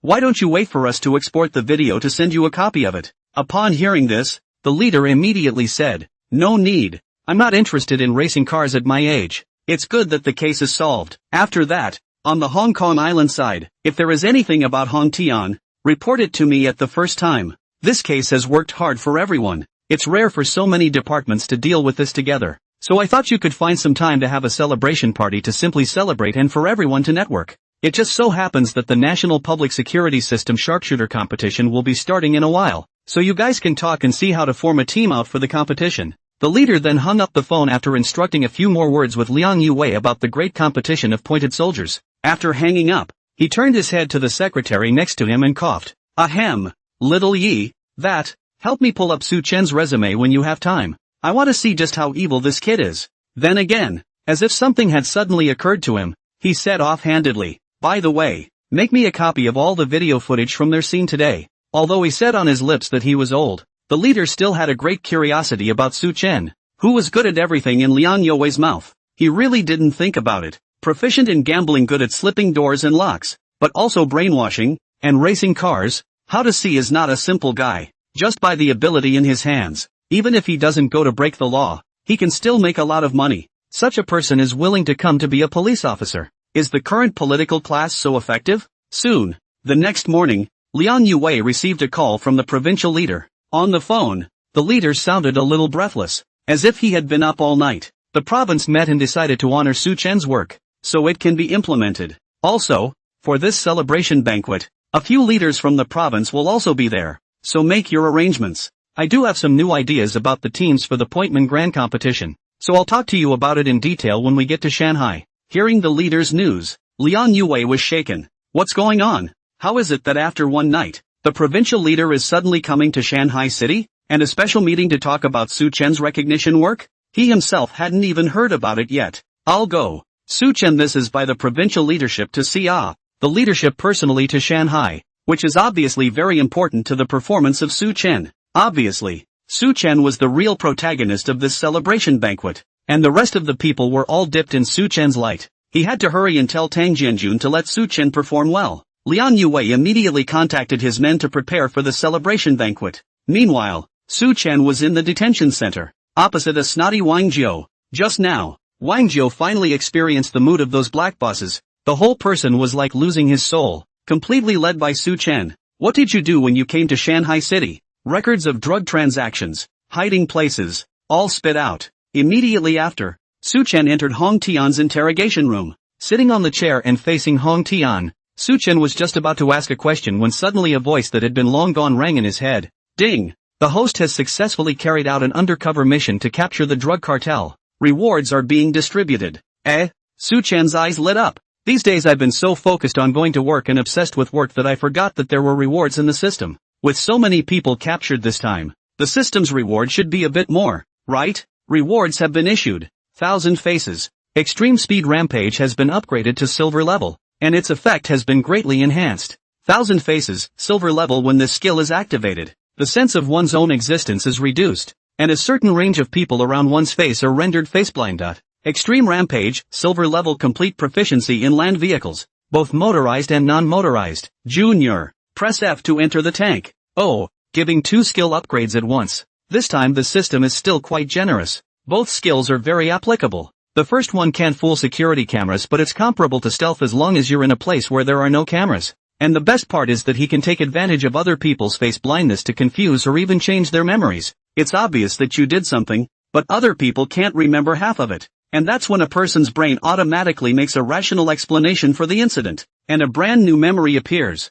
Concealing and stealing is simply not an option. It's also an extremely scary skill if used properly. As for the other skill upgrade, it's very simple and straightforward. Land carrier, fully proficient. 7 plain and unadorned words, but they meant that there would not be any transportation in this world that traveled on the ground that could be difficult for Su Chen. Whether it was a motorcycle, a truck, a bus, or even a train, Su Chen could easily handle them all. Even among the non-motorized vehicles, bicycles, unicycles, scooters, and all these kinds of strange and weird things, Su Chen was also able to manage all of them. Good. The takeaway this time was a real one. The system was probably suffocating, and after so many days, it was finally able to give itself a reward. Su Chen sat in front of Hong Tian and smiled at the air in front of Wang Zhou, looking at Hong Tian. However, the system's voice did not end there. Ding! Due to the fact that the host oversolved the case and apprehended the armed forces outside the country, a special skill will be rewarded, gunfighting technique. Gunfighting, a brand new ability that is a fusion of firearms shooting skills and close combat skills. Beyond 7 paces, the gun is fast. Within 7 paces, the gun is accurate and fast. Who says guns can only be used in one way? The head, the stock, even the magazine, every part of the gun's body can become a deadly weapon in your hand. Warm tip, this skill can be upgraded, and the quality is related to the host's mastery of shooting skills and fighting skills. Su Chen was greatly surprised when he heard the voice in his head. Gunfighting, an ability he'd seen in the movies. A gun in one hand and a knife in the other, left and right, far and wide. It's a very useful skill. But, Su Chen's expression was on one side, his brows furrowed. The quality of gunfighting is related to the quality of each of the 2 skills, shooting and fighting. But the problem was, one didn't have the shooting skills yet, for fuck's sake. The system is a big fucking pie in the sky, isn't it? Knowing I wanna get ahead. Rushing me to the movies? Okay, I'll watch it now. Now that Su Chen didn't have any shooting skills, relying on the little shooting training he had was obviously not enough to improve the quality of his gunfighting techniques. So he still needs to get a shooting-related ability. Just as Su Chen was about to continue interrogating Hong Tian, suddenly Su Yunxiang opened the door and signaled him to come out. When he came outside, he found Su Yunxiang standing next to several strange men in suits. Su Chen, to introduce to you, these are comrades from the Hong Kong Island Police Department. The visitor shook hands with Su Chen. Hello, I'm John, Fortune Intelligence and Investigations Section. You can call me Can. The Hong family on Hong Kong Island is involved in a money laundering case, and we've come over this time to get some information from Hong Tian. Money laundering? Su Chen sniffed and asked suspiciously. I thought it was drug-related, but I didn't realize it was a money laundering case. Can nodded. We suspect that some criminals have recruited puppets on the mainland to come to Hong Kong Island, open bank accounts to collect fraudulent money, and then withdraw the cash, which is later converted into virtual currency for money laundering. And the Hong family is likely to be involved, a major participant. After a brief greeting, several officers from the Hong Kong Island police force took over the interrogation room. Su Chen followed Su Yunxiang outside. Su Yunxiang said with a smile he couldn't hide on his face. Su Chen, you've received a lot of attention from the provincial leaders this time, and several of them are coming to celebrate you in person today. And from what old Liang said, they also want you to participate in the grand competition as a representative of the point guard. You've got to get ahead of yourself. If the joint law enforcement with Hong Kong Island this time is able to crack this money laundering case, there will be a part of you in it. Su Chen sniffed and was dumbfounded. What provincial leaders? What celebrations? What's that? And the great military competition? No, why didn't anyone tell me? Forget it. Let's do as Su said and go home to get ready. Just in time to get one of the firearm skills. It's a bit inappropriate to not have some of the essential police officer abilities when you have so many criminal skills at your fingertips, isn't it? Su Chen secretly thought. System, did you hear my heart? At night, in the bedroom. Ding. The host watched League of Assassins, triggering an epiphany against the heavens, gaining the ability Gunfire Ranger, proficient with handguns, rifles, and submachine guns, with 100 shots, knows the internal structure of firearms like the back of his hand, can easily disassemble and assemble firearms, and utilizes simple materials for gunsmithing. A ranger who walks the line between good and evil, who shoots death bullets given by fate in the midst of gunfire, who kills one and saves 1,000. Seeing the content of the skill, Su Chen's eyes lit up. Ness, finally a firearms skill. It was well known that there was no boy who wasn't interested in guns. Su Chen had also fantasized about himself carrying a double gun, dancing amidst the flurry of gunfire, his hands pulling the trigger, each bullet taking away an enemy. From now on, you'll be a master gunfighter yourself. Su Chen's blood boiled when he thought of the image of himself holding a barret and blowing his head off with a single shot from 2 kilometers away. But the description of this skill, his, swimming between good and evil, he's a cop, though that's a loaded identity. If he dared to walk on evil, the first people to greet him would be his old colleagues. No, by now the little civilian police on the west side shouldn't be in a position to arrest him. If he really did something dangerous, I'm afraid it would have to be the same as this arrest operation. The city shook. The armed police and special police all came on the hunt. Kill 1, save 1,000. Su Chen carefully pondered over these words. As far as he knew, there were many secret organizations with similar creeds, such as the Triads, the Mafia, the Kabbalists, the Freemasons, Skull and Bones, the Illuminati, the Hermitage of Mount Zion, the Knights Templar, the Illuminati, the Freemasons, the Druids, the Gnostics, the Rosicrucians, and so on. All of these organizations have been around for a long time, have grown through religion and other means, and all were at one time at the top of their game and were able to change the face of the world. It's hard to imagine whether a group of ultra-high-level assassins who save lives by killing people or punishing evil or fulfilling their own selfish desires under the guise of working for the good of the people of the world. In one fell swoop, it went from the League of Assassins to Al-Qaeda. Just as Su Chen was immersed in the sea of fantasies, another prompt came from the system. Ding! The host has gained 8 abilities, triggering the 888 lucky increase. Gunfire Ranger activates the linking effect. Loom of Fate. Ha! There's a master? What the hell is a cascade skill? Su Chen also froze when he heard the voice and recalled the abilities he had previously acquired in his mind. It turned out that without realizing it, he had accumulated 8 abilities, and had also turned from a fledgling rookie police officer into a hot new star in the police force. Su Chen thought of this and smiled slightly, then began to check out this special cascade effect. At this look, Su Chen was even more enraptured and greatly appreciated the system. System, you've got a little something going on. Isn't that just putting a wanted notice directly into my head? In the movie, the mysterious organization that the villain is a part of weaves fate through a giant loom that determines the life and death of the guilty. And this ability one gains, similar to the machine in the movie, allows one to determine if a person is a criminal or not. According to the system, when there existed criminals around him who appeared on the police wanted list, he was able to sense them keenly, and could even sense the details. Well, there's a good chance that the news of a cop catching a fugitive and passing off his shift is going to come about in the future. Went to buy a pack of cigarettes, caught a wanted man. Go to a barbecue and you catch a wanted man. Even when you go to the bathroom, you run into a wanted man next door. Su Chen recalled the news he had read before and couldn't help but laugh out loud. But well, this skill has a flaw. Those who can be sensed by this ability are suspects who are already on the run when they should have been arrested, or who have escaped after being arrested. Therefore, this ability of Fate Loom can't help Su Chen to solve the case in normal times, but can only say that in the future. If he really needs a wanted criminal, he can find and report it at the first time, and contact his teammates to catch them, and at the same time, it can be used as an early warning device to protect the people. Well, it's still a useful skill overall. After obtaining such a good skill for 2 consecutive days, Su Chen was in a great mood. At the same time, there was also some hidden concern. The system had been so generous recently, giving several abilities. I'm afraid that it wasn't a sign that he would be involved in a big case soon, right? 2 days later, the Jiangwo Hotel in Shanghai City. This is a long-established and large-scale restaurant in Shanghai City. On weekdays, any convention or celebration dinner will be held in this restaurant. Time passed quickly, the various tables gradually filled with people, and the leaders of the various precincts also took their positions. Yet Su Chen, who had arrived early, was nowhere to be seen. The leaders of the provincial office who had specially rushed here all had unhappy expressions as they saw that the appointed time was about to arrive. Why hasn't Su Chen arrived yet? To have so many of us waiting for him alone? You just got credit and you're playing a big game? What a rack!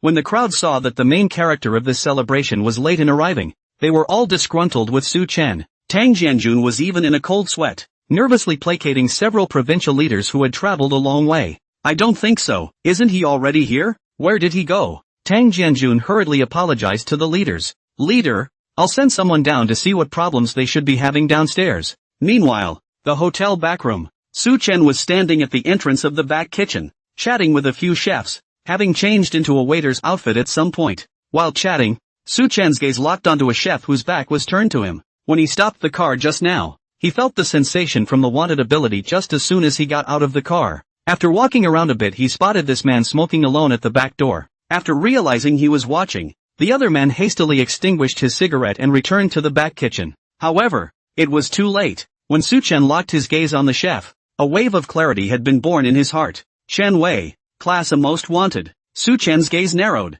and a thought suddenly popped into his mind. Class A wanted criminals. The reward is not less than $50,000 and it is not capped. So, the back kitchen door. Chow, I'm new here. Introduce me to our kitchen. The one in front, is that our chef? The man standing next to Su Chen, who was called Chow, looked at the kitchen and said, yeah, chef, I'm telling you, don't look at chef. He's not tall, but he's got a lot of stamina. As you know, we cater banquets here all the time, and we generally take shifts, and only have to be fully staffed when the scale is particularly large. But he never took a day off, never used anyone to cover his shifts, and never cried out about being tired, said Chow, skimming his lips. Unfortunately, people never communicate with us. I'm afraid I can't say 10 words to us in a day's shift. Su Chen stared at the chef's back and asked, Chow, what's his name? Zhang Wei, we call him Wei. Zhang Wei, just changed his last name. He can mix here as a chef? As a wanted man,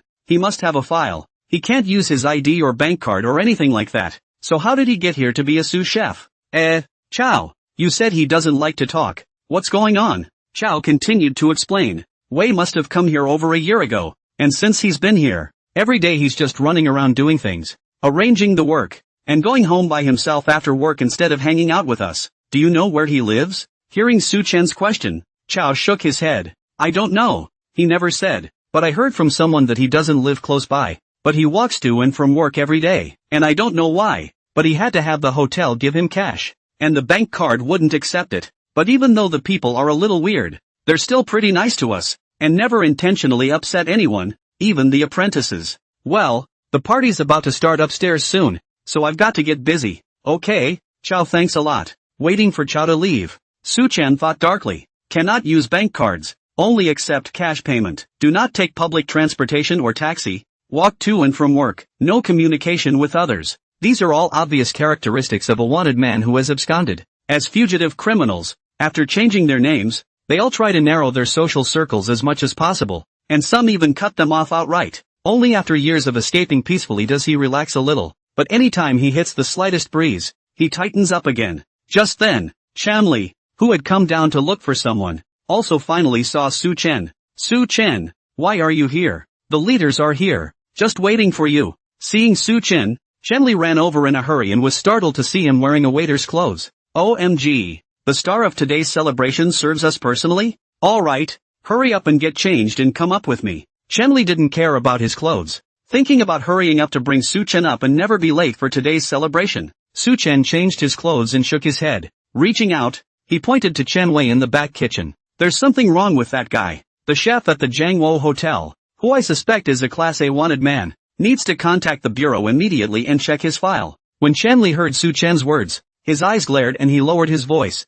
Just kidding. This place is full of cops today. Which wanted criminal dares to show his head, looking for death? However, Su Chen remained firm in his tone. Brother Chen, hurry up and ask your colleagues in the bureau to help check the name Chen Wei. Chenli smiled bitterly as he responded to his request to contact his colleagues at the bureau while pulling him back to the banquet hall. In the kitchen, Chen Wei seemed to feel someone behind him, and looked back at the empty hallway and thought. Ballroom. When the leaders saw Su Chen return, their eyes immediately converged over. Su Chen, first time I've met you. You really are a talented person. You've made a great contribution to our Shanghai city during this time. The latter is a great thing. Several of the leaders of Shanghai city were immediately opened up, opening their mouths to praise Su Chen and enliven the atmosphere. Several provincial leaders also pressed down their emotions when they saw this and briefly greeted Su Chen. Just as the food had just begun to be served, Chen Li's cell phone suddenly received a message. Chen Wei, a Class A wanted man, a suspect in a murder case 8 years ago, suspected of intentional homicide. The first line of the message directly put Chen Li in heart control and looked at Su Chen in shock. When Su Chen saw this, he immediately understood that it was the news from the bureau that came back, and his head came over to look at it piece by piece. Chen Li clicked on the picture on the wanted notice, only to see that the person above does not look old, estimated to be more than 30 years old, but the eyes are ferocious. A face of beard is to add a few points of violence. Is this a person? Su Chen swept his gaze over the picture and said with certainty, just a guy. After 8 years, even though Chen Wei's face had aged and he had shaved off his beard, his facial features would not change. In front of someone like Su Chen, who was proficient in disguise and makeup, this kind of change couldn't fool him at all. Intentional homicide. That's no small case. If the chef downstairs is indeed a suspect in this murder, the danger is so high that he must be contained immediately to avoid harming others. Su Chen nodded to Chen Li, his gaze signaling him to act immediately. Suddenly, the waiter at the door came in with an apologetic look on his face. I'm sorry, our chef was suddenly unwell and went back from work early, so the food may be a little slower later. Not feeling well? When Su Chen heard this, he immediately bounced up from his chair and grabbed the door. Seeing this, the crowd froze. Tang Jianjun directly pulled Chen Li, who was just about to get up, and asked, "What are you doing?" Chen Li had an anxious look on his face as he rushed outside while talking. This chef is a murderer. Catch or run. Murderer. The many police officers present heard these 3 words. Their nerves instantly tensed up. Each looked at their own leaders, and got permission to get up and go to support. Tang Jianjun's eyes widened in shock as he looked at the crowd of people at the entrance. On the main table in the front row, several provincial leaders who had traveled from afar were dumbfounded at the moment, and several people looked at each other. Is that even possible? It's a rare occasion to come over for dinner, and you've got a case? And a murderer who's been on the run for 8 years, after escaping for so long without being noticed. It was such a coincidence that he appeared at Jiangwo Hotel and was spotted by Su Chen right in the back kitchen? This is outrageous, isn't it? Soon, Chen Wei's personal information was sent to the cell phones of the officers present. Liang Yue showed the information of this murderer to the provincial leaders, but unexpectedly, one of the youngest leaders, Sun Guangquan, suddenly became emotional and pointed at the picture. I remember him. He's even still in Shanghai City. The people next to the scene have asked about the crime in the year. The leaders of Shanghai City are also listening with all ears. Sun Guangquan let out a long sigh and said slowly, 8 years ago when I was still serving in Shanghai City, this Chen Wei was a cook just as he is now, and because of a conflict with the chef, he directly took a knife and hacked someone to death and split his body in the back kitchen. The means were brutal and the social impact was extremely bad, and shortly after the murder, that chef's elderly mother died, and his wife remarried and left Yamahai City with their children. I still remember to this day the way that old mother took us by the hand and cried and pleaded with us to bring the murderer to justice. Sun Guangquan's tone was heavy, and the crowd was also solemn. The case was investigated for months. No one was ever found. No one knew where he had gone, and the speculation at the time was that he had left Shanghai City. Until I left Shanghai City to go to the provincial office, this case remained unsolved. I didn't expect Chen Wei to still dare to stay in Shanghai City and just strut around as a chef in a hotel. Alas. Speaking of this, Sun Guangquan showed a look of regret, lamenting that it was his dereliction of duty not to catch him back then. After hearing Sun Guangquan's explanation, all the people were strangled, and some of the more senior directors had heard about the matter back then, and they were also quite saddened at the moment. The murderer who had been absconding for 8 years, no one knew if he was still alive in this world. Even the police officers who had handled the case back then thought that Chen Wei had fled Shanghai City, but it turned out that people have been in the Jiangwo Hotel as a chef for more than a year. So it can be seen that its camouflage ability is very strong. Ordinary people simply cannot see anything fishy. And how did Su Chen find out? The crowd was puzzled. At this time, Wu Guoliang, the director of the South City branch, suddenly asked in a puzzled manner, Old Tang, how did this Su Chen kid know that the chef downstairs is a wanted man? Did you even make him memorize the entire list on the wanted list in order to give him credit? Tang Jianjun was also confused. I didn't even fucking know that Chen Wei was a wanted man. How am I supposed to know where Su Chen got his information? At this moment, Feng Cheng, the same provincial leader who had contacted Liang Yue earlier, suddenly said sternly, there are so many veteran police officers here today, and not one of them has found a problem, but instead, someone else, a young police officer, has found it, so I think you all need to reflect on this. Su Chen just joined this year, and is bound to know nothing about previous cases, even so it can see the cat's meow at a glance. Perhaps like you just said, Su Chen may not have memorized all the names on the wanted notice. This shows that Su Chen, a young man with a sense of motivation and responsibility, is a rare and good seedling. Yue, Su Chen, this child, you guys must cultivate him well. A few people beside him also nodded their heads at the words. Just now they were still blaming Su Chen for playing the big shot and coming late. Who would have thought that people were downstairs investigating about the wanted criminals? Even when attending the celebration banquet, they didn't forget to always observe the suspicious characters around them. Such an outstanding talent was indeed worthy of coming over to meet them in person. Seeing that the provincial leaders were all quite favorable towards Su Chen, the gazes of the other branch leaders in Shanghai City towards Tang Jianjun added a few more points of jealousy. Just as the crowd was anxiously waiting for news from the front, at the entrance of the banquet hall, the pale Chen Wei, with his hands behind his back and handcuffed, was escorted in by Su Chen. and behind him were the police officers who had just gone out to provide support. But at this moment, their expressions were all a bit awkward, for no other reason. Just when they arrived downstairs, Su-chen had already pressed the person in front of the hotel can. They did not help at all. At this time, they were also too embarrassed to stand next to Su-chen and grab an attack, and quickly return to their respective seats. Can the police just arrest people indiscriminately?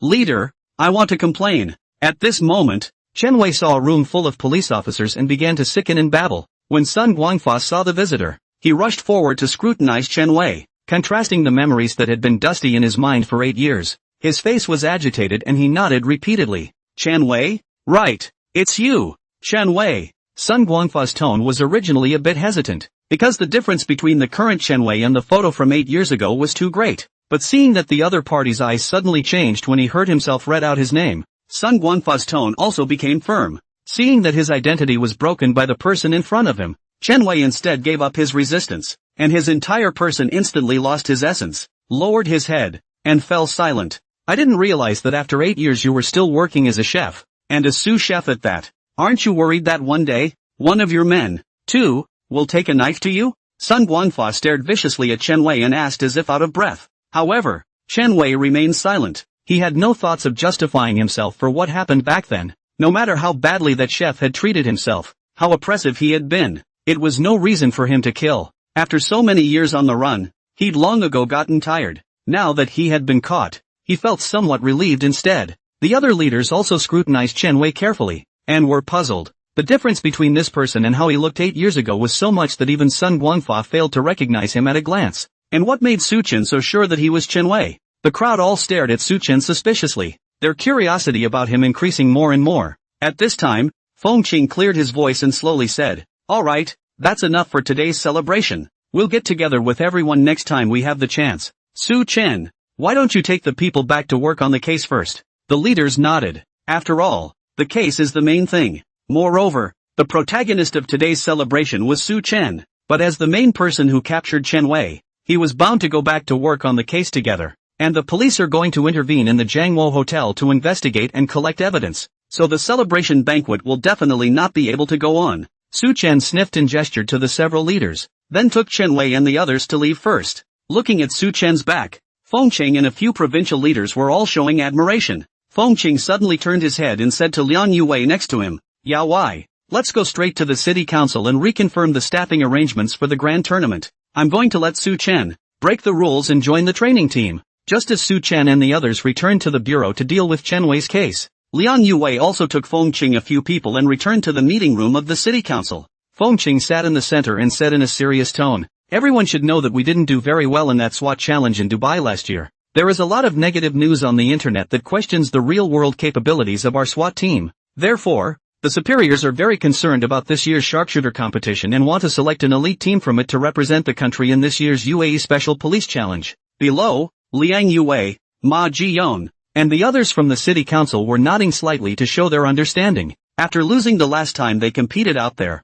the leaders are here to regroup a group of elites to get back in the game this year. As for Tang Jianjun, Su-chen's immediate leader, he was even more silent with his eyes on his nose and his nose on his mouth. This kind of thing has little to do with him. Just wait for the leader to arrange it. Next to him, the SWAT team leader Chang Lin was instead looking at the desktop, pondering, vaguely guessing at what Feng Qing was going to say next. Feng Qing's mouth of the big competition of the sharp soldiers, in fact, refers to the National Public Security Special Police Challenge. Competitions include firearms, emergency bomb disposal, general body skills, armed cross-country, drone reconnaissance, and several other categories. Before participating in the national challenge, the province will conduct a sharpshooter competition, selecting some of the many outstanding players to participate in the province's intensive training, and finally selecting 10 players to participate in the national competition. In the past many years, the results of the South River Province's grand competition were not very satisfactory, and Shanghai City, moreover, has been for several years in a row. Only a single-digit number of special police officers were selected for the province's training team, but unfortunately, none of them were able to succeed in entering into the team of the national competition. Chang Lin thought darkly, so the provincial leaders this time specifically chat about the big match. Is it trying to? I have an idea. Amidst the crowd's anticipation, Feng Qing slowly opened his mouth. I checked Su-chen's resume the other day, and it's wonderful. Jewelry store robbers, underground casinos, South City thieves' dens, to the eradication of drug gangs a few days ago, and today's arrest of wanted criminals. whether it's physical quality, mental quality, or professional skills, I think Su Chen is fully qualified to participate in the training set. Of course, this is just my suggestion, and it's still up to you to decide exactly how to arrange it. After Feng Qing finished speaking, he picked up a teacup and took a sip of tea. Crossing his arms on the table, his gaze slowly swept over the several people in front of him. This was a national competition, and there was also the opportunity to represent the country in the global challenge. If Su Chen could really compete all the way there, then naturally the benefits would be unlimited. But Su Chen's biggest hard feelings are age and seniority. For Su Chen, Tang Jianjun is always a little uneasy. Tang Jianjun thought for a moment, and when he saw that several people were silent, he said weakly, "Leader, Su Chen is still young and has shallow seniority. Isn't it a bit wrong to suddenly parachute into the training team?" Tang Jianjun said with a hesitant look on his face. "You don't look at these few cases he solved look powerful. In fact, Su Chen can solve casino cases and theft gangs, mainly rely on a handful of gambling techniques and pickpocketing techniques, and police skills have little to do with it. As for him going undercover in a drug gang and finally catching Hong Tian's gang, he also relied mainly on his makeup and racing skills. But these abilities won't be used in the tournament, will they? In fact, when it comes to eyesight and experience in solving cases alone, he's still far from being a veteran cop." Tang Jianjun had an aggrieved look on his face, being truly somewhat uneasy about Su Chen going to the competition. As he said, the competition will not be more than mahjong or poker. Su Chen will be able to use these things, is really not used. As for tactical cooperation, firearms shooting, these police skills, he really didn't know what Su Chen's level was. However, his behavior was seen by several others as naked braggadocio. The provincial leaders have already talked about Su Chen's merits. Why do you need to read it again? You even listed all the skills Su Chen knows. You're here to show off on purpose, right? Next to him, Song Qingyun patted Tang Jianjun's shoulder and said with a smile, "Don't worry, young people should have more experience. It's a rare opportunity, and the average person doesn't have the qualifications to join the set. With my understanding of this kid Su Chen, a few tactical skills in the district are absolutely nothing." Song Qingyun had long wanted to poach Su Chen. When Su Chen went out to see the world, to see the elite of each region, still willing to work in a small precinct as a small civilian police, and it's not going to end up in his crime squad? As for Su Yunxiang and Chang Lin's side, it was unsuitable, and going there would be a waste of Su Chen's abilities. It was still himself that suited Su Chen best. Tang Jianjun was still a bit hesitant, but Su Chen's seniority is still too shallow and his police rank is not enough. Upon hearing this, Chang Lin on the opposite side directly interrupted him and said, "You don't have to worry about that. Although it's true that the police rank piece can't be promoted, Su Chen has made a lot of merit. Su Chen can get a few more medals for all the merits he's made during this time, right? Look at these players who participated in the training. Which hand has so much credit as Su Chen?" Chang Lin also held the same idea as Song Qingyun. Wouldn't it be easy to let Su Chen join the SWAT team for training first, and then keep him here when he got used to the environment? As for Song Qingyun and Su Yunxiang and the two of them, want to rob Su Chen? No way. For a while, several people at the table had their own thoughts, but one thing was agreed upon. That is to recommend Su Chen to participate in the competition and enter the training team for training. As for Su Yunxiang, he was busy dealing with the drug dealer's case, but he knew nothing about what was going on here. It didn't take long for Tang Jianjun to agree to Feng Qing's proposal. After all, as Su Chen's leader, he also wanted Su Chen to go higher and better. There was no reason to trap him in his own precinct as a civilian police officer. After things were discussed, the provincial leaders left Shanghai City, and the people went home. Back at the bureau, Tang Jianjun directly approached Su Chen, told him about the matter of participating in the grand competition, and without saying a word, he took him in the car and rushed toward the shooting base. Su Chen also cried and laughed at his words. He had just come back from the drug gangs himself and hadn't rested for a few days, and here he was going out for another toss. On the way, Tang Jianjun showed him the video footage of previous competitions and said, "I took a look at the National Grand Prix program, which is an emergency explosive ordnance disposal, body skills competition, and I think you'll be fine. What you need special training in right now is live fire with pistols and sniper rifles." Su Chen, actually, Tang Jianjun said to himself, "but you don't have to worry. This old classmate of mine has a lot of experience. Many of our sharpshooters here were trained by him. Now let's take you to him first to test the bottom." Su Chen sniffed and pursed his lips with an odd expression. "Get someone to teach me? And a test? Not really. I'm afraid people will think I'm here to crash the party later." Soon the car arrived at its destination. The old classmates invited by Tang Jianjun were already waiting at the door, their faces majestic and unsmiling. Upon seeing Su Chen, he signaled the two to follow him and then walked towards the venue. Seeing him walking in the opposite direction of the shooting range, Su Chen asked suspiciously, "Isn't the range on the right? Now where are we going?" The instructor in front of him heard this and turned back to look at Su Chen. "Kid, that's an outdoor range for rifles at 200 meters. At your current level, I'm afraid you can't even hit the target. Newcomers shouldn't be overly ambitious and build a good foundation first." As they talked, a few people arrived at a small indoor range. The instructor pointed to the shooting position and said to Su Chen, 15-meter pistol target according to the civilian police assessment subject. In 22 seconds, 6 rounds from standing position, 6 rounds from kneeling position, 8 rounds pass. Start when you're ready. Standing in the observation hall, Su Chen took in the pistol range in front of him.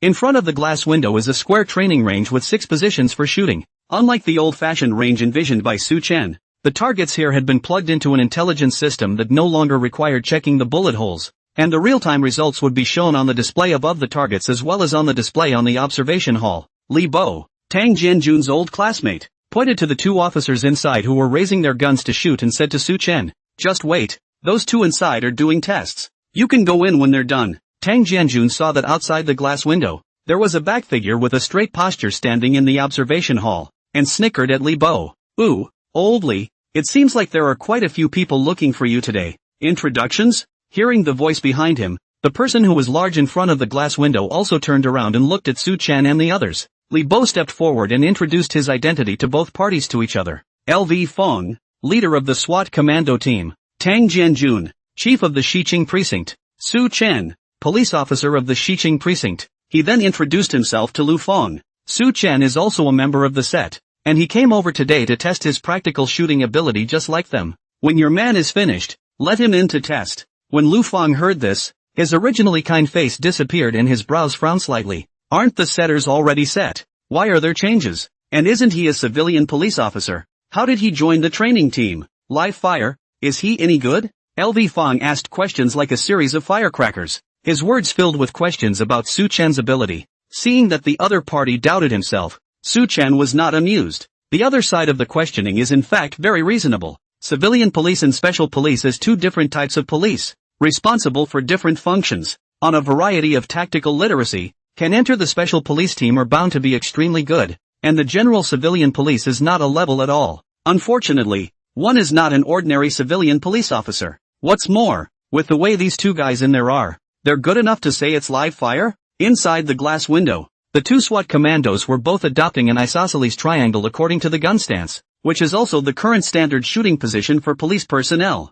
The shooter's body is square to the target, with feet slightly wider than shoulder width apart from side to side, and both knees slightly bent to form an elastic support. At the same time, the 2 toes are slightly inwardly closed, with the chest and shoulders collapsed so that the center of gravity of the body down. The 2 arms naturally extended. The right hand holds the gun with the same one armed according to the gun action, and in the shooting of both eyes open, without the need to close the eyes to aim. This position is easier to master, with better shooting stability and continuity, and is the closest to shooting in a real combat situation. But, in Su Chen's opinion, these 2 people's stance was instead ridiculous. Dude, it's a 15-meter target. What's the point of aiming? What's the need to be so careful? Shouldn't it be draw and shoot? Gun to the head. Besides, how can you call it live fire in that position? Is it possible that when you encounter a bandit, the other guy will give you time to position yourself before shooting? At this moment, in the eyes of Su Chen, a top gunman who was proficient in various windy shooting techniques,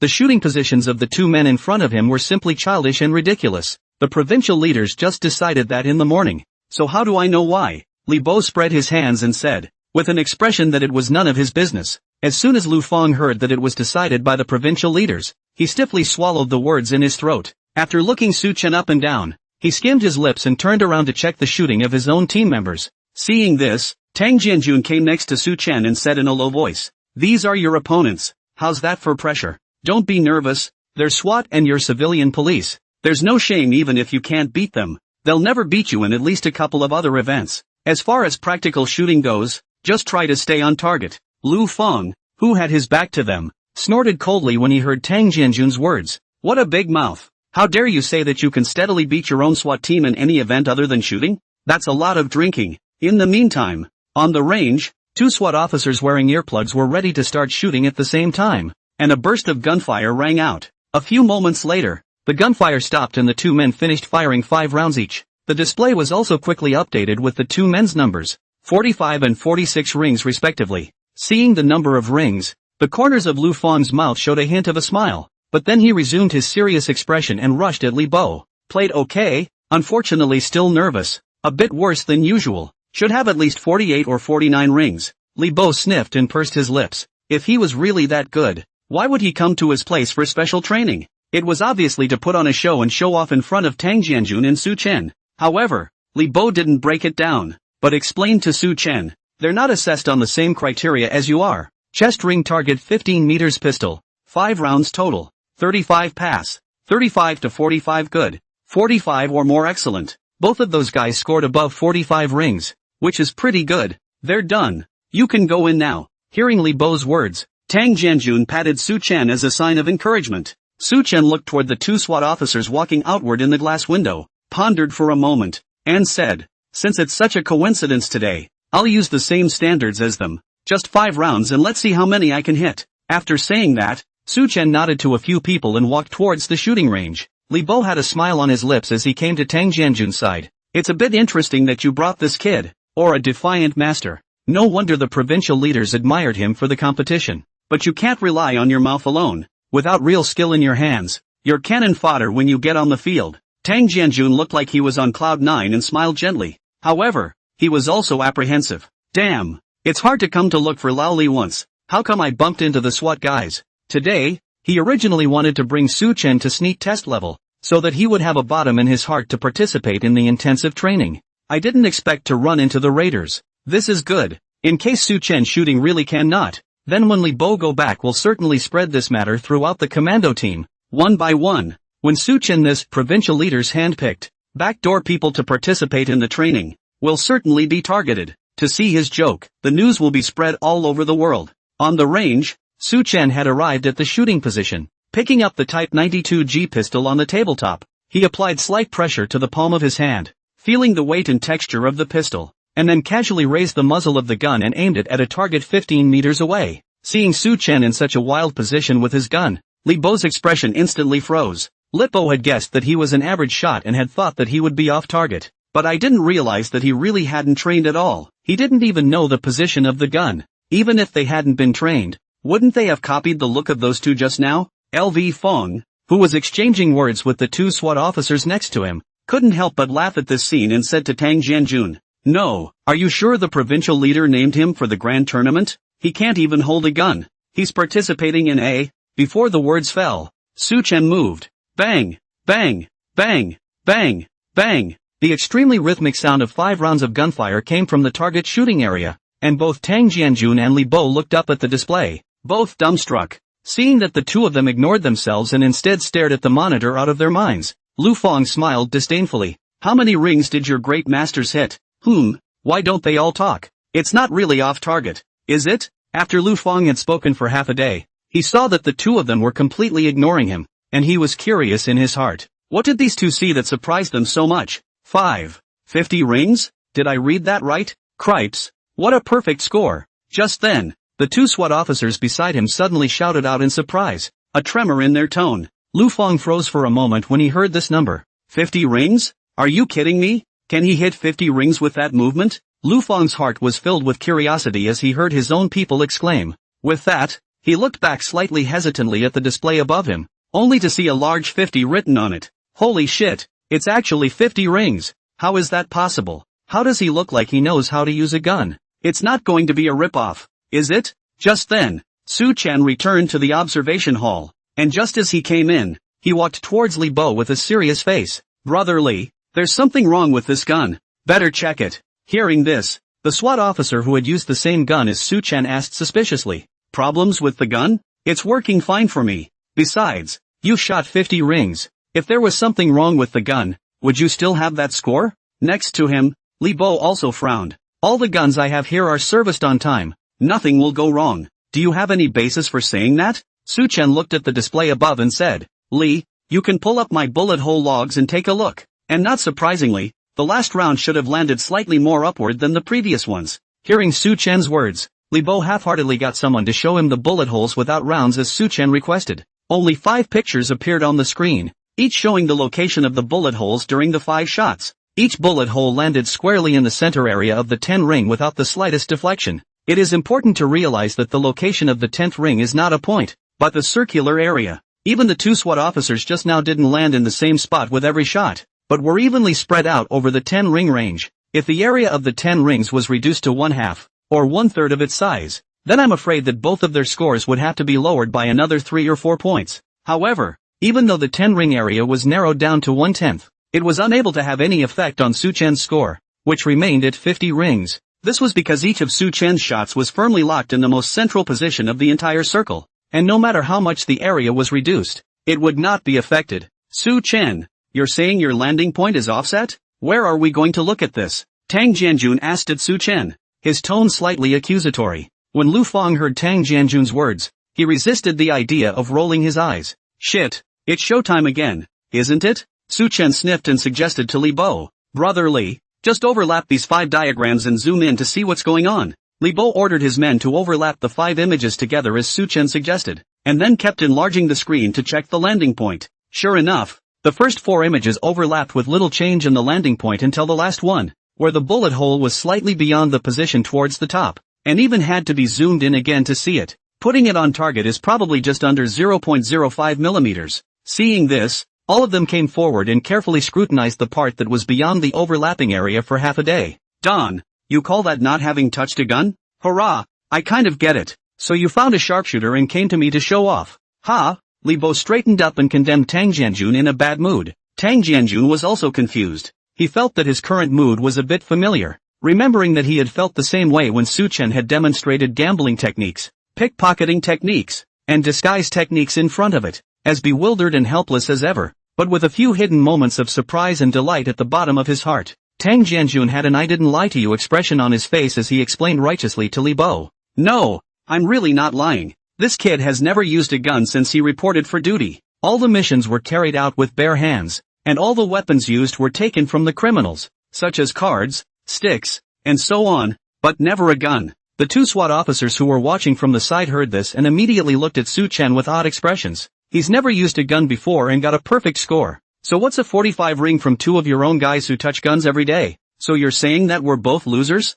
At this moment, Lu Feng, who was silent on the side, suddenly opened his mouth and stared at Su Chen. It's true that your last shot went up and away, but what does that have to do with the gun? Wasn't it your own hands that shook? The 2 SWAT officers sniffed and lowered their heads even more. Captain, he's got a 10-ring shot. You call that a miss? You're saying she's got shaky hands? Come on. Even if the 10th ring center area shrinks 10 times more, people are still gunning for the 10th ring. He missed. What about the 9 we shot? It's got to be off target, right? When Su Chen heard LV Feng's questioning, his face remained unchanged and he said calmly, as I fired the last shot, it was obvious that the sleeve was slowing down in its retreat. There could be a burr inside the part, or the internal part could be too dirty, causing the sleeve to back out with more resistance. You can fire a few more shots if you don't believe me, and in less than 3 shots, it's bound to jam.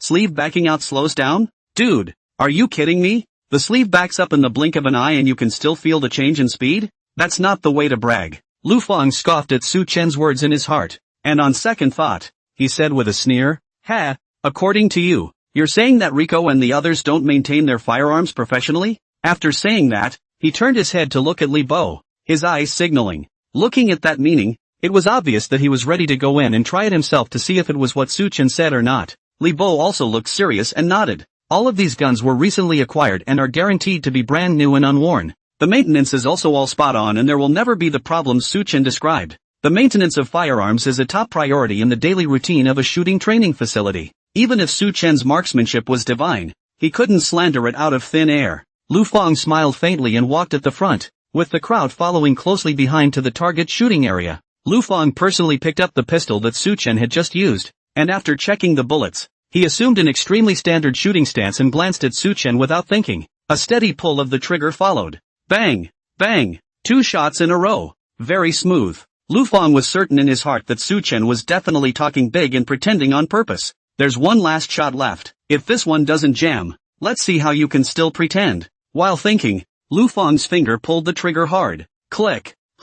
Instead of the expected gunshot in the crowd's ears, a jamming sound rang out, and the pistol's holster jammed right back into place, not returning properly. In an instant, everyone's gazes all shot towards Su Chen, and their hearts had already set off shockwaves. 2 SWAT officers, crap. Brother Chen is awesome. Words follow the law. Tang Jianjun, I knew it. Su Chen definitely didn't talk big. Li Bo, shit, it's really jammed? Who maintains this gun? Fine. Lu Fang, no, it's my problem. It must be my problem. Nothing to do with the gun. Su Chen smiled faintly at the situation and said to Li Bo, well, this time I can confirm that it's not a maintenance issue, but a burr on the parts that's causing it. Rico, I'm guessing the guns are all new. Haven't had much of a break-in yet, have you? Li Bo's gaze was fixed on the gun in Lu Fang's hand, and he subconsciously nodded in response. Well, it just arrived last week. Su Chen walked forward and naturally took the pistol from Lu Fang's hand, pulling the sleeve back with his left hand and tipping the pistol towards the right side.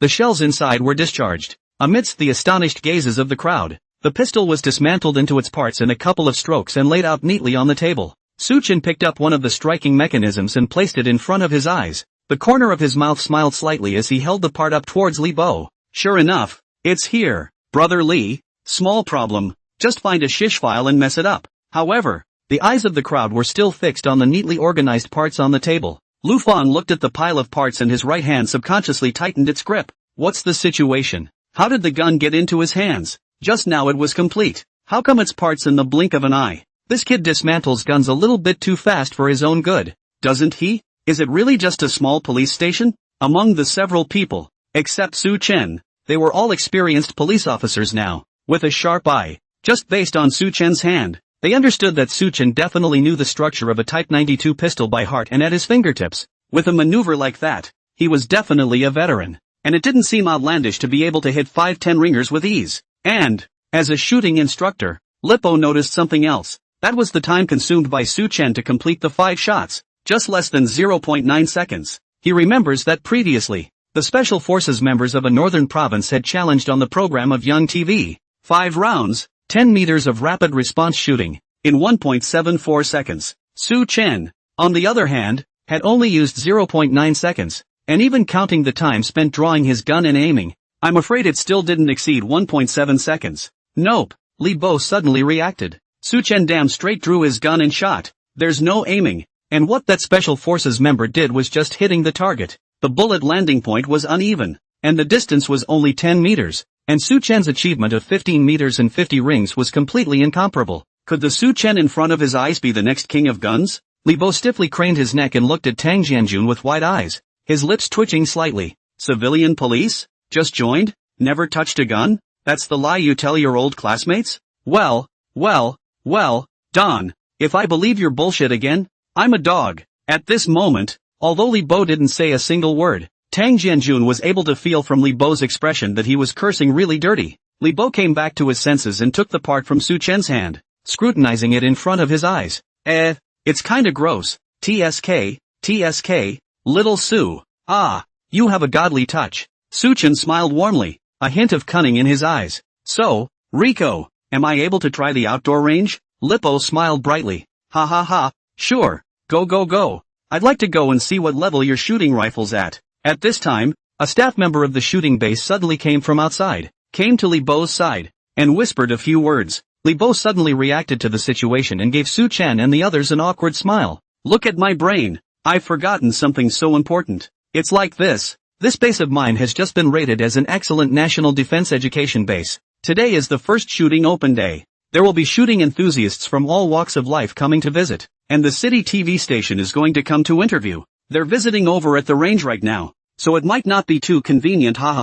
Lupo's eyes rolled back in his head and he clapped his hands. Wouldn't that be nice? Wouldn't it be better to just have the 3 of them do a live-fire demonstration than all this shooting instructor propaganda you're getting? With his hands behind his back, Li Bo swept his gaze over Su Chen and the 2 SWAT officers and asked hesitantly, but there are people from the city TV station later. All the footage of your competition will be filmed. Sure it's okay? Li Bo was worried that after the news was broadcasted, this group of newsmakers would just think about the heat and add more fuel to Su Chen's trio's match, making a big deal out of it. So in case they really lost, LV Fong wouldn't be able to get down when the time came. Unexpectedly, Lu Fong waved his hand, full of unconcern. It's okay, The TV station can film it if they want to. I'm sure they're good enough that they'll never embarrass us commandos. Think of it as publicity for our public security officers in Shanghai. You too, have any confidence? Yes. The two SWAT officers beside Lu Bo heard the captain's question and both subconsciously shouted out. The next second, however, both looked at each other sheepishly. Shit, it's going to be a disaster to go back if I lose this. Right now the two of them were suffering in their hearts. If this was really easily finished by Su Chen in front of the camera, when the time came for the guys on the team to know about it, they would surely laugh at them every day. Yo, if it isn't the big star who's on TV, didn't go to the range today to be embarrassed, did you? How did you learn from Mr. Su? Have you improved? That's terrible. They both shuddered at the thought of their teammates with bitchy grins on their faces, surrounding themselves with snark. In the corner where LV Fong hadn't noticed, two SWAT officers had quietly arrived next to Su Chen. The two SWAT officers were called Lin Fong and Xiao Yu respectively. Both were young people. They became familiar with Su Chen after chatting with him for a few moments, and there was no sense of distance at the moment. Morn, how are your rifle skills besides pistols? Su Chen sniffed, thought for a moment, and waved his hand. It's okay, it's okay. When the two saw Su Chen hesitate, they immediately understood. Just said he hadn't used a gun when he was comparing pistols and came up with a perfect score. Now that Chen said it's okay, it's even less of a stretch. It's definitely a rifle expert. It's the same thing as a school bully who humbly says he did average after a test, only to come out a distant second in scores. Brother Chen, be merciful later. If we're embarrassed in front of the TV cameras, we'll both be miserable back there. Su Chen also cried and laughed when he saw this. Well, he has not yet done anything, and people have already taken the initiative to come over to show their goodwill. Alas, too much strength is sometimes an annoyance. He didn't want to hit people too hard. It was just that his strength didn't allow it. Forget it, then let them off the hook and save face later. A few people slowly came to the semi-outdoor shooting area. At this time many visiting streams of people had already come here to visit under the leadership of the instructors, and next to them were the photographers and reporters from Shanghai television station, who were recording the footage of this shooting open day. Just as Su Chen's several people waiting, the shooting base staff went up and came to visit the team to communicate briefly. Next to the Shanghai TV reporter Xiaohong,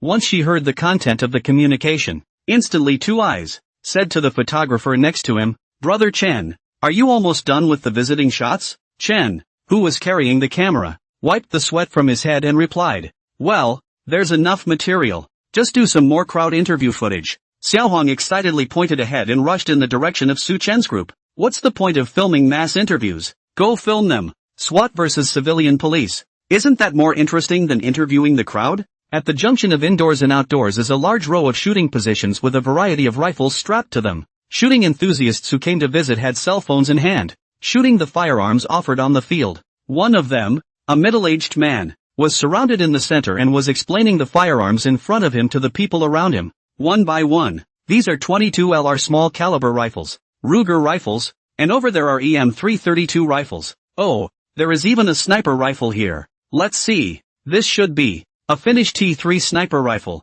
Not bad, not bad. The firearms here are considered to be more complete inside the shooting base. Don't look at this sniper rifle as unassuming. It costs $60 a round if you want to experience it. The many enthusiasts who followed the man next to him, seeing that he could accurately name every gun and knew its various prices, and even the instructor next to him couldn't interject, praised him. Elder brother son, this is too much insight for you. Is there any gun here that you don't recognize? I think old brother son should have been a soldier before, right? Why don't you fire a few shots and show us how to do it? Old brother son, Sun Jie, who was called elder brother son, arched his hand with a modest expression. People fallacious, that's what I do for a hobby. Really never been in the military, but well, our old man at home, back in the day, but went to war. The family still has several medals. In terms of marksmanship, although I'm not very good at it, I know a little bit about the theory. Once they heard that Sun Jie still had this background, the crowd all came to a realization. No wonder he's so obsessed with guns, so it's because his old man was in the army. Look guys, what are those people over there doing? How come they're still fenced off? Ooh, there's a couple other SWAT guys. Looks like they're going to be shooting live rounds? Then why are you still here? Hurry over and take a look. The crowd noticed that there were two SWAT officers standing next to the gun platform at the far end, seemingly about to fire live rounds, and they all swarmed around Sun Jie and headed towards Su Chen's position. Even though the two sides of the field were isolated by the base's instructors, the crowd still stretched their necks to look inside, trying to catch a glimpse of the SWAT team members. At this moment, Li Bo's voice came. Here, a Type 95 automatic rifle. It's the rifle you SWAT guys use most often. How about that? I've got a lot of good stuff here. Li Bo stroked the gun in his hand with a loving expression, then looked at the three Su Chen. You three? Who's first? Lin Feng and Xiao Yu looked at each other, and Xiao Yu stepped forward and said, I'll go first. We're more familiar with this gun, so we're kind of taking advantage of it. So let's give Su Chen a sample first. Lu Feng also nodded secretly, very satisfied with the attitude of his own team members, calm and collected, not to be alarmed, even if there are people making a lot of noise on the sidelines. It's the right thing to do. Su Chen nodded his head, not commenting on Xiao Yu's words. As a matter of fact, I'm afraid that in terms of familiarity with this gun, no one in the room combined could match him. Just now, as soon as Su Chen saw this gun, his eyes were like scanning lasers, scanning the gun from top to bottom, and all sorts of information about the Type 95 automatic rifle, its strengths and weaknesses, all of them surfaced in his mind. As the first small-caliber automatic rifle to be equipped in large quantities in China, the Type 95 automatic rifle has many advantages, including high accuracy, low cost, abundant accessories, shorter body, easy to carry and so on, but there are just as many drawbacks. No empty hang-ups, plastic magazines that don't pass muster, etc. But, Su Chen shook his head slightly as he looked at Xiao Yu's slightly awkward posture while holding the gun. In the static shooting mode, what affects shooting accuracy the most is still the short length of its woodguard, which leads to greatly reduced shooting stability, as well as the small grip distance is extremely poorly designed, resulting in different people developing their own unique postures when using it. The way Xiao Yu was now, was obviously the way that best fit his own body structure, and it was expected that Lin Feng would have a different gun-holding position later on. Whoa! You guys, the SWAT team is going to shoot. Crap! That look, that pose, that's fucking cool. When can I wear one of these to take a shot? For any amount of money. Shoo, all be quiet, don't disturb people. Under the command of Sun Jie, the Ashes enthusiast, many enthusiasts waited with bated breath, all gazing in anticipation of Xiao Yu's performance. However, Xiao Yu was still slowly debugging his firearm and familiarizing himself with the feel of it. Someone who couldn't stay idle and started to look around, suddenly realized that there was a young man beside the two SWAT officers watching the fun and asked suspiciously, didn't we say two SWAT officers were competing in a shooting contest?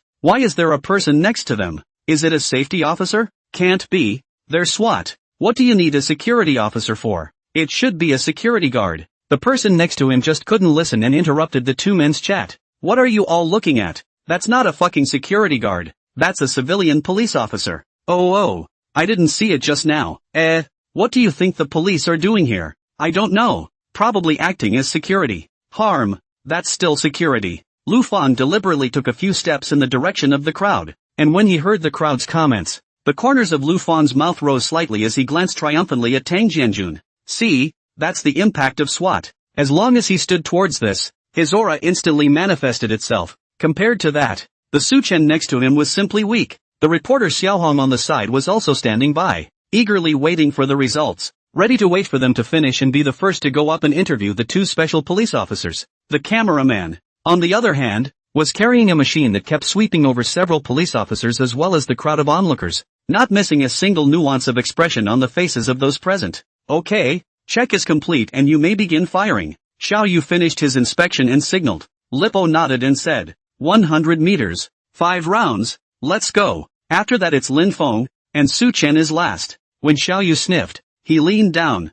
took a deep breath, and held the gun against his shoulder socket. Bang! Bang! After 5 rounds of point-blank shooting, Xiao Yu got up with a smile on his expression, satisfied with his play. Immediately after that, 5 more extremely steady shots rang out, and Lin Feng ended his shooting and stood up. Seeing that both SWAT officers had finished shooting, the many onlookers present were anxiously waiting for the results to be announced. At this time, the crowd suddenly realized that the police officer next to the bow, police actually also began to go up to fiddle with the rifle on the table.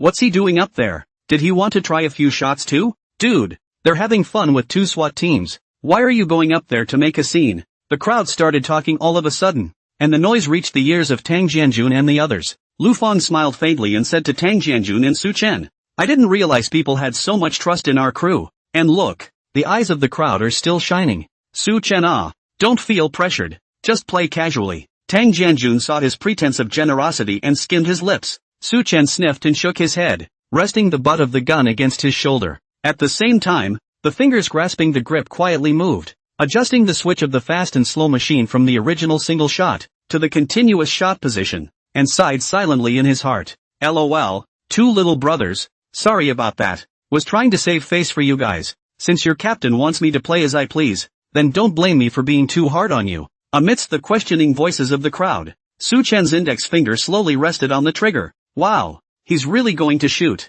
Can he shoot with those skinny arms? You don't say. This little brother is quite handsome. Seeing Su Chen make the same shooting pose as the first two SWAT officers, revealing his handsome side face, several female enthusiasts suddenly complimented, pulling out their cell phones to shoot Su Chen's side face. The others beside him said with disdain at the sight, "It's just a matter of doing what he's told. He's a piece of shit cop. How does he usually use a rifle? Oh, what's the use of a good-looking cop? It's the shot that counts." The crowd nodded in agreement. As shooting enthusiasts, they only recognize marksmanship, not face value. At this moment, after seeing the two SWAT officers finish shooting, the young police officer next to them even wanted to go up and shoot as well. The onlookers lost interest. One by one, they began to look up the footage of the shooting of the two SWAT officers that they had captured on their cell phones. Xiaohong asked, also pulling the photographer in a wide circle and running to the wall of people.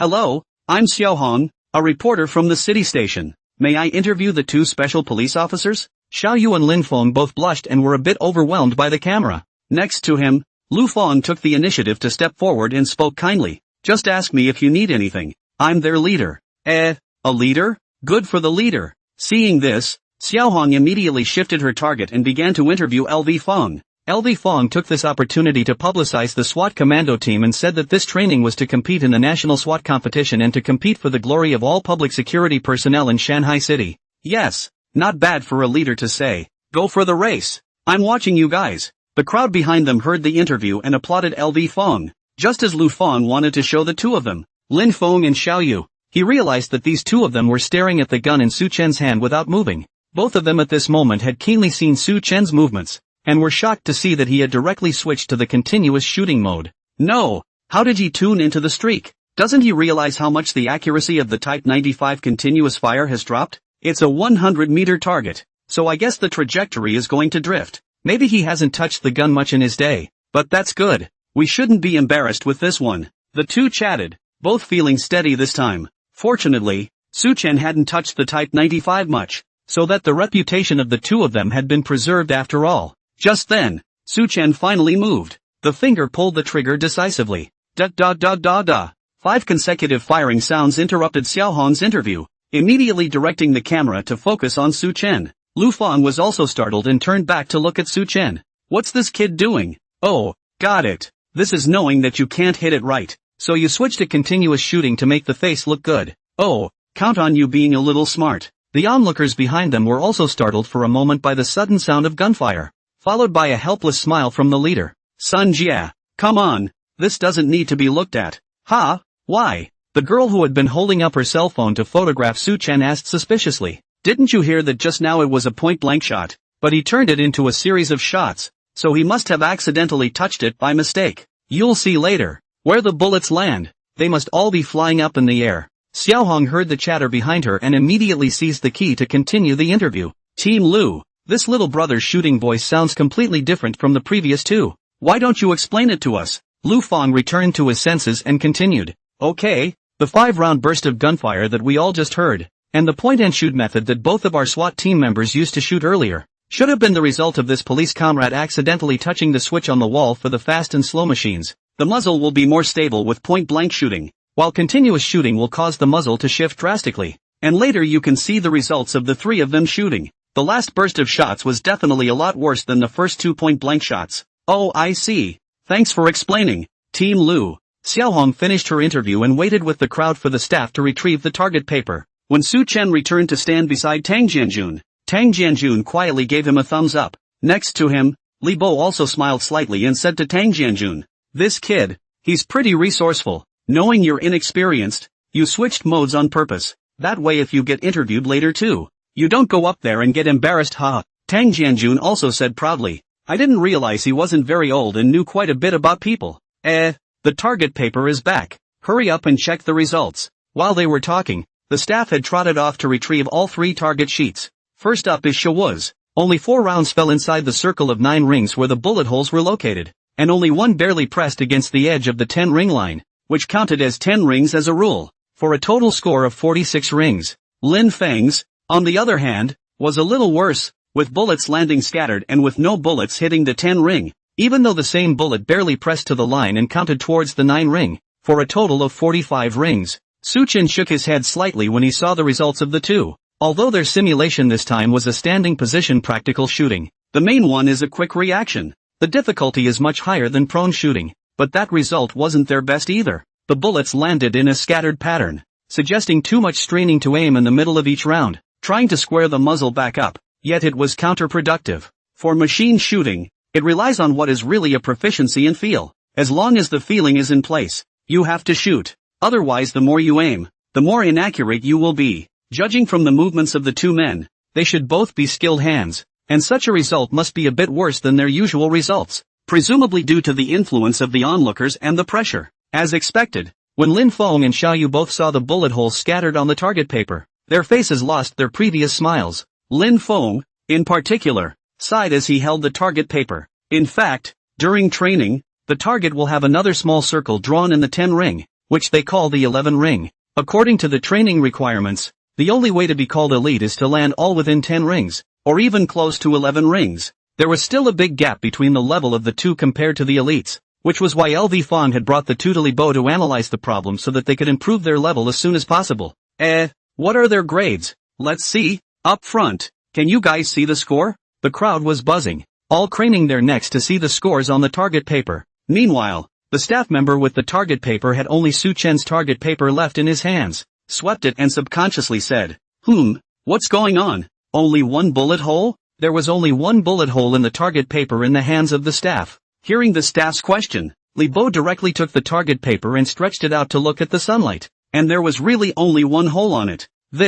Li Bo hesitantly glanced at Tang Jianjun. It doesn't make sense. The fact that he was able to hit the bullseye indicates that the aim was in the right place. Even if the gun drifts upwards due to the effects of continuous shooting, the interval isn't so far beyond the target paper, but now there's only one bullet hole.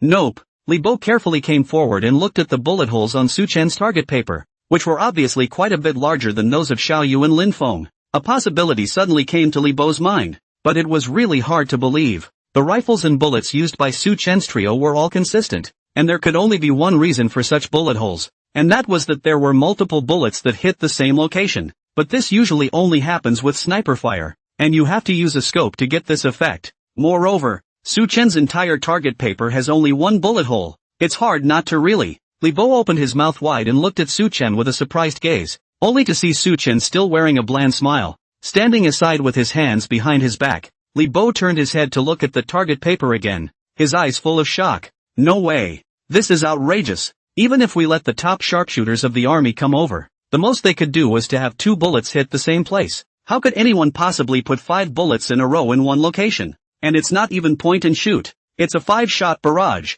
It's no less difficult than winning the lottery. Xiao Yu and Lin Feng, who were still looking at their own target paper, saw Tang Jianjun and Li Bo as well as the staff all gawking at Su Chen's target paper without saying a word, and they all walked over in confusion. As a result of this the same hard control was applied. A bunch of people gathered around the target paper, not saying a word, frozen in place, and next to him, Su Chen was standing to the side in a nice, leisurely manner. LV Feng, who was waiting for the results and preparing to continue giving his audience and friends a science lecture, was curious when he saw that they were all motionless. With an apologetic wave toward city radio reporter Xiao Hong, he turned back to Li Bo and the others. What are you looking at? Why are they all stranded standing around not talking? Xiao Yu said as he dully pointed at the target paper. Captain, Su Chunhee, he seems to be hitting all 5 shots in the 10th ring, or the same spot. Suddenly, Lin Feng corrected him excitedly. No, it's not 10 rings, it's 11. Lu Feng's pupils shrunk at his words.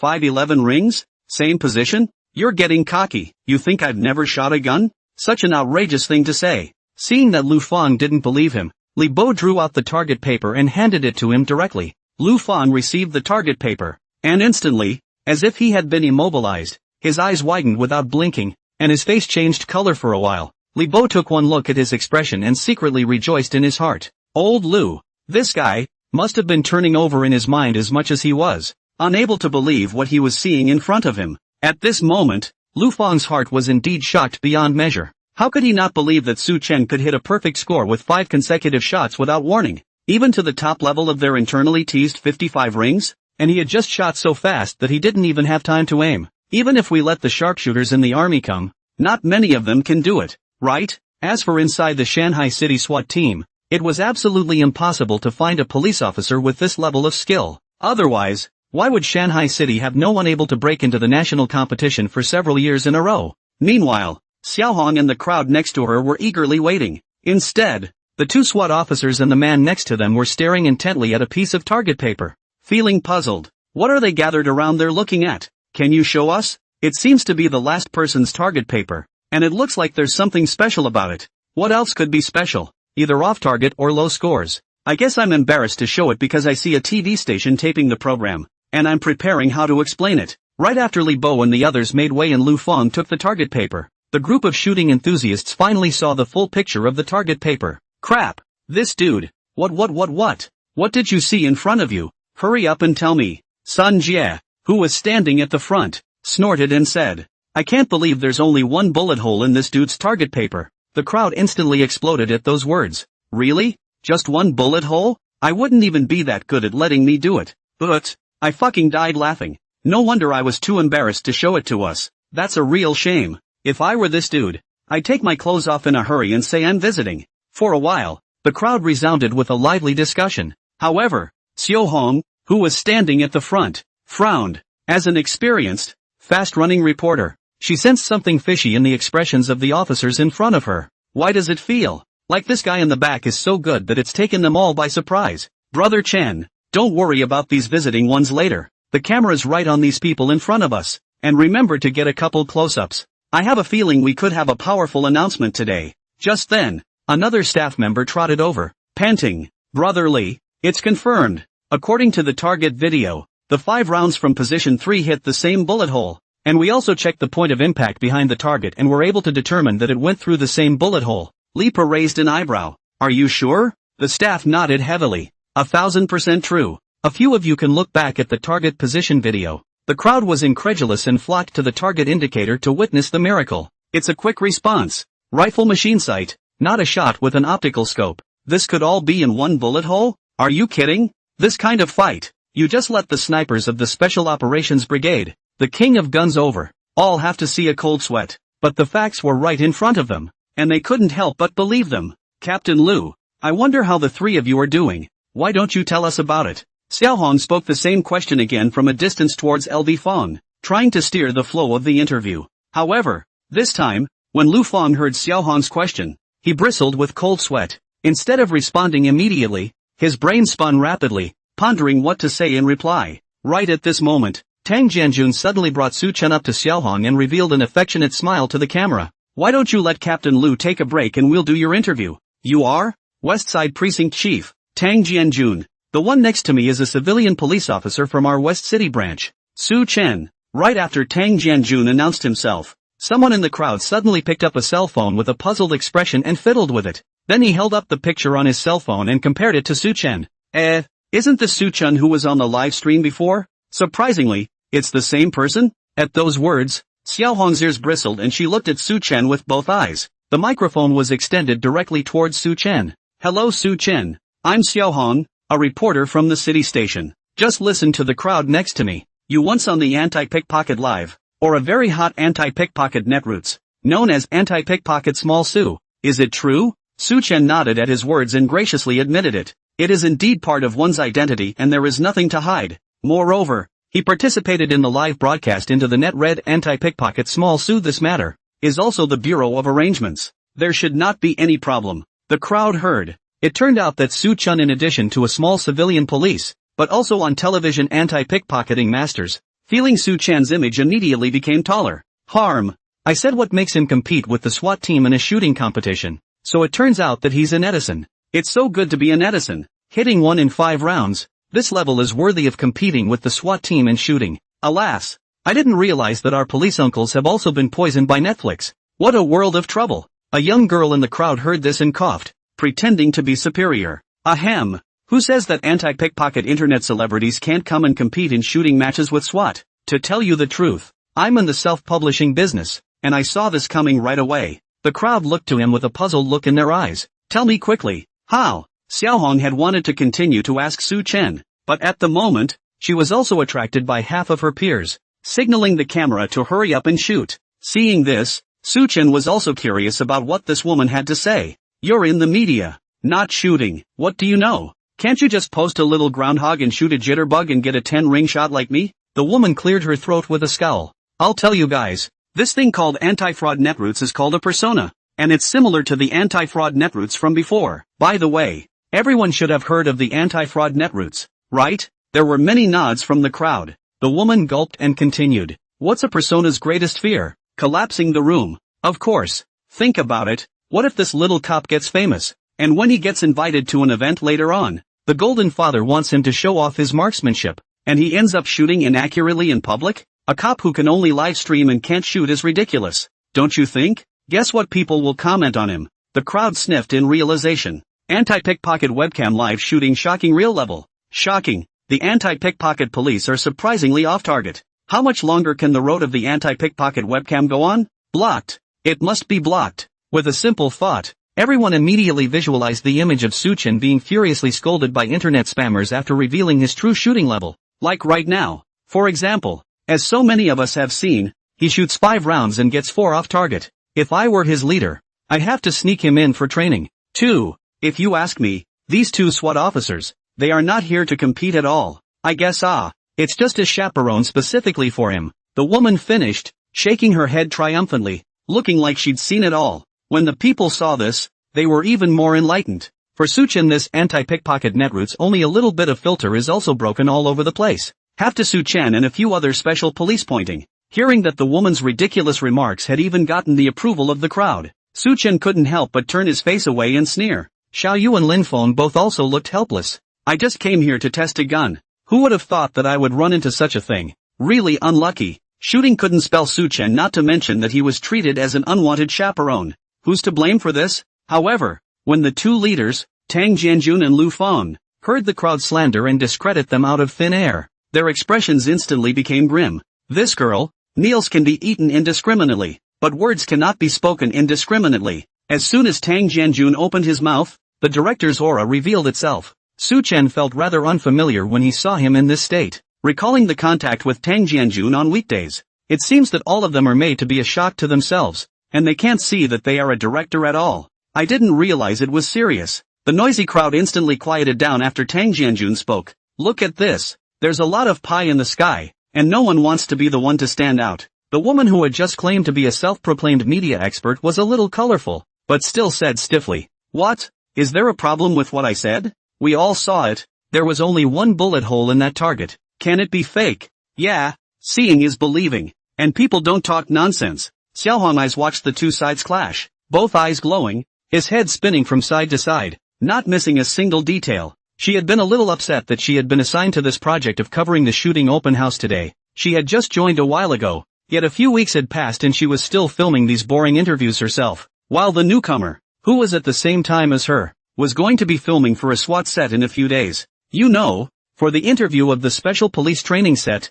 the station is highly valued, especially after eating the sweetness of the last live broadcast, but also ready to have another live broadcast, and has already contacted the special police side. Wouldn't it be much more effective to show up at this program than to come and shoot this boring shooting base by yourself? Moreover, the thought of being able to see so many little brothers with exploding bodies at the SWAT intensive training base made her about to explode with envy. Young guys with exploding bodies, showing off their muscles and sweating in front of themselves. That's what it's all about, alright. Although I can't see the beautiful young flesh for myself, there seems to be a surprise in this interview today. Just as Xiaohong was gazing at him and thinking wildly, Li Bo, who had been standing silent, laughed. Oh, only one bullet hole in the target? You guys are right. He did only get one bullet hole out. The crowd was energized by the fact that someone in the opposing camp agreed. However, Li Bo's tone turned cold. But who says you can only fit one bullet in a bullet hole? In my capacity as the owner of the shooting base, I would like to extend a warm welcome to you and your visit. But as a former people's policeman and now a shooting instructor, I want to tell you that the marksmanship displayed on this target paper is far beyond your imagination. Li Bo turned slightly sideways and reached out to point at Xiaoyu and Lin Feng behind him. These two behind me are the SWAT elites who are preparing for the national SWAT competition on behalf of Shanghai City, and are about to win honors for our Shanghai City on the national stage. I hope you can respect our special police comrades and refrain from speculating or even slandering and defaming them. Xiao Hong frowned, then snapped her eyes wide. These two are actually the SWAT officers who are going to participate in the intensive training? Damn! What kind of luck was this that he actually let himself run into it? Li Bo turned around once again and looked at Su Chen with a fiery gaze. As for the one everyone calls anti-pickpocket Su, in addition to the identity of the anti-pickpocketing internet celebrity that everyone just mentioned, he has another identity. That's the same as the two SWAT comrades, a member of the training team that will soon represent Shanghai City in the national grand competition. What? A netizen can also represent the Yamahai City Police can also participate in the national competition? How can he do that? The crowd was in an uproar at the words. It was really hard to accept. No matter what Li Bo said, it still didn't explain clearly why Su Chen's target paper only had one bullet hole in it. At his level, wouldn't it be a pure disgrace to send him to compete? Boss Li, although you're more professional than all of us, then you have to say something to convince everyone. How do you explain the bullet holes in this target paper? Is it hard to believe that he shot all 5 rounds into one spot? Li Bo smiled unexpectedly when he heard Sun Jie's question. Yes, you're right. Sun Jie froze. No, I just said it off the top of my head. How is it possible for someone to fire 5 rounds in a row into the same spot? What's the concept of rapid response fire? In general, the concept of ring count is not usually emphasized in this type of test, but rather the hit. This is also in line with the state-of-the-art idea of responding to the enemy in the police force, which is not to be precise, but to hit. A shot to the head and a shot to the chest both serve to subdue the target. The fact that the two SWAT officers were able to shoot 45 rings up and down was already impressive in their eyes,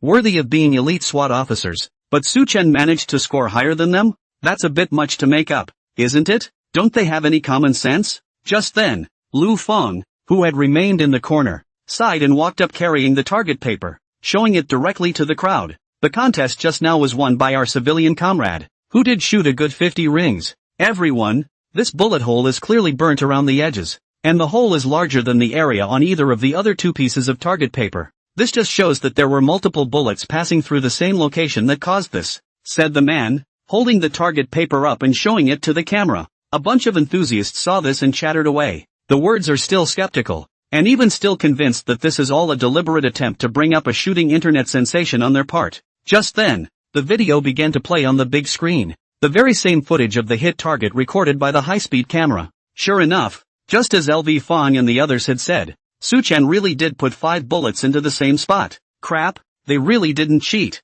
did they? No way. This is something I thought would only appear in novels. How can someone actually do it? 5 shots in a row, hitting the same spot, that's definitely world class, right? Sun Jie, the self-publishing expert and others in the crowd even had their mouths open, unable to say half a word. Xiao Hong was even more excited to jump. Civilian police versus SWAT. A shocker. The 5 rings are concentric, and the sword is pointed at the National Grand Prix. Anti-pickpocket Su, actually a hidden marksman? For a moment, so many headlines came to mind. Ready to go back and make a good tweet and rub it in hard. Maybe then, the station would be able to put themselves in charge of the sets program, considering their interview today. Well, that's it for today's tour. Thank you all for coming. As the open house hours ended, Lippo directed the staff to guide the guests away from the venue. The enthusiasts couldn't get enough of it and left the arena step by step, with Su Chen's performance still on their minds. After everyone left, Li Bo pointed at Tang Jianjun and said viciously,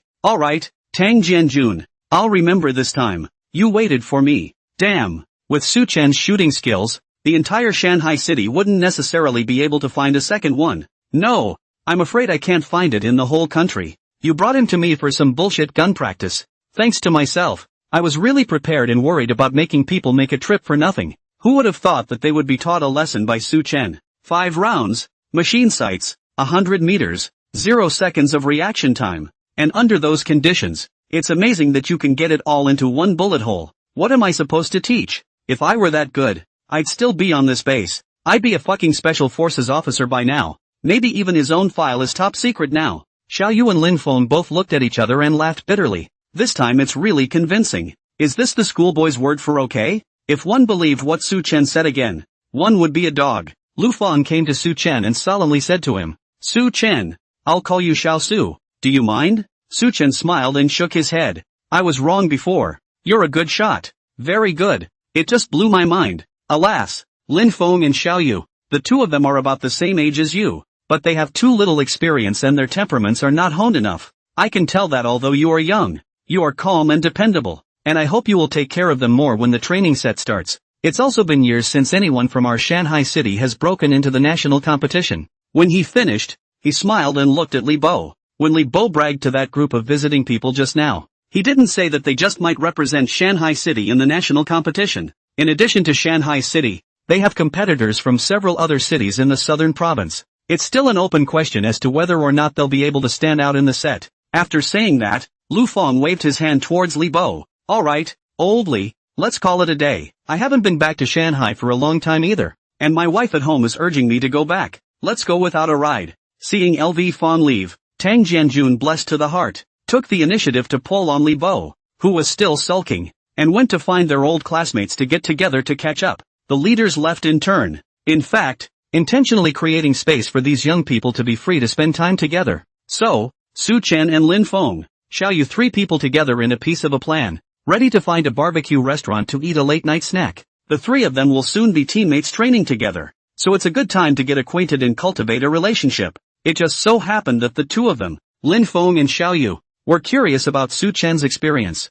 Just now, after hearing the gang say that Su Chen was an expert in anti-pickpocketing and had even defused bombs, they had long wanted to open their mouths and ask Su Chen about it. The three of them walked for a while and came to a food street, staring at a barbecue at a glance. A long evening breeze blew by, and the aroma of barbecue came out of the store and filled the whole street. It was getting late, but the store was still crowded, so the three chose a spot in the corner and sat down with their coats wrapped around them, sealing their respective uniforms securely inside. This is the daily operation of the police out to eat. Otherwise, wearing a police uniform strutting in, eating not to mention, may affect the business of the store. Since neither of us can drink, let's have a Coke instead of alcohol. Cheers. All three have a mission. Naturally, they can't just drink alcohol outside, so they have to get a Coke to refresh themselves, and a few tables behind the trio have long been filled with empty bottles of wine. A few bare-chested strong men drinking and boxing. So happy. It's so cozy with a little breeze, a drink and a barbecue. I guess I won't be able to eat it when training starts. Su Chen lamented as he looked at the crowded store. Lin Feng and Xiaoyu also nodded their heads and cast envious glances at the diners around them. Suddenly, a rough voice came from behind him. Dude, didn't your mom tell you to say you're sorry for hitting someone? The trio frowned and looked back, only to see a burly, bare-chested man behind them stand up and ask a question of the group of hostages who were about to leave next to them, seemingly bumped into by them. The burly man's voice had a hint of drunkenness in it, and judging by the number of bottles, it was clear that he hadn't had much to drink, and had already had too much to drink. Unexpectedly, although the several people on the opposite side were not as tall as the strong man, they did not give in terms of their aura, and even provoked with an arrogant expression. Just bumped into you. What the hell? Call the police if you don't. Shit. Try pointing one more fucking finger. As soon as these words came out, the remaining few burly men on the table all stood up at once and cursed at the opposite group. Grass. Pretending with me. Right. What? Do a battle. Damn it.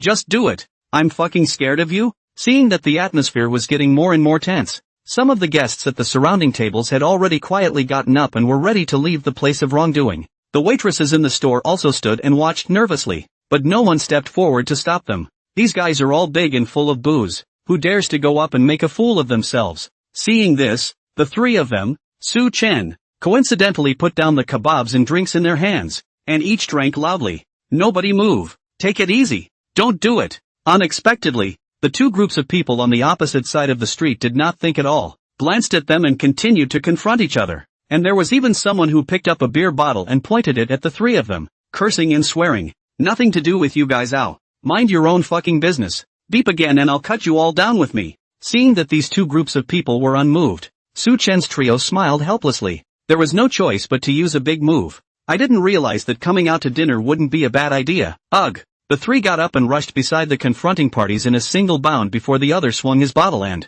with a zip, they unzipped their jackets and took them off, revealing their respective uniforms. A police officer, two SWAT officers, stood brightly in the center of the barbecue restaurant and became the center of attention.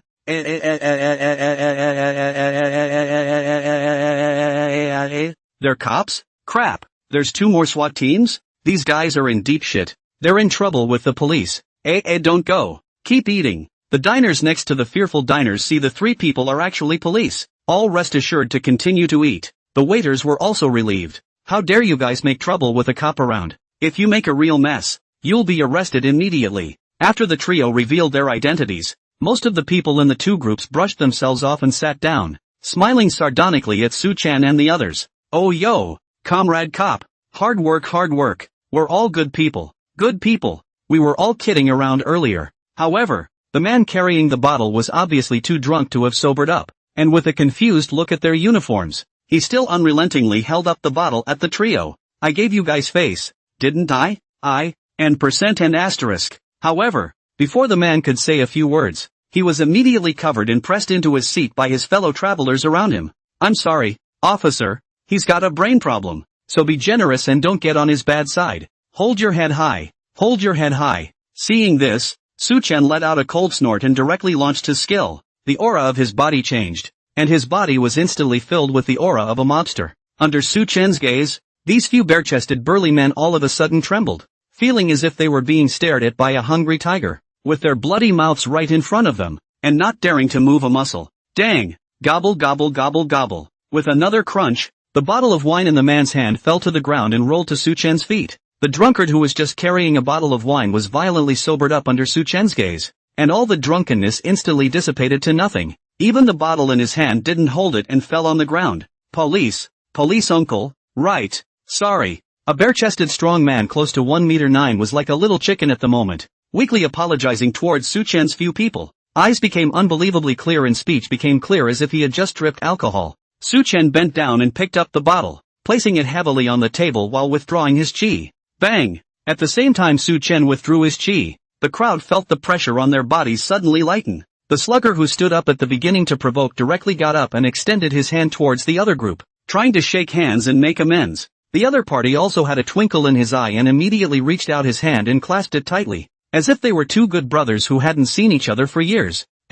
Old brother. I wasn't paying attention just now and bumped into you. I'm really sorry. This meal is on me. Harm. How big a deal. I was just joking around. It's fine. It's fine. The two of them were so happy that it was as if the altercation that had just taken place was just an illusion. The remaining few people also had awkward smiles on their faces and subconsciously rubbed their hands together in their seats. It's a well-known fact that people always pretend they're busy when they're embarrassed. Right now by Su-chan three people as well as a room of diners watching a few strong men. Some are rubbing their hands, some stifled steak garlic, some hold up an empty cup pretending to drink water. There are also people pick up kebabs. 3 over the lips but not into, pick up and put down. Seeing that the situation had calmed down, Su-chan's trio returned to their seats and continued eating. Just as the three of them were about to leave, a brawl suddenly erupted in the small square outside, and even a loud slap was heard. Do you have a fucking conscience? Aha? Anyone else making trouble? Su-chan frowned, and after quickly settling the bill the three of them stood in front of the barbecue restaurant and looked outside, only to see that a woman was sitting on the ground, next to a middle-aged man crouching on the ground to protect her. There was another woman across the street who was swearing at them. The original wife catches the mistress? Maybe. Let's take a look and figure out what's going on. The three saw the situation, decided to put on the jacket first, press the troops, to understand the situation before. Generally this kind of dispute, they police are not convenient to hands tube. The group of people who had just gone bare-chested were also spectating beside them, and they bowed their heads when they saw Su-chan's few people. Just as the crowd was concentrating on the fun, Su-chan suddenly felt the fate loom in his mind begin to turn. Aha! There's a wanted man around? Su-chan's spirit immediately tightened, his gaze looking around. However, a number of people had already gathered here. Men and women, young and old, and even old people with children stopped to watch. After all, it's in our nature to love to watch, especially the drama of family ethics. It is the most popular. You guys keep an eye on it. I'll look on the other side. Good. Su-chan instructed Xiao Yu and the others, and then walked towards the direction where the sensation was strongest. Meanwhile, at the outermost part of the crowd of onlookers, a little girl took her grandmother's hand and pointed at the store where Su-chan and the others had eaten and said, "Grandma, I want to eat barbecue." The old lady next to her, however, ignored it and was standing on tiptoe to look into the crowd, making a half-hearted effort, solely letting go of the little girl straight away, muttering under his breath and using a wave of brute force to push the people around him aside. He was finally content to squeeze into the crowd and see the action. Behind her, A woman approached quietly and crouched down to address the little girl who had just been dropped off by her grandmother. Little sister, let grandma rest and relax. I'll take you to eat meat, okay? While saying that, a handkerchief quietly appeared on his hand and directly covered the little girl's nose. Before the woman could say anything, the little girl lost consciousness and fell into the woman's arms. Meanwhile, Su-chen had finally confirmed the location of the wanted man. Just on the other side of the square, on a bench, sat a middle-aged woman wearing a hat and a mask, but instead of watching the action, she had her eyes on the other side. Su-chen stared at the system prompt for the target, and the information on the wanted notice gradually surfaced in his mind. Joe Shumi, Class B Most Wanted. Suspected of human trafficking case, homicide. Traffickers? Su-chen narrowed his eyes with a gloomy face. Being able to be on the most wanted list and being involved in a murder case means that she has definitely abducted a lot of people, and it's unlikely that her hands have been stained with an unknown number of human lives. Traffickers? Be damned. Su-chen rarely revealed a gloomy expression and just wanted to go forward to arrest him. But on second thought, by the looks of her, there should be her associates nearby.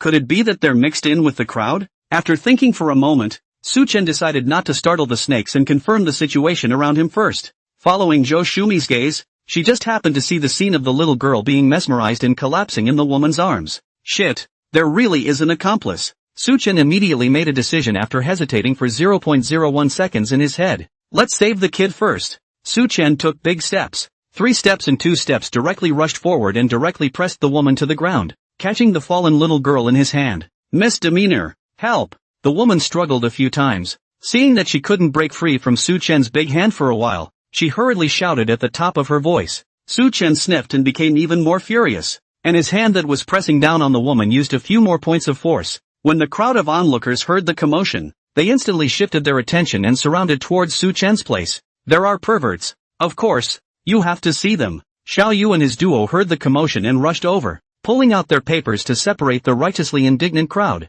We are police officers on duty. Everyone take it easy. Right at this moment, the original spouse and Junior and the others who had just been quarreling surprisingly also stopped arguing, cautiously looked at Su-chen, and exchanged glances with each other. What the hell? Got a cop? Withdrawal. The 3 got up and tiptoed around, ready to leave quietly. Su-chen raised his head and noticed the sneaky figures of the 3 people, and his mind turned and reacted. What a great match. Staging a ripoff in the plaza at the height of the crowd to attract attention, and then targeting the children who are led by the elderly, is a great plan. It's a good thing the 3 of them were there today, or the boy would have been in danger. Don't let them get away. They're a gang. Seeing Su-chen pointing and shouting at the back, the crowd turned their heads to see that the 3 people who had just been tearing each other apart were indeed about to escape. The 3 ran faster when they heard the sound. Before he could take a few steps, however, he was directly pounced upon by a group of men. Fuck, I hate human traffickers. Uncle Policeman, we got them. A group of big, bare-chested men easily stopped the 3, the same group they had met at the barbecue. When Su-chen saw them calling themselves police uncles, he also laughed out without any good reason. What do you call a police uncle? I'm in my fucking 20s. You're all in your 30s and 40s. What's the point of calling me uncle? Ouch. My enamorada. What's wrong with you? The old woman who had just squeezed into the crowd, this time crying, with small steps arching away from the crowd rushed out. However, they were isolated by the Lin Feng duo. What's to stop you guys from letting me through? That's my granddaughter. Su-chen frowned and questioned. Your granddaughter? Is that how you look at children? Where were you when she was mesmerized? Too busy watching someone catch a mistress. Are you? Is it good? The old lady's face shifted for a while, stuttering and unable to speak. So she directly ignored Su-chen's question and said forcefully, I don't care. That's my granddaughter. Hurry up and give her back. However, the 3 remained indifferent, and even passers-by came up to discourage them, saying that someone had already called the police and that the police would soon come to deal with them. Seeing that the situation was under control, Su-chen turned back to look. However, Joe Shumi's figure was long gone behind him. Fortunately, the destiny loom was still firing. Su-chen could vaguely sense that the other party was still near him, in the southeastern position, but the sense gradually became weak, and waiting for a little while longer was estimated to be beyond the sensing range. No, never let her go. Just leave it to them for now here. Seeing that he was about to lose sight of the other party, Su-chen grabbed Lin Feng, handed the little girl over to him and instructed him, then immediately got up and chased after the wanted man in the direction he had fled. Su-chen! Xiao Yu and Lin Feng both called out with a puzzled look on their faces. Su-chen's footsteps lurched and suddenly turned back to start undressing. Su-chen! What are you? Keep it for me for now and I'll come get it from you later. After saying that, Su Chen ran away without looking back. He took off his jacket and uniform? What's he up to? Forget about him for now. Let's take care of this place and wait for the police to arrive. Well, just send him a message later. Su Chen, who quickly stepped out of the crowd, wiped his hands on his face as he passed a corner and directly changed his appearance. Despite having pulled his jacket tightly and completely covered the police uniform on his body, Su Chen still felt that there was some danger, so he cast Thousand Faces and made a set of double insurance. This outfit, this face, even if she didn't use her ability to reduce her presence and strut behind her, she would never recognize herself. And even if she found out she was following her, she would never be the least bit suspicious. If Su Yunxiang and the group of police officers who had participated in the undercover test and had seen Su Chen's disguise skills were also here, they would have inevitably exclaimed in shock, "Old Den, it's you again." Ahead, Zhou Shumi went further and further off course, and suddenly dodged and turned into the alley at hand. It was nighttime, there weren't many people in the alley, and if he continued to follow, the other party would only have to look back, and he wouldn't even have a place to hide. Luckily, I had prepared myself. Su Chen smiled faintly and waited for a moment before taking a staggering step and similarly turning into the alley. Zhou Shumi behaved fairly normally when she was on the street, but as soon as she arrived in the alley, she instantly became countless times more alert, pausing every now and then to look back. There had been no sign of the stalker, and she gradually dropped her guard, pulling out her cell phone to make a call. "We just ran into the cops, and the group you're looking for all folded in."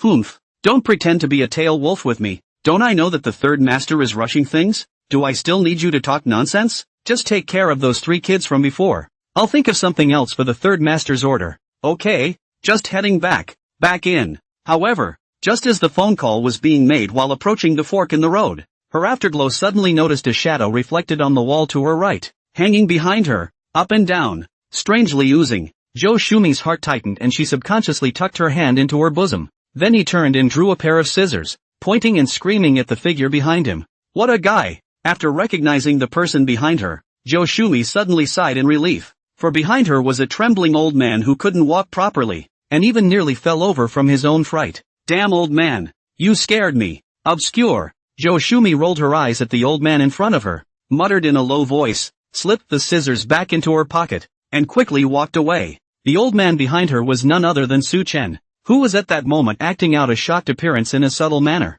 Su Chen was prepared to directly take down Zhou Shumi, but just as he was approaching her, he suddenly heard the contents of the phone call, which interrupted his action. Judging from the phone calls made just now, the group of people arrested in the plaza were just a bunch of shrimps, at best temporary workers. The man who spoke to Zhou Shumi, and the third master above them, are the real big fish? I'm afraid. It looked like they had already captured the 3 children. It was fortunate that they didn't arrest them directly, or else they would have spooked the snake and let the big fish go, not to mention that it could have caused them to tear up the ticket or take away the 3 children in advance, which would have been dangerous. Changing his face again, Su Chen landed at a distance of 20 to 30 meters behind Zhou Shumi and followed from afar. After 7 turns, the woman finally entered an old neighborhood. Happy New Village. The wooden stairs creak as you walk up them. There are not many neighbors around, and those who live here are basically old people, and there are almost no young people renting the room. Su Chen stood downstairs in the neighborhood and turned around. It was indeed a good place to breed crime and harbor criminals.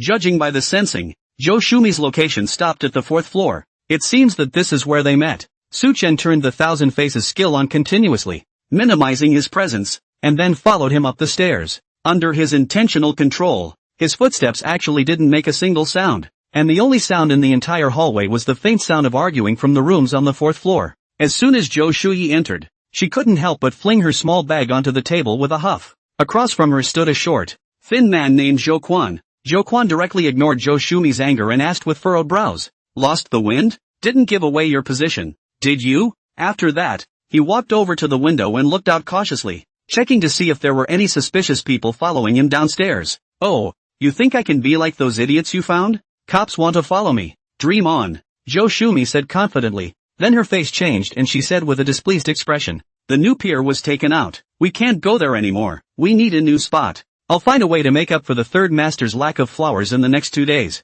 As soon as he came to the 2nd floor, Su Chen heard the sound of Zhou Shumi and Fatty's conversation faintly coming from upstairs, and carefully listened with his side ear. "Well, get a flower back as soon as possible. Something tender and standing. It has to be available by tomorrow morning. Change some points." "Oh, The old doorway has been trampled on. What points are there to change? Joe Shumi was startled and asked. What do you mean? It's not easy for us to gain a foothold in Shanghai City. And we're leaving again? Joe Quan said in a deep voice. Well, news has come from Third Master's side that Shanghai City is not safe anymore. The cops here don't know what kind of madness they've gone through. First sweeping the underground casinos, and also taking out the thieves' nests in the south and west cities in one fell swoop. And Master San is worried that if it continues we'll be hit as well. So he's going to take a boat to a different place overnight. Joe Shumi frowned. A casino? A den of thieves? What do we care? Joe Quan shook his head. The owner of the underground casino has confirmed that it was arranged from above and is one of their own.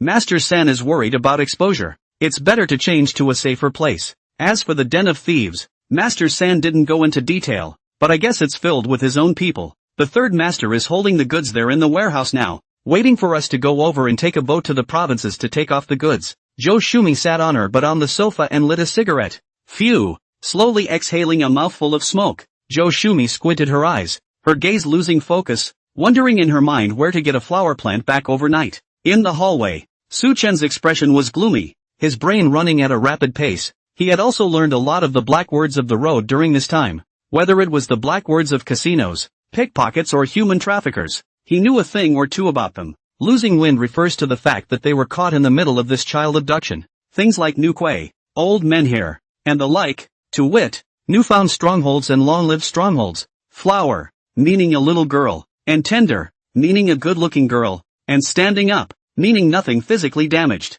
As for taking off the ship by boat, it refers to trading with the seller and successfully selling the dolls on hand. Listening to this group of people had the same organization behind them as Qin Hong and the others. Vaguely, it was as if there was a large invisible hand that loomed above Shanghai City, controlling the underground forces of Shanghai City. Qin Hong and three masters of this group should be just some pawns, small people. The real mastermind behind the scenes so far is still no half news. Perhaps after arresting the third master, he could ask something out of him, and hopefully he would know a little more than Qin Hong. Su Chen thought with a grave expression on his face. When Qin Hong was interrogated before, he had little knowledge of the organization behind him, and could not ask for any valuable information at all. But Master San's gang is in the business of human trafficking, and there are many buyers. Even if they, as sellers, handled all sorts of traces cleanly, the buyers were probably not so vigilant there, and with so many buyers, they might still be able to dig out some traces. Su Chen's heart was filled with a wave of happiness. Fortunately he had bumped into their actions tonight, or else he had really let them get away. But since you've been caught by yourself tonight, none of you are going anywhere. Joe Shumi, together with the men in the room, and the third master they spoke of, should be all the members of the human trafficking gang in Shanghai City. Right now, Master San was at the warehouse, so the two of them must have rushed to the warehouse as well. As for the goods, in their mouths, they should be the children who were abducted by them earlier. These guys, damn them. Su Chen clenched his fists. For the first time there was a feeling of powerlessness inside. This kind of human trafficker is right in front of him and can't be apprehended is really too hard to bear. In fact, it would have been easy for him to grab two of them right away, but he didn't dare to make any rash moves at all. He didn't know the location of the warehouse yet and wasn't sure how long it would take to get there from here. Once in the process of arrest or interrogation, letting the third master know the situation here, it is likely to lead to the kidnapped children being harmed, and be taken away directly. Not to mention, in case they are directly torn off,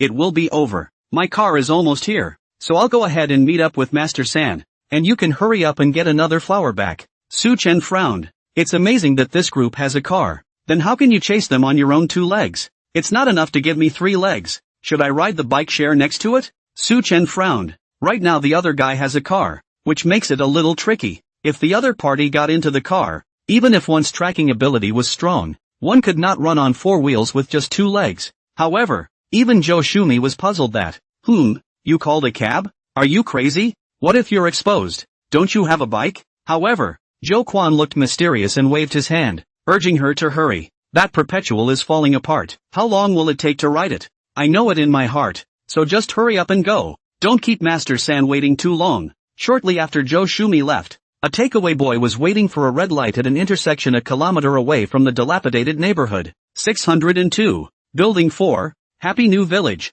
1 kilometer away. Penthouse again. So convincing. The light turns green and the delivery boy whizzes past, speeding in the direction of the happy neighborhood. Just as Su Chen left the hallway and found a hidden position to monitor the door of the unit, The two people upstairs also left the house at the same time. Su Chen hesitated and followed Zhou Quan. There's no way to do that. You're alone, and on balance. It's more important to go ahead and make sure where the warehouse is and what's going on with the kid. After all, even if Zhou Shumi captured the child, she would still have to bring it back to the warehouse, and as long as she could wipe them out at the warehouse, everything would be fine. Unexpectedly, Zhou Quan did not leave after walking out of the cell door, but instead walked straight to the row of bicycles parked in front of the cell. Came to a worn-out old bicycle. Zhou Quan pulled a rag from the frame, shook it, carefully wiped the car again, wrapped the cushion of the plastic bag was rubbed rustling. Alas, after so many years of riding, you are at the end of your life. It's time to get an electric car when we change places. Su Chen hid in the corner of the blind spot of his vision and watched with a helpless face as Zhou Quan slowly wiped his bike. Dude, aren't you going to the warehouse? What's with the rubbing of the car? Is this the car you were talking about? Man, this car is so beat up. There's really no need to polish it, is there? Just as Zhou Quan picked up the lock of the car and earnestly wiped it back and forth with a rag from top to bottom, the empty streets resounded with the sound of a battery-operated car winding up, and from a distance, a blue helmet was speeding in Zhou Quan's direction. Soon, a thirsty takeout boy rushed to the entrance of the neighborhood on a battery-operated bike in a windy manner, took a bag of takeout from the car, and looked around. The sky is too dark. The little brother looked at half a day, did not understand the happy new village in the end which building, just to see next to wipe the car. Zhou Quan asked loudly, Dude, is happy new village here? Zhou Quan sniffed and walked over carrying a rag. Yeah, that's it. You deliver, right? What building are you going to? The delivery boy's eyes lit up. Building 4, do you know where that is? Zhou Quan pointed to the innermost building of the neighborhood and said, Go straight and turn left. The innermost one is. The delivery boy looked away and muttered, Damn, the top floor even. It's still at the very end. What a delay. Okay, thanks buddy. Then he winded up running into the neighborhood, straight to the innermost building. Zhou Quan smiled and waved his hand, watching the delivery boy leave. Seeing this, Su Chen frowned. Intuition told him this delivery boy wasn't that simple. Could this be the car he called? No, in that case the two do not need to pretend not to know. Directly get in the car and go away. Anyway, there is no surveillance in the neighborhood. Do the show no one to see. Moreover, this car a bunch of mineral water, fruits and vegetables. How to look at it does not seem to come to pick up people. Strange. It still feels like something's wrong. Sure enough, just a moment after the delivery boy entered the door of the flat, Zhou Quan suddenly made a move. Directly discarded the rag. Skillfully fastened the lid of the battery car. Will be hanging on the car bucket of water? Fruits and vegetables messy takeout all pushed down from the car. When Su Chen saw this, he secretly said that it was not good. Shit. So that's what Zhou Quan meant by hailing a car. So you're not trying to ride in the back seat of a delivery boy. You're just stealing someone's car. Good man. You've opened up your mind completely. I wonder how hard it must be for the delivery boy to come down later, see the mess all over the place, and see that his battery car is gone. Who did the takeout guy invite? With all this, I guess little brother is going to work all night today for nothing. It may even be that the whole day's work has been wasted, and I'm afraid I'll be docked. Zhou Quan, you're such a fucking asshole. However, before Su Chen could mourn for the takeaway boy in his heart, he saw that Zhou Quan had already sorted out the bits and pieces on the battery car and was about to speed away. It's broken. How can I chase his battery car with 2 legs of my own? Su Chen looked around. There were rows and rows of shared bicycles on the roadside, but by the time he pulled out his cell phone and unlocked it, the other party had long since run away. In a moment of urgency, Su Chen locked his eyes on the permanent brand bicycle that Zhou Quan had just wiped. Hiss. It didn't look like a good ride, but there was no other option at the moment. Let's hope our own carrier mastery can turn this old car into something new and revitalize it. After making the decision, Su Chen rushed straight to the bike and moved it to the road. Consider that in case Zhou Quan recognizes the car, he will realize that he is being followed. Su Chen directly ripped off the car a variety of packaging, plastic bags, rag cushions, and even directly roughly unloaded the cushion of the car's back seat before flying and riding on it. The moment his butt sat on the car cushion, Su Chen's Silver Class Extreme Speed Rampage was immediately launched, and the information delivered by carrier proficiency immediately appeared in his mind. The condition of this bike can really only be described as tragic. As good as it looks on the outside, there's not a single thing about this car that's good. Chains, tires, line pipes, brake lines, brake pads, almost all reach the end of their useful life. The brake pads, in particular, are worn almost to the limit. Did not pedal a few times, the bicycle parts creaking, every few turns of the wheel, to send out a noise, to Su Chen's ears as a burst of wailing. With the carrier mastery, Su Chen was like an old Chinese doctor taking someone's pulse, accurately analyzing the car's problems through the gusts of wailing. Right now, Su Chen could only secretly pray in his heart. Che, hang in there. The kids are counting on you. In the next second, Su Chen directly stood up, his feet stomping out sparks of fire as if he had stepped on a wind turbine. Damn, that footwork, it's amazing. Enduring the sometimes stagnant and sometimes smooth feeling under his feet, Su Chen gritted his teeth and quickly stepped on the pedals left and right, the timing and strength of each step maintaining the fastest acceleration while avoiding damage to this old car. Along with the creaking sounds becoming more and more frequent, the speed of the bike also became faster and faster, and the sound of whistling wind had even appeared in Su Chen's ears. On the road, a row of riders wearing professional riding suits and fully equipped were engaged in high-speed riding. It felt like there was suddenly a black shadow whistling by their side, followed by a gust of wind sweeping past their ears. Crap, what just went by? Shit, who brought a motorcycle on a bike path? What's wrong with you? Brothers, go after them and take a look. Go! There was an extremely ridiculous scene on the road. Zhou Quan, who was riding a battery-operated bicycle, hummed a little song, enjoying the windy speed as he drove in the direction of the warehouse. Behind him was Su Chen riding a broken permanent bicycle, pedaling fast with both feet, hanging tightly behind the battery car for dozens of meters. And behind Su Chen, there was a group of well-equipped, neatly postured and well-trained riding teams. This group of people were professional cyclists from a cycling club in the southern province,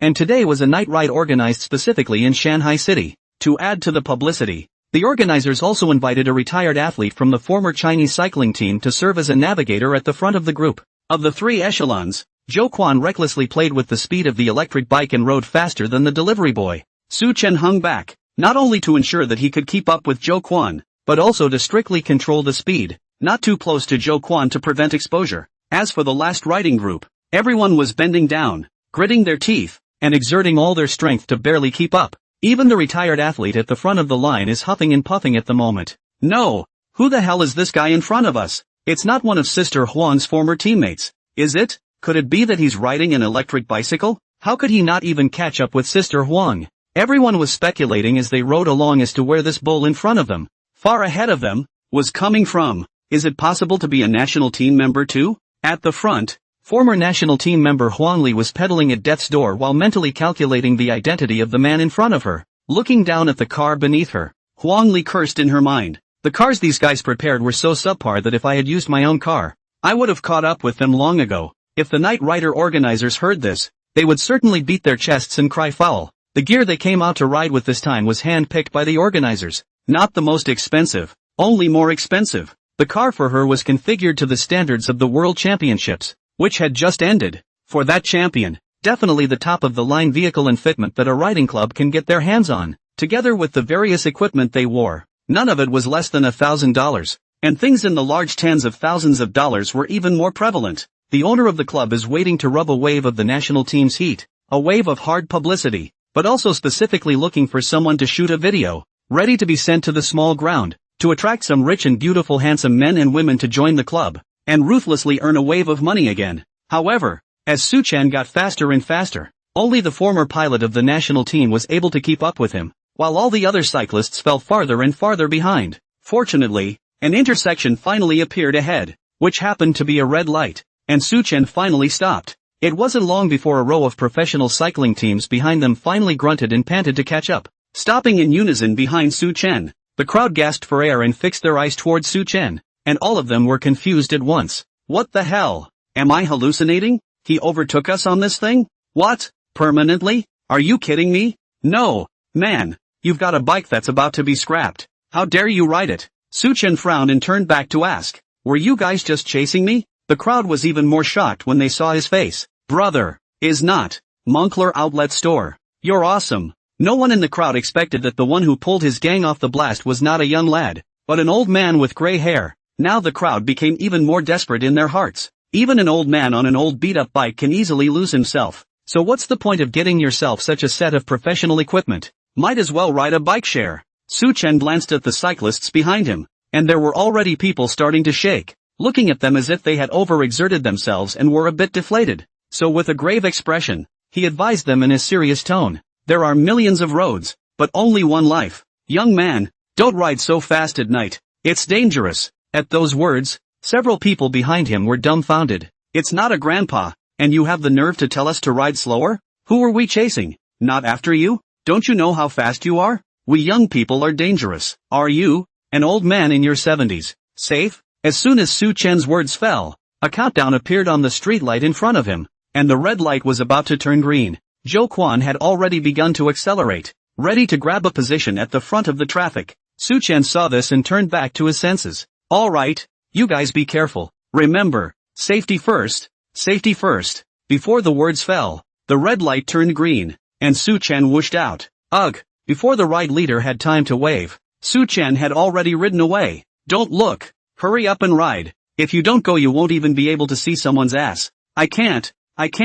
I really can't ride anymore. In the team, a few of the less physically fit members were panting heavily, really exhausted and unable to pedal at all. Shit, don't message anyone in the group tonight. Let's just pretend we didn't come out tonight. If they find out that a broken permanent is pulling the plug on a couple of us, we won't be in the loop. Well, I can't afford to be ashamed of that. Leader Huangli sat in the car, hesitated for half a day, and finally also chose to give up. The group was instructed to get together and carefully sift through the photos and videos that had been taken tonight and were ready to be posted on Little Earthquakes, deleting all those that had Su Chen in the picture. Being overtaken by a broken to the bone permanent with an old man on the bike is bad enough. It's okay to be overtaken. It's okay to say they're being sneak attacked, but the point is that they're riding with their lives on the line, and they still can't catch up. If this is known, they must not be laughed at. It might even make it to the hot seat, and that would make it even more shameful to be in the cycling world. The crowd all made a heartfelt decision to keep their mouths shut about the chase they had just been on. The member at the end of the line took off her helmet to wipe off her sweat and inadvertently noticed that the woman sitting in the passenger side of the vehicle behind her was holding up her cell phone and filming them. The moment his eyes met, the woman taking the video smiled awkwardly and held up her cell phone and waved at him. Sister Huang, it seems like it's no longer useful for you guys to delete the photos. For what? Huang Li was puzzled, until the team member turned back and pointed toward the vehicle behind him, and the crowd looked over, all heartbroken, only to see that apart from the people in the car just now, there were several other cars that didn't move at all of them filming them. Done. This time it's a big mistake. You don't think any of them are on the air, do you? Just as the crowd nervously scanned the vehicles behind them, in a Porsche, the man in the driver's seat was arching his hand and clasping his fist towards his cell phone screen from time to time, and mouthing words. Thank you to my flying brother for the Porsche.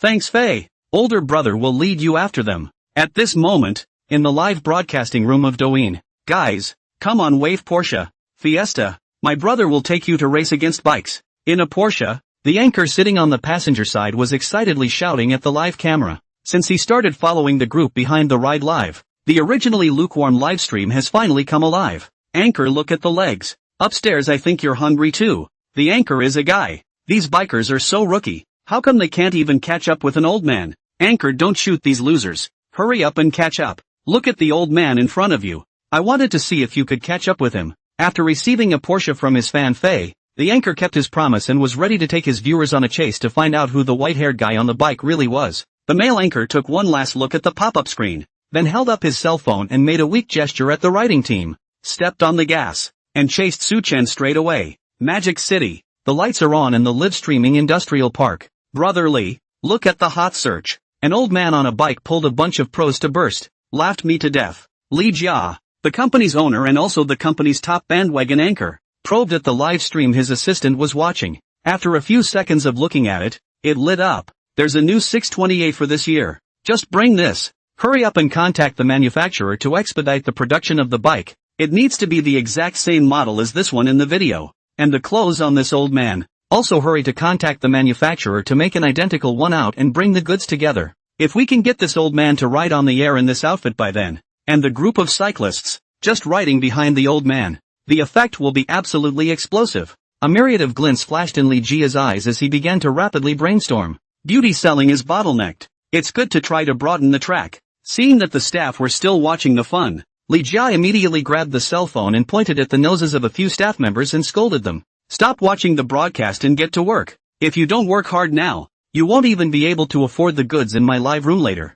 Employees see the situation hurriedly resumed the state of overtime. Contact manufacturers to produce goods. Contact live official preparations for special live. Meanwhile, in the city village a few kilometers away from Su Chen and the others, the third master had just checked on several children and locked the warehouse door before returning to his room. Laying back in his recliner and turning on the live stream, 70-year-old man races cars live and pulls off the nationals. What the hell? So outrageous. Click through and see. Master San rested one hand on the back of his head and tapped on the live stream with his cell phone in one hand. The image was the very same one that had just seen the writing group get pulled apart by Su Chen. Holy shit. It's really an old man. It's awesome. This car is the same as the one Joe Kwan's guy is riding. Wait for him to come back and show him. Oh, the guy on the battery bike in front is also a naive batch. Can't even get rid of a bike? The third master was just about to swipe a gift in passing when he suddenly received a prompt. Not currently logged in to give a gift. Ugh. It's so annoying. Brush a gift still have to have an account.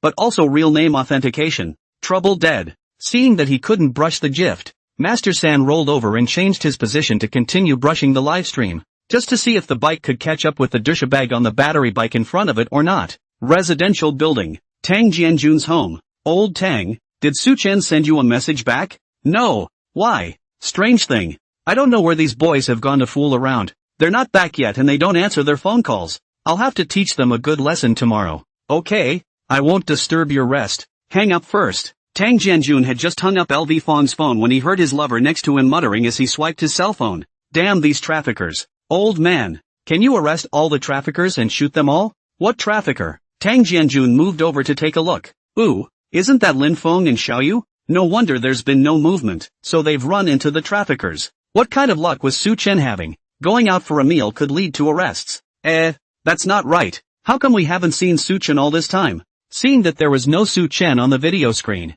Tang Jianjun took the cell phone from his lover and dragged the video progress bar repeatedly, finally spotting Su Chen's figure at the beginning of the video. What's this kid doing in such a hurry with his clothes off? Could it be that a wanted man has been found, just like at the celebration? Thinking of this, Tang Jianjun sat up at once with a serious expression. The love of his life tensed with him when she saw that look on his face. What happened? Old man? Get some rest. I'm going back to the station. After saying that, Tang Jianjun put on his clothes in a hurry and prepared to head to the Xiqing branch, sending a message to Chen Li on the way as well, synchronizing this matter to him. Urban village. A dilapidated van slowly pulled in, and Zhou Shumi came down from the car with a little girl in her arms. He looked around warily, then took small, quick steps to where the third master was. The sound of two men conversing came from the house. It's good to be back so soon. Let's see. Well, the flowers are so tender. They'll fetch a good price. Lock up the warehouse first, and when Zhou Quan returns, we'll withdraw. Zhou Shumi raised her eyebrows when she heard that Zhou Quan hadn't returned yet. Where did this one go? Why is he slower than me? By the way, third master, do we have to go? Change it up and we'll start all over again. The third master reclined back into his recliner without lifting his head. Shanghai City is a bit dangerous. We must leave. There's no need to discuss this matter anymore. Listen to me. Then he said with a mocking look at his cell phone screen. This stupid spawn on a battery-operated bike. He's been chased all the way and still hasn't realized there's someone behind him. This kind of person is drooling when he's cured. Zhou Shumi curiously looked over and saw the live feed and brightened up. This old man in the back is riding a bike that looks quite familiar. It's just as broken as Zhou Quan's. Yeah, I feel exactly the same. When Zhou Quan comes back, let him see how people can ride so fast. Zhou Shumi watched the live broadcast for a while, and the more she watched, the more wrong she became. Wasn't this road on the live feed the same place he had just passed when he came over? Why are these guys driving here too? Before she could think about it in detail, there was a sound of a battery-operated car outside the house. The two men's eyes instantly tensed, looking nervously out the window. In the next second, Zhou Quan's figure appeared outside. After getting down from the electric bike, Zhou Quan waved at the two people in the house, then took 3 steps back towards the house. TSK, TSK, TSK, the electric bike ride is just awesome. It's a real nice car. Check back to see what make it is. What are you two looking at? Everyone's here. Let's get ready to go? However, after Zhou Quan asked, he found that the third master and Zhou Shumi looked at their cell phones and then looked at themselves with angry faces. What are you two looking at? What's wrong? The third master reached out and pointed at Zhou Quan, his voice trembling. Silly spawn on a battery-operated bike. It's fucking you. You have the nerve to ask. You motherfucker. Turn around and see for yourself. Zhou Quan turned his head and realized that not far behind him, the corner of the intersection was suddenly filled with a bright white light, the headlights of the Porsche, and on the light-covered wall, a shadow on a bike appeared, lengthening and approaching. Shit, why is this place full of little alleyways? Old-timers, it's really not that I'm not going after it. This is something I just can't drive in. At the entrance to the urban village, The Porsche was parked in front of the small hutong, the lights illuminating the hutong as if it were daytime. The male anchor and the viewers of the live broadcast watched as Soo-chen scurried into the small alleyway and disappeared without a trace after crossing a corner. Day Nima. Anchor refund. Trash anchor. Cheating brothers to swipe gifts. Right? Let's go. Let's go. It's better to watch the fracking anchor here than to watch the legs. Seeing that the anchor stopped at the intersection after collecting the gift and did not go inside, the live broadcast room has been verbally abusing him, especially the several Gold Masters big brothers who took the lead, and they have said that they will not watch it. Old Iron Men, take it easy. I'll get out of the car and go after it, okay? The anchor parked the car in a hurry, then drew out his cell phone and got out of the car, holding it high and aiming it in the direction in front of him, chasing after Soo-chen towards the location where he disappeared. After the anchor ran off, the residents of the urban village poked their heads out and surveyed the red Porsche parked outside, especially a few old men with skinny, bare-chested bodies. A hint of caution flashed in their eyes. What the hell? Third Master, why am I a stupid egg? Jo Kwon looked at the two with a confused face, puzzled. There are usually cars coming in this town center village. Why is he still involved? Jo Shumi opened the door to her room and waved her hand at him, greeting him as he hurried in. After returning to the room, the Third Master recounted the passage of the live broadcast to Jo Kwon, who then understood what had happened behind him along the way. Don't tease me, Third Master. I've been writing for more than 10 years. I still don't understand how fast that car can ride. Jo Kwon had an awkward smile on his face, but he saw that the two people in front of him didn't pick up on it at all. It's a good thing we're leaving tomorrow, or our old home would have been exposed by your stupid spawn. The Third Master put away his cell phone, glanced at Jo Kwon, and cursed without a good mood. Between the words, though, he didn't take the people following behind him too seriously. It's not the police anyway, so even if the anchors find this place, they'll be here to see what's going on at best. The Third Master saw the glow of the headlights go out in the distance, and after some thought, he got right up and greeted the two men in the backyard. The car to leave Shanghai City was ready, and it was imperative to hurry up and load this batch of goods in the warehouse onto the car and leave overnight. The water in Shanghai City was too deep. They had to hurry up and leave before the night got too long. Coming to the backyard, Jo Shumi went straight to the warehouse and opened the warehouse door to check the children inside. Jo Kwon was in the van, ready to start. Just as Master San was about to move the child to the van with Jo Shumi piece by piece, clank, clank, clank, squeak, squeak, squeak. The voice comes before the person arrives. Listening to the ear-piercing mechanical friction sound, Jo Kwon felt how it sounded so familiar. That sound is like the sound of your own car. It's like that. Hearing the sound, Jo Shumi and Master San immediately put down the children in their hands and came out from the warehouse, each pulling out a sharp weapon and staring at the direction the sound came from. It had been a long time since anyone had been around their yard. The few families around had moved out long ago, and usually no one ever came here at night, much less around the backyard. Favorably, when they were about to leave Shanghai City, someone was approaching, so I'm afraid it wasn't a good thing. Soon, a figure slowly appeared on an old bicycle. Ha! Isn't that the old man on the bike? When the Third Master and Jo Shumi saw this, they both looked at Soo-chen in surprise, their hearts relaxing slightly. Who's this? Do you know each other? Jo Kwon asked suspiciously. That's him, behind you all the time. Jo Shumi stood at the door of the warehouse, pointing at Soo-chen and explaining to him. After a brief moment of surprise, Third Master's gaze became cautious and he pulled out the dagger at his waist. They knew everyone who lived in the neighborhood and remembered every face. Definitely not this old man. Could it be that he has been following Jo Kwon, not to overtake the car, but to rush us? Under the watchful eye of the Third Master, Soo-chen completely squeezed the last life out of this old broken car. After riding to the entrance of the small courtyard, the bike finally couldn't take it anymore and completely fell apart with a crash. Soo-chen was quick on his feet and stood firmly on the ground, looking at the scattered parts under his feet, and said somewhat awkwardly to Jo Kwon, I'm sorry for riding your car. What do you mean? Jo Kwon was dumbfounded. It sounded like my own car just now. It can't really be my own car, can it? It's not right. He was obviously polishing his car when he left Happy New Village. Unless it means that he was hidden from himself at that point in time and he didn't realize it? Jo Kwon's face kept changing. The more he thought about it, the more scared he became, and subconsciously reached out and picked up a stick from the side. In the next moment, what this white-haired old man said gave them the creeps. Third Master, leaving in such a hurry? Is everything ready? I was rushed by the higher-ups and sent me to take a look. Hearing Soo-chen's words, the Third Master's body was cold. From the soles of his feet to the inspiration of the sky, a chill jumped up. Gripping the dagger in his hand once more, he glanced at the warehouse next to him and suddenly switched to a smiling face and asked, Older brother. I can't understand what you're saying? Su Chen laughed. Can't understand? Blame me. I forgot to introduce myself. I was hanging out with Qin Hong. Hearing Su Chen's words, the third master frowned.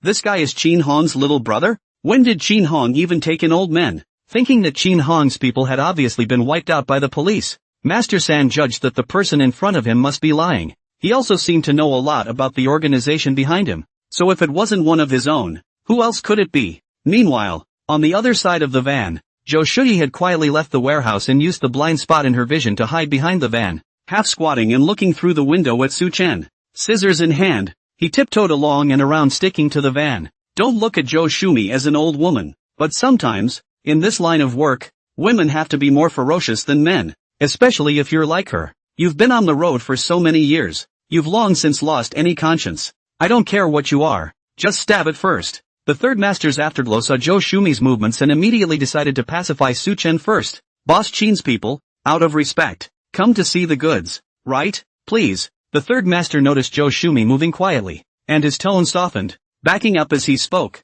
attracting Su Chen forward and exposing his back to Zhou Shumi. The third master and Zhou Shumi, one bright and the other dark, were already working together in silence without the need for many words, and judging by how skillfully she and Master San worked together, it probably wasn't even the first time they had killed someone. Ha! Su Chen had long since spotted the silhouette behind the van, but didn't take it to heart. If he could let this old woman sneak up on him, he'd just quit his job. So Su Chen laughed, and directly took the trick into his own hands, taking a few steps in the direction of the third master. Just then, Zhou Shumi slowly moved her feet, quietly around the position of the front of the van, appeared behind Su Chen, lit up the scissors in her hand. A flash of viciousness flashed in his eyes. When Su Chen took a step forward, he directly raised the scissors high from the back and stabbed at Su Chen by shining them at the back of his heart. At the same time, the stick in Zhou Quan's hand swung up and smashed straight at Su Chen's head. In the nick of time, Su Chen directly squeezed in front of Zhou Quan, clasped his wrist with his backhand, and in an instant, he exchanged positions with Zhou Quan, who became Su Chen's meat shield. Don't pin the stick behind Zhou Quan. Su Chen pressed him to push directly toward Zhou Shumi. Pust! Before Zhou Shumi could react, the scissors in her hand plunged straight into Zhou Quan's right chest, and the pain caused Zhou Quan to cry out with a wow sound as his eyes glazed over. After realizing that he hurt his accomplices, Zhou Shumi pupils earthquake, hands hard, and in a hurry to pull out the scissors. Pust! White knives in, red knives out. The moment the scissors were pulled out, the blood went wild and crumbled everywhere, causing Zhou Quan to let out another scream. Zhou Quan stared at Zhou Shumi with wide, reddened eyes, his gaze carrying 6 points of pain, 3 points of shock, and 1 point of horror. This panic came from the reflection in Zhou Shumi's pupils. Through Zhou Shumi's panicked eyes, he saw that the people behind him had raised their sticks high. Bang! Bam! 2 muffled sounds came out, respectively the sound of Su Chen's bat hitting Zhou Shumi's head and her head hitting the van window. When this rod went down, even the wooden rod was mostly broken. Under the double blow, Zhou Shumi's head was full of blood, fainted on the spot. Her hands were loose, and the clippers in her hands fell to the ground. The windows were all stained with blood as well, and were even smashed out with cracks. Zhou Quan, on the other hand, was kneeling on the ground with a pained face, one hand covering his chest, his hand covered in blood. With one hand, he attempted to pick up the clippers and zap them at Su Chen behind him once again. However, how could Su Chen miss him? Another baton smashed down on his head, and Zhou Quan fell down in response, smashing straight to the ground. The wooden stick also completely snapped in two after this blow. Throwing away the mangled wooden stick in his hand, Su Chen twisted his head to look at the third master. The eyes were silent, but unusually fierce and horrible. Aside from the first time he faced a gun-toting bandit, this was the first time he'd laid down such a heavy hand, almost fatal at every turn. If it wasn't for the fact that he still retained his senses and avoided the lifeblood of his body, I'm afraid that Zhou Shumi had already stabbed through Zhou Quan's heart with her first blow, and Zhou Shumi herself wouldn't have merely been knocked unconscious. If Su Chen had really sharked his head, the two of them would have been 2 dead men by now. At this moment, Master San's dagger was still raised in front of his body, staring dazedly at the 2 accomplices who had been killed in light-speed seconds in front of him, his eyes full of shock. No, where's the promised match? You 2 are going down too fast, aren't you? 2 guys fight an old man and get killed in seconds? The key to this old man is also evil. Agile action how to see does not look like a 70-year-old man, but rather like a young man in his 20s. Su Chen glanced at the dagger in his hand, grimaced, and took a step towards him. Older brother, aren't you one of Boss Qin's men? We're on our own. We're on our own. The third master stumbled as he backed away. Your own people? Who's on your side? Jin Hong would like to take me in, but unfortunately, he's already been taken in by me. All of you, get in there with him. Hearing this, the third master finally realized the identity of the person coming before him. Fuck, you're a fucking cop, Joe Kwan. This asshole was followed all the way by the police? He even brought someone straight to his home. The third master finally realized why such a hidden and remote place could be found by the police, and it was his own people who led the way, and I was happy to watch it all the way through myself. I hate it. The third master was so angry that he really wanted to pull Zhou Quan up and give him a few more vicious cuts to relieve his hatred. However, it was too late to say anything. Now the two helpers were all on the ground, alive or dead, and he was the only one left. But, since the visitor was a cop, there was always a need for operational discipline. The third master's mind turned to a plan. In the next second, he decisively pulled out his legs and ran, directly rushing towards the warehouse. Since the visitors were cops, he was perfectly capable of using the kids as hostages and stalling for a while. He couldn't believe that this man dared to ignore the lives of these children to capture himself. By then, in case the hostages were harmed, it would leave him in the lurch. He had just run to the warehouse door when he realized that the little girl who had just been abducted back by Zhou Shumi had come to her senses and was sitting on the ground staring at him blankly. The third master also froze at the sight. Shit, this old bitch can't work worth a shit. I thought they all checked out. Why is there one awake? Master San cursed in his mind and was ready to take the little girl as a hostage. However, the next second, Master San suddenly took the pain and went straight down on both knees, grimacing and screaming, both hands flopping on his back. On his back, the pair of scissors from Zhou Shumi was plunging deep into it. Unfortunately, no matter how hard the third master tried, both hands couldn't reach the scissors, and accidentally touched it to pull the wound, which in turn made himself squeal in pain. Su Chen walked up and grabbed the third master by the collar to yank him up. It was then that he realized there was another girl in front of him looking at him soberly. Seeing this scene, Su Chen instantly sobered up, and the fierce look on his face disappeared. If he'd known the kid was watching, he'd have tucked in. It's not a good idea in case it creates a psychological shadow on the child. By this time, the anger in Su Chen's heart was also finally slightly less. All three traffickers were under their own control, and several of the children were here. A few unconscious, but none of them appeared to have suffered much damage. Grass, you paralyzed. You dare to catch us? Beware of me. Snap. Hearing third master's hysterical threats, Su Chen directly slapped him over with a slap. The third master was directly blinded by this big pussy bucket fan, and said in a trance, I want to complain. You enforce the law violently and insultingly. Bang. Su Chen directly slashed the third master with a hand slash, cutting him unconscious. And violent law enforcement? It's clearly an assault and arrest. And it's negative. Su Chen looked viciously at the third master and slowly exhaled a mouthful of turbid air. Looking around the warehouse, counting this sober little girl,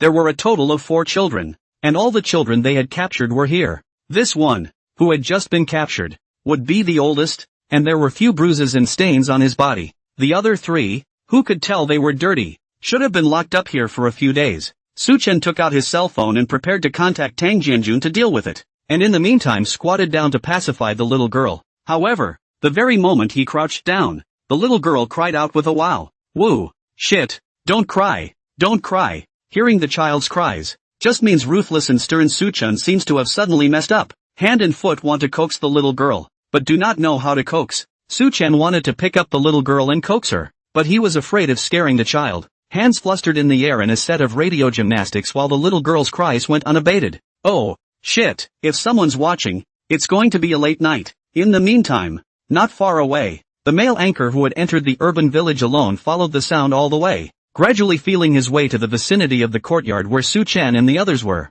just in time to hear the girl's cries. Midnight cries were heard and he shuddered, his hands gripping his cell phone firmly as he nervously looked left and right. Crap, guys, you listening? Where is this child crying from? It's too creepy. At this moment, while Su Chen tried to find a way to get closer to the little girl, he took out his cell phone and hurriedly dialed Tang Jianjun. Just after a few rings, Tang Jianjun picked up and asked in an eager tone, Hey, Su Chen, where are you people? He's back at the station now and is learning about the traffickers outside the barbecue. Through a brief interrogation, they had learned that the 2 men and 1 woman acting in the square were not in league with the traffickers, but had been hired to put on a play. As for the person who paid them to act in the play, they knew nothing about it except that it was an old woman. Tang Jianjun guessed that Su Chen had most likely discovered the mastermind behind the scene who had hired them to act, and was most likely on the run right now. So for such a long time, although he wanted to understand Su Chen's movements, he hadn't contacted Su Chen rashly, in case the cell phone message was exposed. Whether it affected the arrest or brought danger to Su Chen, it was a consequence he could not bear. Fortunately, while he and Shen Li were pacing back and forth in the office, Su Chen finally contacted him. So the moment he opened his mouth, he asked for Su Chen's location. North City, inside the urban village. I ran into a group of traffickers on the road earlier. There were a total of 3 people. One of them was a woman who was a wanted criminal, and there were 2 others whose identities were unknown, but they should have belonged to the same organization as Qin Hong, who ran the casino earlier. I'll send you the address and here are 4 more kids. Just then, he suddenly heard the shouts of the male anchors outside, and his words lurched. Tang Jianjun asked nervously as he heard him wanting to speak. How's the baby? What happened? Su Chen paused for a moment, then quickly said, Don't worry, the kids are fine. Alright Tang bureaucrat. I'm still in a bit of a hurry here, so I'll hang up first. Come on you guys. By the way, remember to call a couple ambulances. All 3 traffickers are injured. With that, he hung up in a hurry. Hanging up the phone, Su Chen poked his head out of the warehouse door, only to see that in the backyard doorway, a man was holding up his cell phone and aiming it at the old broken bicycle on the ground, shooting in circles. Holy shit, guys look at how. This seems to be the same bike from earlier. Why is it rotting like this? This old man didn't fall off his bike, did he? The man crouched down and rummaged through the bike's parts, showing them to the live audience. The pop-ups in the live stream also instantly skyrocketed. The car is falling apart like this. Is everyone okay?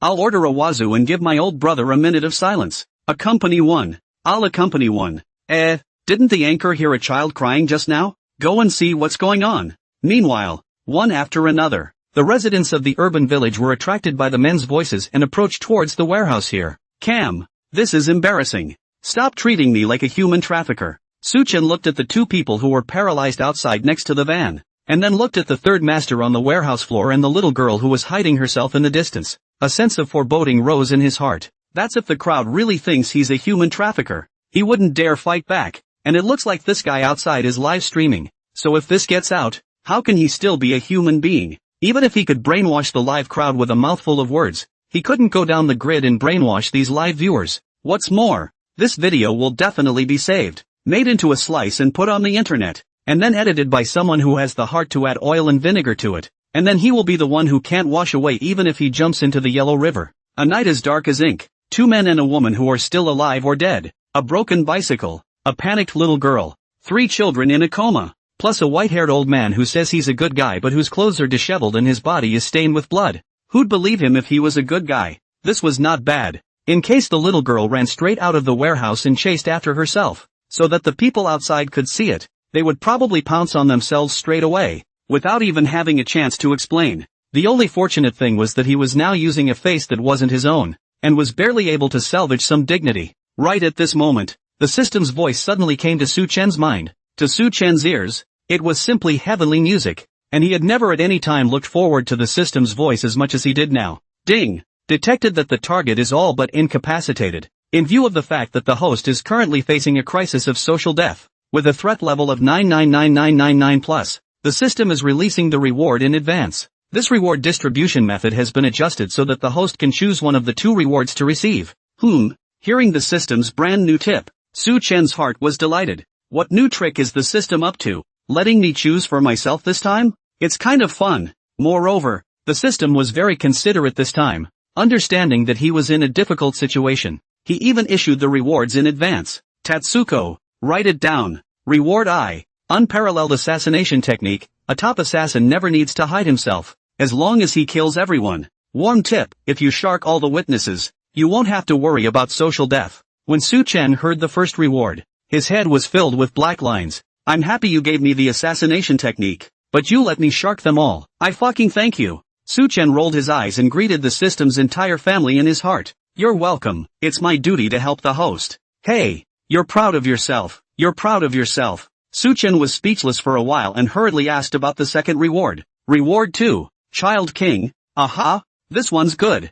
I can tell by the name that it's child-related, so I'm sure it'll work. When facing children, the affinity is dramatically increased, and even strangers will trust you unreservedly and even listen to you. Note, this skill requires props to cast, such as a lollipop, an ice cream, a toy, and other arbitrary exchangeable items. Whether or not the skill is triggered is related to whether or not the target likes the props used by the host. Su-chan's eyes lit up. That's a good skill. It just sounds a little weird, like trying to lure kids with candy. Hiss. No, this skill cannot be thought about more. If you think about it again, you are getting closer and closer to the third master who is lying on the ground. This skill, it's criminal. Within these two rewards, Su-chan did not hesitate and directly chose reward 2. The host chooses reward 2. The reward is being distributed. Reward has been issued. Please check. The system voice ended, and Su-chan felt little change in his body. Maybe the skill needs to be actively cast and is not one that enhances one's attributes like other skills, so it doesn't feel like it right now.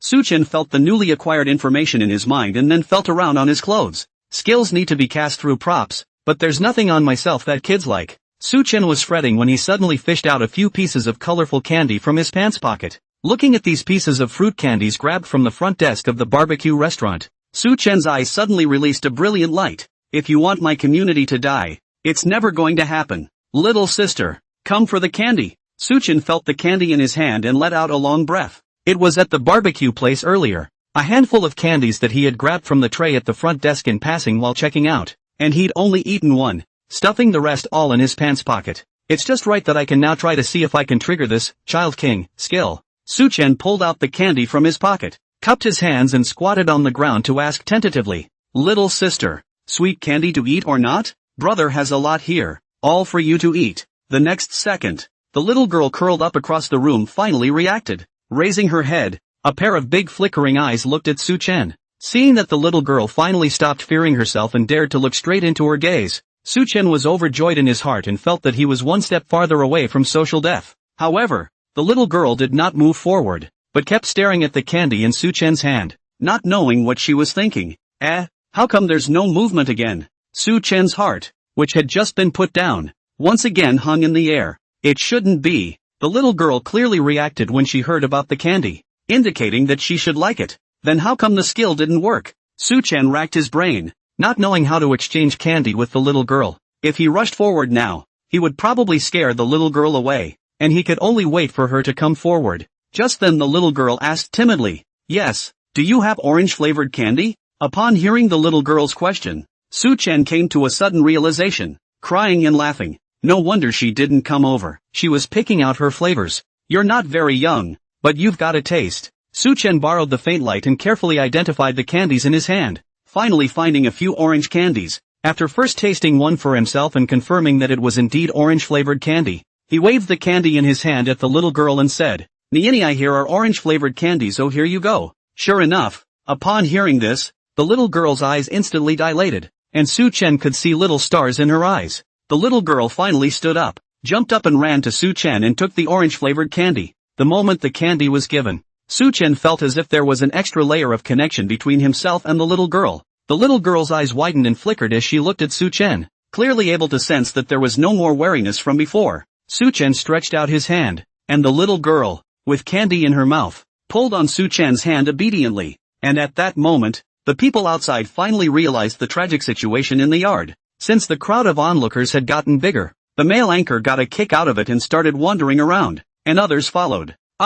Suddenly there was a cry of alarm. The crowd turned their heads to look. A woman spotted Joe Shumi and Joe Kwan, who were paralyzed in the back of the van, and backed away in fear. Crap, this is dead. Are they still breathing? Some bold ones took the initiative to go up and probe the nostrils of the two men. Although weak, but at least there is still air. Not dead, still alive. Call 120. Somebody, hurry up and call the police to catch the murderer. All the people present were frightened and everyone became self-conscious. Who knows if the bad guy who beat these two up like this is hiding in the crowd? No one wants to be the ghost of the wrongful death. One by one, all of them stood very scattered, and the other people far away from each other. Just as the crowd was fumbling and tense, the male anchor spotted the warehouse with a half-open door in the distance and subconsciously walked towards it. What's your name? In the warehouse. Su-chan held the little girl with one hand and asked gently, My name is Tao Meng. Brother can call me Peach. Peaches, I have more candy here. Do you want some?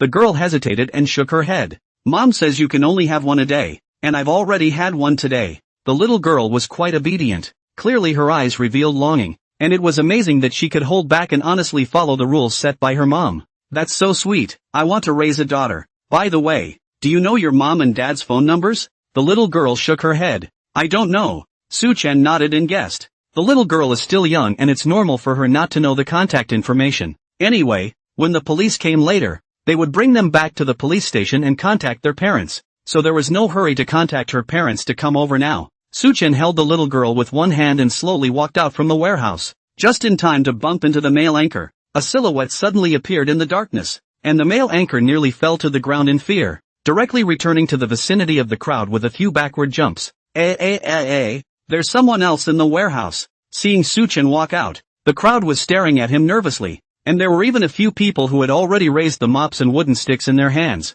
ready to act heroically at any time. Seeing this, Su Chen hurriedly raised his left hand high toward the crowd. I'm a police officer. People don't need to be afraid. These people are human traffickers, and in the warehouse are the children they trafficked. Please help keep an eye on these people. Don't let them get away. Thank you all. Su Chen unleashed the ability of the 1,000 gates and 8 generals, invariably increasing the credibility of his words, all the while still primping himself up again before walking out of the warehouse, looking as if he'd just scraped his way out of the crowd, his body revealing a haggard, tired look. The crowd was affected by the skill, and coupled with the little girl's loving appearance as she clung to Su Chen, they subconsciously believed Su Chen's words. Moreover, Su Chen's final words requesting the crowd to help watch over the criminals instantly and directly gave birth to a heavy sense of responsibility in the hearts of the onlookers, who dutifully guarded the doorway and stared at the 3 traffickers for fear of letting them escape. Giving the target a sense of mission is one of Su Chen's tips. Outside the crowd, some young people, who had pulled out their cell phones and started filming,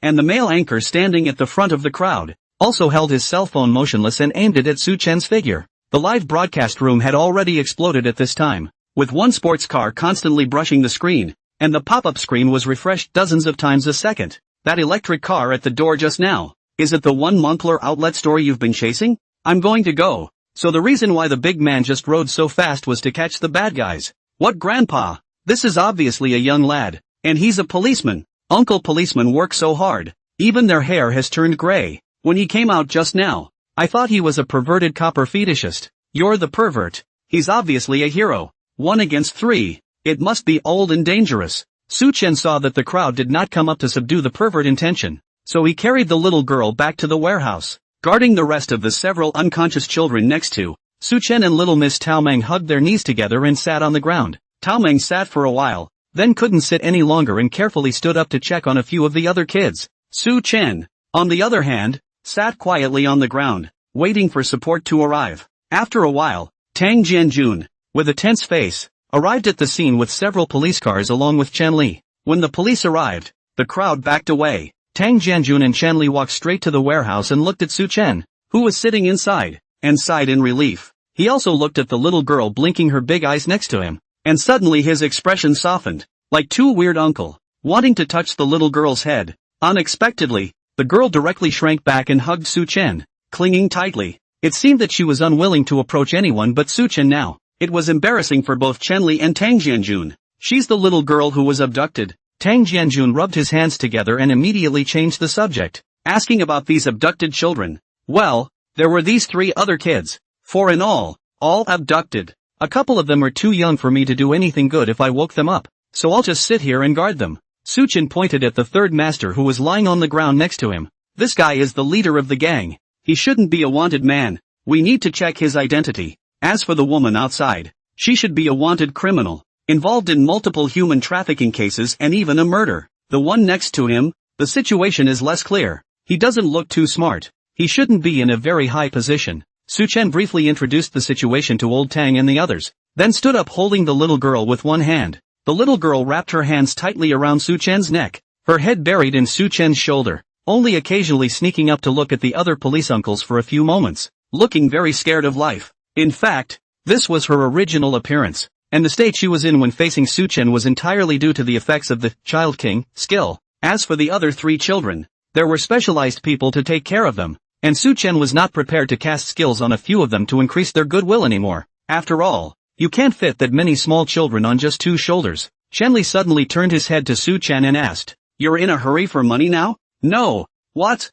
It's okay, seeing as you remember it so well. I'm afraid you're short of money." Chen Li shook his head and said with a smile. Su Chen had a black line on his face. "Wow, Team Chan, you can joke too, right? But if you don't tell me, I've forgotten that this woman is a Class B wanted criminal, and I'll have to pay myself a reward for the reward when the time comes. Tang Jianjun looked around the warehouse and said to Su Chen, you go back to the station first, make a statement about tonight's events, and these kids need to contact their families in a hurry. I guess they're all anxious now. The parents of these kids must have called the police when they realized their kids were missing. And the investigation should still be quick. Su Chen nodded and patted the little head on his shoulder, instructing worriedly, these kids are sent to the hospital for a checkup. These guys probably used a lot of psychedelic drugs in order to control them. Don't leave any after effects on the kids. Tang Jianjun nodded. He thought the same thing. Several people then walked out to check on the 3 seriously injured traffickers. Seeing the 3 men's heads swollen into pig heads, Chen Li's mouth twitched as he shook his head.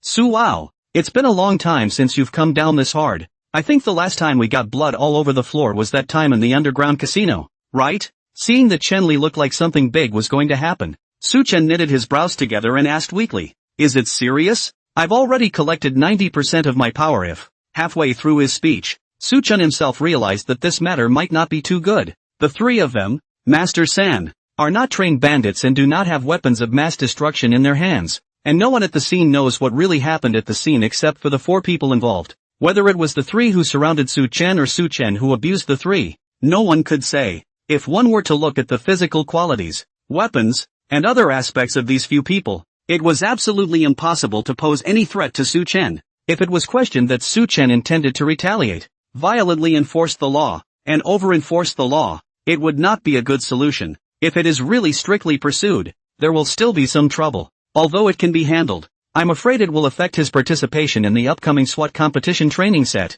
However, Tang Jianjun laughed and directly interrupted him. It's not serious. Not if there's breath left. Human traffickers are a crime for everyone, and if you hadn't been here, it's not likely that they would have been killed by these passers-by. The fact that they're still alive means you've done everything you can to protect them. Tang Jianjun winked at Su Chen. When you get back, you'll tell the whole story, from the time you had the barbecue, in detail, and remember, don't leave out any details, especially how they used the weapon in their hands to perform an attack maneuver on you, which is important in determining your enforcement efforts. After all, no one was dead, so even if they were hurt, it wasn't a big deal. After all, Su Chen, as the rising star of the Shanghai City Police Force, who was handpicked by the provincial leaders, would not make things difficult for him on such ambiguous matters. Besides, when the video then up a fermentation, the netizens do not ask for Su Chen promotion and pay raises and bonuses would be good. If someone really dared to take this to Su Chen's shoes, afraid to drown in the mouth of the masses.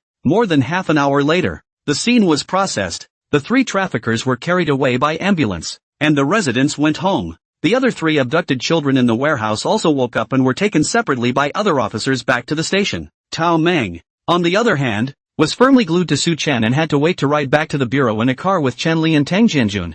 At this time, Tang Jianjun suddenly remembered that there were still 2 people waiting for news from Su Chen and said to him, by the way, Lin Feng Xiaoyu and the 2 of them also sent the traffickers over the square to the police station. You give them both a message back. The 2 of them have been worried about you. Upon hearing this, Su Chen also hastily pulled out his cell phone and sent a message over to those 2. Still, it's not necessarily a good thing that you 3 got credit for catching the traffickers tonight. Tang Jianjun revealed a thoughtful expression and mused. Su Chen was puzzled. Why? It's not good to get credit. Tang Jianjun sighed. You're about to take part in the intensive training, and you 3 will definitely be used as a benchmark and praised for your achievements. Quite a few people are taking videos today, and you guys are definitely famous when it gets streamed online. While it will deepen the leadership's impression of you, it also implicitly separates you from the rest of the set. You don't need me to tell you that you should understand the reasoning behind the gun. When it's time for training, you'll have to rely on yourself. I'm a small division chief. I can't help much. Tang Jianjun instructed a whole lot in a serious manner.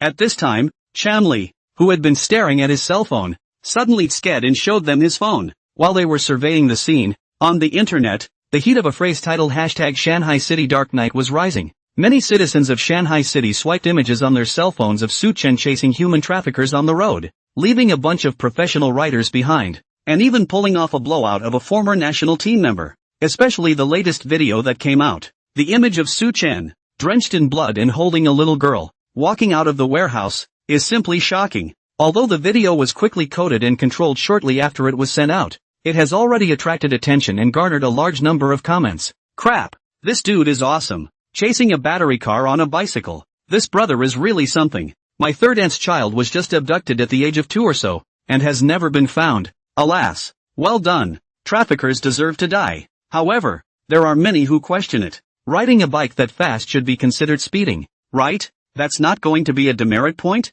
Dude, you don't need a driver's license for a bike. Where are you going to get points? You see before and after the video. The two people obviously look completely different. The one in the back with a glance of a handsome man. The one in the front with a glance of an old man. Identified as a P picture. As we all know, videos can't be PD. So it's true. I want to file a complaint. This kind of person as a police officer is simply jeopardizing the safety of the public. The comments are full of opinions and varying attitudes on the matter. Some people think that such law enforcement has crossed the line. And even if it is for the purpose of arresting criminals, they cannot do such things on the road that jeopardize the safety of the people. Some people think that police officers have too many things to worry about when enforcing the law, but instead, they will let the bad guys get hold of them and they will be escaped by the bad guys. Fortunately, no one in the team of night riding was injured this time. If someone was really injured while chasing Su Chen, I'm afraid that this black pot will be held on the police. Xiao Hong, a reporter from the city's TV station, was staying up late to organize the material,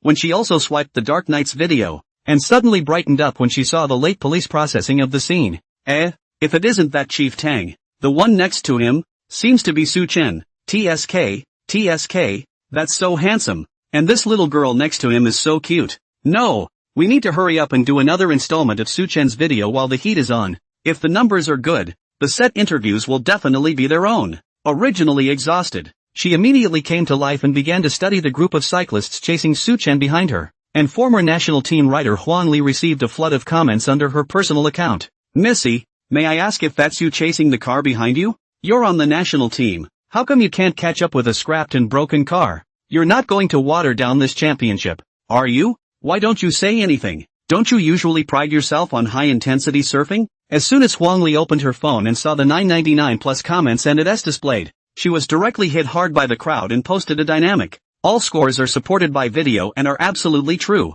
Retired. Do not queue. The comments section was then closed. However, the dynamic she sent out was screenshotted and posted under other popular videos. You guys can't even keep up with the nationals. Giving rides to autism. Ha ha ha. Mom, I want the same bike. Buy big. I looked around. Seems like this car has been discontinued.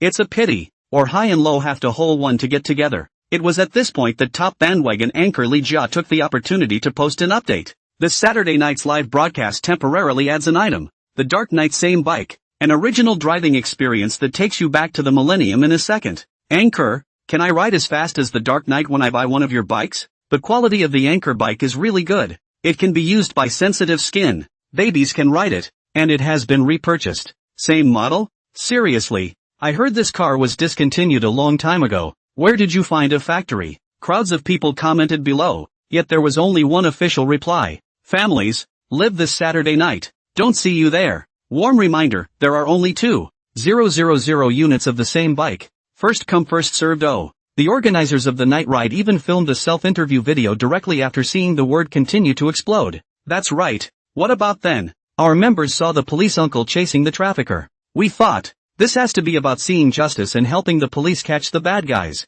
So yeah, they just all dug in and followed, hoping to help out and catch the traffickers. Although we didn't catch up in the end, it's still a contribution to Shanghai City. By the way, the handsome ladies and gentlemen who are interested in our club can send private messages or comments. Private chat you send membership.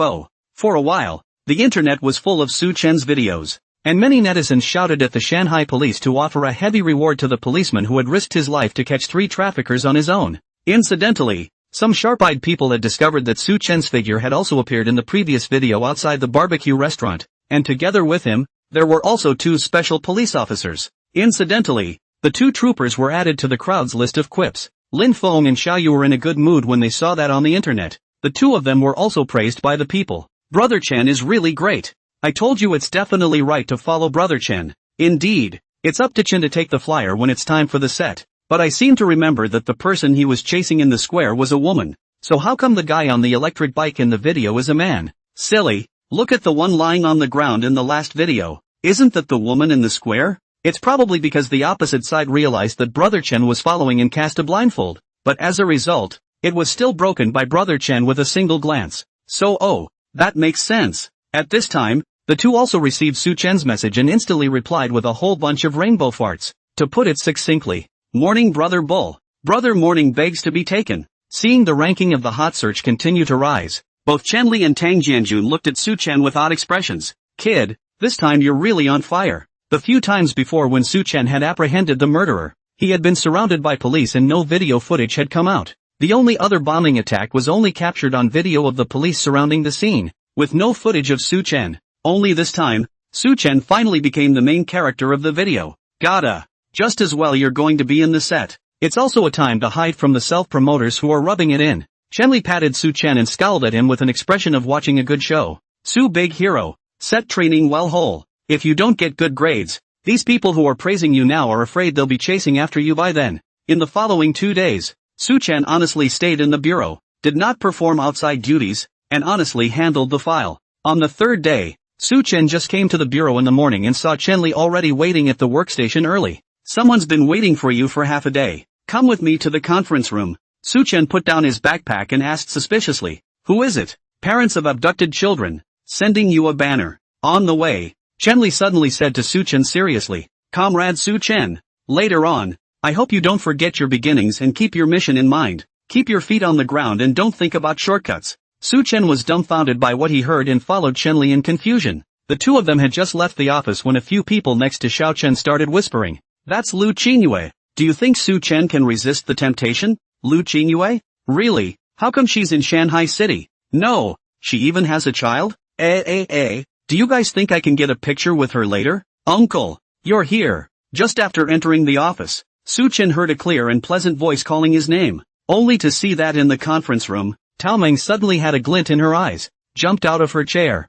bounced and ran to Su Chen, and flashed a sweet smile at her. Su Chen squatted down and touched Tao Meng's little head. Su Chen didn't think there was anything wrong, but this scene surprised the woman in the room who wore sunglasses and had a cool temperament. Underneath the sunglasses was a look of utter shock. This little girl, who usually cowers behind her acquaintances when she sees strangers, doesn't even want to say a word. Why are you so enthusiastic today? Is it because the other person is a lifesaver? At this time, Chenli said to the woman, by way of introduction, this is the police officer who saved the children from the traffickers, Comrade Su Chen. Su Chen nodded and looked at the other party. The first impression was only 2 words. Beautiful. Really pretty. It's true that there is a mother as well as a daughter. Tao Meng is so cute at such a young age. And her mom is really even more beautiful. And it didn't look old. It felt like it was only in its 20s. I didn't realize you could take such good care of yourself after having a baby. Su Chen wasn't someone who had never seen a beautiful woman before. But the woman in front of him still attracted his attention.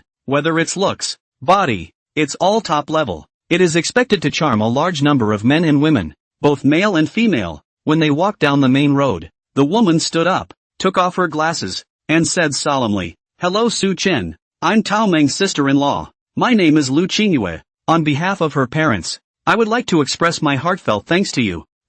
Not Tao Meng's mother? Just the sister-in-law? Sodexo inside. Crooked re good. When Su Chen heard this, his eyes widened slightly, his heart instantly filled with more thoughts, and he forgot to respond for a moment. Chenli, looking at this reaction of his, thought that Su Chen, like the others, was surprised because he recognized the identity of self Lu Qingyu. Looks like little Su is also a fan of Ms. Lu. Ha ha. Come on, everyone sit down. Sit down and talk about anything. After some pleasantries, Su Chen said indifferently, Nothing, as I said earlier, it's our duty to catch the bad guys. It's what I should do. Besides, Momoko's so cute. I'm sure even if someone else was in such a situation, they'd still see it through. Tao Meng saw Su Chen praising her cuteness again and sat in her seat with a hefty smile. Lu Qingyue looked at Su Chen with gratitude in her eyes, vaguely curious. Just now, after she took off her glasses, it was clear that the other person recognized her. Surprised. How did peace return so quickly?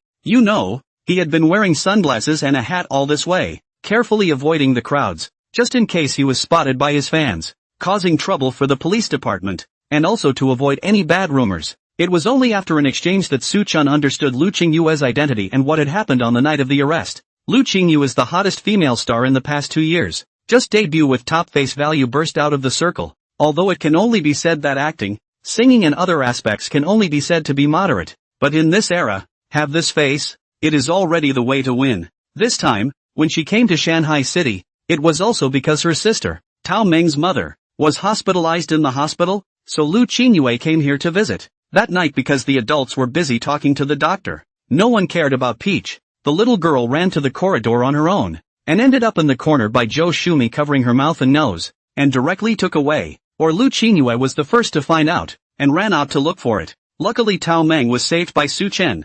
Otherwise Lu Qingyue really didn't know how she would explain to her sister. This was followed by some politeness, thanking Tang Jianjun and Chanli and other leaders, and also saying that they would be interested in sending some police instruments and brand new police cars to the police department, hoping that the police comrades would continue to protect the safety of the people and catch more criminals. While Lu Qingyue was skillfully courteous with Su Chen's leaders, Su Chen was on the sidelines playing with little Peach, and Peach even mysteriously took out a cell phone and added WeChat with Su Chen. This gave Su Chen a lot of pleasure. The little girl was so young that her family actually bought her a cell phone and played with it. After little Peach added Su Chen's contact information, he gave him a hee-haw smile, and after saying goodbye, he ran to his sister-in-law's side, and the two of them left the police station. Seeing the end of the thank you process, Su Chen also went back to his workstation to take care of the final work, and tomorrow he was going to depart for the intensive training. After sending the two away, Chenli came to Su Chen's side and sat on the table with a teasing face to look at Su Chen. TSK,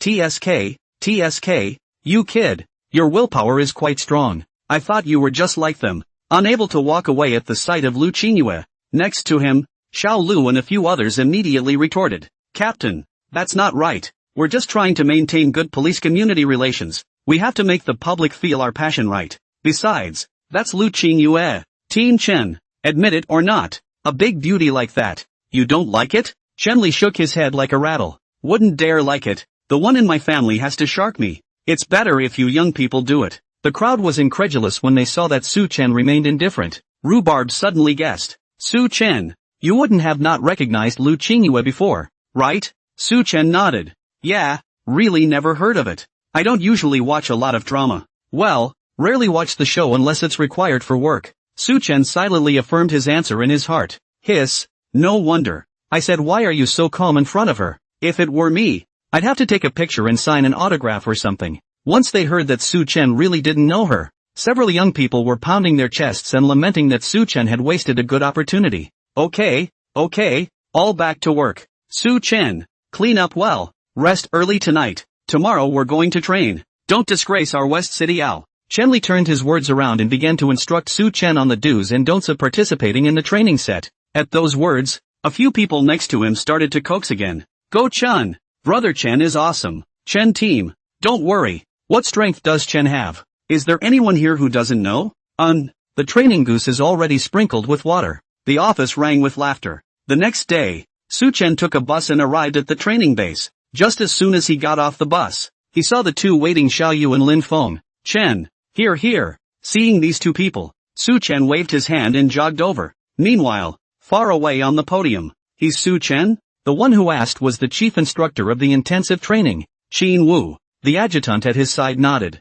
A civilian police officer. What's the point of running here? Even if he's great at catching criminals. But it's a competition. It's a tactical level of play. So who can we beat if we put him on the field? Qin Wu flipped through Su Chen's resume and slapped the file on the table. For the afternoon program, change it to an indoor rivalry and let him weigh in on what he can do. If you don't have a couple of tricks up your sleeve, get out as soon as possible. Indoor confrontation? When the adjutant heard Qin Wu's words, he hesitated for a moment. But in the end, he went to carry them out as instructed. Qin Wu looked at the two big words Su Chen on the file, and the corners of his mouth went to the ground. I really don't know what the higher-ups were thinking. The pressure of this competition is so high, the situation is so serious, and they still found a civilian police to mess up. Fine, then let's have a real fight and see how much strength he really has. Since we're going to compete, it's only natural to choose the most classic item in the competition, the CQB combat item. CQB, or Close Quarter Battle for a Short Time, is a tactical model developed by various countries' commando units,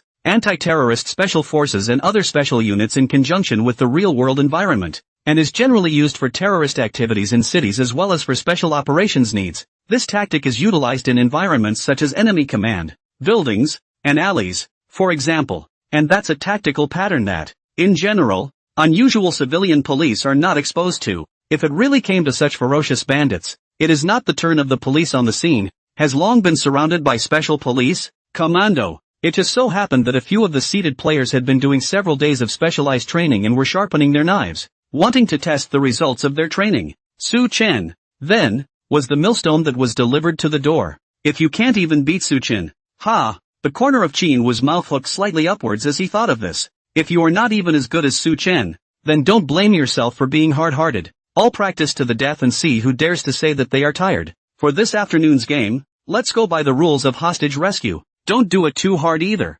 Find a seated player to form a team and add Su Chen to it, lest the leaders think I'm taking it personally. Chin Wu thought about it, but still instructed the adjutant to do things a little more thoroughly, so as not to let Su Chen be abused too hard, and the higher-ups would not be able to get over their face. At noon, Su Chen, Lin Feng and Xiaoyu had just had lunch and returned to the dormitory to rest, when Biao Zi, his comrade from the next dormitory, came over to visit. Just entering the house was a sight for sore eyes. Xiaoyu, have you two heard? Afternoon training has been withdrawn and turned into detachment practice. When Xiaoyu's duo heard this, they were confused. What's the situation? Isn't this afternoon physical training changing to real life? What program? Hearing that the afternoon's competition was hostage rescue and that Su Chen was going to participate, both of them were worried. Brother Chen, why aren't you nervous at all? Oh yeah, Morn has rescued hostages before, Piao asked curiously when he saw this. Brother Chen, I see you're so calm, so you've saved hostages too. Su Chen thought about it and nodded slightly. Well, someone put a time bomb in the mall earlier and strapped it to a hostage. And the human traffickers from 2 days ago, that should count, right? Once he heard Su Chen's words, Biao Zi burst out laughing. Brother Chen, did those bandits you faced have guns in their hands? Su Chen shook his head. Seeing this, Piao Zi continued. Morn, those, aren't really proper rescue operations. Let's just tell you this. The event we'll be competing in this afternoon is a simulation of those vicious outlaws, everyone with a gun, and the terrain is intricate and vulnerable to attack. When many people hear about this program, they think that rescuing the hostages is the hardest point to get to, but in reality, getting to where the hostages are safe and sound would be hard enough for most people. 80% of the contestants in this program are eliminated in the hallway before they ever see a hostage. Biao Zi stood beside the bed, leaning on the ladder and patting Su Chen's shoulder. It's okay, Brother Chen. Just think of it as coming to us for a few days of experience. The big deal is that if you get eliminated, you go back to work. Okay, enough nagging. Back to bed. Bye. After Biao Zi left, Xiaoyu and Lin Feng both looked sad. What's going on? Is this project that hard? Don't you guys forget, I'm a 100-shot marksman. Su Chen smiled at them, trying to dispel their nervousness. However, both pursed their lips and shook their heads. Brother Chen, this program you usually can't train. Wei, Su Chen directly interrupted. It's just CQB. Lin Feng's eyes lit up. Brother Chen, you guys still practice this? Su Chen shook his head. We really don't usually train for this program. But well, doesn't mean I won't. Do you have a training ground here to warm up first? Meanwhile, another dormitory. Brother Long, I've asked around and that Su Chen doesn't know anything about our project. You guys take out half of your training and you'll probably take it easy. Biao Zi, who had just come to visit the door, was currently standing in front of a cold-faced member, Lung, sharing the information he had just poked around as if he was showing off. Lung sniffed and nodded. I'm bound and determined to win a spot in this southern province. It's time to let the brothers from other provinces see the style of our southern province's special police. As for those brats from Shanghai City, I'll personally give them a lesson this afternoon. A few of the nearby set members chimed in. Long is the single most qualified elite soldier in all aspects of the South Province's training team, has participated in numerous arrests, as well as hostage rescue operations, rich in actual combat experience and excellent physical quality. Long has thus become one of the few people Chin Wu is most optimistic about, and has always hoped to be able to represent the southern province to achieve good results in the national grand tournament. 2:30 p.m. All setters have assembled in the playground. Coming up, a live indoor hostage rescue drill, led by Zhang Long as the bandit side. Su Yang led the team as the search and rescue party. Zhang Long, Su Yang, lead your respective teams, check your equipment and prepare to start the drill. Yes, as soon as the trainer's words fell, accompanied by two loud roars, Su Chen followed Lin Feng and Xiaoyu and arrived in front of Su Yang. Su Chen, we're also in the same family. I'll be your captain later. Don't be nervous, just relax. Su Yang saw Su Chen and greeted him kindly. Both he and Zhang Long were seated players valued by Chin Wu, but their personalities were completely different. Zhang Long was impatient, straightforward, and a bit short-tempered, but Su Yang, although a special operations officer, had the personality of a civil official. speaking slowly and in an orderly manner. Seeing Su Yang being so kind, Su Chen didn't put on any airs and greeted him cordially. Su Chen, since you don't have much experience, Lin Feng and Xiao Yu will lead you as the sabotage team. The sabotage team, as the name suggests, is responsible for sweeping away obstacles that impede movement, such as walls, locked doors, iron gates and fences, and so on. When Lin Feng and the two of them heard this arrangement, they nodded their heads. The sabotage group was not prone to short-handed fights with the other side, and Su Yang had let Su Chun into this group so that he could live a little longer, lest he lose face. Secondly, it was also to avoid Su Chen taking up an important position and dragging everyone down.